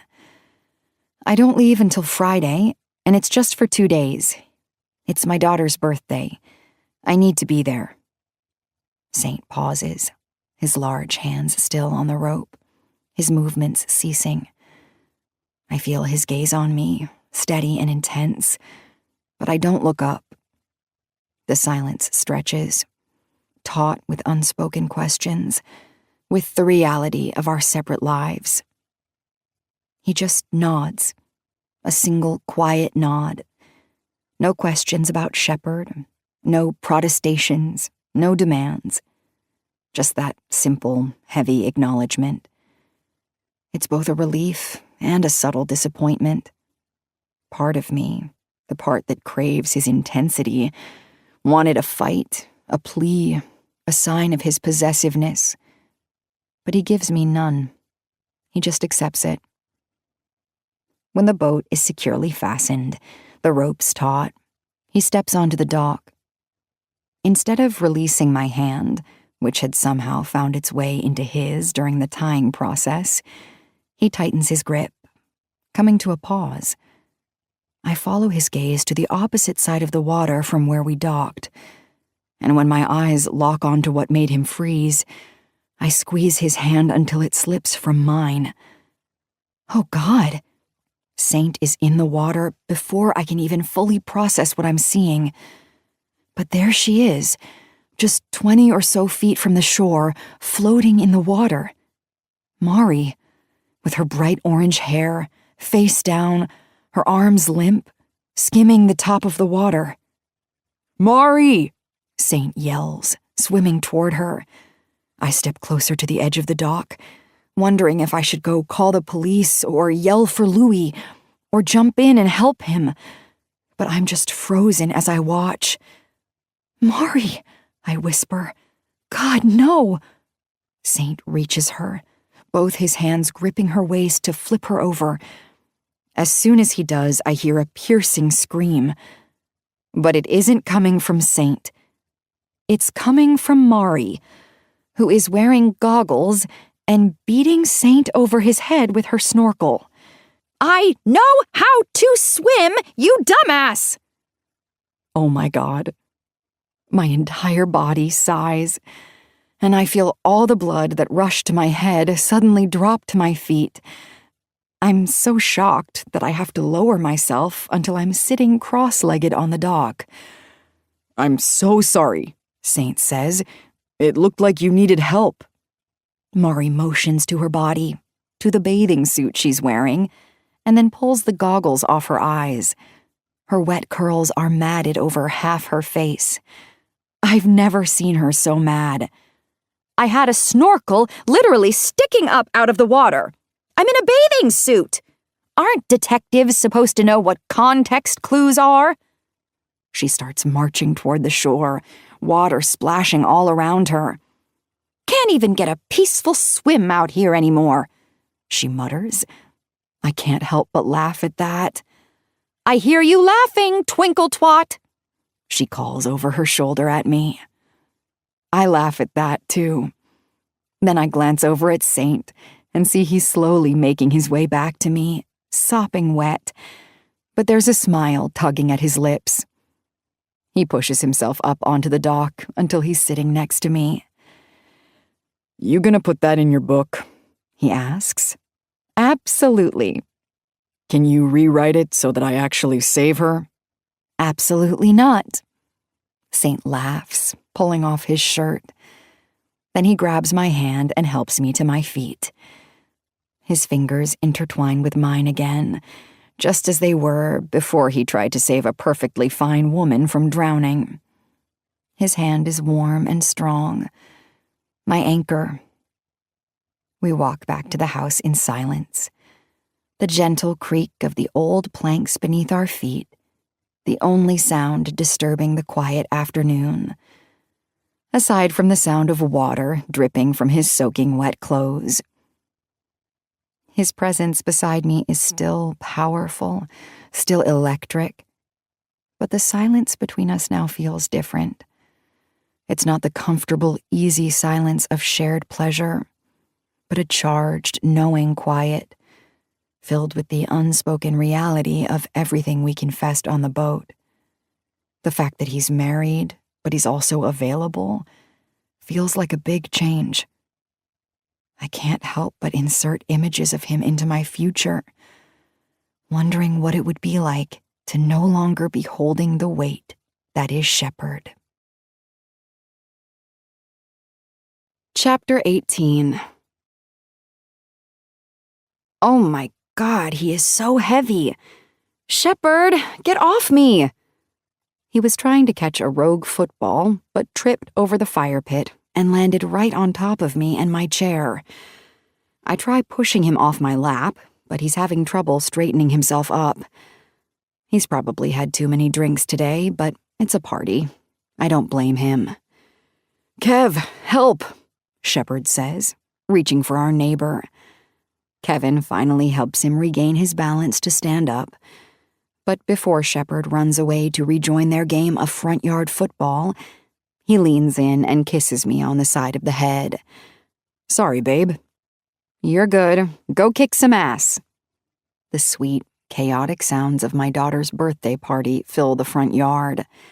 Laughter bubbles up from the kids, punctuated by the pop of a balloon. Then Shepard's booming voice, carrying over the general conversations. You've got to be kidding me, he yells. I watch as he falls onto his back in the grass, clutching his forehead in some defeated gesture.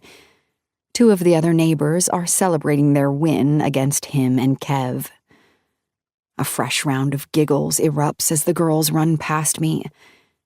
I can hear Nora in the seat next to me, laughing at whatever conversation she's having with my neighbor Esther.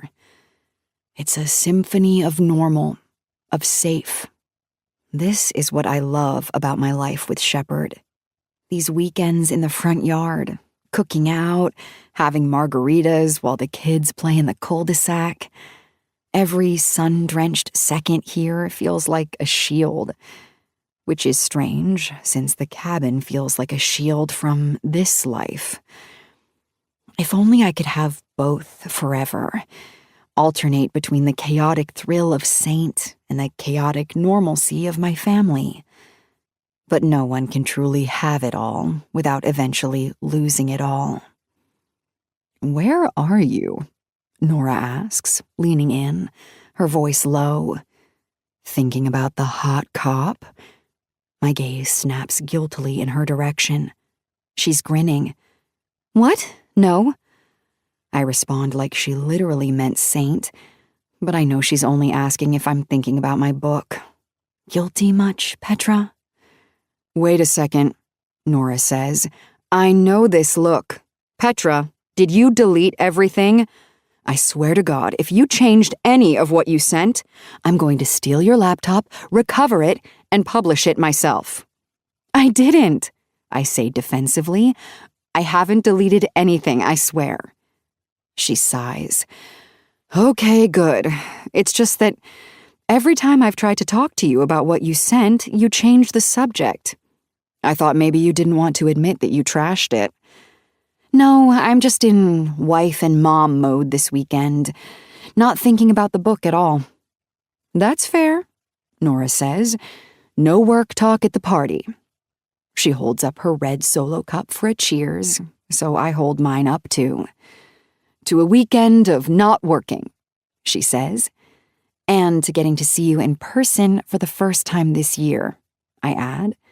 We click our cups together, and her attention soon drifts back to the conversation she was having with Esther. I take a sip of my iced tea, watching Andy chase a rogue balloon with a shriek of delight. Mommy, look! She yells, her tiny hand outstretched. I'm smiling, about to call out a reply, when my gaze drifts, almost idly, towards something that's caught my eye at the end of the street. I almost overlook the vehicle at first. It blends in for the most part. But when my eyes lock in on it, I realize it's almost camouflaged by the dense shade of the old oak trees lining the curb. It looks like it's been swallowed by the shadows deliberately. My breath hitches, catching painfully in my throat. My iced tea glass slips from my damp hand. I immediately try to recover it, but watch helplessly as it falls quietly onto the grass with a thud, going unnoticed by everyone around me. No, it can't be. He would not drive this far. But the sheer, undeniable presence of that car, even from this distance, screams his name.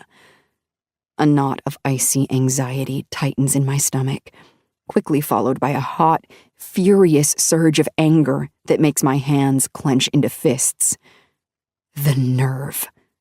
He was so mad when I dared to follow him, when I stepped even a toe into his real life. And now he's here, a silent, dark sentinel watching me in mine? The sheer hypocrisy of it burns, a searing flame in my chest.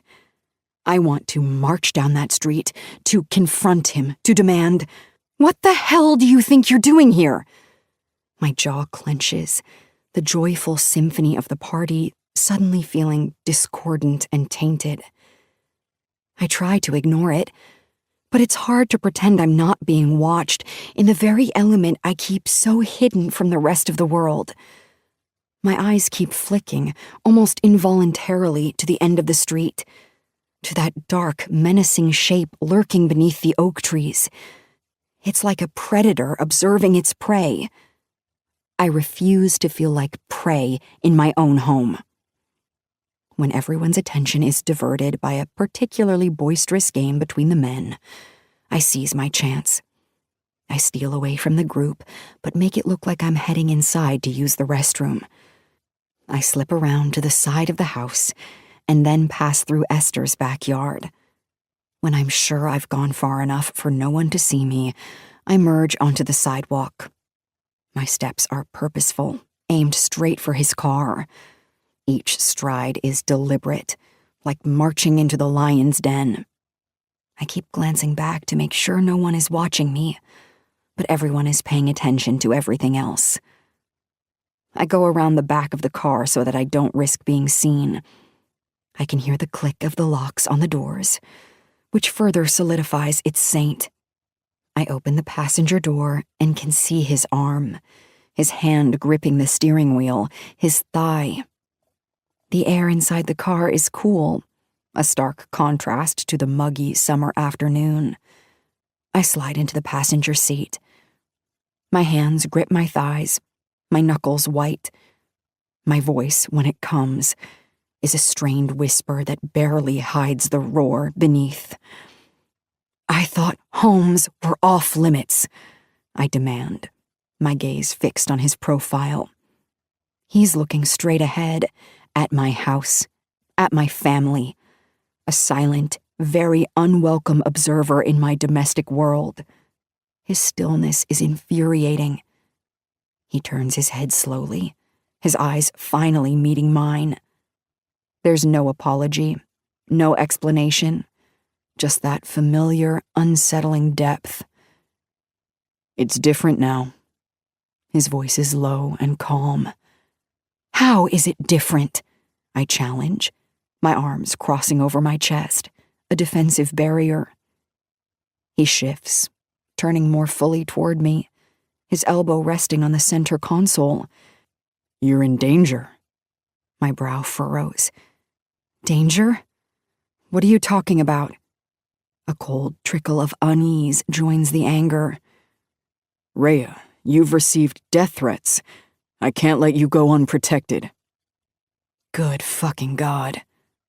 I stare at him, a snort of disbelief escaping me, sharp and involuntary. "I'm at my home. This is my daughter's birthday. I don't have time for this shit, Saint." "Rhea," he says. "Stop calling me that. This is ridiculous. You found a flimsy reason to intrude on my personal space, and I'm angry." He holds my gaze, unwavering, his expression unreadable. And then he finally breaks character, leaning his head back against the headrest. He allows an expression to finally reach his eyes. And maybe I'm just hoping, but he actually looks a little remorseful. But then the asshole has the audacity to grin. "Petra," he says, finally using my actual name. Relax. He tries to slip a reassuring hand up to my neck, but I push it away. Do not tell me to relax when you're literally sitting outside my home. He seems genuinely surprised by my reaction. He angles toward me a bit more. Are you worried I'm here to confront your husband? I honestly have no idea what you're capable of. It's fucking terrifying. He immediately drops the whole act. No more grin, no more cockiness. He transforms back into the saint I had on the boat, his eyes reassuring, his posture comforting. Petra, he repeats. His voice is quiet, almost a plea, the barest hint of vulnerability in its tone. I would never do that. You need to leave, I say, my voice firm, despite the tremor in my hands that I desperately try to hide. Wait, just wait a second, he says, grabbing my hand. No, I can't function with you here. I need you to leave. This is not okay. He doesn't argue further. He just watches me for another long, silent moment, those dark eyes dissecting me. Then a slight, almost imperceptible nod. Nothing else needs to be said between us. I grab the door handle, my fingers fumbling slightly, and step out. The sounds of the party rushing back in, louder, more vibrant, almost overwhelming after the contained silence of the car. I walk back toward the house, every muscle in my back tense. I finally hear him start the car and pull away. I walk straight into the house and to the bathroom. I lock the door and do everything I can not to have a complete meltdown. This is my home. I think he might be crazy. I think I might be crazy. Chapter 19. I am. I'm crazy. Because what sane person would return to the location where she's vulnerable to a man who drove 2 hours to sit outside her house without permission? Me, that's who. But my God, I've never felt anything like this. It's a constant tug, like a thick rope loops from my chest to Saint's, and I'm constantly being pulled until I'm too exhausted to fight that pull. Following attraction and intrigue over instinct and common sense is a very good description of crazy. The hum of the road beneath my tires is the only consistent sound in the oppressive silence of the car. My hands grip the steering wheel, knuckles white, a mirror to the tension coiling in my gut. The sunlight feels harsh today, glinting off the evergreens that line the winding drive. Every mile closer to the cabin feels like a tightening spring, a coil of dread and anticipation. It's been a whole day since I told him to leave. He hasn't reached out since.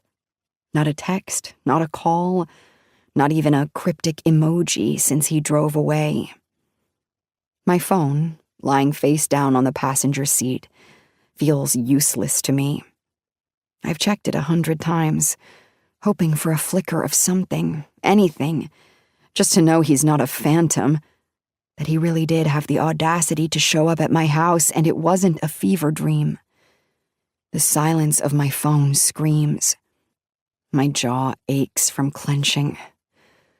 I told myself I was coming here to finish work, but deep down, I know I'm coming because he's here, and I'm not done with him, because I've been pulled into his orbit and never want to be pushed out. The turnoff appears. A gravel road whose crunch beneath my tires is starting to feel like the sound of coming home. The familiar trees close in, tall and silent, casting long shadows. My breath hitches. Please don't let him be there. Please let him be there. I realize I'm begging for 2 very different things right now. I am so confused. But then, as the trees thin and the small clearing where the cabin sits comes into view. I see it.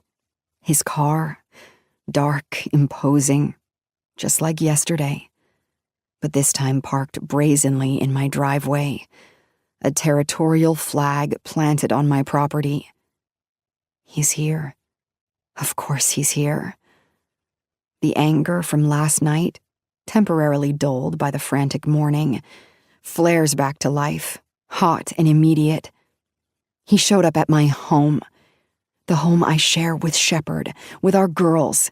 The audacity, the sheer terrifying audacity. And now he's just waiting for me, as if I owe him something. My hands tighten on the wheel so hard my fingers ache. I am so happy he's here. I am so angry he's here. I'm mad at myself for wanting to run into his arms, while simultaneously feeling the need to blacken his eye. I steer my car slowly, carefully, pulling up behind his. The engine clicks as I cut the ignition, the sudden quiet amplifying the frantic thumping of my heart. I sit here for a long moment, gripping the steering wheel, just breathing, trying to get my racing thoughts under control. I'm not in the mood for sex. I'm too angry for that. But I am in the mood for conversation, maybe even an argument, a fight, a way to put all this to an end and somehow be okay with it. I push open the car door, the sound a loud creak in the still air, the wood porch, the scent of pine and damp earth. It all feels alien, tainted, as I make my way toward the front door. My hand hovers over the doorknob, hesitating. What will I say? What will he say? Will he demand something? Will he act like nothing happened? I open the unlocked door to my rental, slowly, carefully, as if expecting a wild animal to spring out. The interior is dim and cool. My eyes scan the living room and kitchen until I find him. He's standing at the stove, his back to me, the faint scent of herbs and tomato sauce already wafting through the air.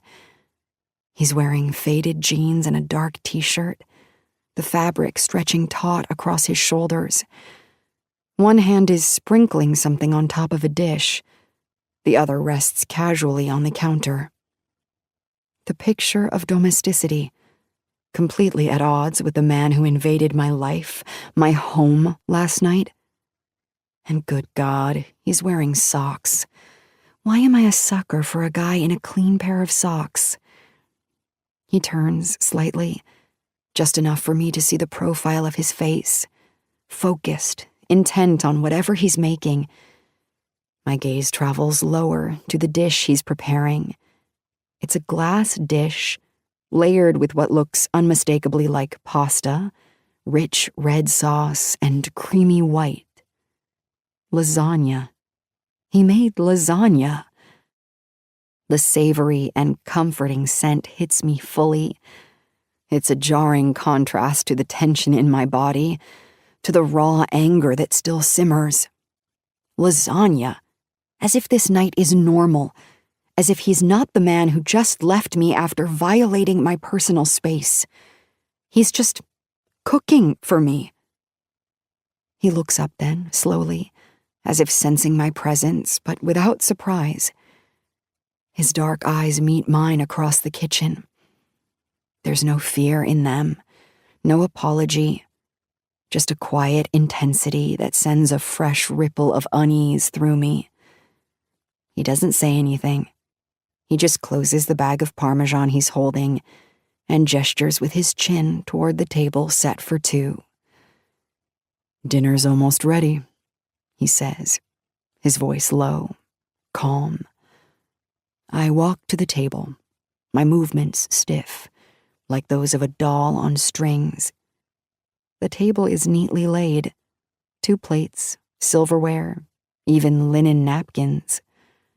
A bottle of red wine stands uncorked. He plates the lasagna, thick, generous slices oozing with cheese and rich sauce. He sets one plate in front of me, then takes his own seat opposite me. The silence stretches, thick with unspoken words, with the chaotic memories of last night. The comforting scent of food feels like a cruel trick. I pick up my fork, but my appetite is non-existent. I prod at a piece of pasta, then set the fork down. I can't eat, not yet. He watches me, his expression unreadable. Finally, he sighs, a quiet exhalation. Look, Petra, He begins, his voice softer. I'm sorry. You're right. I crossed a line. You showed up at my house, Saint. My family's home. He doesn't flinch. His gaze is steady, unwavering.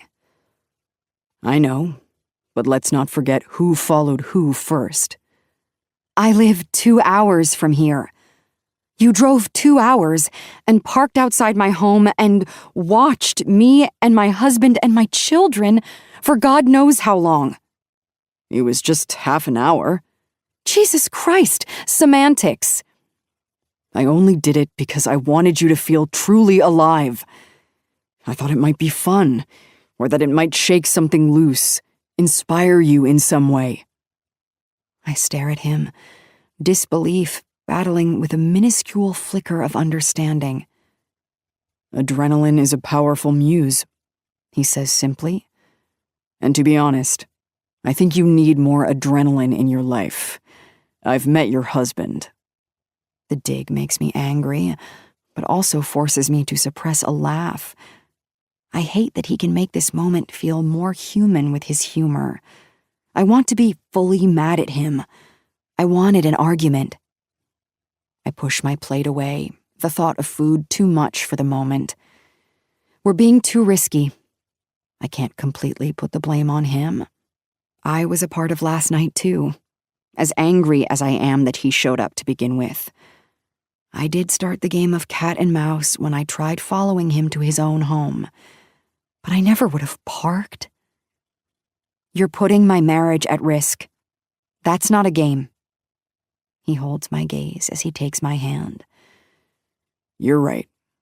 We should have laid out strict rules before starting this whole thing. I got caught up in the moment. It won't happen again.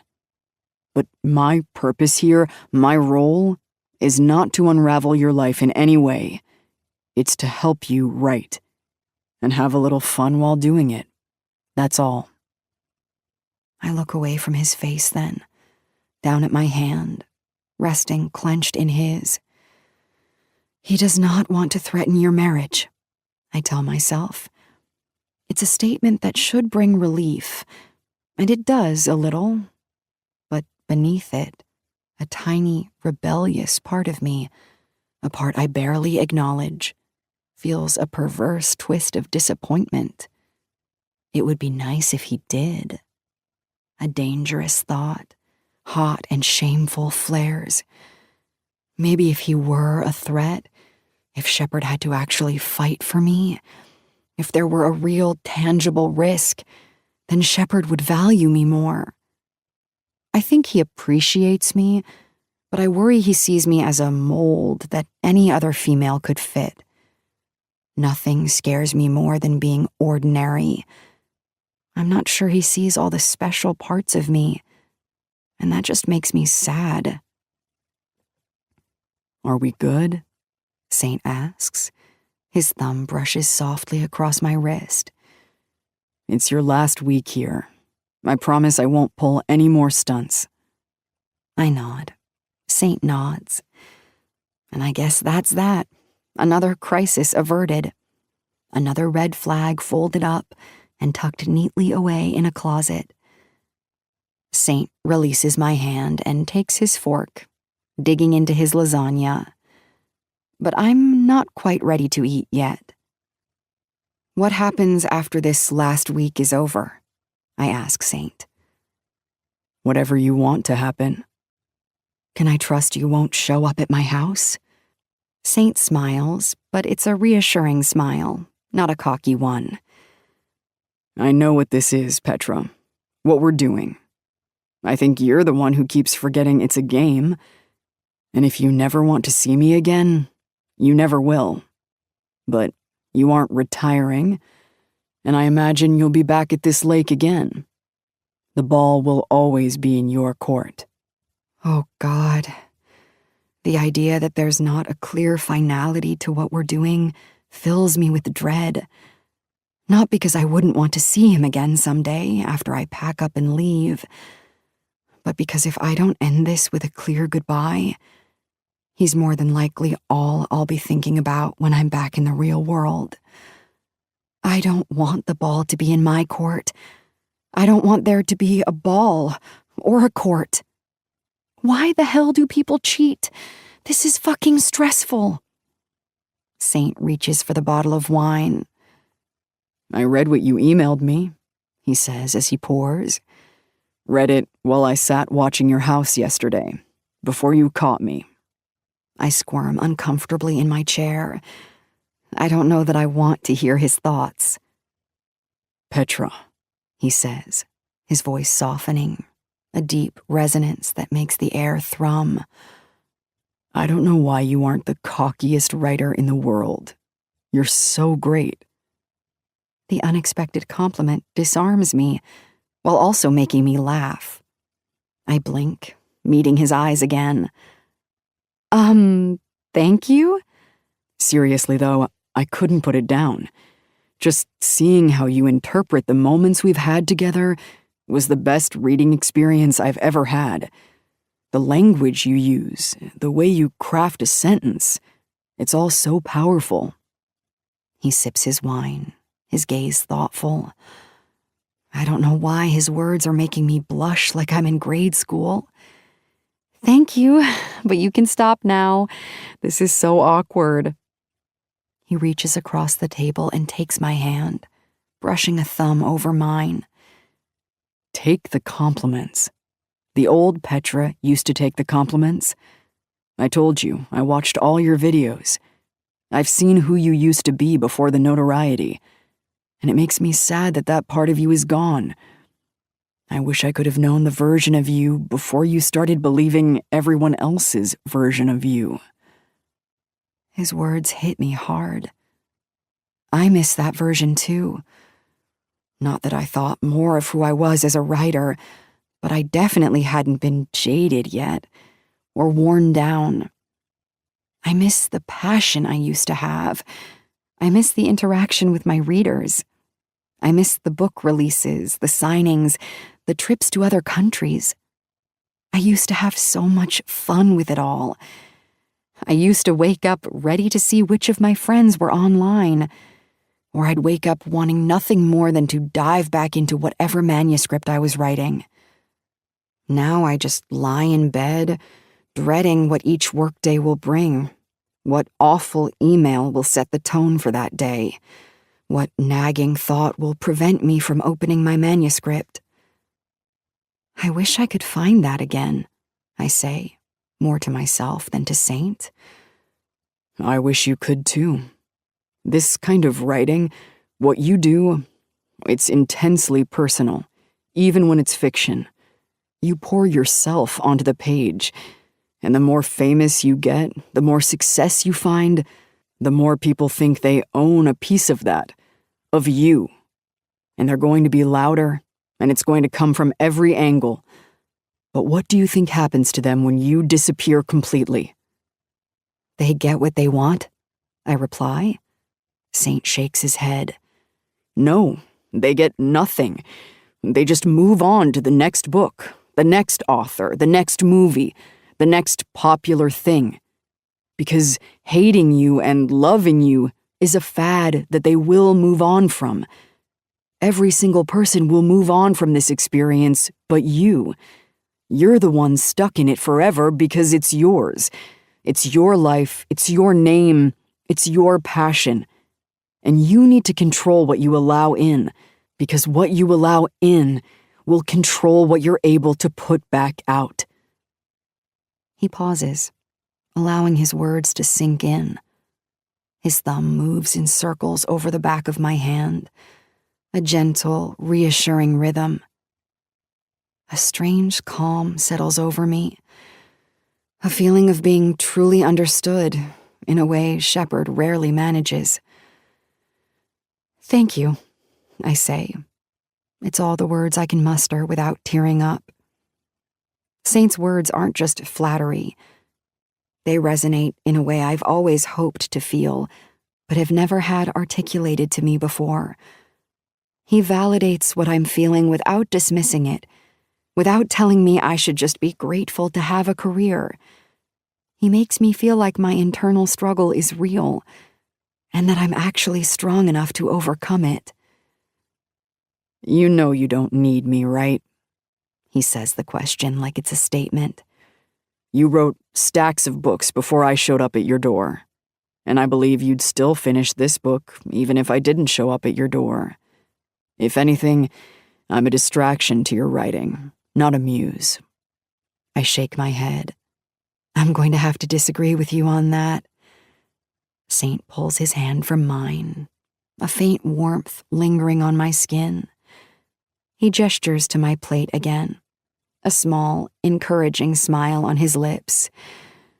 "You need to eat, and then we get you back to work." I pick up my fork, and this time, the scent of food doesn't feel jarring. It feels grounding. I take a bite.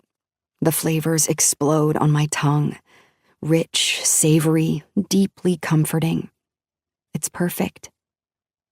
By the time dinner is over, the last of the surviving light of dusk has faded, and the cabin is bathed in the warm glow of the lamps. The half-empty lasagna dish sits between us, a testament to the meal. More importantly, the tension that tightened my shoulders for days has eased, replaced by a quiet sense of purpose, a strange, burgeoning lightness. He has made me feel incredibly good, incredibly valued, not as a sexual conquest, but as an artist, as a person. He stands up, collecting the plates. "I'll clean up," I say, taking the dishes from him. When I reach the sink, I can hear him gathering his things behind me. I spin around, sad to see him preparing to leave. He walks to the door while shoving his phone into his pocket. "I'll text you tomorrow." "You're leaving?" I ask, walking toward him. He nods, but wraps an arm around my waist when I reach him. "I am. You've got a book to finish this week." I don't want him to leave. He leans in, and for a fleeting second, I brace myself for a passionate kiss. But it's a soft, chaste, gentle press of his lips against my forehead.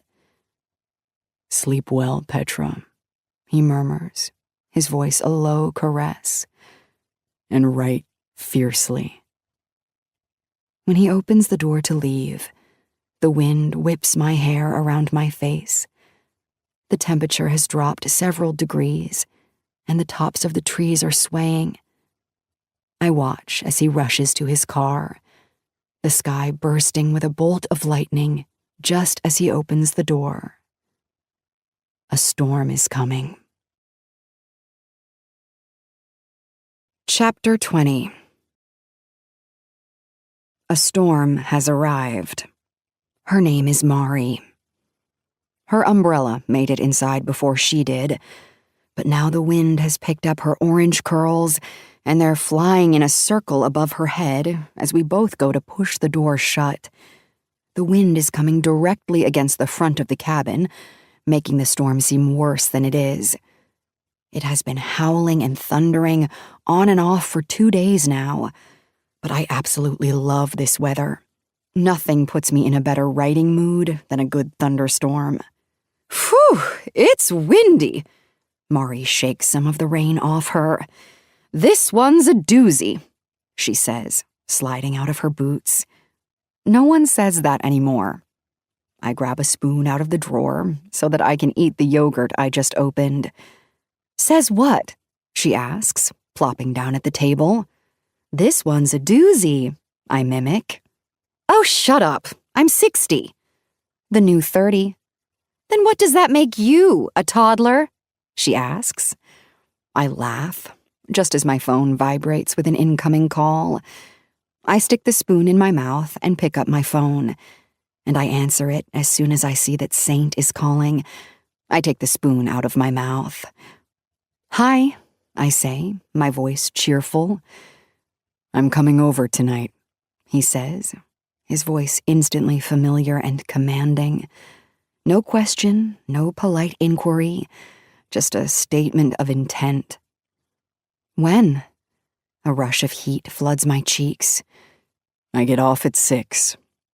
Do you want me to cook something? I can see the curiosity eating at Mari as she listens in to the one side of the conversation she can hear. Up to you, he replies. I sense a subtle test in his words, as if he's thinking, who are we going to be tonight? What's your favorite food? I ask, hoping it's something I can cook well. A beat of silence, then a low chuckle. Whatever you love to cook, Rhea. The name that used to bring me a thrill when I heard it suddenly makes me frown. It's an affirmation of the fantasy, a subtle invitation to step deeper into our game, but I was really hoping he was just coming over as Saint tonight. But whatever gets him here. I'll have something ready, Cam, I say teasingly, forgetting that Mari is listening. Good God, now she thinks I'm screwing 3 men. You think I can stay the night? He asks. I think we can arrange that. Good. Before he ends the call, just as I'm about to say goodbye, he says, Hey, Rhea. My breath catches at the low whisper of his voice.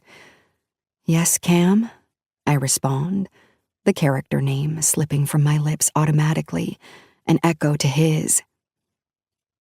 I love you. The words are soft, convincing, and even though he's just pretending to be a character, playing the role I created for him, it feels like he's just said it to me. A raw, illogical piece of me believes it, hungers for it. A warm, undeniable blush spreads from my neck to my hairline. I love you too, I whisper back quickly, the lie feeling more real than any truth I've spoken in days. The call ends abruptly, and I can't even look Mari in the eye. I simply set my phone down on the table and take a bite of my yogurt. I can feel her staring. Someone coming over? She asks. I nod. Saint? Honey, you do realize you called him by the wrong name, right? Twice. It's a nickname. You, of all people, should know how those work. I thought Saint was his nickname. You can't have 2 nicknames. He can do whatever he wants.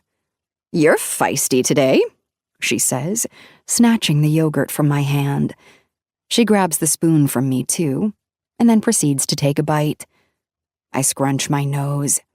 Ew. Trust me, I've had much worse, she says, and takes a second bite. What are you going to cook for the man? I momentarily forgot. Shit, I don't know. I need to go to the grocery store. I have a chicken recipe he'll love. It's a real doozy, Petra. A doozy. You hear that? A fucking doozy. I laugh. Send it to me. I think I might miss Mari after I leave, too. I pass a gas station on the drive to the grocery store. A small, worn-down place with faded signs and a single pump. The kind of place you wouldn't think twice about passing on the road. But today it catches my attention. I've been wanting a local newspaper, something to ground me in this strange, isolated town. I should probably fill up on gas before my drive back to Sacramento in a few days, too. I pull into the gas station and park, step out of the car, and feel the sting of the return of raindrops hitting my skin. I run into the store before getting gas, the bell above the door jingling as I step into the dimly lit interior. The smell of stale coffee hits me as I take a few steps toward the counter, scanning the shelves for any sign of a local paper. I wonder if they even sell newspapers here. This town is so small, I wouldn't be surprised if they don't. I've been wanting to read about the incident that occurred the night Saint showed up at my cabin, the night that changed everything. The memory of it still lingers, like a scene from a movie that I keep replaying in my mind. I thought about adding it to my book, weaving it into the narrative to give it a sense of realness that only true experiences can provide. I tend to change a lot of scenes during the rewrite phase, and I'm tempted to rework the scene where Cam and Rhea meet. I'd like it to more accurately reflect what actually happened between me and Saint. Maybe it would add depth, something more visceral, something the readers could connect with on a deeper level.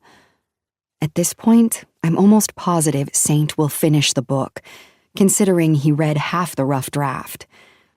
It gives me even more reason to insert real stuff that's happened between us into the pages. I've never written something knowing the person who inspired it would read it. But then again, I've never written something inspired by an actual person before. I finally find a rack with the newspapers near the register. There's only one choice of newspaper on the stand, other than USA Today, and it looks like, from the dates listed at the top of it, they only put out one paper every month. Makes sense, with this town being so small. I flip through it, scanning the headlines, but I can't find anything about the police chase that ended in a suicide. I check the dates on the paper again and recalculate the date I first showed up here. This paper came out a few days after I showed up, so it should be here. But I don't find it while flipping through it again a second time.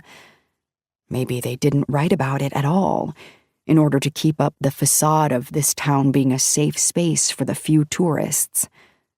The thought leaves me unsettled. Surely something like that would make the news in a town this small. Or maybe I skimmed over it, too distracted to focus. I flip through the pages again, my eyes scanning for any mention of the incident.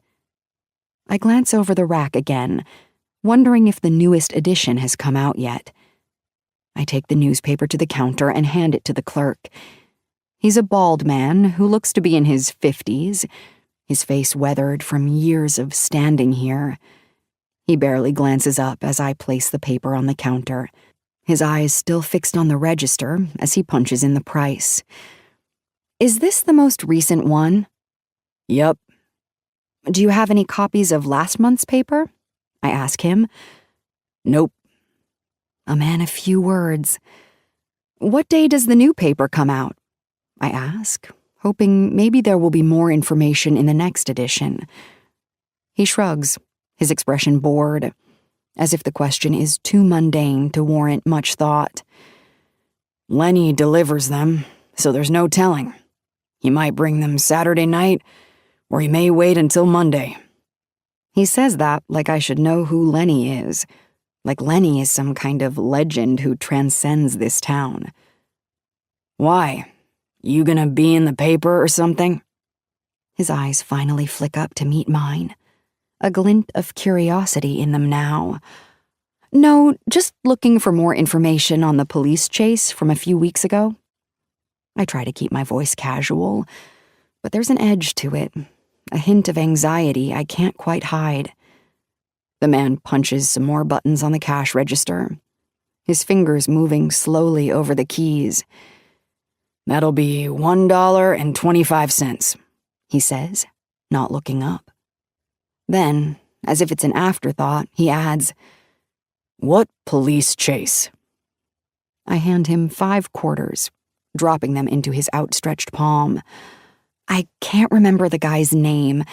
It was a police chase that ended in a suicide on one of the roads a couple of miles away. My voice is quieter now, the words feeling strange in my mouth. "What road?" His tone shifts, a trace of disbelief creeping into his voice. "Hunter Trail," I reply, the name of the road sounding foreign to my ears now, like it belongs to someone else's life. The man chuckles, the sound deep and rumbling in his chest. If there was a police chase and a suicide on Hunter Trail, I would have heard about it, he says, shaking his head like it's the most absurd thing I could have said. The door to the store chimes, and we both turn to see another customer entering. It's Louis. I'm relieved to see him. He'll be able to help. Hey there, Petra, Louis says with genuine joy. How's the writing going? The clerk, sensing an opportunity to share the strange conversation we've just had, speaks up before I can respond. Louis, you heard of any police chase or suicide in the last couple weeks, specifically on your road? I pause, my breath catching in my throat as I wait for Louis's response. He looks from me to the clerk, a puzzled expression on his face, before he laughs, shaking his head. Not around here, he says with a chuckle. We haven't had a self-inflicted death since 2014. Been even longer than that since we had a police chase. The words hit me like a punch to the gut. I feel my insides begin to buzz with anxiety, my mind racing as I try to make sense of what I've just heard. How could that be right? I was there. I saw the police lights. I talked to the detective. This can't be happening. I shake my head, my voice weak as I speak. But it did happen. The road your house is on, Louis. In the middle of the night, a detective came to my door. My words trail off, the confusion thickening in my mind. Your wife even knows about it. Louis looks me up and down, his eyes narrowing slightly. A detective? We don't have detectives. You from Los Angeles or something? The clerk asks. You a reporter? There's a note of suspicion in his voice now, as if he's sizing me up, trying to figure out who I am and why I'm asking these questions. No, I say, my voice barely above a whisper. I'm a writer, fiction, not a reporter. She's been staying in our remodel, Louis says proudly. My hands are shaking as I reach into my purse and pull out my phone, the weight of the confusion and fear hitting me. My fingers tremble as I scroll quickly through my camera roll, searching for the photo I've been hiding. 2 nights ago, I took a selfie of me and Saint.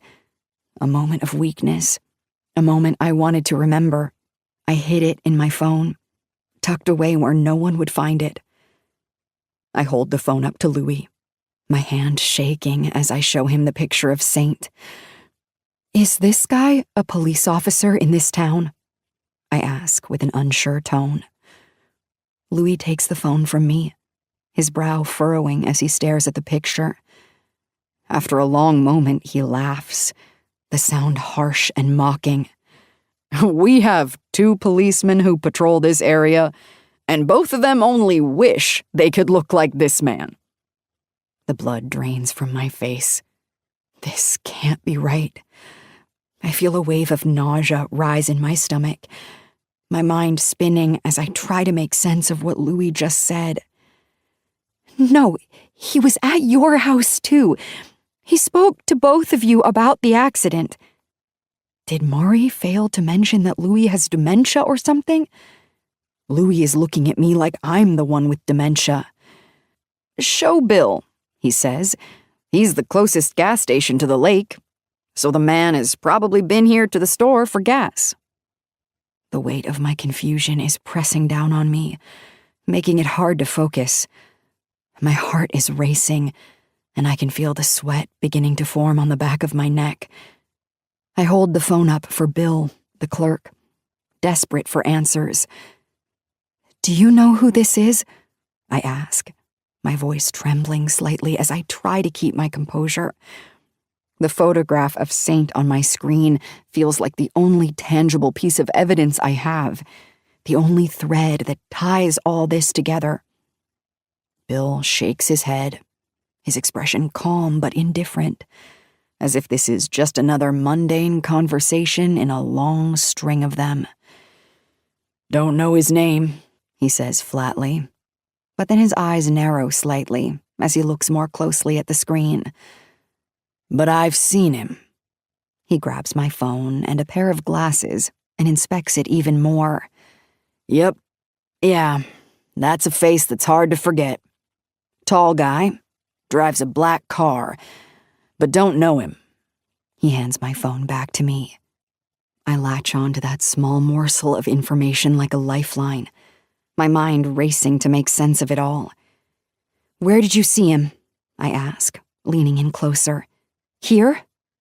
My grip tightens on the phone, my knuckles turning white as I wait for his response, hoping that what he says next will finally start to make sense of this twisted situation. Bill nods slowly, his brow furrowing in thought. Yeah, if it's the same guy I'm thinking of, he says after a pause, as if he's piecing it together himself. He's come in a couple times in the past few weeks. I reckon he's staying in one of the rentals because I've never seen him before. His tone is casual, but the words hit me like a punch to the gut. This doesn't line up with the story Saint told me at all, with the way he described his life here. Maybe he's new to the area, I say, trying to rationalize all this, grasping at straws to make it fit.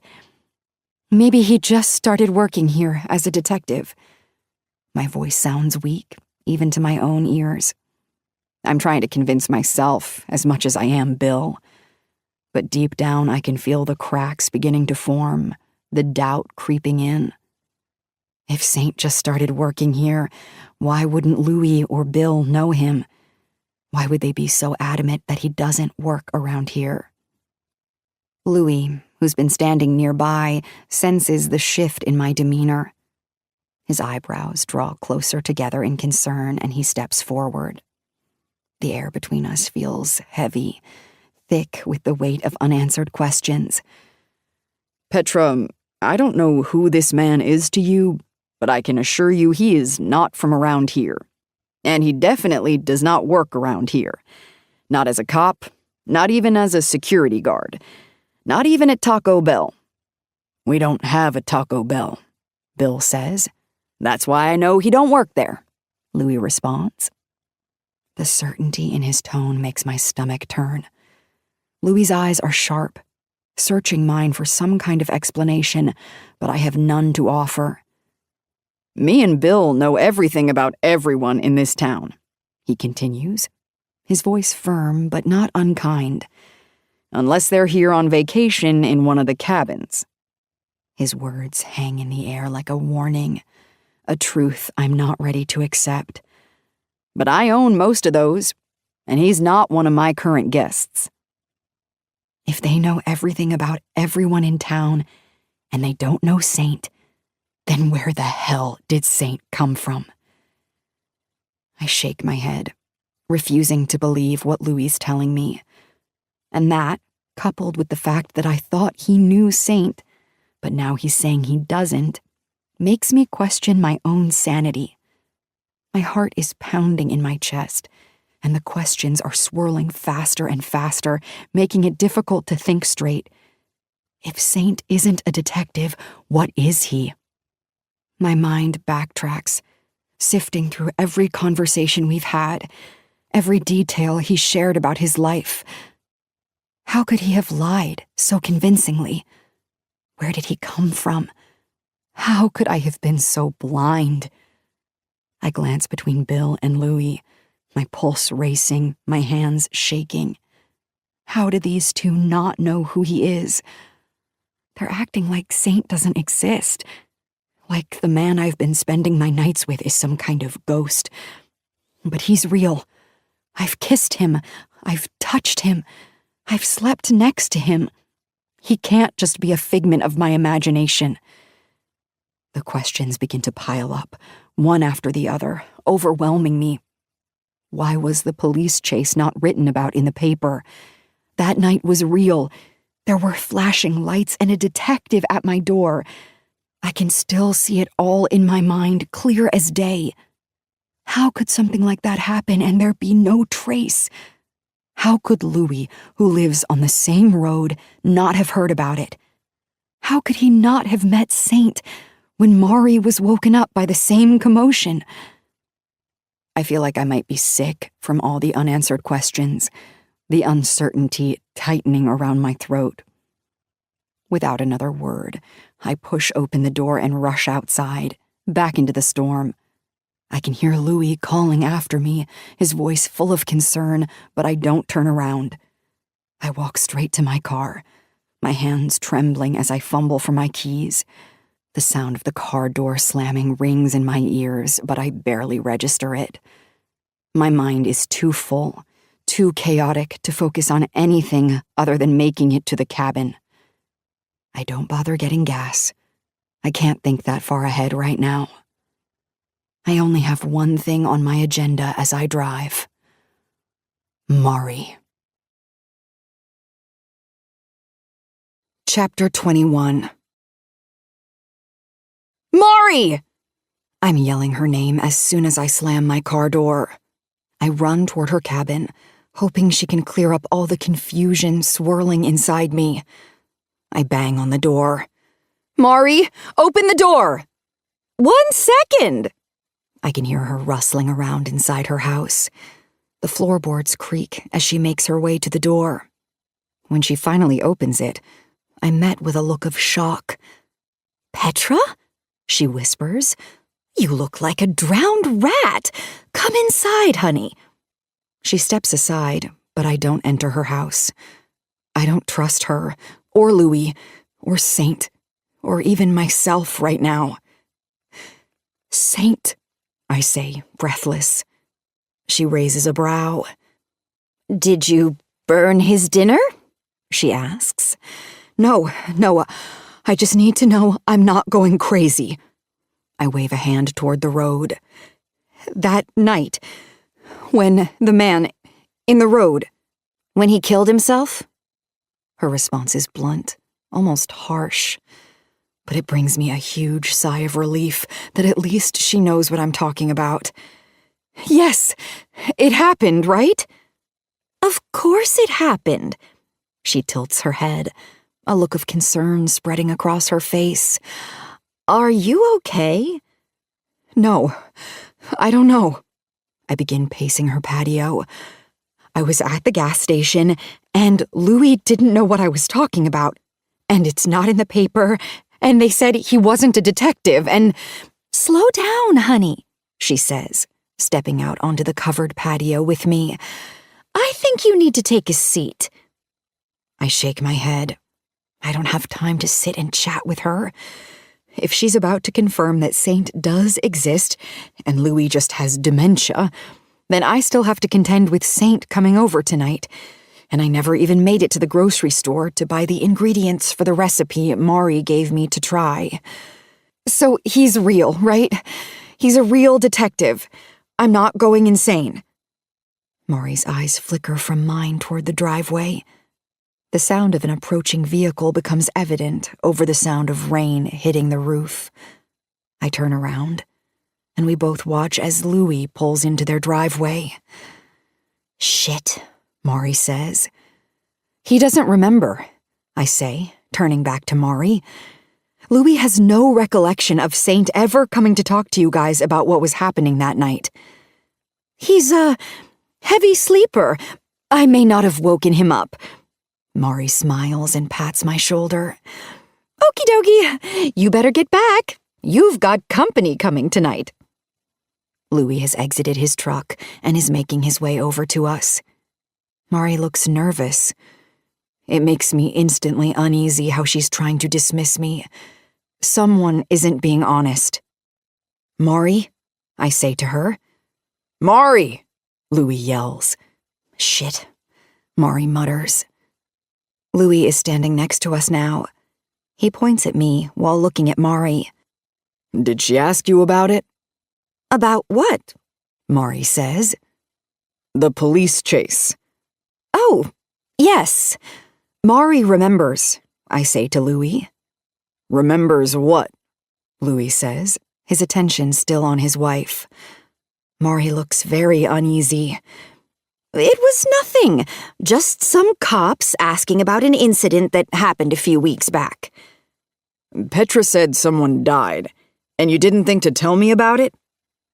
Mari, you told me that 2 cops came and spoke to you and Louis about it.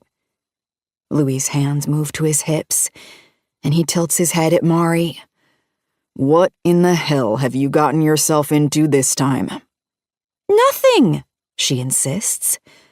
Every single inch of her is screaming that she's lying. Louis throws up his hands as if he knows this too. I don't want to know. If there's a body, I don't want to know. There wasn't a body, Mari says to him defensively. Not a real one. Not a real one? Yes, there was, I said. You told me you saw it. Louis grabs the front door and opens it. But before he walks inside, he looks at Mari with a very serious expression. I'm going in the house. I want no part of this. But whatever it is, you better tell this woman the truth. Because we need that rental money. And I am not getting sued over whatever wacko stunt you're pulling. Stunt? Sued? Louis, wait, I say, pleading. But he disappears inside and slams the front door. Now I'm just out here with a very guilty-looking Mari. I'm on the verge of tears. Tell me whatever it is you aren't telling me, I say to Mari. If you don't, I'm calling the police and I'll ask them myself. What would you even ask them? Mari says. With that question, she takes a seat in one of the 2 rocking chairs that flank her front door. She looks up at me, and it's as if her entire demeanor changes right in front of my face. You going to ask them if the man you're having an affair with actually exists? The way her response so easily spills out of her makes me shiver. Mari, please, I feel very scared right now. Please just tell me what the hell is going on. Mari sighs, and then gestures toward the other rocking chair. Sit. This might take a minute. I don't want to sit. I want you to speak. Sit, and I will. Just fucking tell me! I yell. I can't take this another second. Mari's eyes widen in response to my outburst. Fine, she says. Okay, well. My body is trembling so much. I have to fold my arms over my chest to give myself some sort of anchor. But I'm not sitting down in this crazy woman's chair until she tells me what the hell she knows. I apologize for what I'm about to tell you. I really do. But you have to understand how bored I get sometimes. Louis pulled me away from Los Angeles out here to the middle of nowhere, and nothing fun ever happens. I could sit in my chair for 2 solid weeks without speaking to another. Get to the point, Mari, I say. I can't take a second more of her rambling. Fine, she says, huffing. He paid me off. My mind takes a moment to wrap around those words and what all they could mean. Who paid you off? For what? Saint. Cam. Whoever he is. I caught him out there in the road that night. He told you there was a police chase. There was no police chase. A tear spills down my cheek. I wipe it away angrily, upset that my sadness is breaking through my anger. At first, I saw the police lights and thought something actually happened. I almost woke up Louis, but decided I'd just go outside and walk down toward your place to have a look for myself. And that's when I saw the guy. He was setting out fake police lights in the road. There weren't any actual cops, no body, just lights. He had some on his car. He put a couple on a tree out by your house. I finally concede and decide to take a seat. I plop down in the rocking chair, afraid my legs won't hold me up for another second, as I listen to her continue. I confronted him. I'm not scared of people, and he was on our road being suspicious. So I asked him what the hell he was doing. I caught him red-handed. I told him I was going to call the cops, and that's when he came clean. Said he knew you, and reassured me that he was just playing an innocent prank. I didn't feel comfortable with that, so I demanded to know more. He showed me the lights and offered to show me his identification. Told me he was just there because you're a writer and that you work better if things happen to you that you're writing about. Hell, it sounded like a reasonable explanation, and he didn't seem to be threatening. Promised I could wait out by the road until he left to make sure he didn't kill you. He said he was just there to give you inspiration for your book, that it's something you two worked up. He said I knew about it? Mari nods. Yep. I mean, he didn't go into detail about how much you knew, but he said you asked him to scare you. And like I told you before, I know how it is to be an artist. Sometimes we gotta do things to get the juices flowing. I just figured it was some kind of kink or a fetish that was between the two of you. I tried to mind my business, but I also wasn't going to just let some stranger kill you. I did wait until he left. I rubbed my temples with my fingers, attempting to navigate everything she just said. That night was the first night I ever met Saint. He pretended not to know I was a writer. But if what Mari is saying is true, and he already knew who I was, he has been lying to me this entire time. This stranger has been lying to me and fucking me, and I have no idea who the hell he is. Why didn't you call the police or tell me about it? I am so angry at Mari, but the majority of my anger is with Saint. Or maybe myself. How could I have been so stupid? I threatened to, trust me. I told him to get the hell off my property. But then he went and made an offer I couldn't refuse. An offer? I believe I told you the first time I met you, before that night even happened with him, that I'd take any acting job if it pays. He offered to pay me to keep my mouth shut and just go along with his story if you asked me about it. I feel like crying, screaming. You took money from him to lie to me? Well, it sounds bad now, she says, but that night it was exciting. And it's not like I just walked away. I stood there while he was at your place, and he wasn't there for very long. I made sure he didn't kill you before I took the money. So generous, I spit. I am so angry with her. My head is throbbing. He paid me to pretend. It seemed like something a writer would get a kick out of, so I didn't think it would harm you in any way. I love pranks, but I love money more than I love pranks. And when you put the two together with a man that good-looking, how do you expect me to turn that down? She's looking at me like she's expecting my forgiveness, my understanding. You have no idea what you've done, I say to her. Another tear falls from my eye, and she actually looks remorseful. It's why I came by the next day, she says. I did feel bad. I wanted to check on you, but you seemed fine. And then you kept inviting him over. You told me you kissed him, and you seemed happy about it. So I figured you two do this sort of thing all the time. I don't. I shut up. I owe her zero explanation. She owes me 1,000,000 apologies.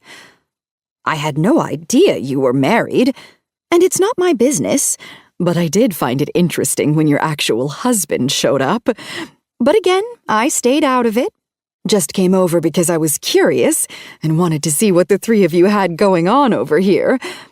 Your husband didn't seem to know about him, though, and I didn't know if that was part of the act. But like I said, I stayed out of it. Who is he, Mari? Who? Saint? Yes. If he isn't a real detective, who is he? Mari shrugs. Now that's probably where I went wrong. I should have taken a better look at his identification. I was being honest when I say I stay away from the authorities in this town, so I wouldn't recognize any of them. I don't know anything about the guy, or if he's even a police officer at all. I'm just an innocent bystander.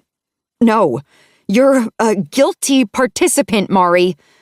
I stand up, exasperated, hurt. I can't believe you would do this, that you allowed it. It's cruel. It's cruel and dangerous, and you should honestly be so ashamed of yourself. I feel so stupid, so betrayed.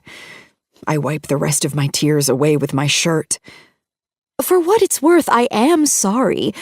I hope you didn't get hurt, or taken advantage of, at least. I can't stand being here with her anymore. I want to shake some sense into her. You allowed a complete stranger to walk inside my cabin at 5 in the fucking morning, Mari. Of course I got hurt. Of course I was taken advantage of. By him and by you. Now, Petra, I can see why you're mad, but you can see my side of it, right? Don't even try to get me to play devil's advocate. You're an awful person. You can go fuck yourself, you absolute fucking doozy. I've started to walk away from her when she says, "Oh, that's not really how that word is used, but oh, fuck off, Mari." I open my car door. I want a full refund.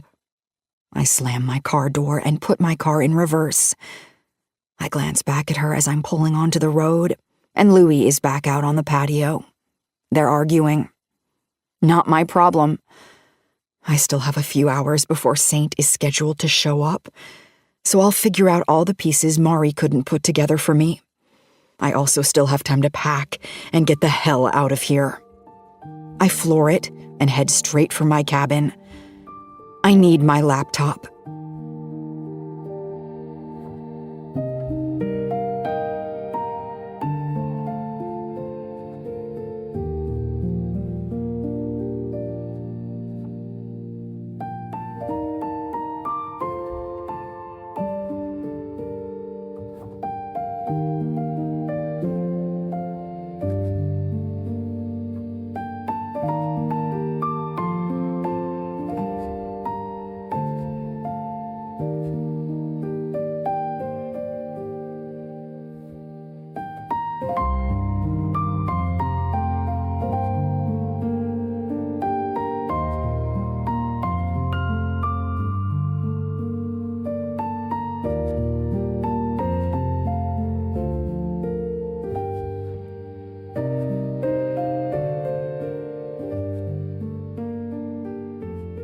Chapter 22. My laptop has been zero help. When I searched the name Nathaniel Saint, I came up with nothing that would apply to this man. Absolutely nothing. A few dead ends, some obscure references to old obituaries, and even a couple of ancient business listings, but no social media presence, no birth records, no marriage licenses. At least not for a Nathaniel Saint younger than 80 years old. He lied about his name. I know that much now. The realization hits me like a ton of bricks, cold and heavy. Every conversation, every touch, every moment we spent together runs through my mind like a distorted film reel. My leg is bouncing wildly under the table, my nerves completely shot. How could I have missed this? I feel like a fool. Like I let him walk right through my life, leaving chaos in his wake, and I never even questioned it. I'm on edge, so I stand up and begin to pace the length of the room, hoping that activity will help me focus, hoping that somehow, if I keep moving, the puzzle pieces will start to come together. But the more I think, the more scattered everything feels. My mind spins in circles. If Nathaniel Saint isn't his name, How am I supposed to figure out what his real name is? How do you track down someone who doesn't want to be found? I have nothing to go on. No concrete information. I feel like I've been living in a dream, completely unaware that I didn't even know this man's real identity. I rack my brain, trying to recall if he ever gave me any clues, something I could latch on to now. But I've never even asked him what his wife's name is. Why didn't I ask more questions? Why didn't I dig deeper? It's as if I let myself get wrapped up in this fantasy without any regard for reality, and now I'm paying the price. Wait, the picture. I freeze mid-pace, a jolt of adrenaline coursing through me. The selfie I took with him. Maybe I can use that. Maybe I can do an image search on Google and find something that will lead me to who he really is.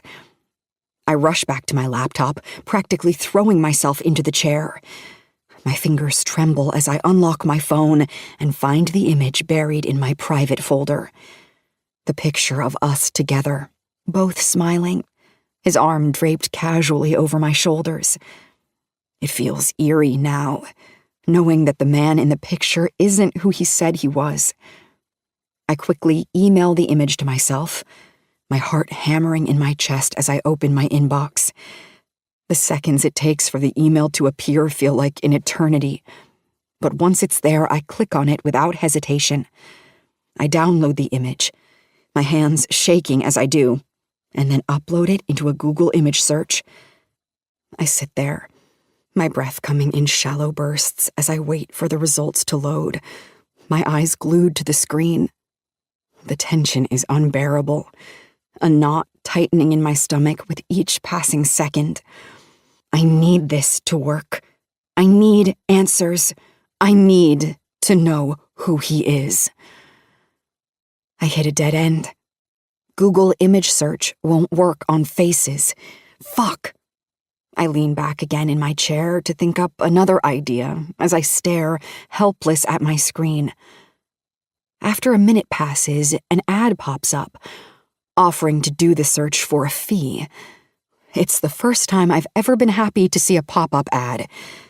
I instantly click on it, fill out the information on the website, and pay the fee, knowing full well I'm probably being scammed and my identity is about to be stolen, but I'll risk the fishy website for the truth. Several images are returned to me, and I scroll through them closely, but none of them are of Saint. They're all men who vaguely resemble him. Some with similar bone structure, others with similar facial hair, but not him. I keep scrolling and scrolling, my frustration mounting, my hope slipping away with each failed match.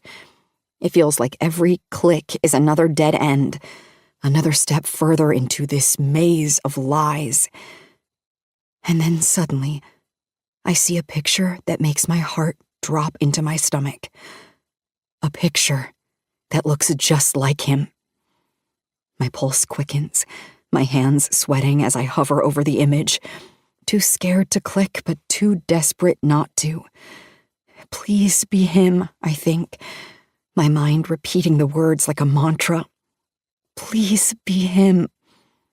With a shaky breath, I click on the picture. The page it takes me to is a Facebook profile, but the page is private. Most of the information is locked away, but the name isn't. Eric Kingston.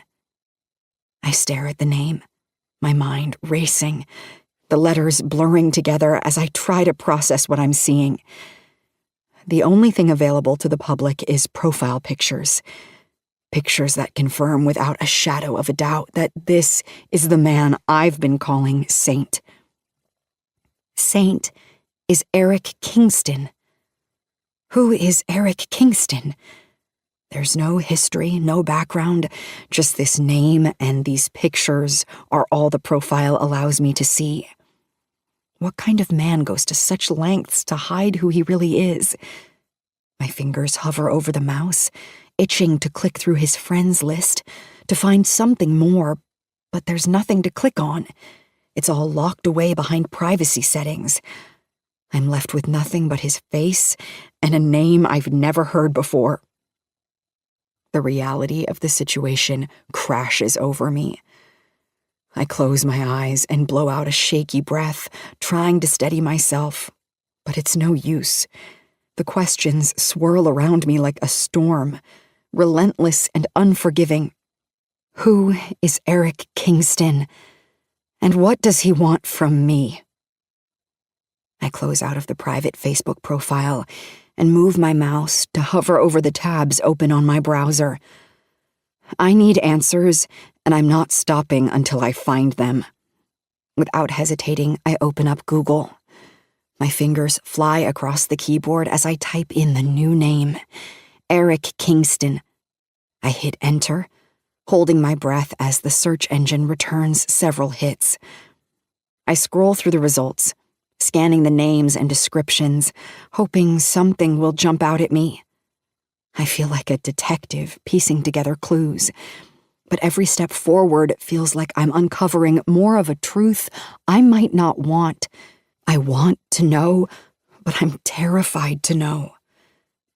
Finally, I come across a link for an Instagram profile with that name.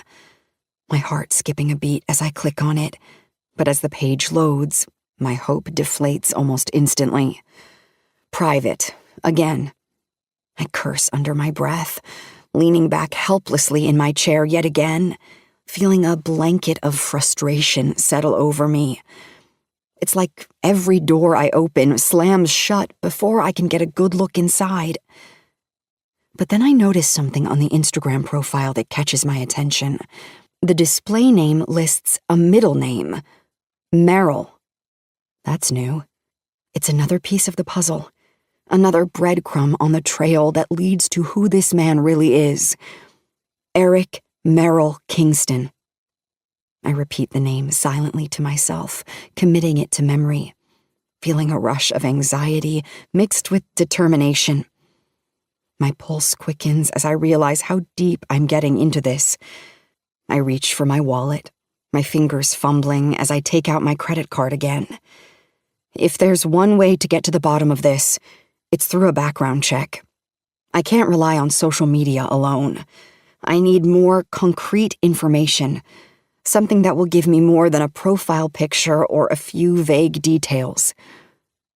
I open a background check website, the kind that promises a full report for a fee, and enter the information. I don't know what I'm expecting, but I know I need to see this through. I can't back down from this search now, not after everything I've learned. My knee is bouncing wildly under the table as I wait for the results to load, every second dragging on like an eternity. When the page finally loads, I am overwhelmed by the sheer number of results. There are so many Eric Kingstons. My eyes dart across the screen, trying to sort through the flood of names and profiles. Each one feels like a possibility, but none of them fit the image of the man I've been with. I scroll and scroll, looking at all the potential matches, growing more frustrated by the second. And then I see it. One of them has the middle name, Merrill. It's him. I click on the profile so hard, I'm afraid I might have just broken my trackpad. My heart leaps into my throat as the page loads. I hold my breath, feeling like everything I've been searching for is right on the other side of this click. When the page opens, I see that it's a LinkedIn profile. His resume has popped up in front of me. It's all there, laid out in neat little sections, each bullet point revealing more about the man I've been sharing a bed with. I scan the page, my eyes racing over the details. He's not a detective. He's not even in law enforcement. Eric is a fucking screenwriter. I blink, stunned, as I process the information. He's supposedly worked on several film projects, some of which I've actually heard of. My mind is reeling. I scroll farther down the page, taking in more of his resume. But nothing on this page reveals that he's a detective. There's no mention of law enforcement, no indication that he's ever worked in that field. My brain is struggling to make sense of this conflicting information. Maybe he's undercover.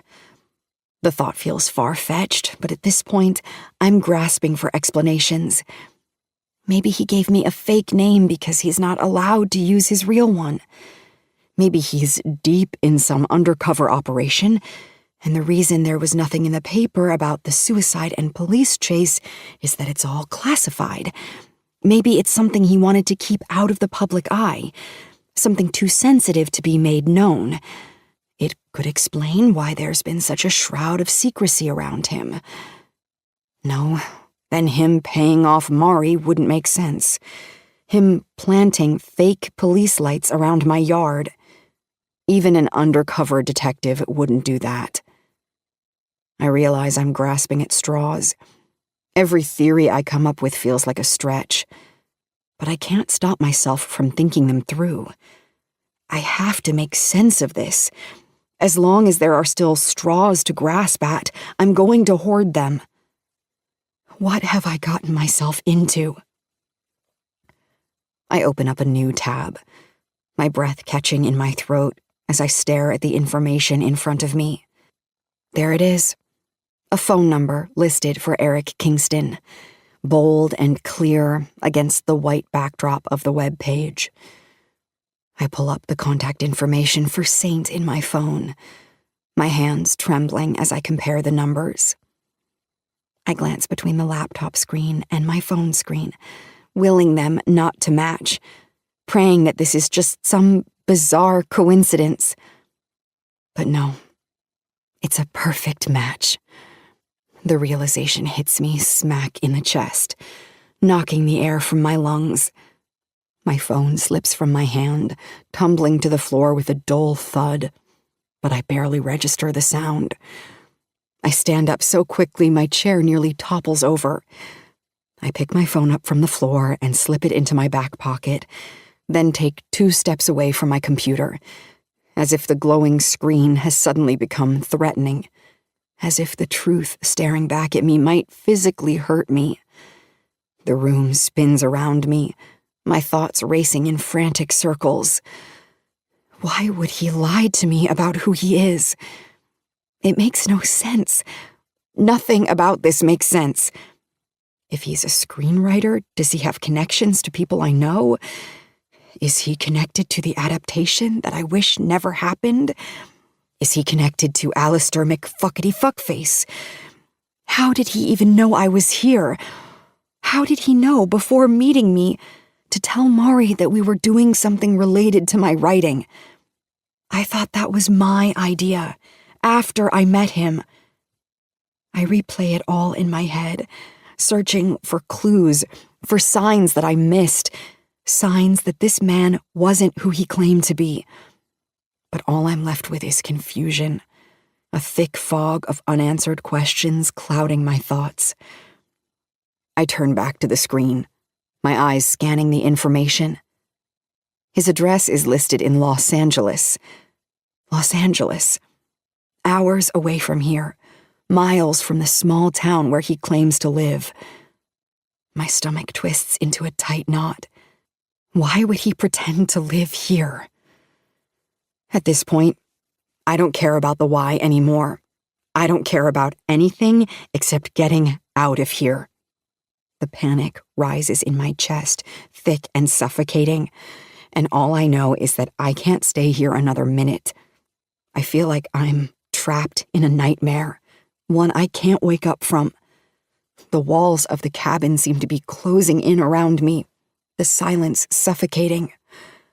I need to leave. Now. Adrenaline is surging through my veins as I rush to my bedroom. I don't even stop to think about how best to gather my stuff. I just act, my movements frantic and desperate. I yank my suitcase out from under the bed. My fingers fumble with the zipper. There's no time to be methodical. I don't bother folding anything. I pull open the closet, grab handfuls of clothes, and toss them into the suitcase without a second thought. Shirts, jeans, shoes, it all goes in, crumpled and chaotic. I throw open the dresser drawers and empty them in seconds, piling more clothes on top of the mess I've already made. The fabric bunches together, wrinkling under the weight of my toiletries as I toss them carelessly on top. Shampoo, face wash, toothpaste, it all lands in the suitcase in a jumble. The whole time I'm packing, I can feel the tears welling up in my eyes. I'm crying now, the sobs quiet but uncontrollable. My shoulders shaking as the reality of the situation crashes down on me. The burden of everything I've done, everything I've let happen, feels unbearable. How could I have been so reckless? How could I have been so blind? I swipe angrily at my tears, but they keep coming as I struggle to think clearly. My hands are shaking so badly that I can barely grip the charger as I pull it from the wall.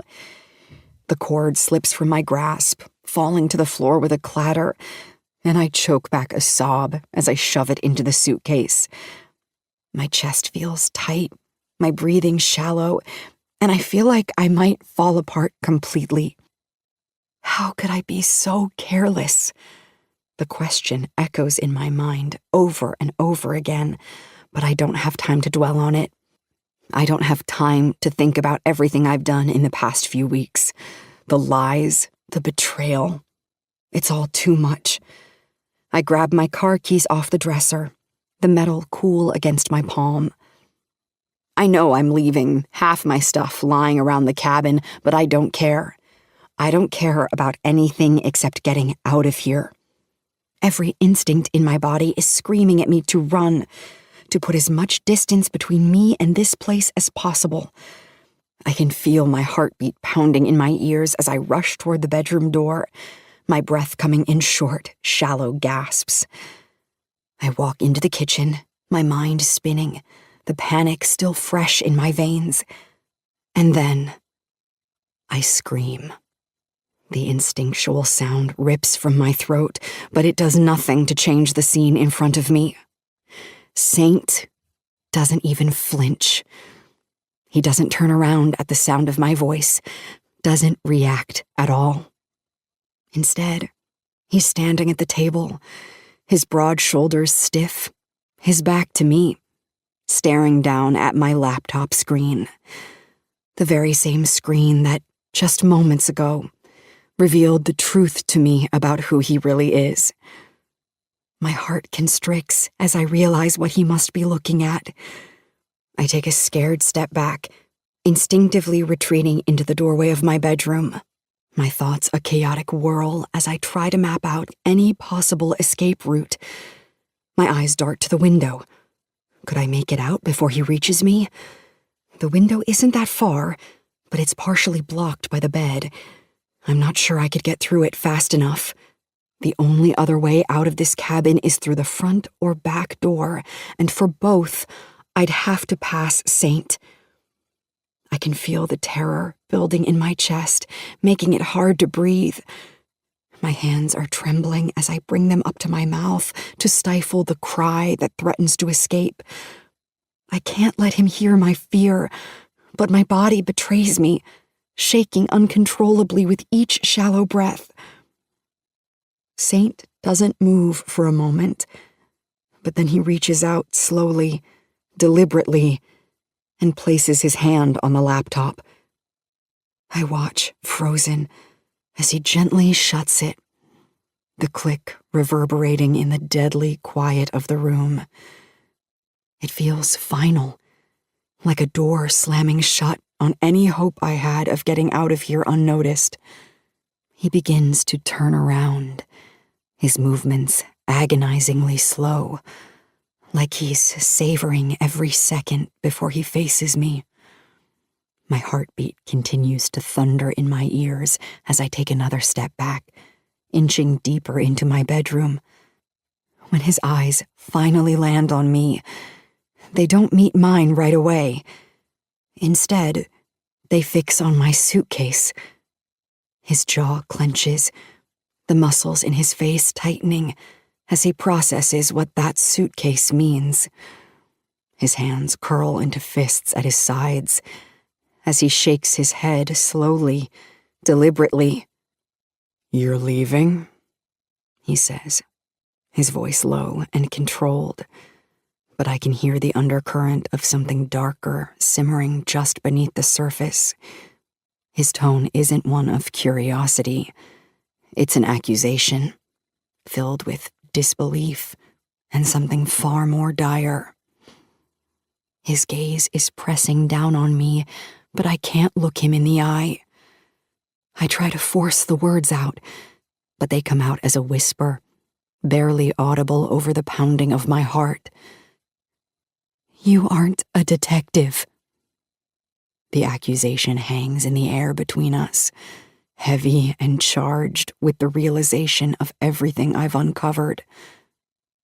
For a moment, Saint doesn't say anything. He doesn't try to deny it, doesn't attempt to explain.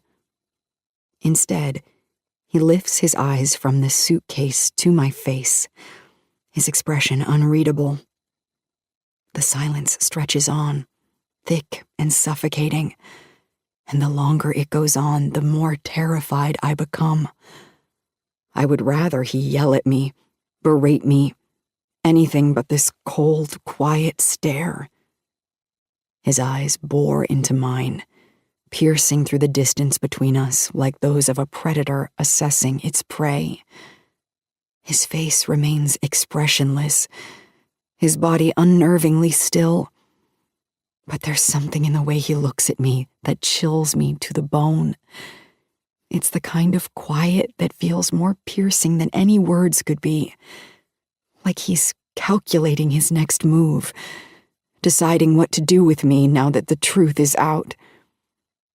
I try to take another step back, but my legs feel like they've turned to lead, unmovable. I'm trapped, and we both know it. I don't know what to say, or how I could diffuse the tension.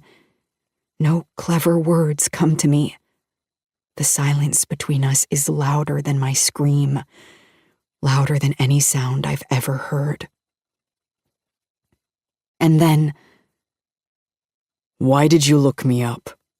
he takes a small step toward me, his eyes narrowing slightly. "Why couldn't you just leave it alone?" My throat is dry, and I swallow hard, trying to find my voice. "You lied to me." I'm embarrassed by the audible fear when I speak. "You lied about everything. I needed to know." His expression doesn't change, but something flickers in his eyes. He takes another step toward me, and I instinctively take a step back, my back pressing up against the doorframe. I can feel the cold wood against my skin, and the realization that I'm cornered sends a fresh wave of panic through me. "You needed to know?" he says, his voice dripping with contempt. "And what exactly did you think you were going to find?"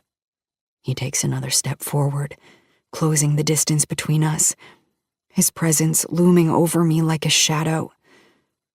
"Did you think knowing the truth would change anything?" I shake my head, my breath quick and shallow. "What are you going to do about it?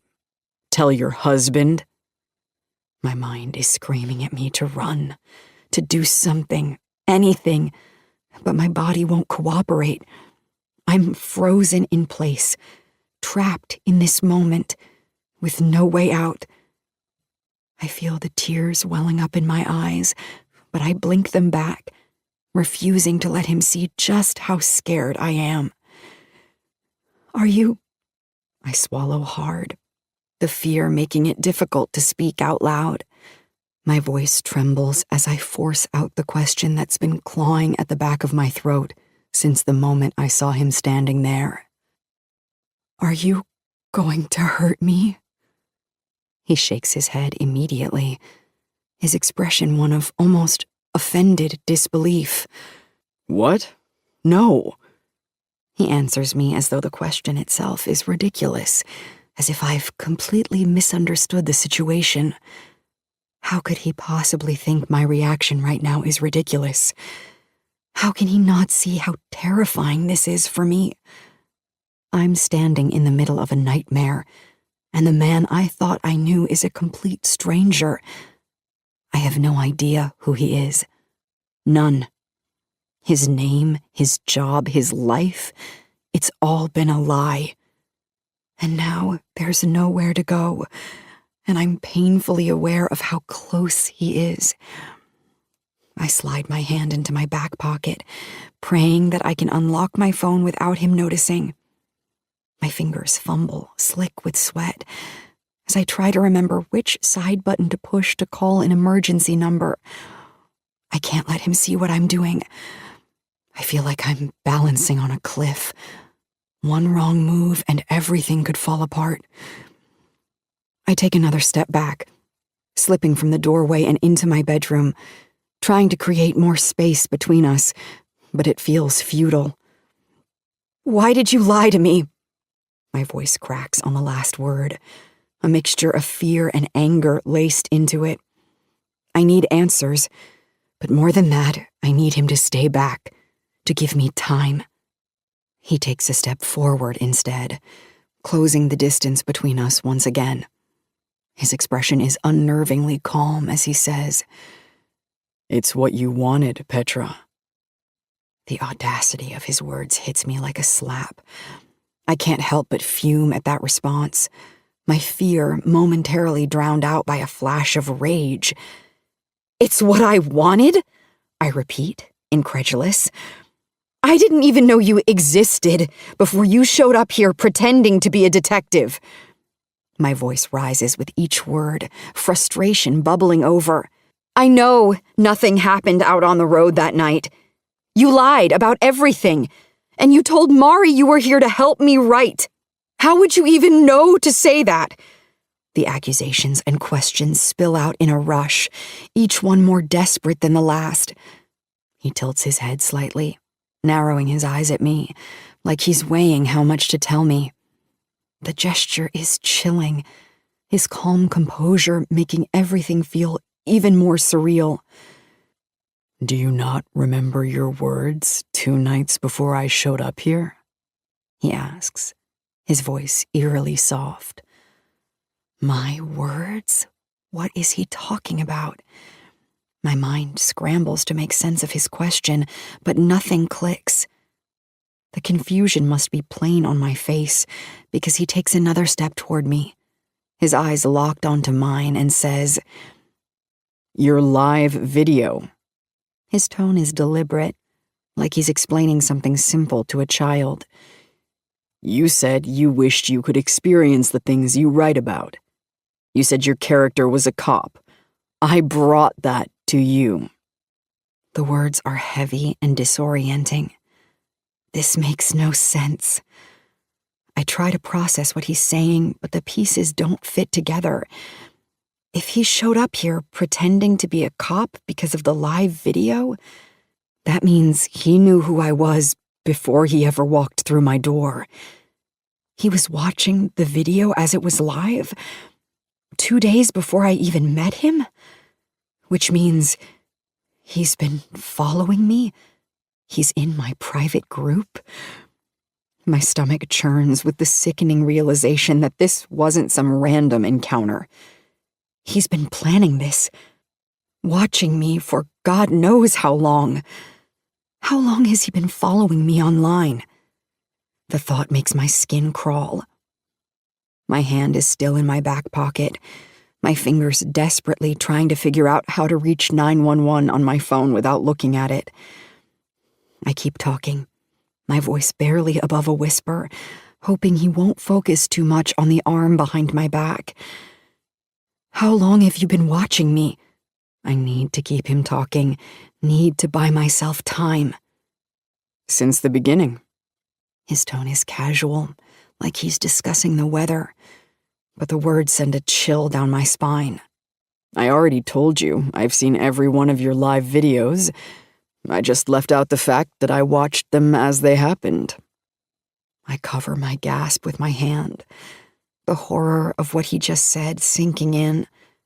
He's been watching me for years, and I thought he just found me. I bring my hand to my chest, trying to steady my breathing, but the fear is overwhelming. "Do you even have a wife?" I ask, my voice small, as if I'm afraid of the answer. He shakes his head, smirking slightly. "Marriage isn't really my thing." The simplicity of his answer makes me feel so naive, as if I should have been able to tell he wasn't being honest. The lie about being married, the infertility, that was just another layer to his deception, another way to manipulate me. He's been building this elaborate facade, and I fell for every bit of it. I see it the second it happens. His gaze drops to my arm, the arm I've been trying so hard to hide behind my back. The moment of realization washes over his face, and my stomach drops. He knows. Without thinking, I spin around and rush toward the bathroom. I can hear him moving behind me, his footsteps quickening as he realizes what I'm trying to do. My hands fumble for the bathroom door. My entire body is shaking, but I have to get the door locked. I have to make the call before he gets to me. I don't make it. Just as my fingers brush the cool metal of the doorknob, Saint's grip clamps down hard on my arm. The force of it nearly pulls me off my feet, and before I can react, he yanks me back, the air rushing out of my lungs in a sharp gasp. My heart feels like it's about to explode as I watch in horror while he rips my cell phone from my hand. Time slows, the adrenaline coursing through my veins, as I helplessly watch him glance down at the screen. His face tightens with anger when he sees the emergency number already pulled up, though not yet connected. I was so close. "I haven't done anything wrong, Petra." His voice is sharp, laced with fury, as he tosses the phone behind him with a careless flick of his wrist. The sound of it hitting the wall makes me flinch. The next thing I know, he's pushing my shoulders hard enough that I stumble and fall back onto the bed. I scramble, crawling frantically toward the headboard, trying to put as much space between us as possible. My mind is screaming at me to keep moving, to find a way out, but I'm cornered. Saint stands at the foot of the bed, his hands flexing at his sides, his jaw clenched. The look in his eyes is unrecognizable, a mix of betrayal and fury. "What would you even tell them when they showed up here?" His voice is mocking, dripping with disdain. "That I role-played too well?" "You've been impersonating a cop!" I shout, my voice shaking with anger and fear. Every word is like venom on my tongue. I can feel the rage boiling inside me, mixing with the terror, making my body tremble uncontrollably.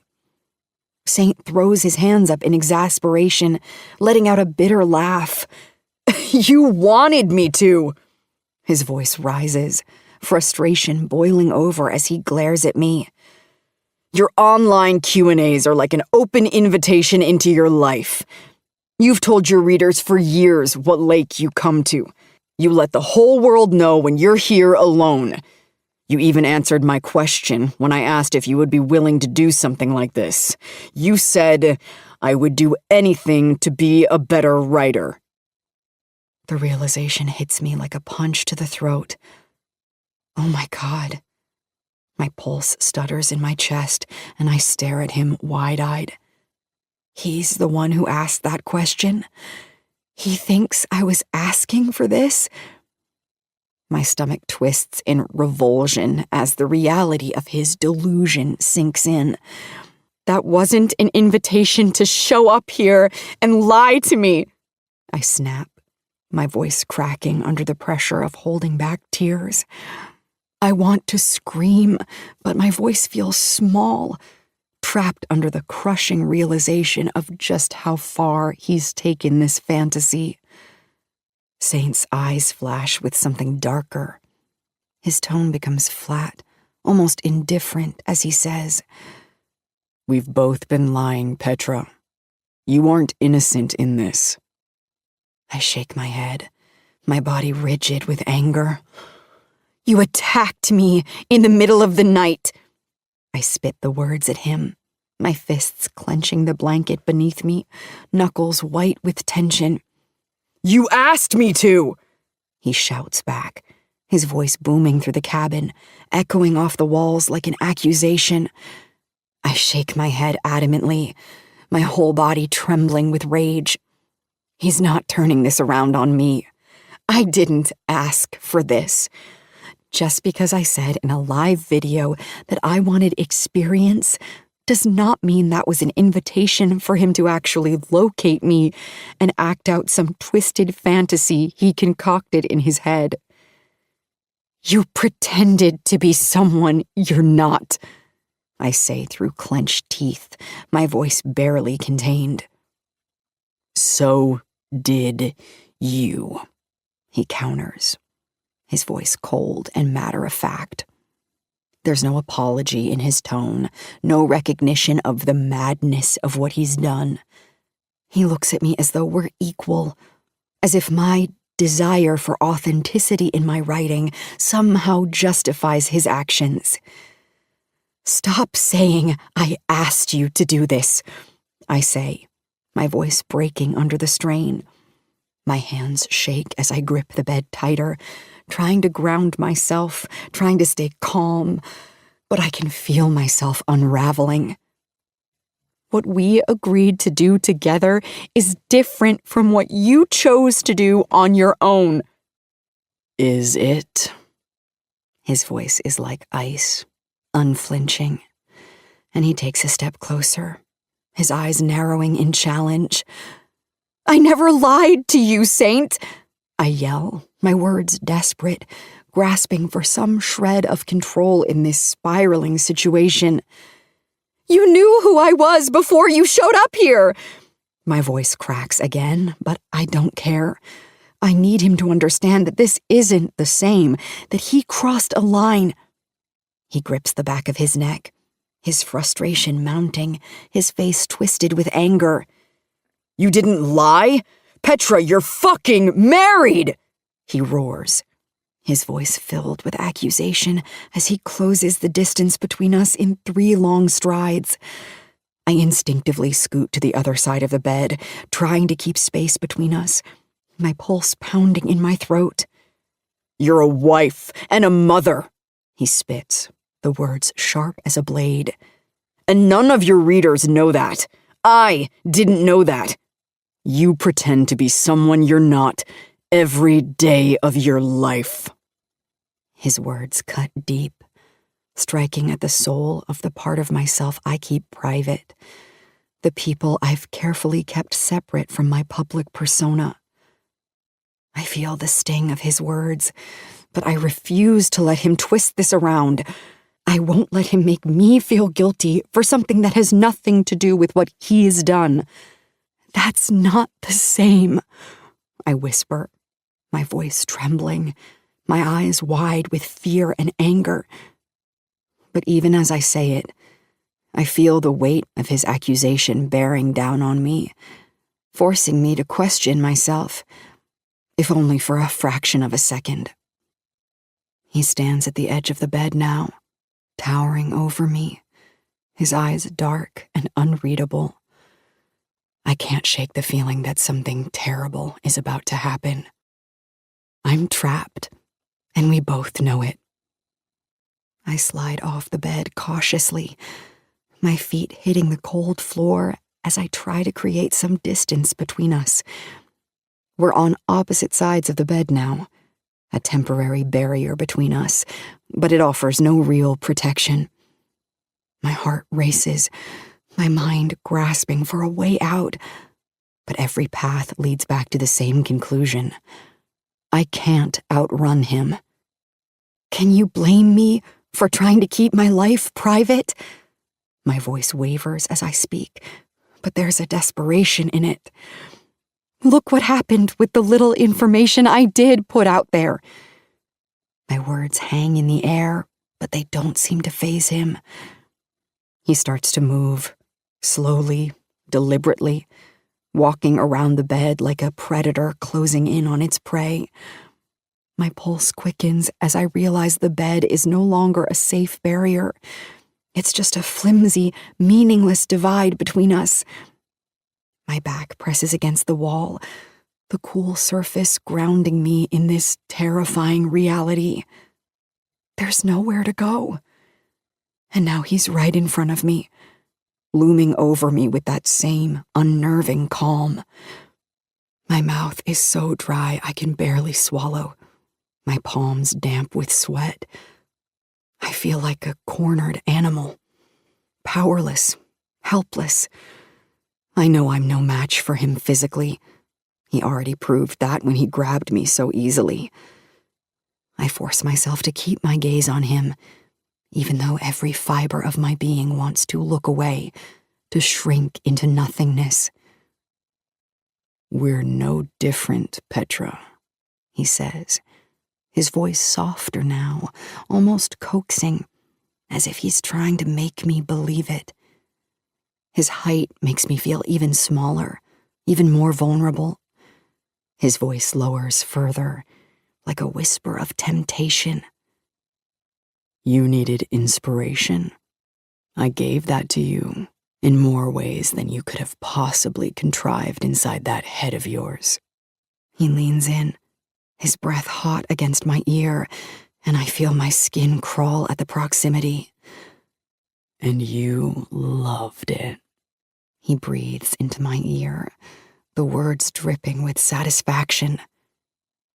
"You're welcome." The room feels like it's closing in on me, the walls shrinking as I squeeze my eyes shut, trying to block out the reality of his presence so close to me, but there's no escaping it. I can still feel him there, his breath brushing against my cheek, his body so close it's suffocating. A tear slips from the corner of my eye, and I bite my cheek to keep from sobbing.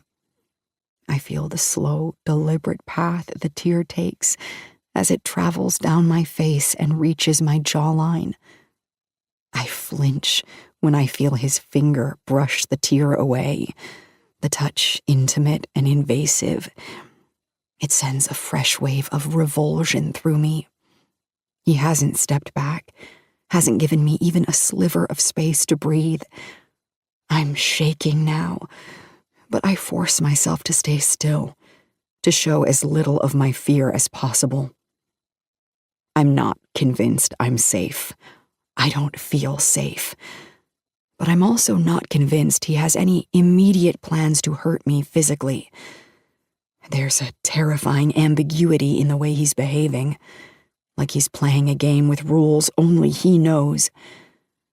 But knowing now that he's not actually married, that he's been lying about every part of himself, puts everything in a different light, it changes the stakes. He has nothing to lose if this affair comes to light. Nothing. But me, I have everything to lose. The realization falls hard around me. My marriage, my family, my life, everything could crumble because of this. I thought I was in a bad place before showing up here, but after the awful decisions I've made these last few weeks, I have sunk to a new low. I haven't just reached rock bottom. I've burrowed myself through the rock and am now sinking into the earth's mantle, on my way to the core. Down, down, down I fall. In the midst of my spiraling thoughts, it comes to me, a title for this book, Woman Down. Because that's what I am. How I feel. It perfectly describes the trajectory of my life, which will more than likely mirror Rhea's. If I survive this, that is. The book may never get finished, because I have no idea if I'm safe or doomed right now. I swallow hard, the lump in my throat painful as I force myself to meet his gaze. I can't tell if he's enjoying the power he holds over me, or if he's as lost in this twisted fantasy as I am. "Are you going to tell my husband?" I ask, my voice barely more than a whisper, the question heavy with fear. It's the one thing that could ruin me completely, destroy everything I've worked so hard to protect. If he tells Shepard, it's all over. He looks almost offended by the question, his brow furrowing as if the very idea is beneath him. "Do you really think I'd do that to you?" His voice is sharp, almost angry, as if he can't believe I would even suggest it. But I can't trust him. Not anymore.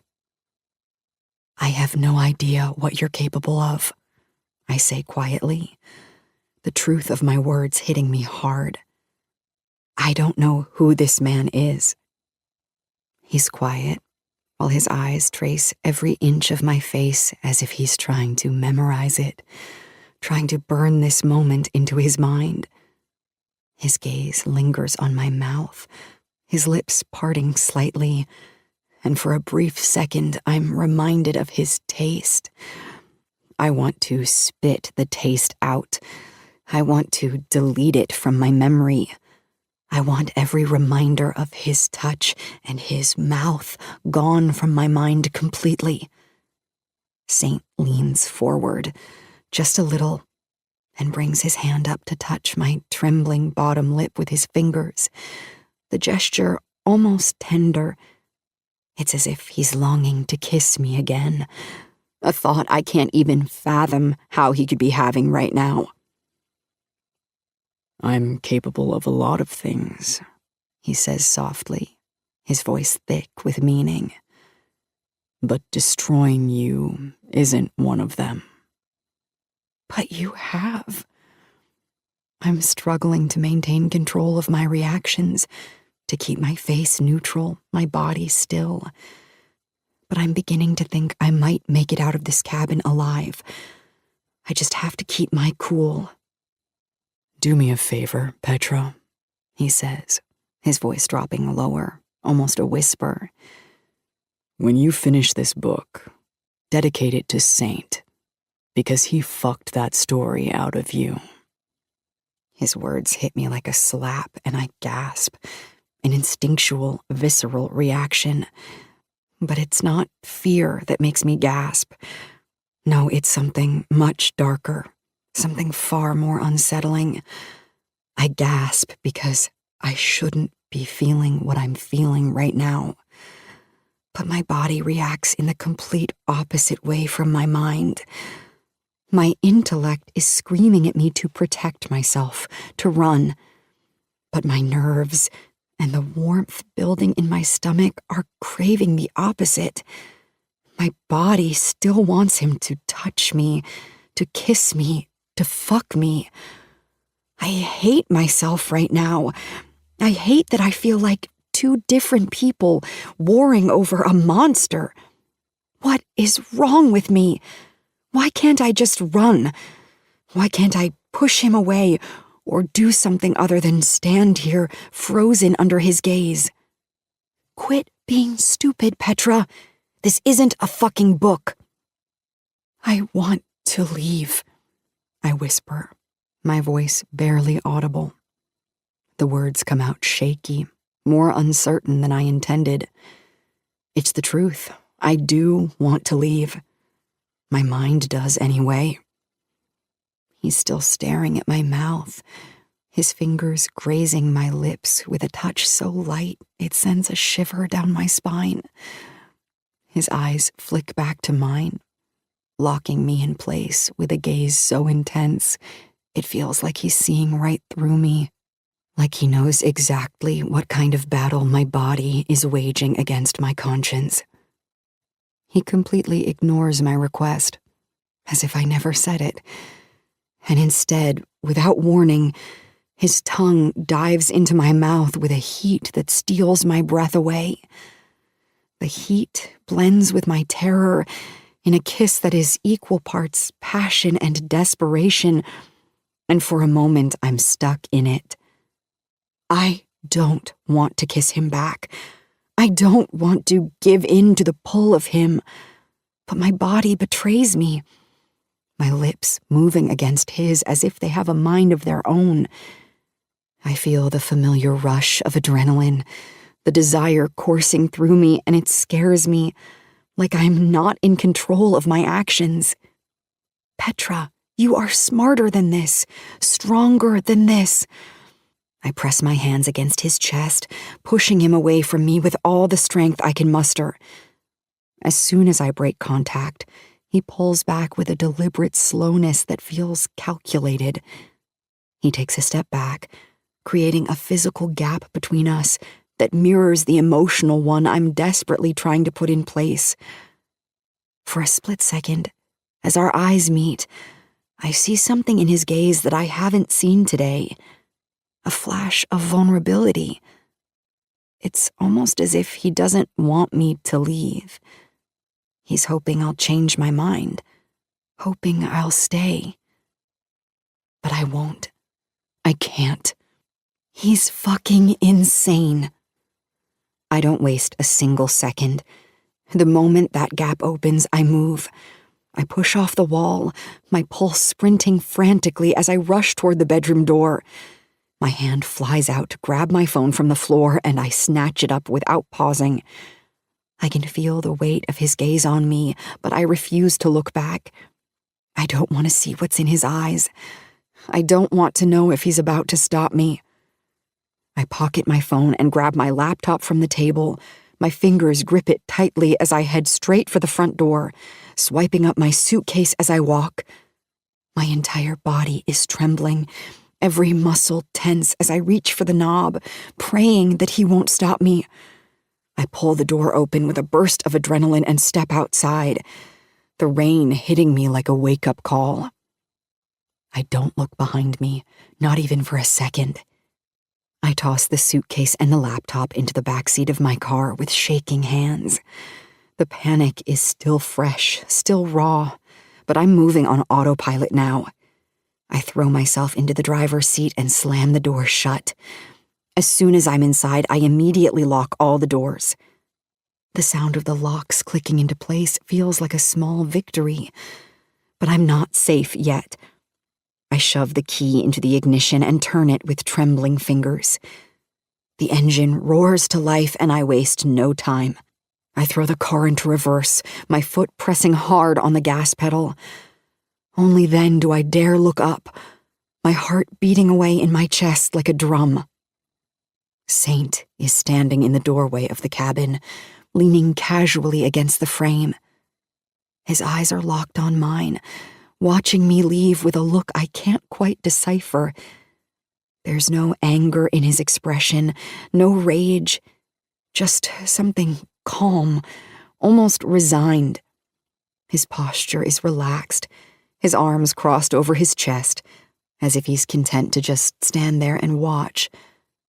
But I can't shake the feeling that he's letting me go too easily, that there's something I'm missing. I keep my eyes on him as I back down the driveway, my heart racing in my chest. I want to make sure he's not coming after me, that this isn't some sick game where he chases me down. Right before I turn the wheel to get back onto the road, he lifts a hand and waves. The gesture so nonchalant, so normal for such a terrifying moment.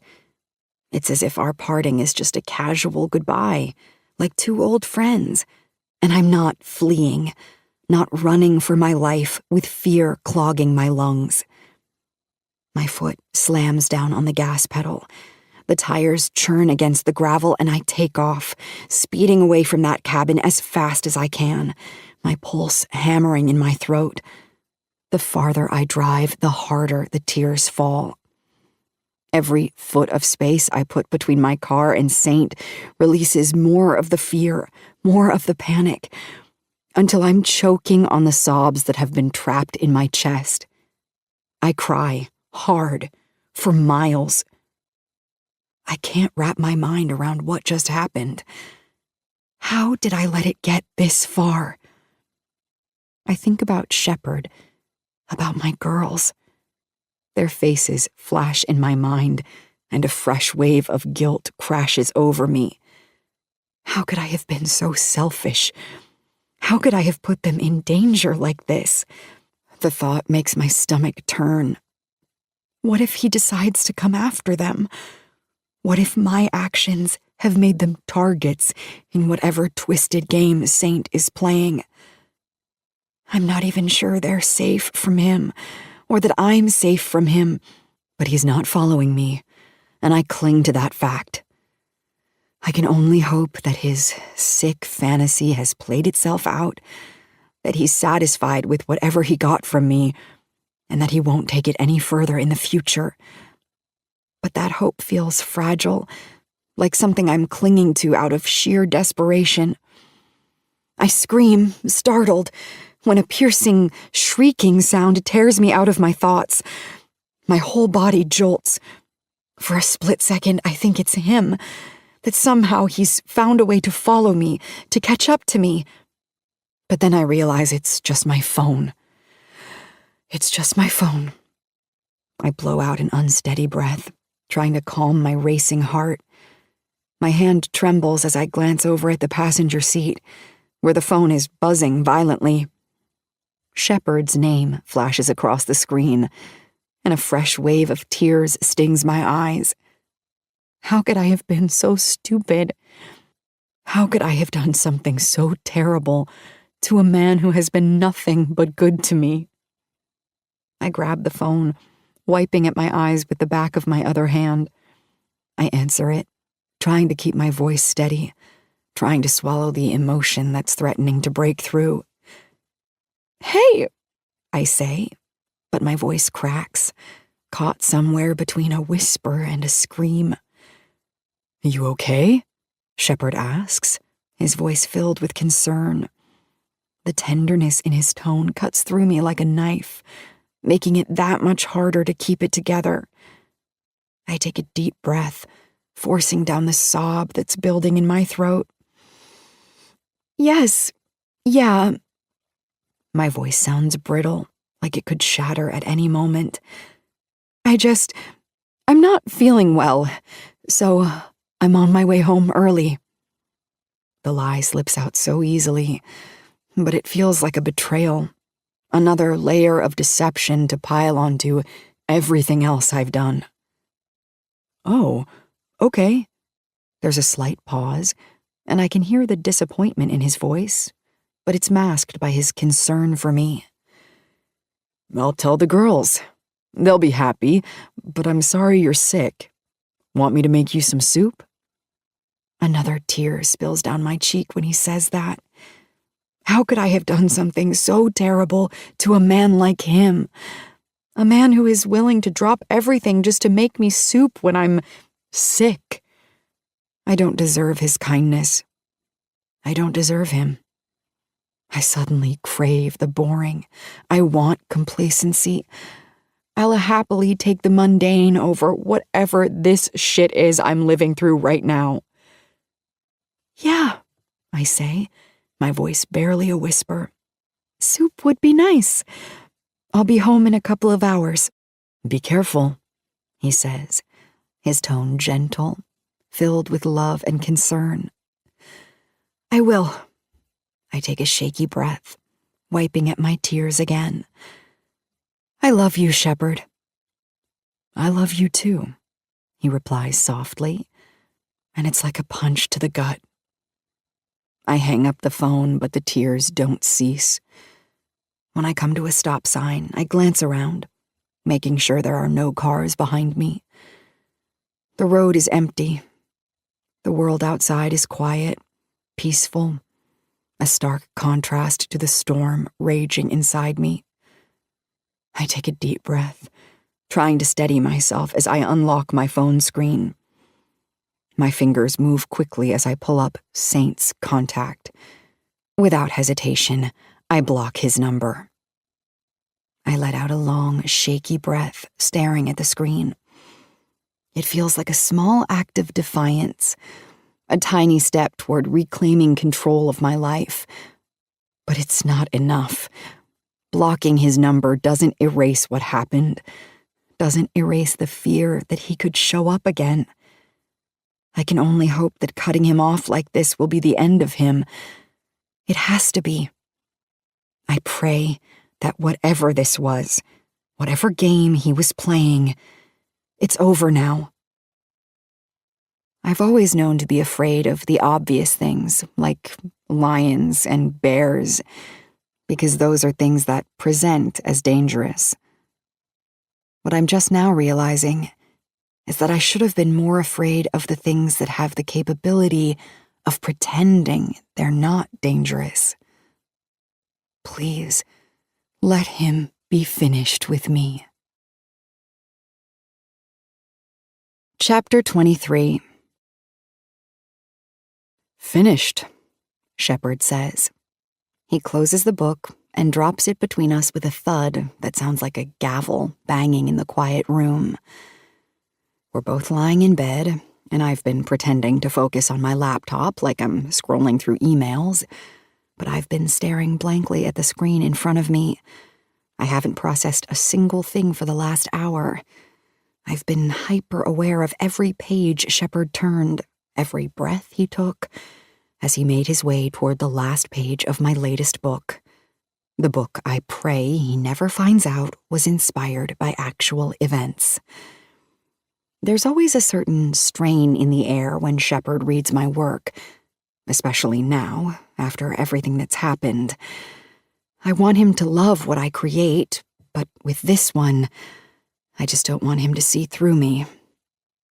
Shepard enjoys reading the actual book rather than an early manuscript. He loves feeling the weight of it in his hands. He has a metal bookmark he uses just for my novels. He prefers to read the final, polished product, after I've already made all the changes.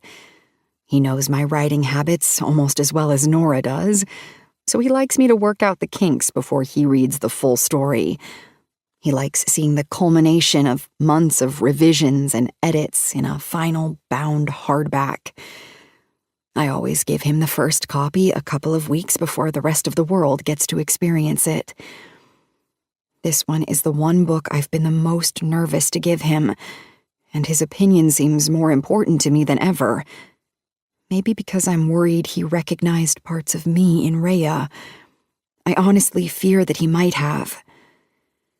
And, I ask, my fingers still resting on the keyboard of my laptop, though I'm no longer pretending to type.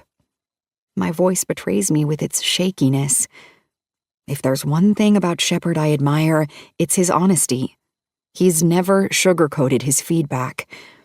I've grown to appreciate that trait even more since leaving Saint standing in the doorway of that cabin all those months ago. Honesty feels safe. It's what I need. I've been holding my breath for this moment, waiting to see if the truth I've hidden between the lines of the book would remain invisible to him. Shepard pauses, turning to face me, the fabric of his silence stretching thin between us as he carefully considers his words. It was... He rubs the back of his neck, his brow furrowing in concentration. My heart clenches as I wait for whatever comes next, the seconds feeling agonizing. It was fucking thrilling, Petra. I think this might be my favorite book of yours so far. His words coat me like a balm, soothing the anxiety that's been gnawing at me for weeks. I feel the compliment all the way to my core, a warmth spreading through me that I haven't felt in a long time. Really? I ask, the relief making my voice sound lighter, almost incredulous. I didn't realize just how badly I needed his approval until I heard it. Shepard leans forward, reaching across me to gently close my laptop, sliding it off the bed and onto the table behind him. He moves with purpose, his gaze never leaving mine. Then, without warning, he shifts, pulling me against him with an easy grace that makes my pulse quicken. He props himself up on one elbow, his other hand moving to brush a stray lock of hair from my face. His touch is gentle affectionate, and it makes my heart swell with guilt. How can I even smile at him when I've done such awful things to him? He leans down and kisses my forehead, his lips hovering there for a moment before he pulls back just enough to look at me. I don't know what made this one different, he says, his voice quiet, almost reverent. But it felt, I don't know, I can't put it into words without insulting your other books. He pauses, smiling softly as his eyes trace my features. It felt authentic. He kisses me again, this time on the lips, tenderly, then pulls back with a mischievous grin. Kinda turned me on, honestly. He lowers his mouth to the spot just below my ear and presses a soft kiss there before whispering, "Who is Saint?" My world stops spinning. My heart. It instantly goes from a gentle thump to a thunderous pounding beneath my ribs. My breath catches, and I force myself to stay still, to not react too quickly, but inside, panic is clawing at me. "Who?" I manage to ask, my voice so strained it barely slides up my throat. He lifts his head, his eyes searching mine.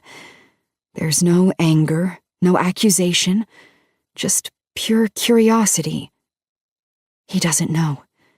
He's asking an innocent question, but my pulse races anyway because I know. You dedicated the book to someone named Saint, he says, the corner of his mouth twitching upward in a playful smile. The dedication. I close my eyes, cursing myself for forgetting about that detail. I've managed to compartmentalize so much of what happened with Saint that it hasn't even occurred to me that Shepard would notice or care about the dedication. But now it's staring me in the face. It's been 6 months since I turned in the book, and even longer since I wrote those words. I only followed through with Saint's final request because I was afraid of what he might do if I didn't. I didn't want to risk making him angry, or worse, giving him a reason to show up here. He already knows my home address, and because I've learned so little about him, I wouldn't even know how to prevent him from showing up here. I don't know who Saint is, I lie, the words spilling out. My voice sounds almost convincing, but I feel the falsity in it, the knot of guilt tightening in my stomach. I held a contest for my readers, I add, hoping the lie will sound plausible. I chose someone at random to dedicate the book to. I squeeze my eyes shut, waiting for the tension to crack, for him to call me out on my dishonesty. But instead, he laughs, a soft, genuine laugh that makes my insides twist. That's cool, he says, his tone light. I bet it'll make that person's year. I bet it will. Have you packed for the tour yet? No, I'll get to it tomorrow, I say, relieved by the change in subject. 16 stops this time, so I'll have to take 2 suitcases. Ah, big timer, he teases. Nora still going with you? Yep. I force a smile, but inside I feel like I'm suffocating at the thought of a book tour, at having to lie to my readers about what inspired this book, and somehow doing it convincingly. I'm scared to even do this tour, simply because it's the first tour I've done since the fallout from my adaptation. I don't know what to expect, so adding lies into the promotion makes it even more nerve-wracking. I just hope people show up, and that they show up with good intentions. The lies I've been having to tell are beginning to stack on top of each other, threatening to bury me alive. I want to tell Shepard the truth, to let it all out, but I can't. Not now. Not ever. Shepard leans in to kiss me again, and I let him. my lips moving against his, but my mind is far away. It's back in that cabin, with Saint standing in the doorway watching me leave. As much as I want to forget, I know I'll never be able to escape what happened. Shepard's hand moves to my breast, so I part my thighs to give him what I know he wants. Within seconds, he's inside me. We have more sex now than we did before Saint came into my life. I think part of it has to do with the fact that I feel like I've betrayed Shepard in so many ways that making love to him is my Hail Mary. If I give Shepard his favorite thing, maybe it'll erase some of the terrible things I've done.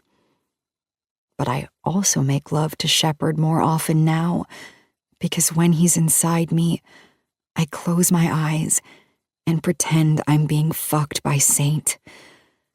No matter how hard I try not to, my thoughts always veer back to the thrill of everything Saint put me through. As much as I hate him and myself for what happened, I can't deny that my attraction to him was real. The feelings my body experienced during the intimate moments with him were real. And even though I live with constant guilt and regret, I'm still human. I still have depraved fantasies that will never be spoken aloud to another human. Which is why, when Shepard is fucking me, I imagine Saint in his place. Because Shepard can't read my thoughts. Because I'm human. And no matter how much of a lesson I've learned in life, I can be whoever I want to be in my fantasy.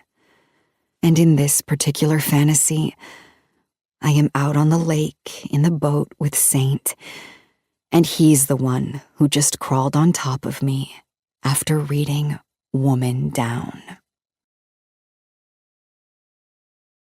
Chapter 24. Today is the official release day for Woman Down.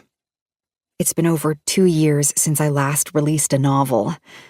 Releases normally feel like a dream, but this one sort of feels like a nightmare.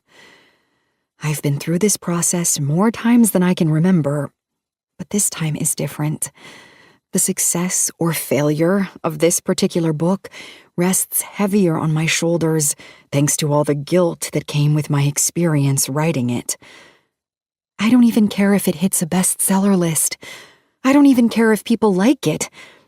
I just hope I can make it through this first appearance and Q&A in one piece. If I get emotional and run off stage again, I can just imagine all the coconut Pepperidge Farm cakes I'll be consuming in my bed while I figure out a new career path. My chest tightens with every passing moment. I can hear the faint hum of voices outside the green room where I'm waiting. A reminder that soon I'll have to face that crowd and answer every question they have about the book. About anything, really. Nora asked if I wanted the questions vetted, but I told her no. I need to face whatever is coming my way, no matter how vulnerable it makes me feel. Nora stands beside me, her energy as bright and bubbly as ever, but today it feels like her confidence only amplifies my anxiety. She glances at me, concern flickering in her eyes as she picks up on the storm of emotions swirling inside me. I've always been able to hide my nerves from everyone else, but not Nora. "You've done this 1,000,000 times," she says reassuringly. "Everyone in that room is here because they're happy you're here." What if that's not true? What if there are people here with bad intentions so they can get a video that'll make me look stupid and go viral, like the last Q&A I did? Nora grabs both my hands in hers. "Hey," she says, her voice a whisper. "You've already gone viral. You've already looked stupid. It's too late to worry about that." Her response makes me cackle. "You're right. You are absolutely right." The store manager finally calls my name, my cue to walk out onto the stage. Nora grabs my purse and phone from me and gives me a reassuring smile. You've got this, Petra. Easy peasy. I leave her backstage and step out from behind the curtains, my heart thudding in my chest as I force a smile onto my face. The bookstore manager's voice echoes faintly in my ears. Something about how excited they are to host me, how proud they are of the turnout. But all I can focus on is the sea of faces, and just how many of them there are. There are so many people. I freeze in place for a few seconds, surprised by the turnout. People actually showed up, and the smile that's plastered on my face might be a real one. I take a deep breath, my legs trembling slightly as I continue making my way across the stage. The soft glow of the overhead lights doing little to warm the cold nerves pooling in my stomach. I wave at the crowd and then settle into the chair, smoothing my hands over my lap as I try to find my center. The manager continues to speak, naming off my bestsellers, but it feels distant, like I'm watching from underwater. My fingers toy with the edge of the armrest as I prepare myself for the inevitable barrage of questions, knowing that this moment is where the real vulnerability begins. When the manager is finished with her introduction, she instructs, "If you'll just raise your hand if you have a question, Francis will get the microphone to you." People immediately begin to raise their hands. Francis rushes the microphone over to one of them. It's a woman who looks to be around my age, and she's wearing a shirt with a stack of books on the front of it. Other women in her row are whispering to her, so it looks like she's here with a group. She finally makes eye contact with me, and she looks just as nervous as I feel. "This might be an uncomfortable question," she says, "but this is the first time you've done a Q&A in 2 years, since the adaptation." "Oh boy," I say, laughing awkwardly. The woman continues, "I know, it's the elephant in the room, but you've never once spoken on it, and we're all dying to know why you agreed with the choice to remove Caleb from the movie. Could you talk about that?" There's a quiet murmur in the room, but surprisingly, I don't mind it. I don't mind this. It's an inevitable question if I plan on writing more books, and it's better to get it out of the way first. Yes, I mean, not that I necessarily want to, but I do think readers deserve an explanation. More murmurs rush through the room, a few excited claps. The truth is, I'm a writer. I write books. And when those books get adapted, it takes years and dozens of people. And the movie side of this is a different world from what I'm used to. I don't even look at that world as part of my career because I'm not a director or a producer or even a screenwriter. I feel like they're the experts in their field. So when their idea for their adaptation differed from what I wanted to see on screen and what I knew you all wanted to see on screen, I ultimately trusted them to know what would make the better movie, because that wasn't my area of expertise. Of course, I gave my opinion, but every time I fought to keep Caleb, my words were met with resistance.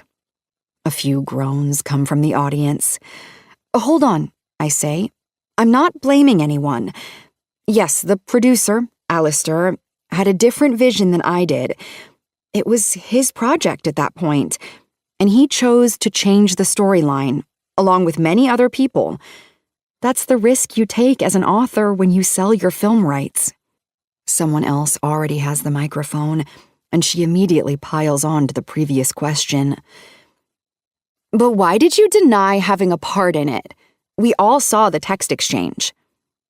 I can feel heat crawling up my neck, but I knew this was inevitable, so I face it with complete honesty. Honestly, I made the post saying it wasn't up to me because, honestly, it wasn't. If I had it my way, I would have been faithful to the book.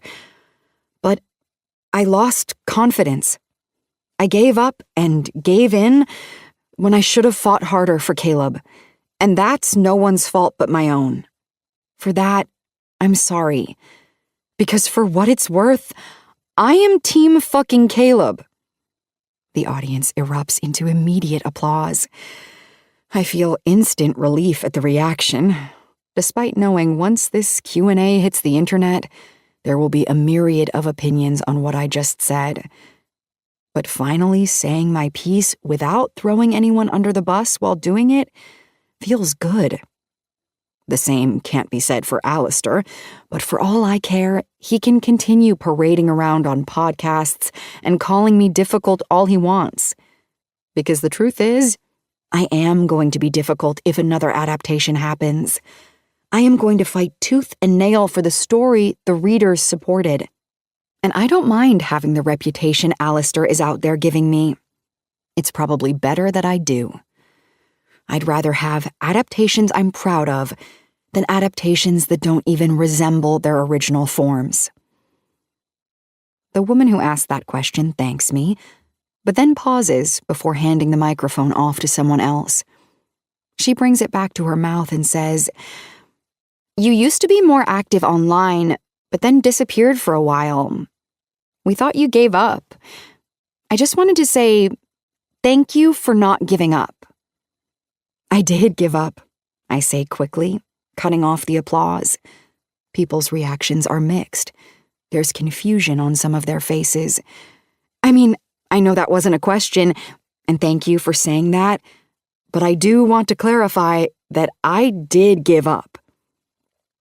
I straighten up in my chair, preparing to continue answering the non-question.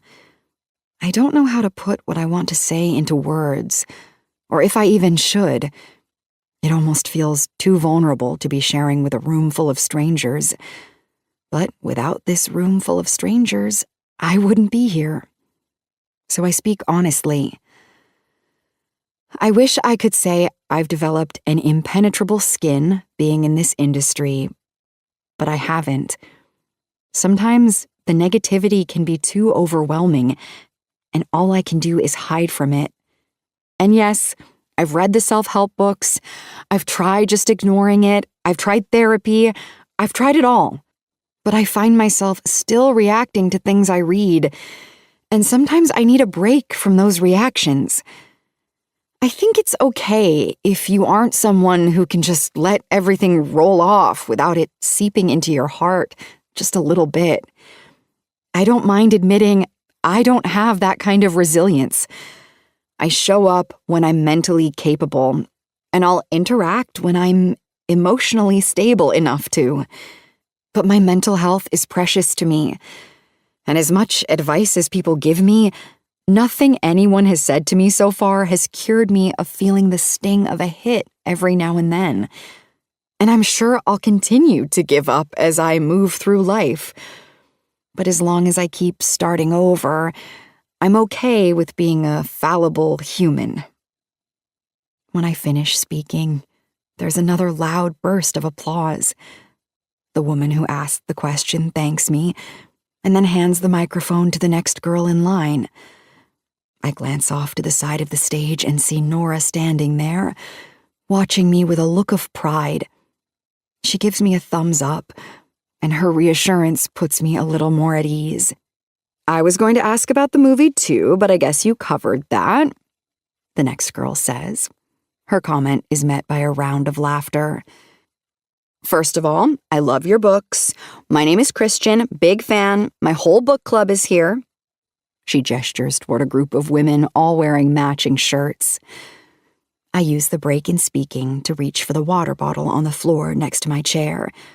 I look back at the girl just as she asks her question. "I was wondering if you have any advice for aspiring writers." I nod as I unscrew the lid to the water bottle. Just as I'm bringing it to my mouth for a sip, I pause. At first, it's just a flicker of recognition, a face in the crowd that pulls me in like a gravitational force. But then I freeze. My eyes lock on him. On Saint. He's sitting a few seats behind the woman with the microphone. The room around me seems to shrink in an instant, like it has just run out of air. He raises his hand with his eyes locked on mine. He wants the microphone. The room is silent, waiting for me to answer the question I was just posed. What was the question? Google, I say, my voice strained. Google is your best friend. Every question about writing has been answered online. It's just a matter of finding the answer that inspires you. I take a quick gulp of water. Oh, God. I feel myself starting to sweat as she hands the microphone back a couple of rows. She reaches it out toward him. No! He stands up confidently as he takes it from her, his presence commanding my attention, even though every fiber of my being screams for me to look away, to run. But I can't. My eyes lock onto his, and my breath catches in my throat at the sight of Saint. Cam, Eric, whatever he's calling himself now. It doesn't matter, because in this moment he's all of them, and he's none of them. He's simply the man who repaired me and then shattered me. What is he doing here? My thoughts race, 1,000 questions flooding my mind, but none of them matter as fear creeps up my spine, cold and unrelenting. I grip the armrest of my chair tighter as I fight to maintain my composure. But inside I'm crumbling when he begins to speak. I just have one question, he says, his voice causing that familiar wave of turmoil beneath my skin. Where do you get your inspiration? His voice cuts through the haze of my panic, smooth and unbothered, as if he isn't feeling the same havoc he's wreaking inside me. Or maybe he is. We both know he's the much better actor. The question, innocuous to anyone else in the room, feels like a dagger aimed straight at my chest. Where do you get your inspiration? It's a simple question, one I've answered 100 times before, but coming from him, it feels like a challenge, like he's daring me to reveal the truth. I feel the anger rising, hot and fierce, bubbling just beneath the surface. How dare he? After everything, he has the audacity to stand here in front of me, in front of everyone, and pretend like this is some game we're still playing. Like he isn't the reason I'm scared of my own shadow. I clench my jaw, forcing myself to stay calm, to give the answer the audience expects. But the heat in my chest only grows, threatening to spill over. Inspiration comes from everywhere, I say, the words feeling hollow in my mouth. Life, people, experiences. The words are automatic, rehearsed, but I stop short of saying you. My voice wavers ever so slightly, and I wonder if the audience can sense the tension simmering beneath the surface, if they can feel how close I am to snapping. Next question, I say, tearing my eyes from his smile, looking desperately for someone who can take the microphone from him. I have one more, he says. I swallow. Well, it's not a question, really. More of a comment, but I just want you to know I couldn't put this book down. I hung on to every single word. It's almost as if I were there, in the room with you, experiencing the things these characters experienced. That takes true talent, Petra. You are very, very good at what you do. A few people clap, but his comment was spoken so slowly and with such intensity, I see a few people squirm or stiffen from the discomfort of it. The smirk on his face proves he doesn't give a shit what anyone else in this room thinks. He hands the microphone off to the next person, and I'm stuck, paralyzed under the spotlight. My vision blurs, the edges of my anger creeping into my periphery, but I swallow it down, forcing myself to stay composed. I can do this. I'll be damned if I let him ruin this, like I ruined my own Q&A during my last event. That was before I truly knew what anger was, though. My anger is what gets me through the next hour, despite it being one of the hardest hours of my life. As soon as the Q&A portion ends, I head straight to the green room to compose myself before the signing begins. Nora isn't in here, but I'm thankful. She would be able to see the feelings I'm having trouble reining in right now. I take several minutes to compose myself, drink water, reapply makeup since I look like I've seen a ghost. When I finally work up the courage to walk back out, I clock Saint standing toward the middle of the line to get the book signed that he's clutching in his hand. He's already looking at me before I make eye contact, as if he was staring straight at the door, waiting to see if I'd actually walk out and finish the job despite his presence here. I wonder if he really finished reading the book. Did he stay up until midnight last night, waiting to download the ebook, the one that holds parts of him in every chapter, every line, every word? Did he stay up all night reading the story that wouldn't exist without him, without what he did to me, without the tangled mess of our history in that cabin? My pulse quickens and I force myself to move, to walk to my signing table like I'm not about to fall apart. The pen feels heavy in my hand as I greet the first reader in line.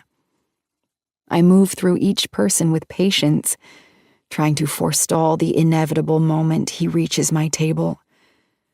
No matter how hard I try not to look, my eyes keep drifting to his spot.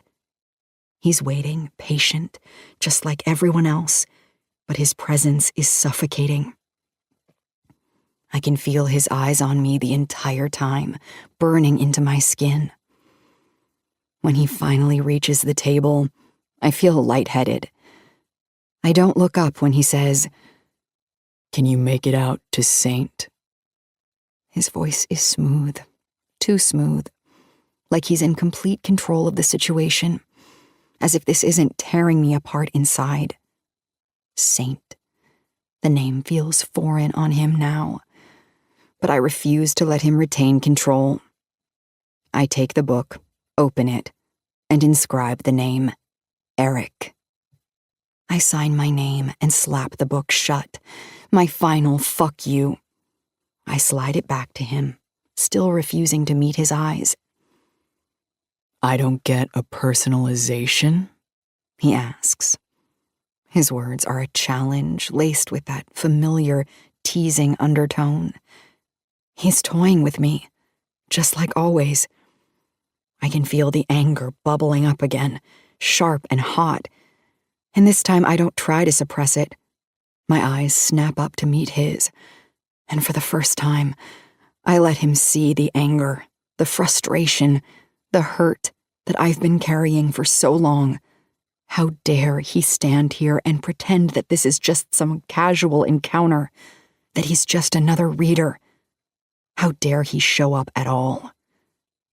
I grab the book and my hand moves swiftly across the page, the pen pressing hard into the paper as I add, "An absolute, complete and total stranger. May you have the life you deserve." I intend for the words to be a slap in the face, but he grins. That cocky smile grates on my nerves like nails on a chalkboard. He leans in closer, his voice dropping to a low murmur that only I can hear. "Thank you for the dedication." I refuse to say "you're welcome" as he pauses for a reaction. I don't give him one. I look past him and motion for the next person in line to make their way to the table, indicating his turn is over and he can walk away. I'm watching him out of the corner of my eye as he heads for the exit. Good riddance. Right before he reaches the door, I see him turn, and his smile brightens, but not at me. He's smiling at something else, or someone. He lifts a hand and waves someone over. I'm momentarily relieved to know someone else other than me has his attention. I start to look away, but then something pulls at me, willing me to look up again. Why would he be talking to anyone here? Who would he know here? Has he told anyone about us? I'm craning my neck around the reader in front of me to see who it is he just waved at. I see someone making her way over to him as he walks toward her. Nora? She's smiling back at him with a giddiness that makes my stomach sink. The last thing I need is for Saint to fuck with her head next. They continue walking toward each other, and I'm doing everything I can to see why Saint is trying to speak to Nora. But two more people swoop in and block my view. I'm forced to give the people in front of me my attention, but I can't help but feel an imminent urge to scream Nora's name, to warn her away from him before she falls for that smile and fake charm. I'll be damned if he does to her what he did to me. A fearful thought engulfs me. Was I not the first writer he's done this to? What if it's happened to more than just me, and he's done it to multiple writers? It sounds like something he'd be capable of, and from the looks of it, his plan is to manipulate my best friend next. If he's watched all my videos, that means he's watched all Nora's too. Why didn't I anticipate that he'd be capable of this? I smile for pictures as I search for Nora, but I've lost sight of them. I sign more books as I search for Saint. I look for signs of them both as I finish up the last several readers, feeling guilty they didn't have my undivided attention. But it has taken all the willpower I can muster not to run and save Nora from this monster.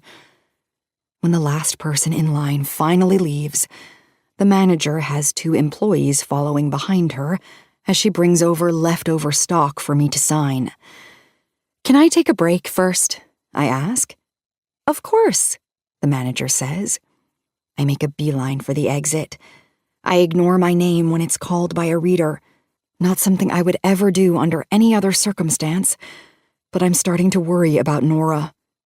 It's all I can focus on, even though my actions since seeing him wave at her have probably come off as rude to a lot of people. I don't have time to worry about other people's hurt feelings as I make my way outside and look for her. I almost release a sob when I finally see her, safe. Her back is to me, and she's leaning against a car, talking to him. Saint spots me first. He stands up straight, pulling his weight off the car he was pressed against. Nora spins around, and she flashes her usual smile, but she also looks like I just caught her flirting with a married man. He isn't married, honey. Far from it. "You done already?" Nora asks. Her voice is cheerful, but also rushed. She's walking toward me like she wants to escort me inside and not even introduce me to her new friend. Saint's jaw is tense as he stares straight into me. Nora sees me clocking Saint, so she pauses her steps and stands awkwardly, feet from me and feet from him. She shoves her hands in her pockets. It makes her look guilty. Saint suddenly looks guilty too. Why do both of them look like they have something to hide from me? Has something already happened between them? Am I too late? I walk closer to them, hesitant. "What is this?" I ask, my eyes trading glances with each of them, waiting for one of them to speak. Saint and Nora glance at each other with a look that indicates they share a secret. My head is spinning. "Do you know him?" I ask her. Then my attention lands on him. "Stay away from her!" "Petra!" Nora says, sounding shocked by my anger. I don't give her time to make it seem like I'm overreacting. She has no idea what he's capable of, or that, if anything, I'm underreacting. Stay away from her, I say to him again. He lifts both hands in a peaceful gesture and takes a step back. Petra, Nora says again, why are you being like this? He's lying to you about who he is. Do not trust him. Whatever he says, he's lying. Nora doesn't react like I expect her to. Instead, she and Saint share another knowing look, but this one is chock full of shame. She folds her arms over her chest and looks down at the pavement. I wait for one of them to elaborate, but neither of them does. Nora eventually peers up at me, with eyes that hold a level of betrayal like I've never seen in another human. Eric is an old friend of mine. The words sound like echoes reverberating around in my heart. He's... what? It's as if my world turns gray. All the possibilities of what that could even mean are slamming into me from every direction. Petra, Saint says, attempting to reassure me. Or Eric, whoever the fuck he is, steps forward, but I hold up a hand. Don't come near me, I say to him. Then to her, what the hell are you talking about? Nora sighs, and then glances toward the bookstore behind me. People are lingering, but not close enough to hear our conversation. She lowers her voice almost to a whisper. You were stuck, Petra. I was trying to help. Her voice is a plea for forgiveness, but I'm still not sure what she's done that requires my forgiveness. How is Nora, my best friend in the whole fucking world, involved in what happened between me and Saint? She continues by saying, Eric and I, she waves a hand at him. After my live video with you ended that night, we were chatting online. We joked about how it would be nice if he could help get you out of your slump. And you seemed so desperate for inspiration. I cannot believe what I'm hearing. Every feeling and emotion I went through when I thought this was merely Saint's idea is amplified. I can feel the tears stinging my eyes. This isn't true, I say with a twinge of hope. You're joking, right? If you know him, why have you never mentioned him? I haven't seen him since college, she says. We've been friends online since then. You don't know every single person in my life. She sounds defensive, but I'm the only one here with any reason to feel defensive, or angry, or betrayed. The two of them should feel nothing but sheer and utter shame. But I can't fathom it. Nora? Saint? Both of them? You're my best friend, I say, stepping closer. If what you're saying is true, that you sent your friend to inspire me, you knowingly put my marriage at risk. You put me at risk. Nora's expression loses some of the guilt in exchange for confusion. She glances at Saint, and then back at me. I don't think I did, she says. All I did was ask him to show up in uniform and knock on your door so you could put a face to your character. She shakes her head, looking between us. He agreed to ask you a question and then leave. Her eyes land hard on Saint. Did something else happen? She's finally beginning to sound concerned for me, rather than concerned about being caught. Nothing happened, he says to Nora. Then he looks at me, sincerity in his eyes. I told her nothing, Petra. Saint says it quickly, as if to throw me a lifeline. I am completely in shock. I need time to process this, but I don't know how I can do that when the person I always go to when I need to talk something through is the person I need to talk about. She has completely betrayed my trust, and now she knows there's more to whatever happened, more that I haven't told her. Something big. It's not my business, Nora says. But Petra, I'm sorry. I don't know what happened between you two. He said you only spoke for a few minutes, but I swear to you that is what I'll believe forever. Please, forgive me. I really was truly just trying to help.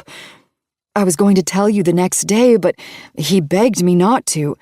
And then when we spoke, you sounded like it helped, so I just left it alone. I was there for less than 5 minutes, Saint says to Nora, throwing me another lifeline. He's still trying to protect our secret, despite theirs being out in the open. I left right away. Nothing happened. I just felt bad that she got scared. I can't even find it in myself to appreciate that he's trying to cover for me, because I'm furious. I'm embarrassed. I feel betrayed and confused and mortified. And now I'm crying and trying to wipe the tears away with quick swipes of my hands. At least I made it until after the signing this time before having a breakdown.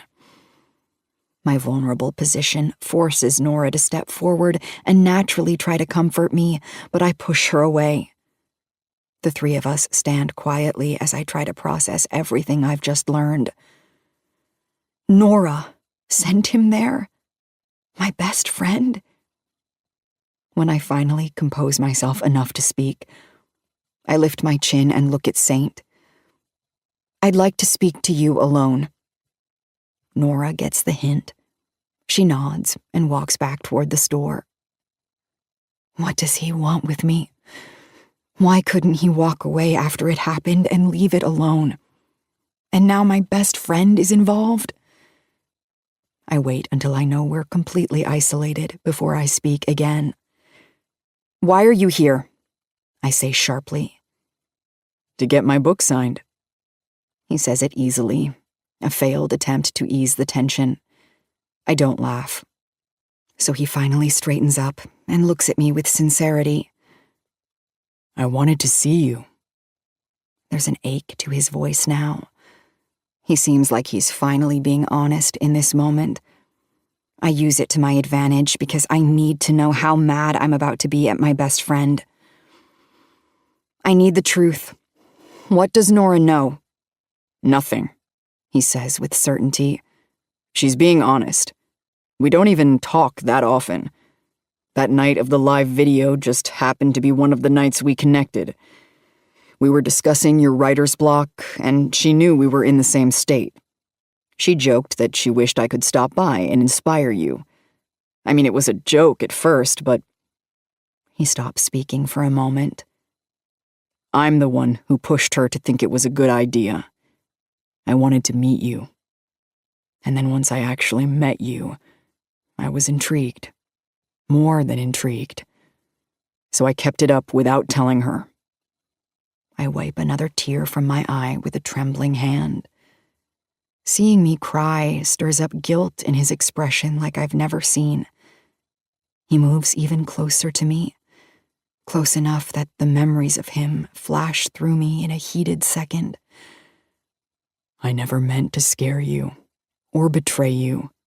I was attracted to you, and I let it go too far.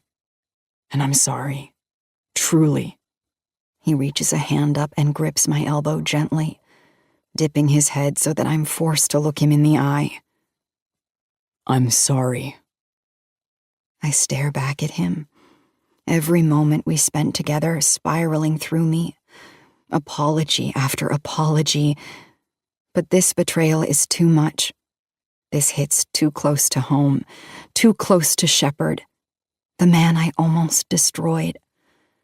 I owe so much more of myself to Shepard than the wife I've been to him. I want you to leave, and I never want to see you again. He nods, but then he says, for what it's worth, I would do it again in a heartbeat. Saint might. but Saint doesn't have what I have at home. I brush his hand from my arm, and with as much resignation as I can muster, I simply say, I wouldn't. I spin and head straight back inside without saying goodbye to Saint, but it's clear this was goodbye. I don't even look back to see his expression or watch him leave. I walk straight into the bookstore, and I don't even look at Nora, who is standing there, waiting, hopeful for any morsel of attention from me. I don't speak to her at all. I walk over to the table where all the unsigned stock has been neatly placed, ready for my signature. I sign each book robotically, and even though I want to punch Nora square in her fucking face, she stands next to me and stacks each book neatly into a pile as I sign them. Nora and I are staying at the same hotel, and the publisher has one driver scheduled to take us back to that hotel, but at least we don't have to share a room. I'd probably choke her in her sleep. When the last book is signed, I thank the staff and head for the exit. As Nora follows me out of the bookstore, toward the Escalade waiting out back for us, I hear her whisper, "I'm sorry." I climb into the car, but all I can do, after we're both seated in the back seat and heading toward the hotel, is remain silent in my betrayal as I stare out the window, holding tears at bay. This has more than likely broken trust in our friendship forever, but it isn't Nora's fault I let things go as far as they did. She didn't set out for me to cheat on my husband. That's something I'm realizing I was perfectly capable of doing with or without her help.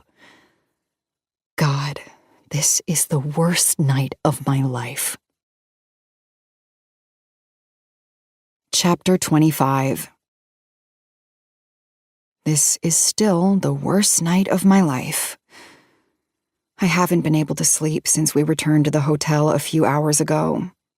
I still don't know how to feel, even after 4 hours of tossing and turning and poring over every second of the last 2 years, and this book, and my friendship, and my marriage, and every single lie Saint has told me. I don't even know if I can stay mad at Nora forever, because I know her intentions were in the right place when it comes to my career. But for right now, I need her to feel my anger enough to at least lose sleep over.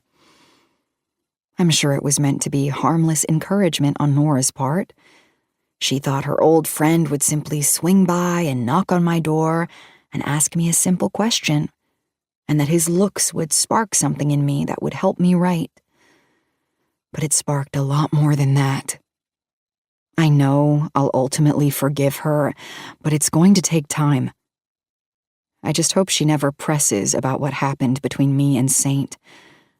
I don't feel comfortable telling her that story, but I'm relieved to know he didn't give her any details of how far he actually took things, how far we took things. God, my brain is a convoluted mess of thoughts, and my chest is knotted with emotions.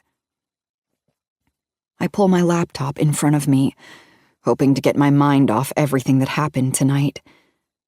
I do the one thing I know I shouldn't do as an author. I pull up my book on Goodreads.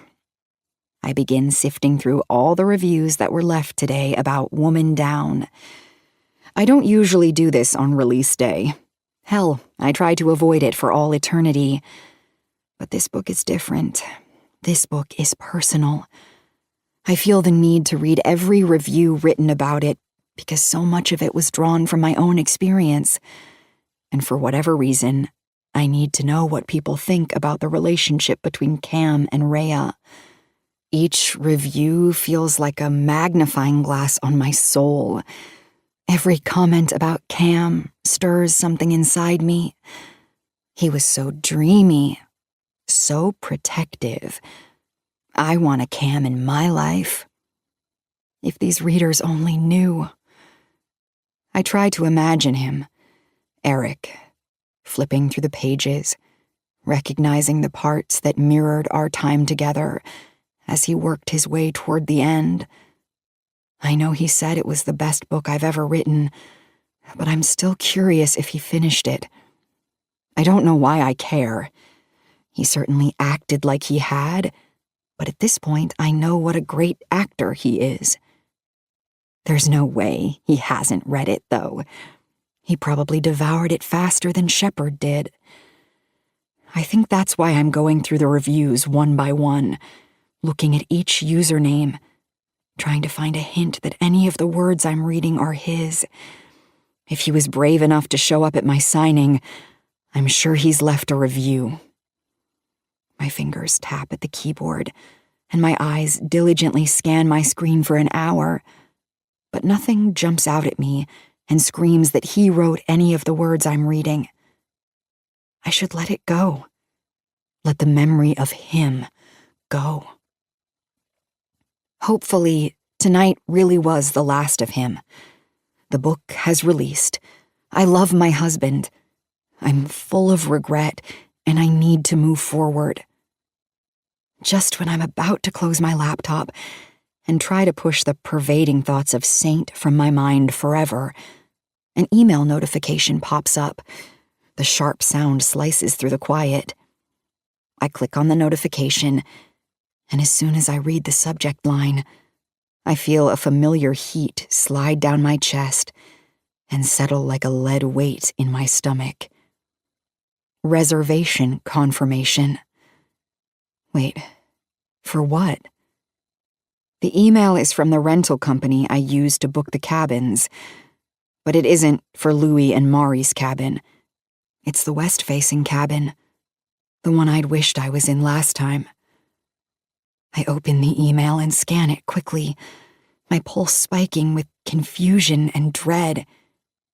It's their standard confirmation email, polite, professional, ordinary, but the content is anything but.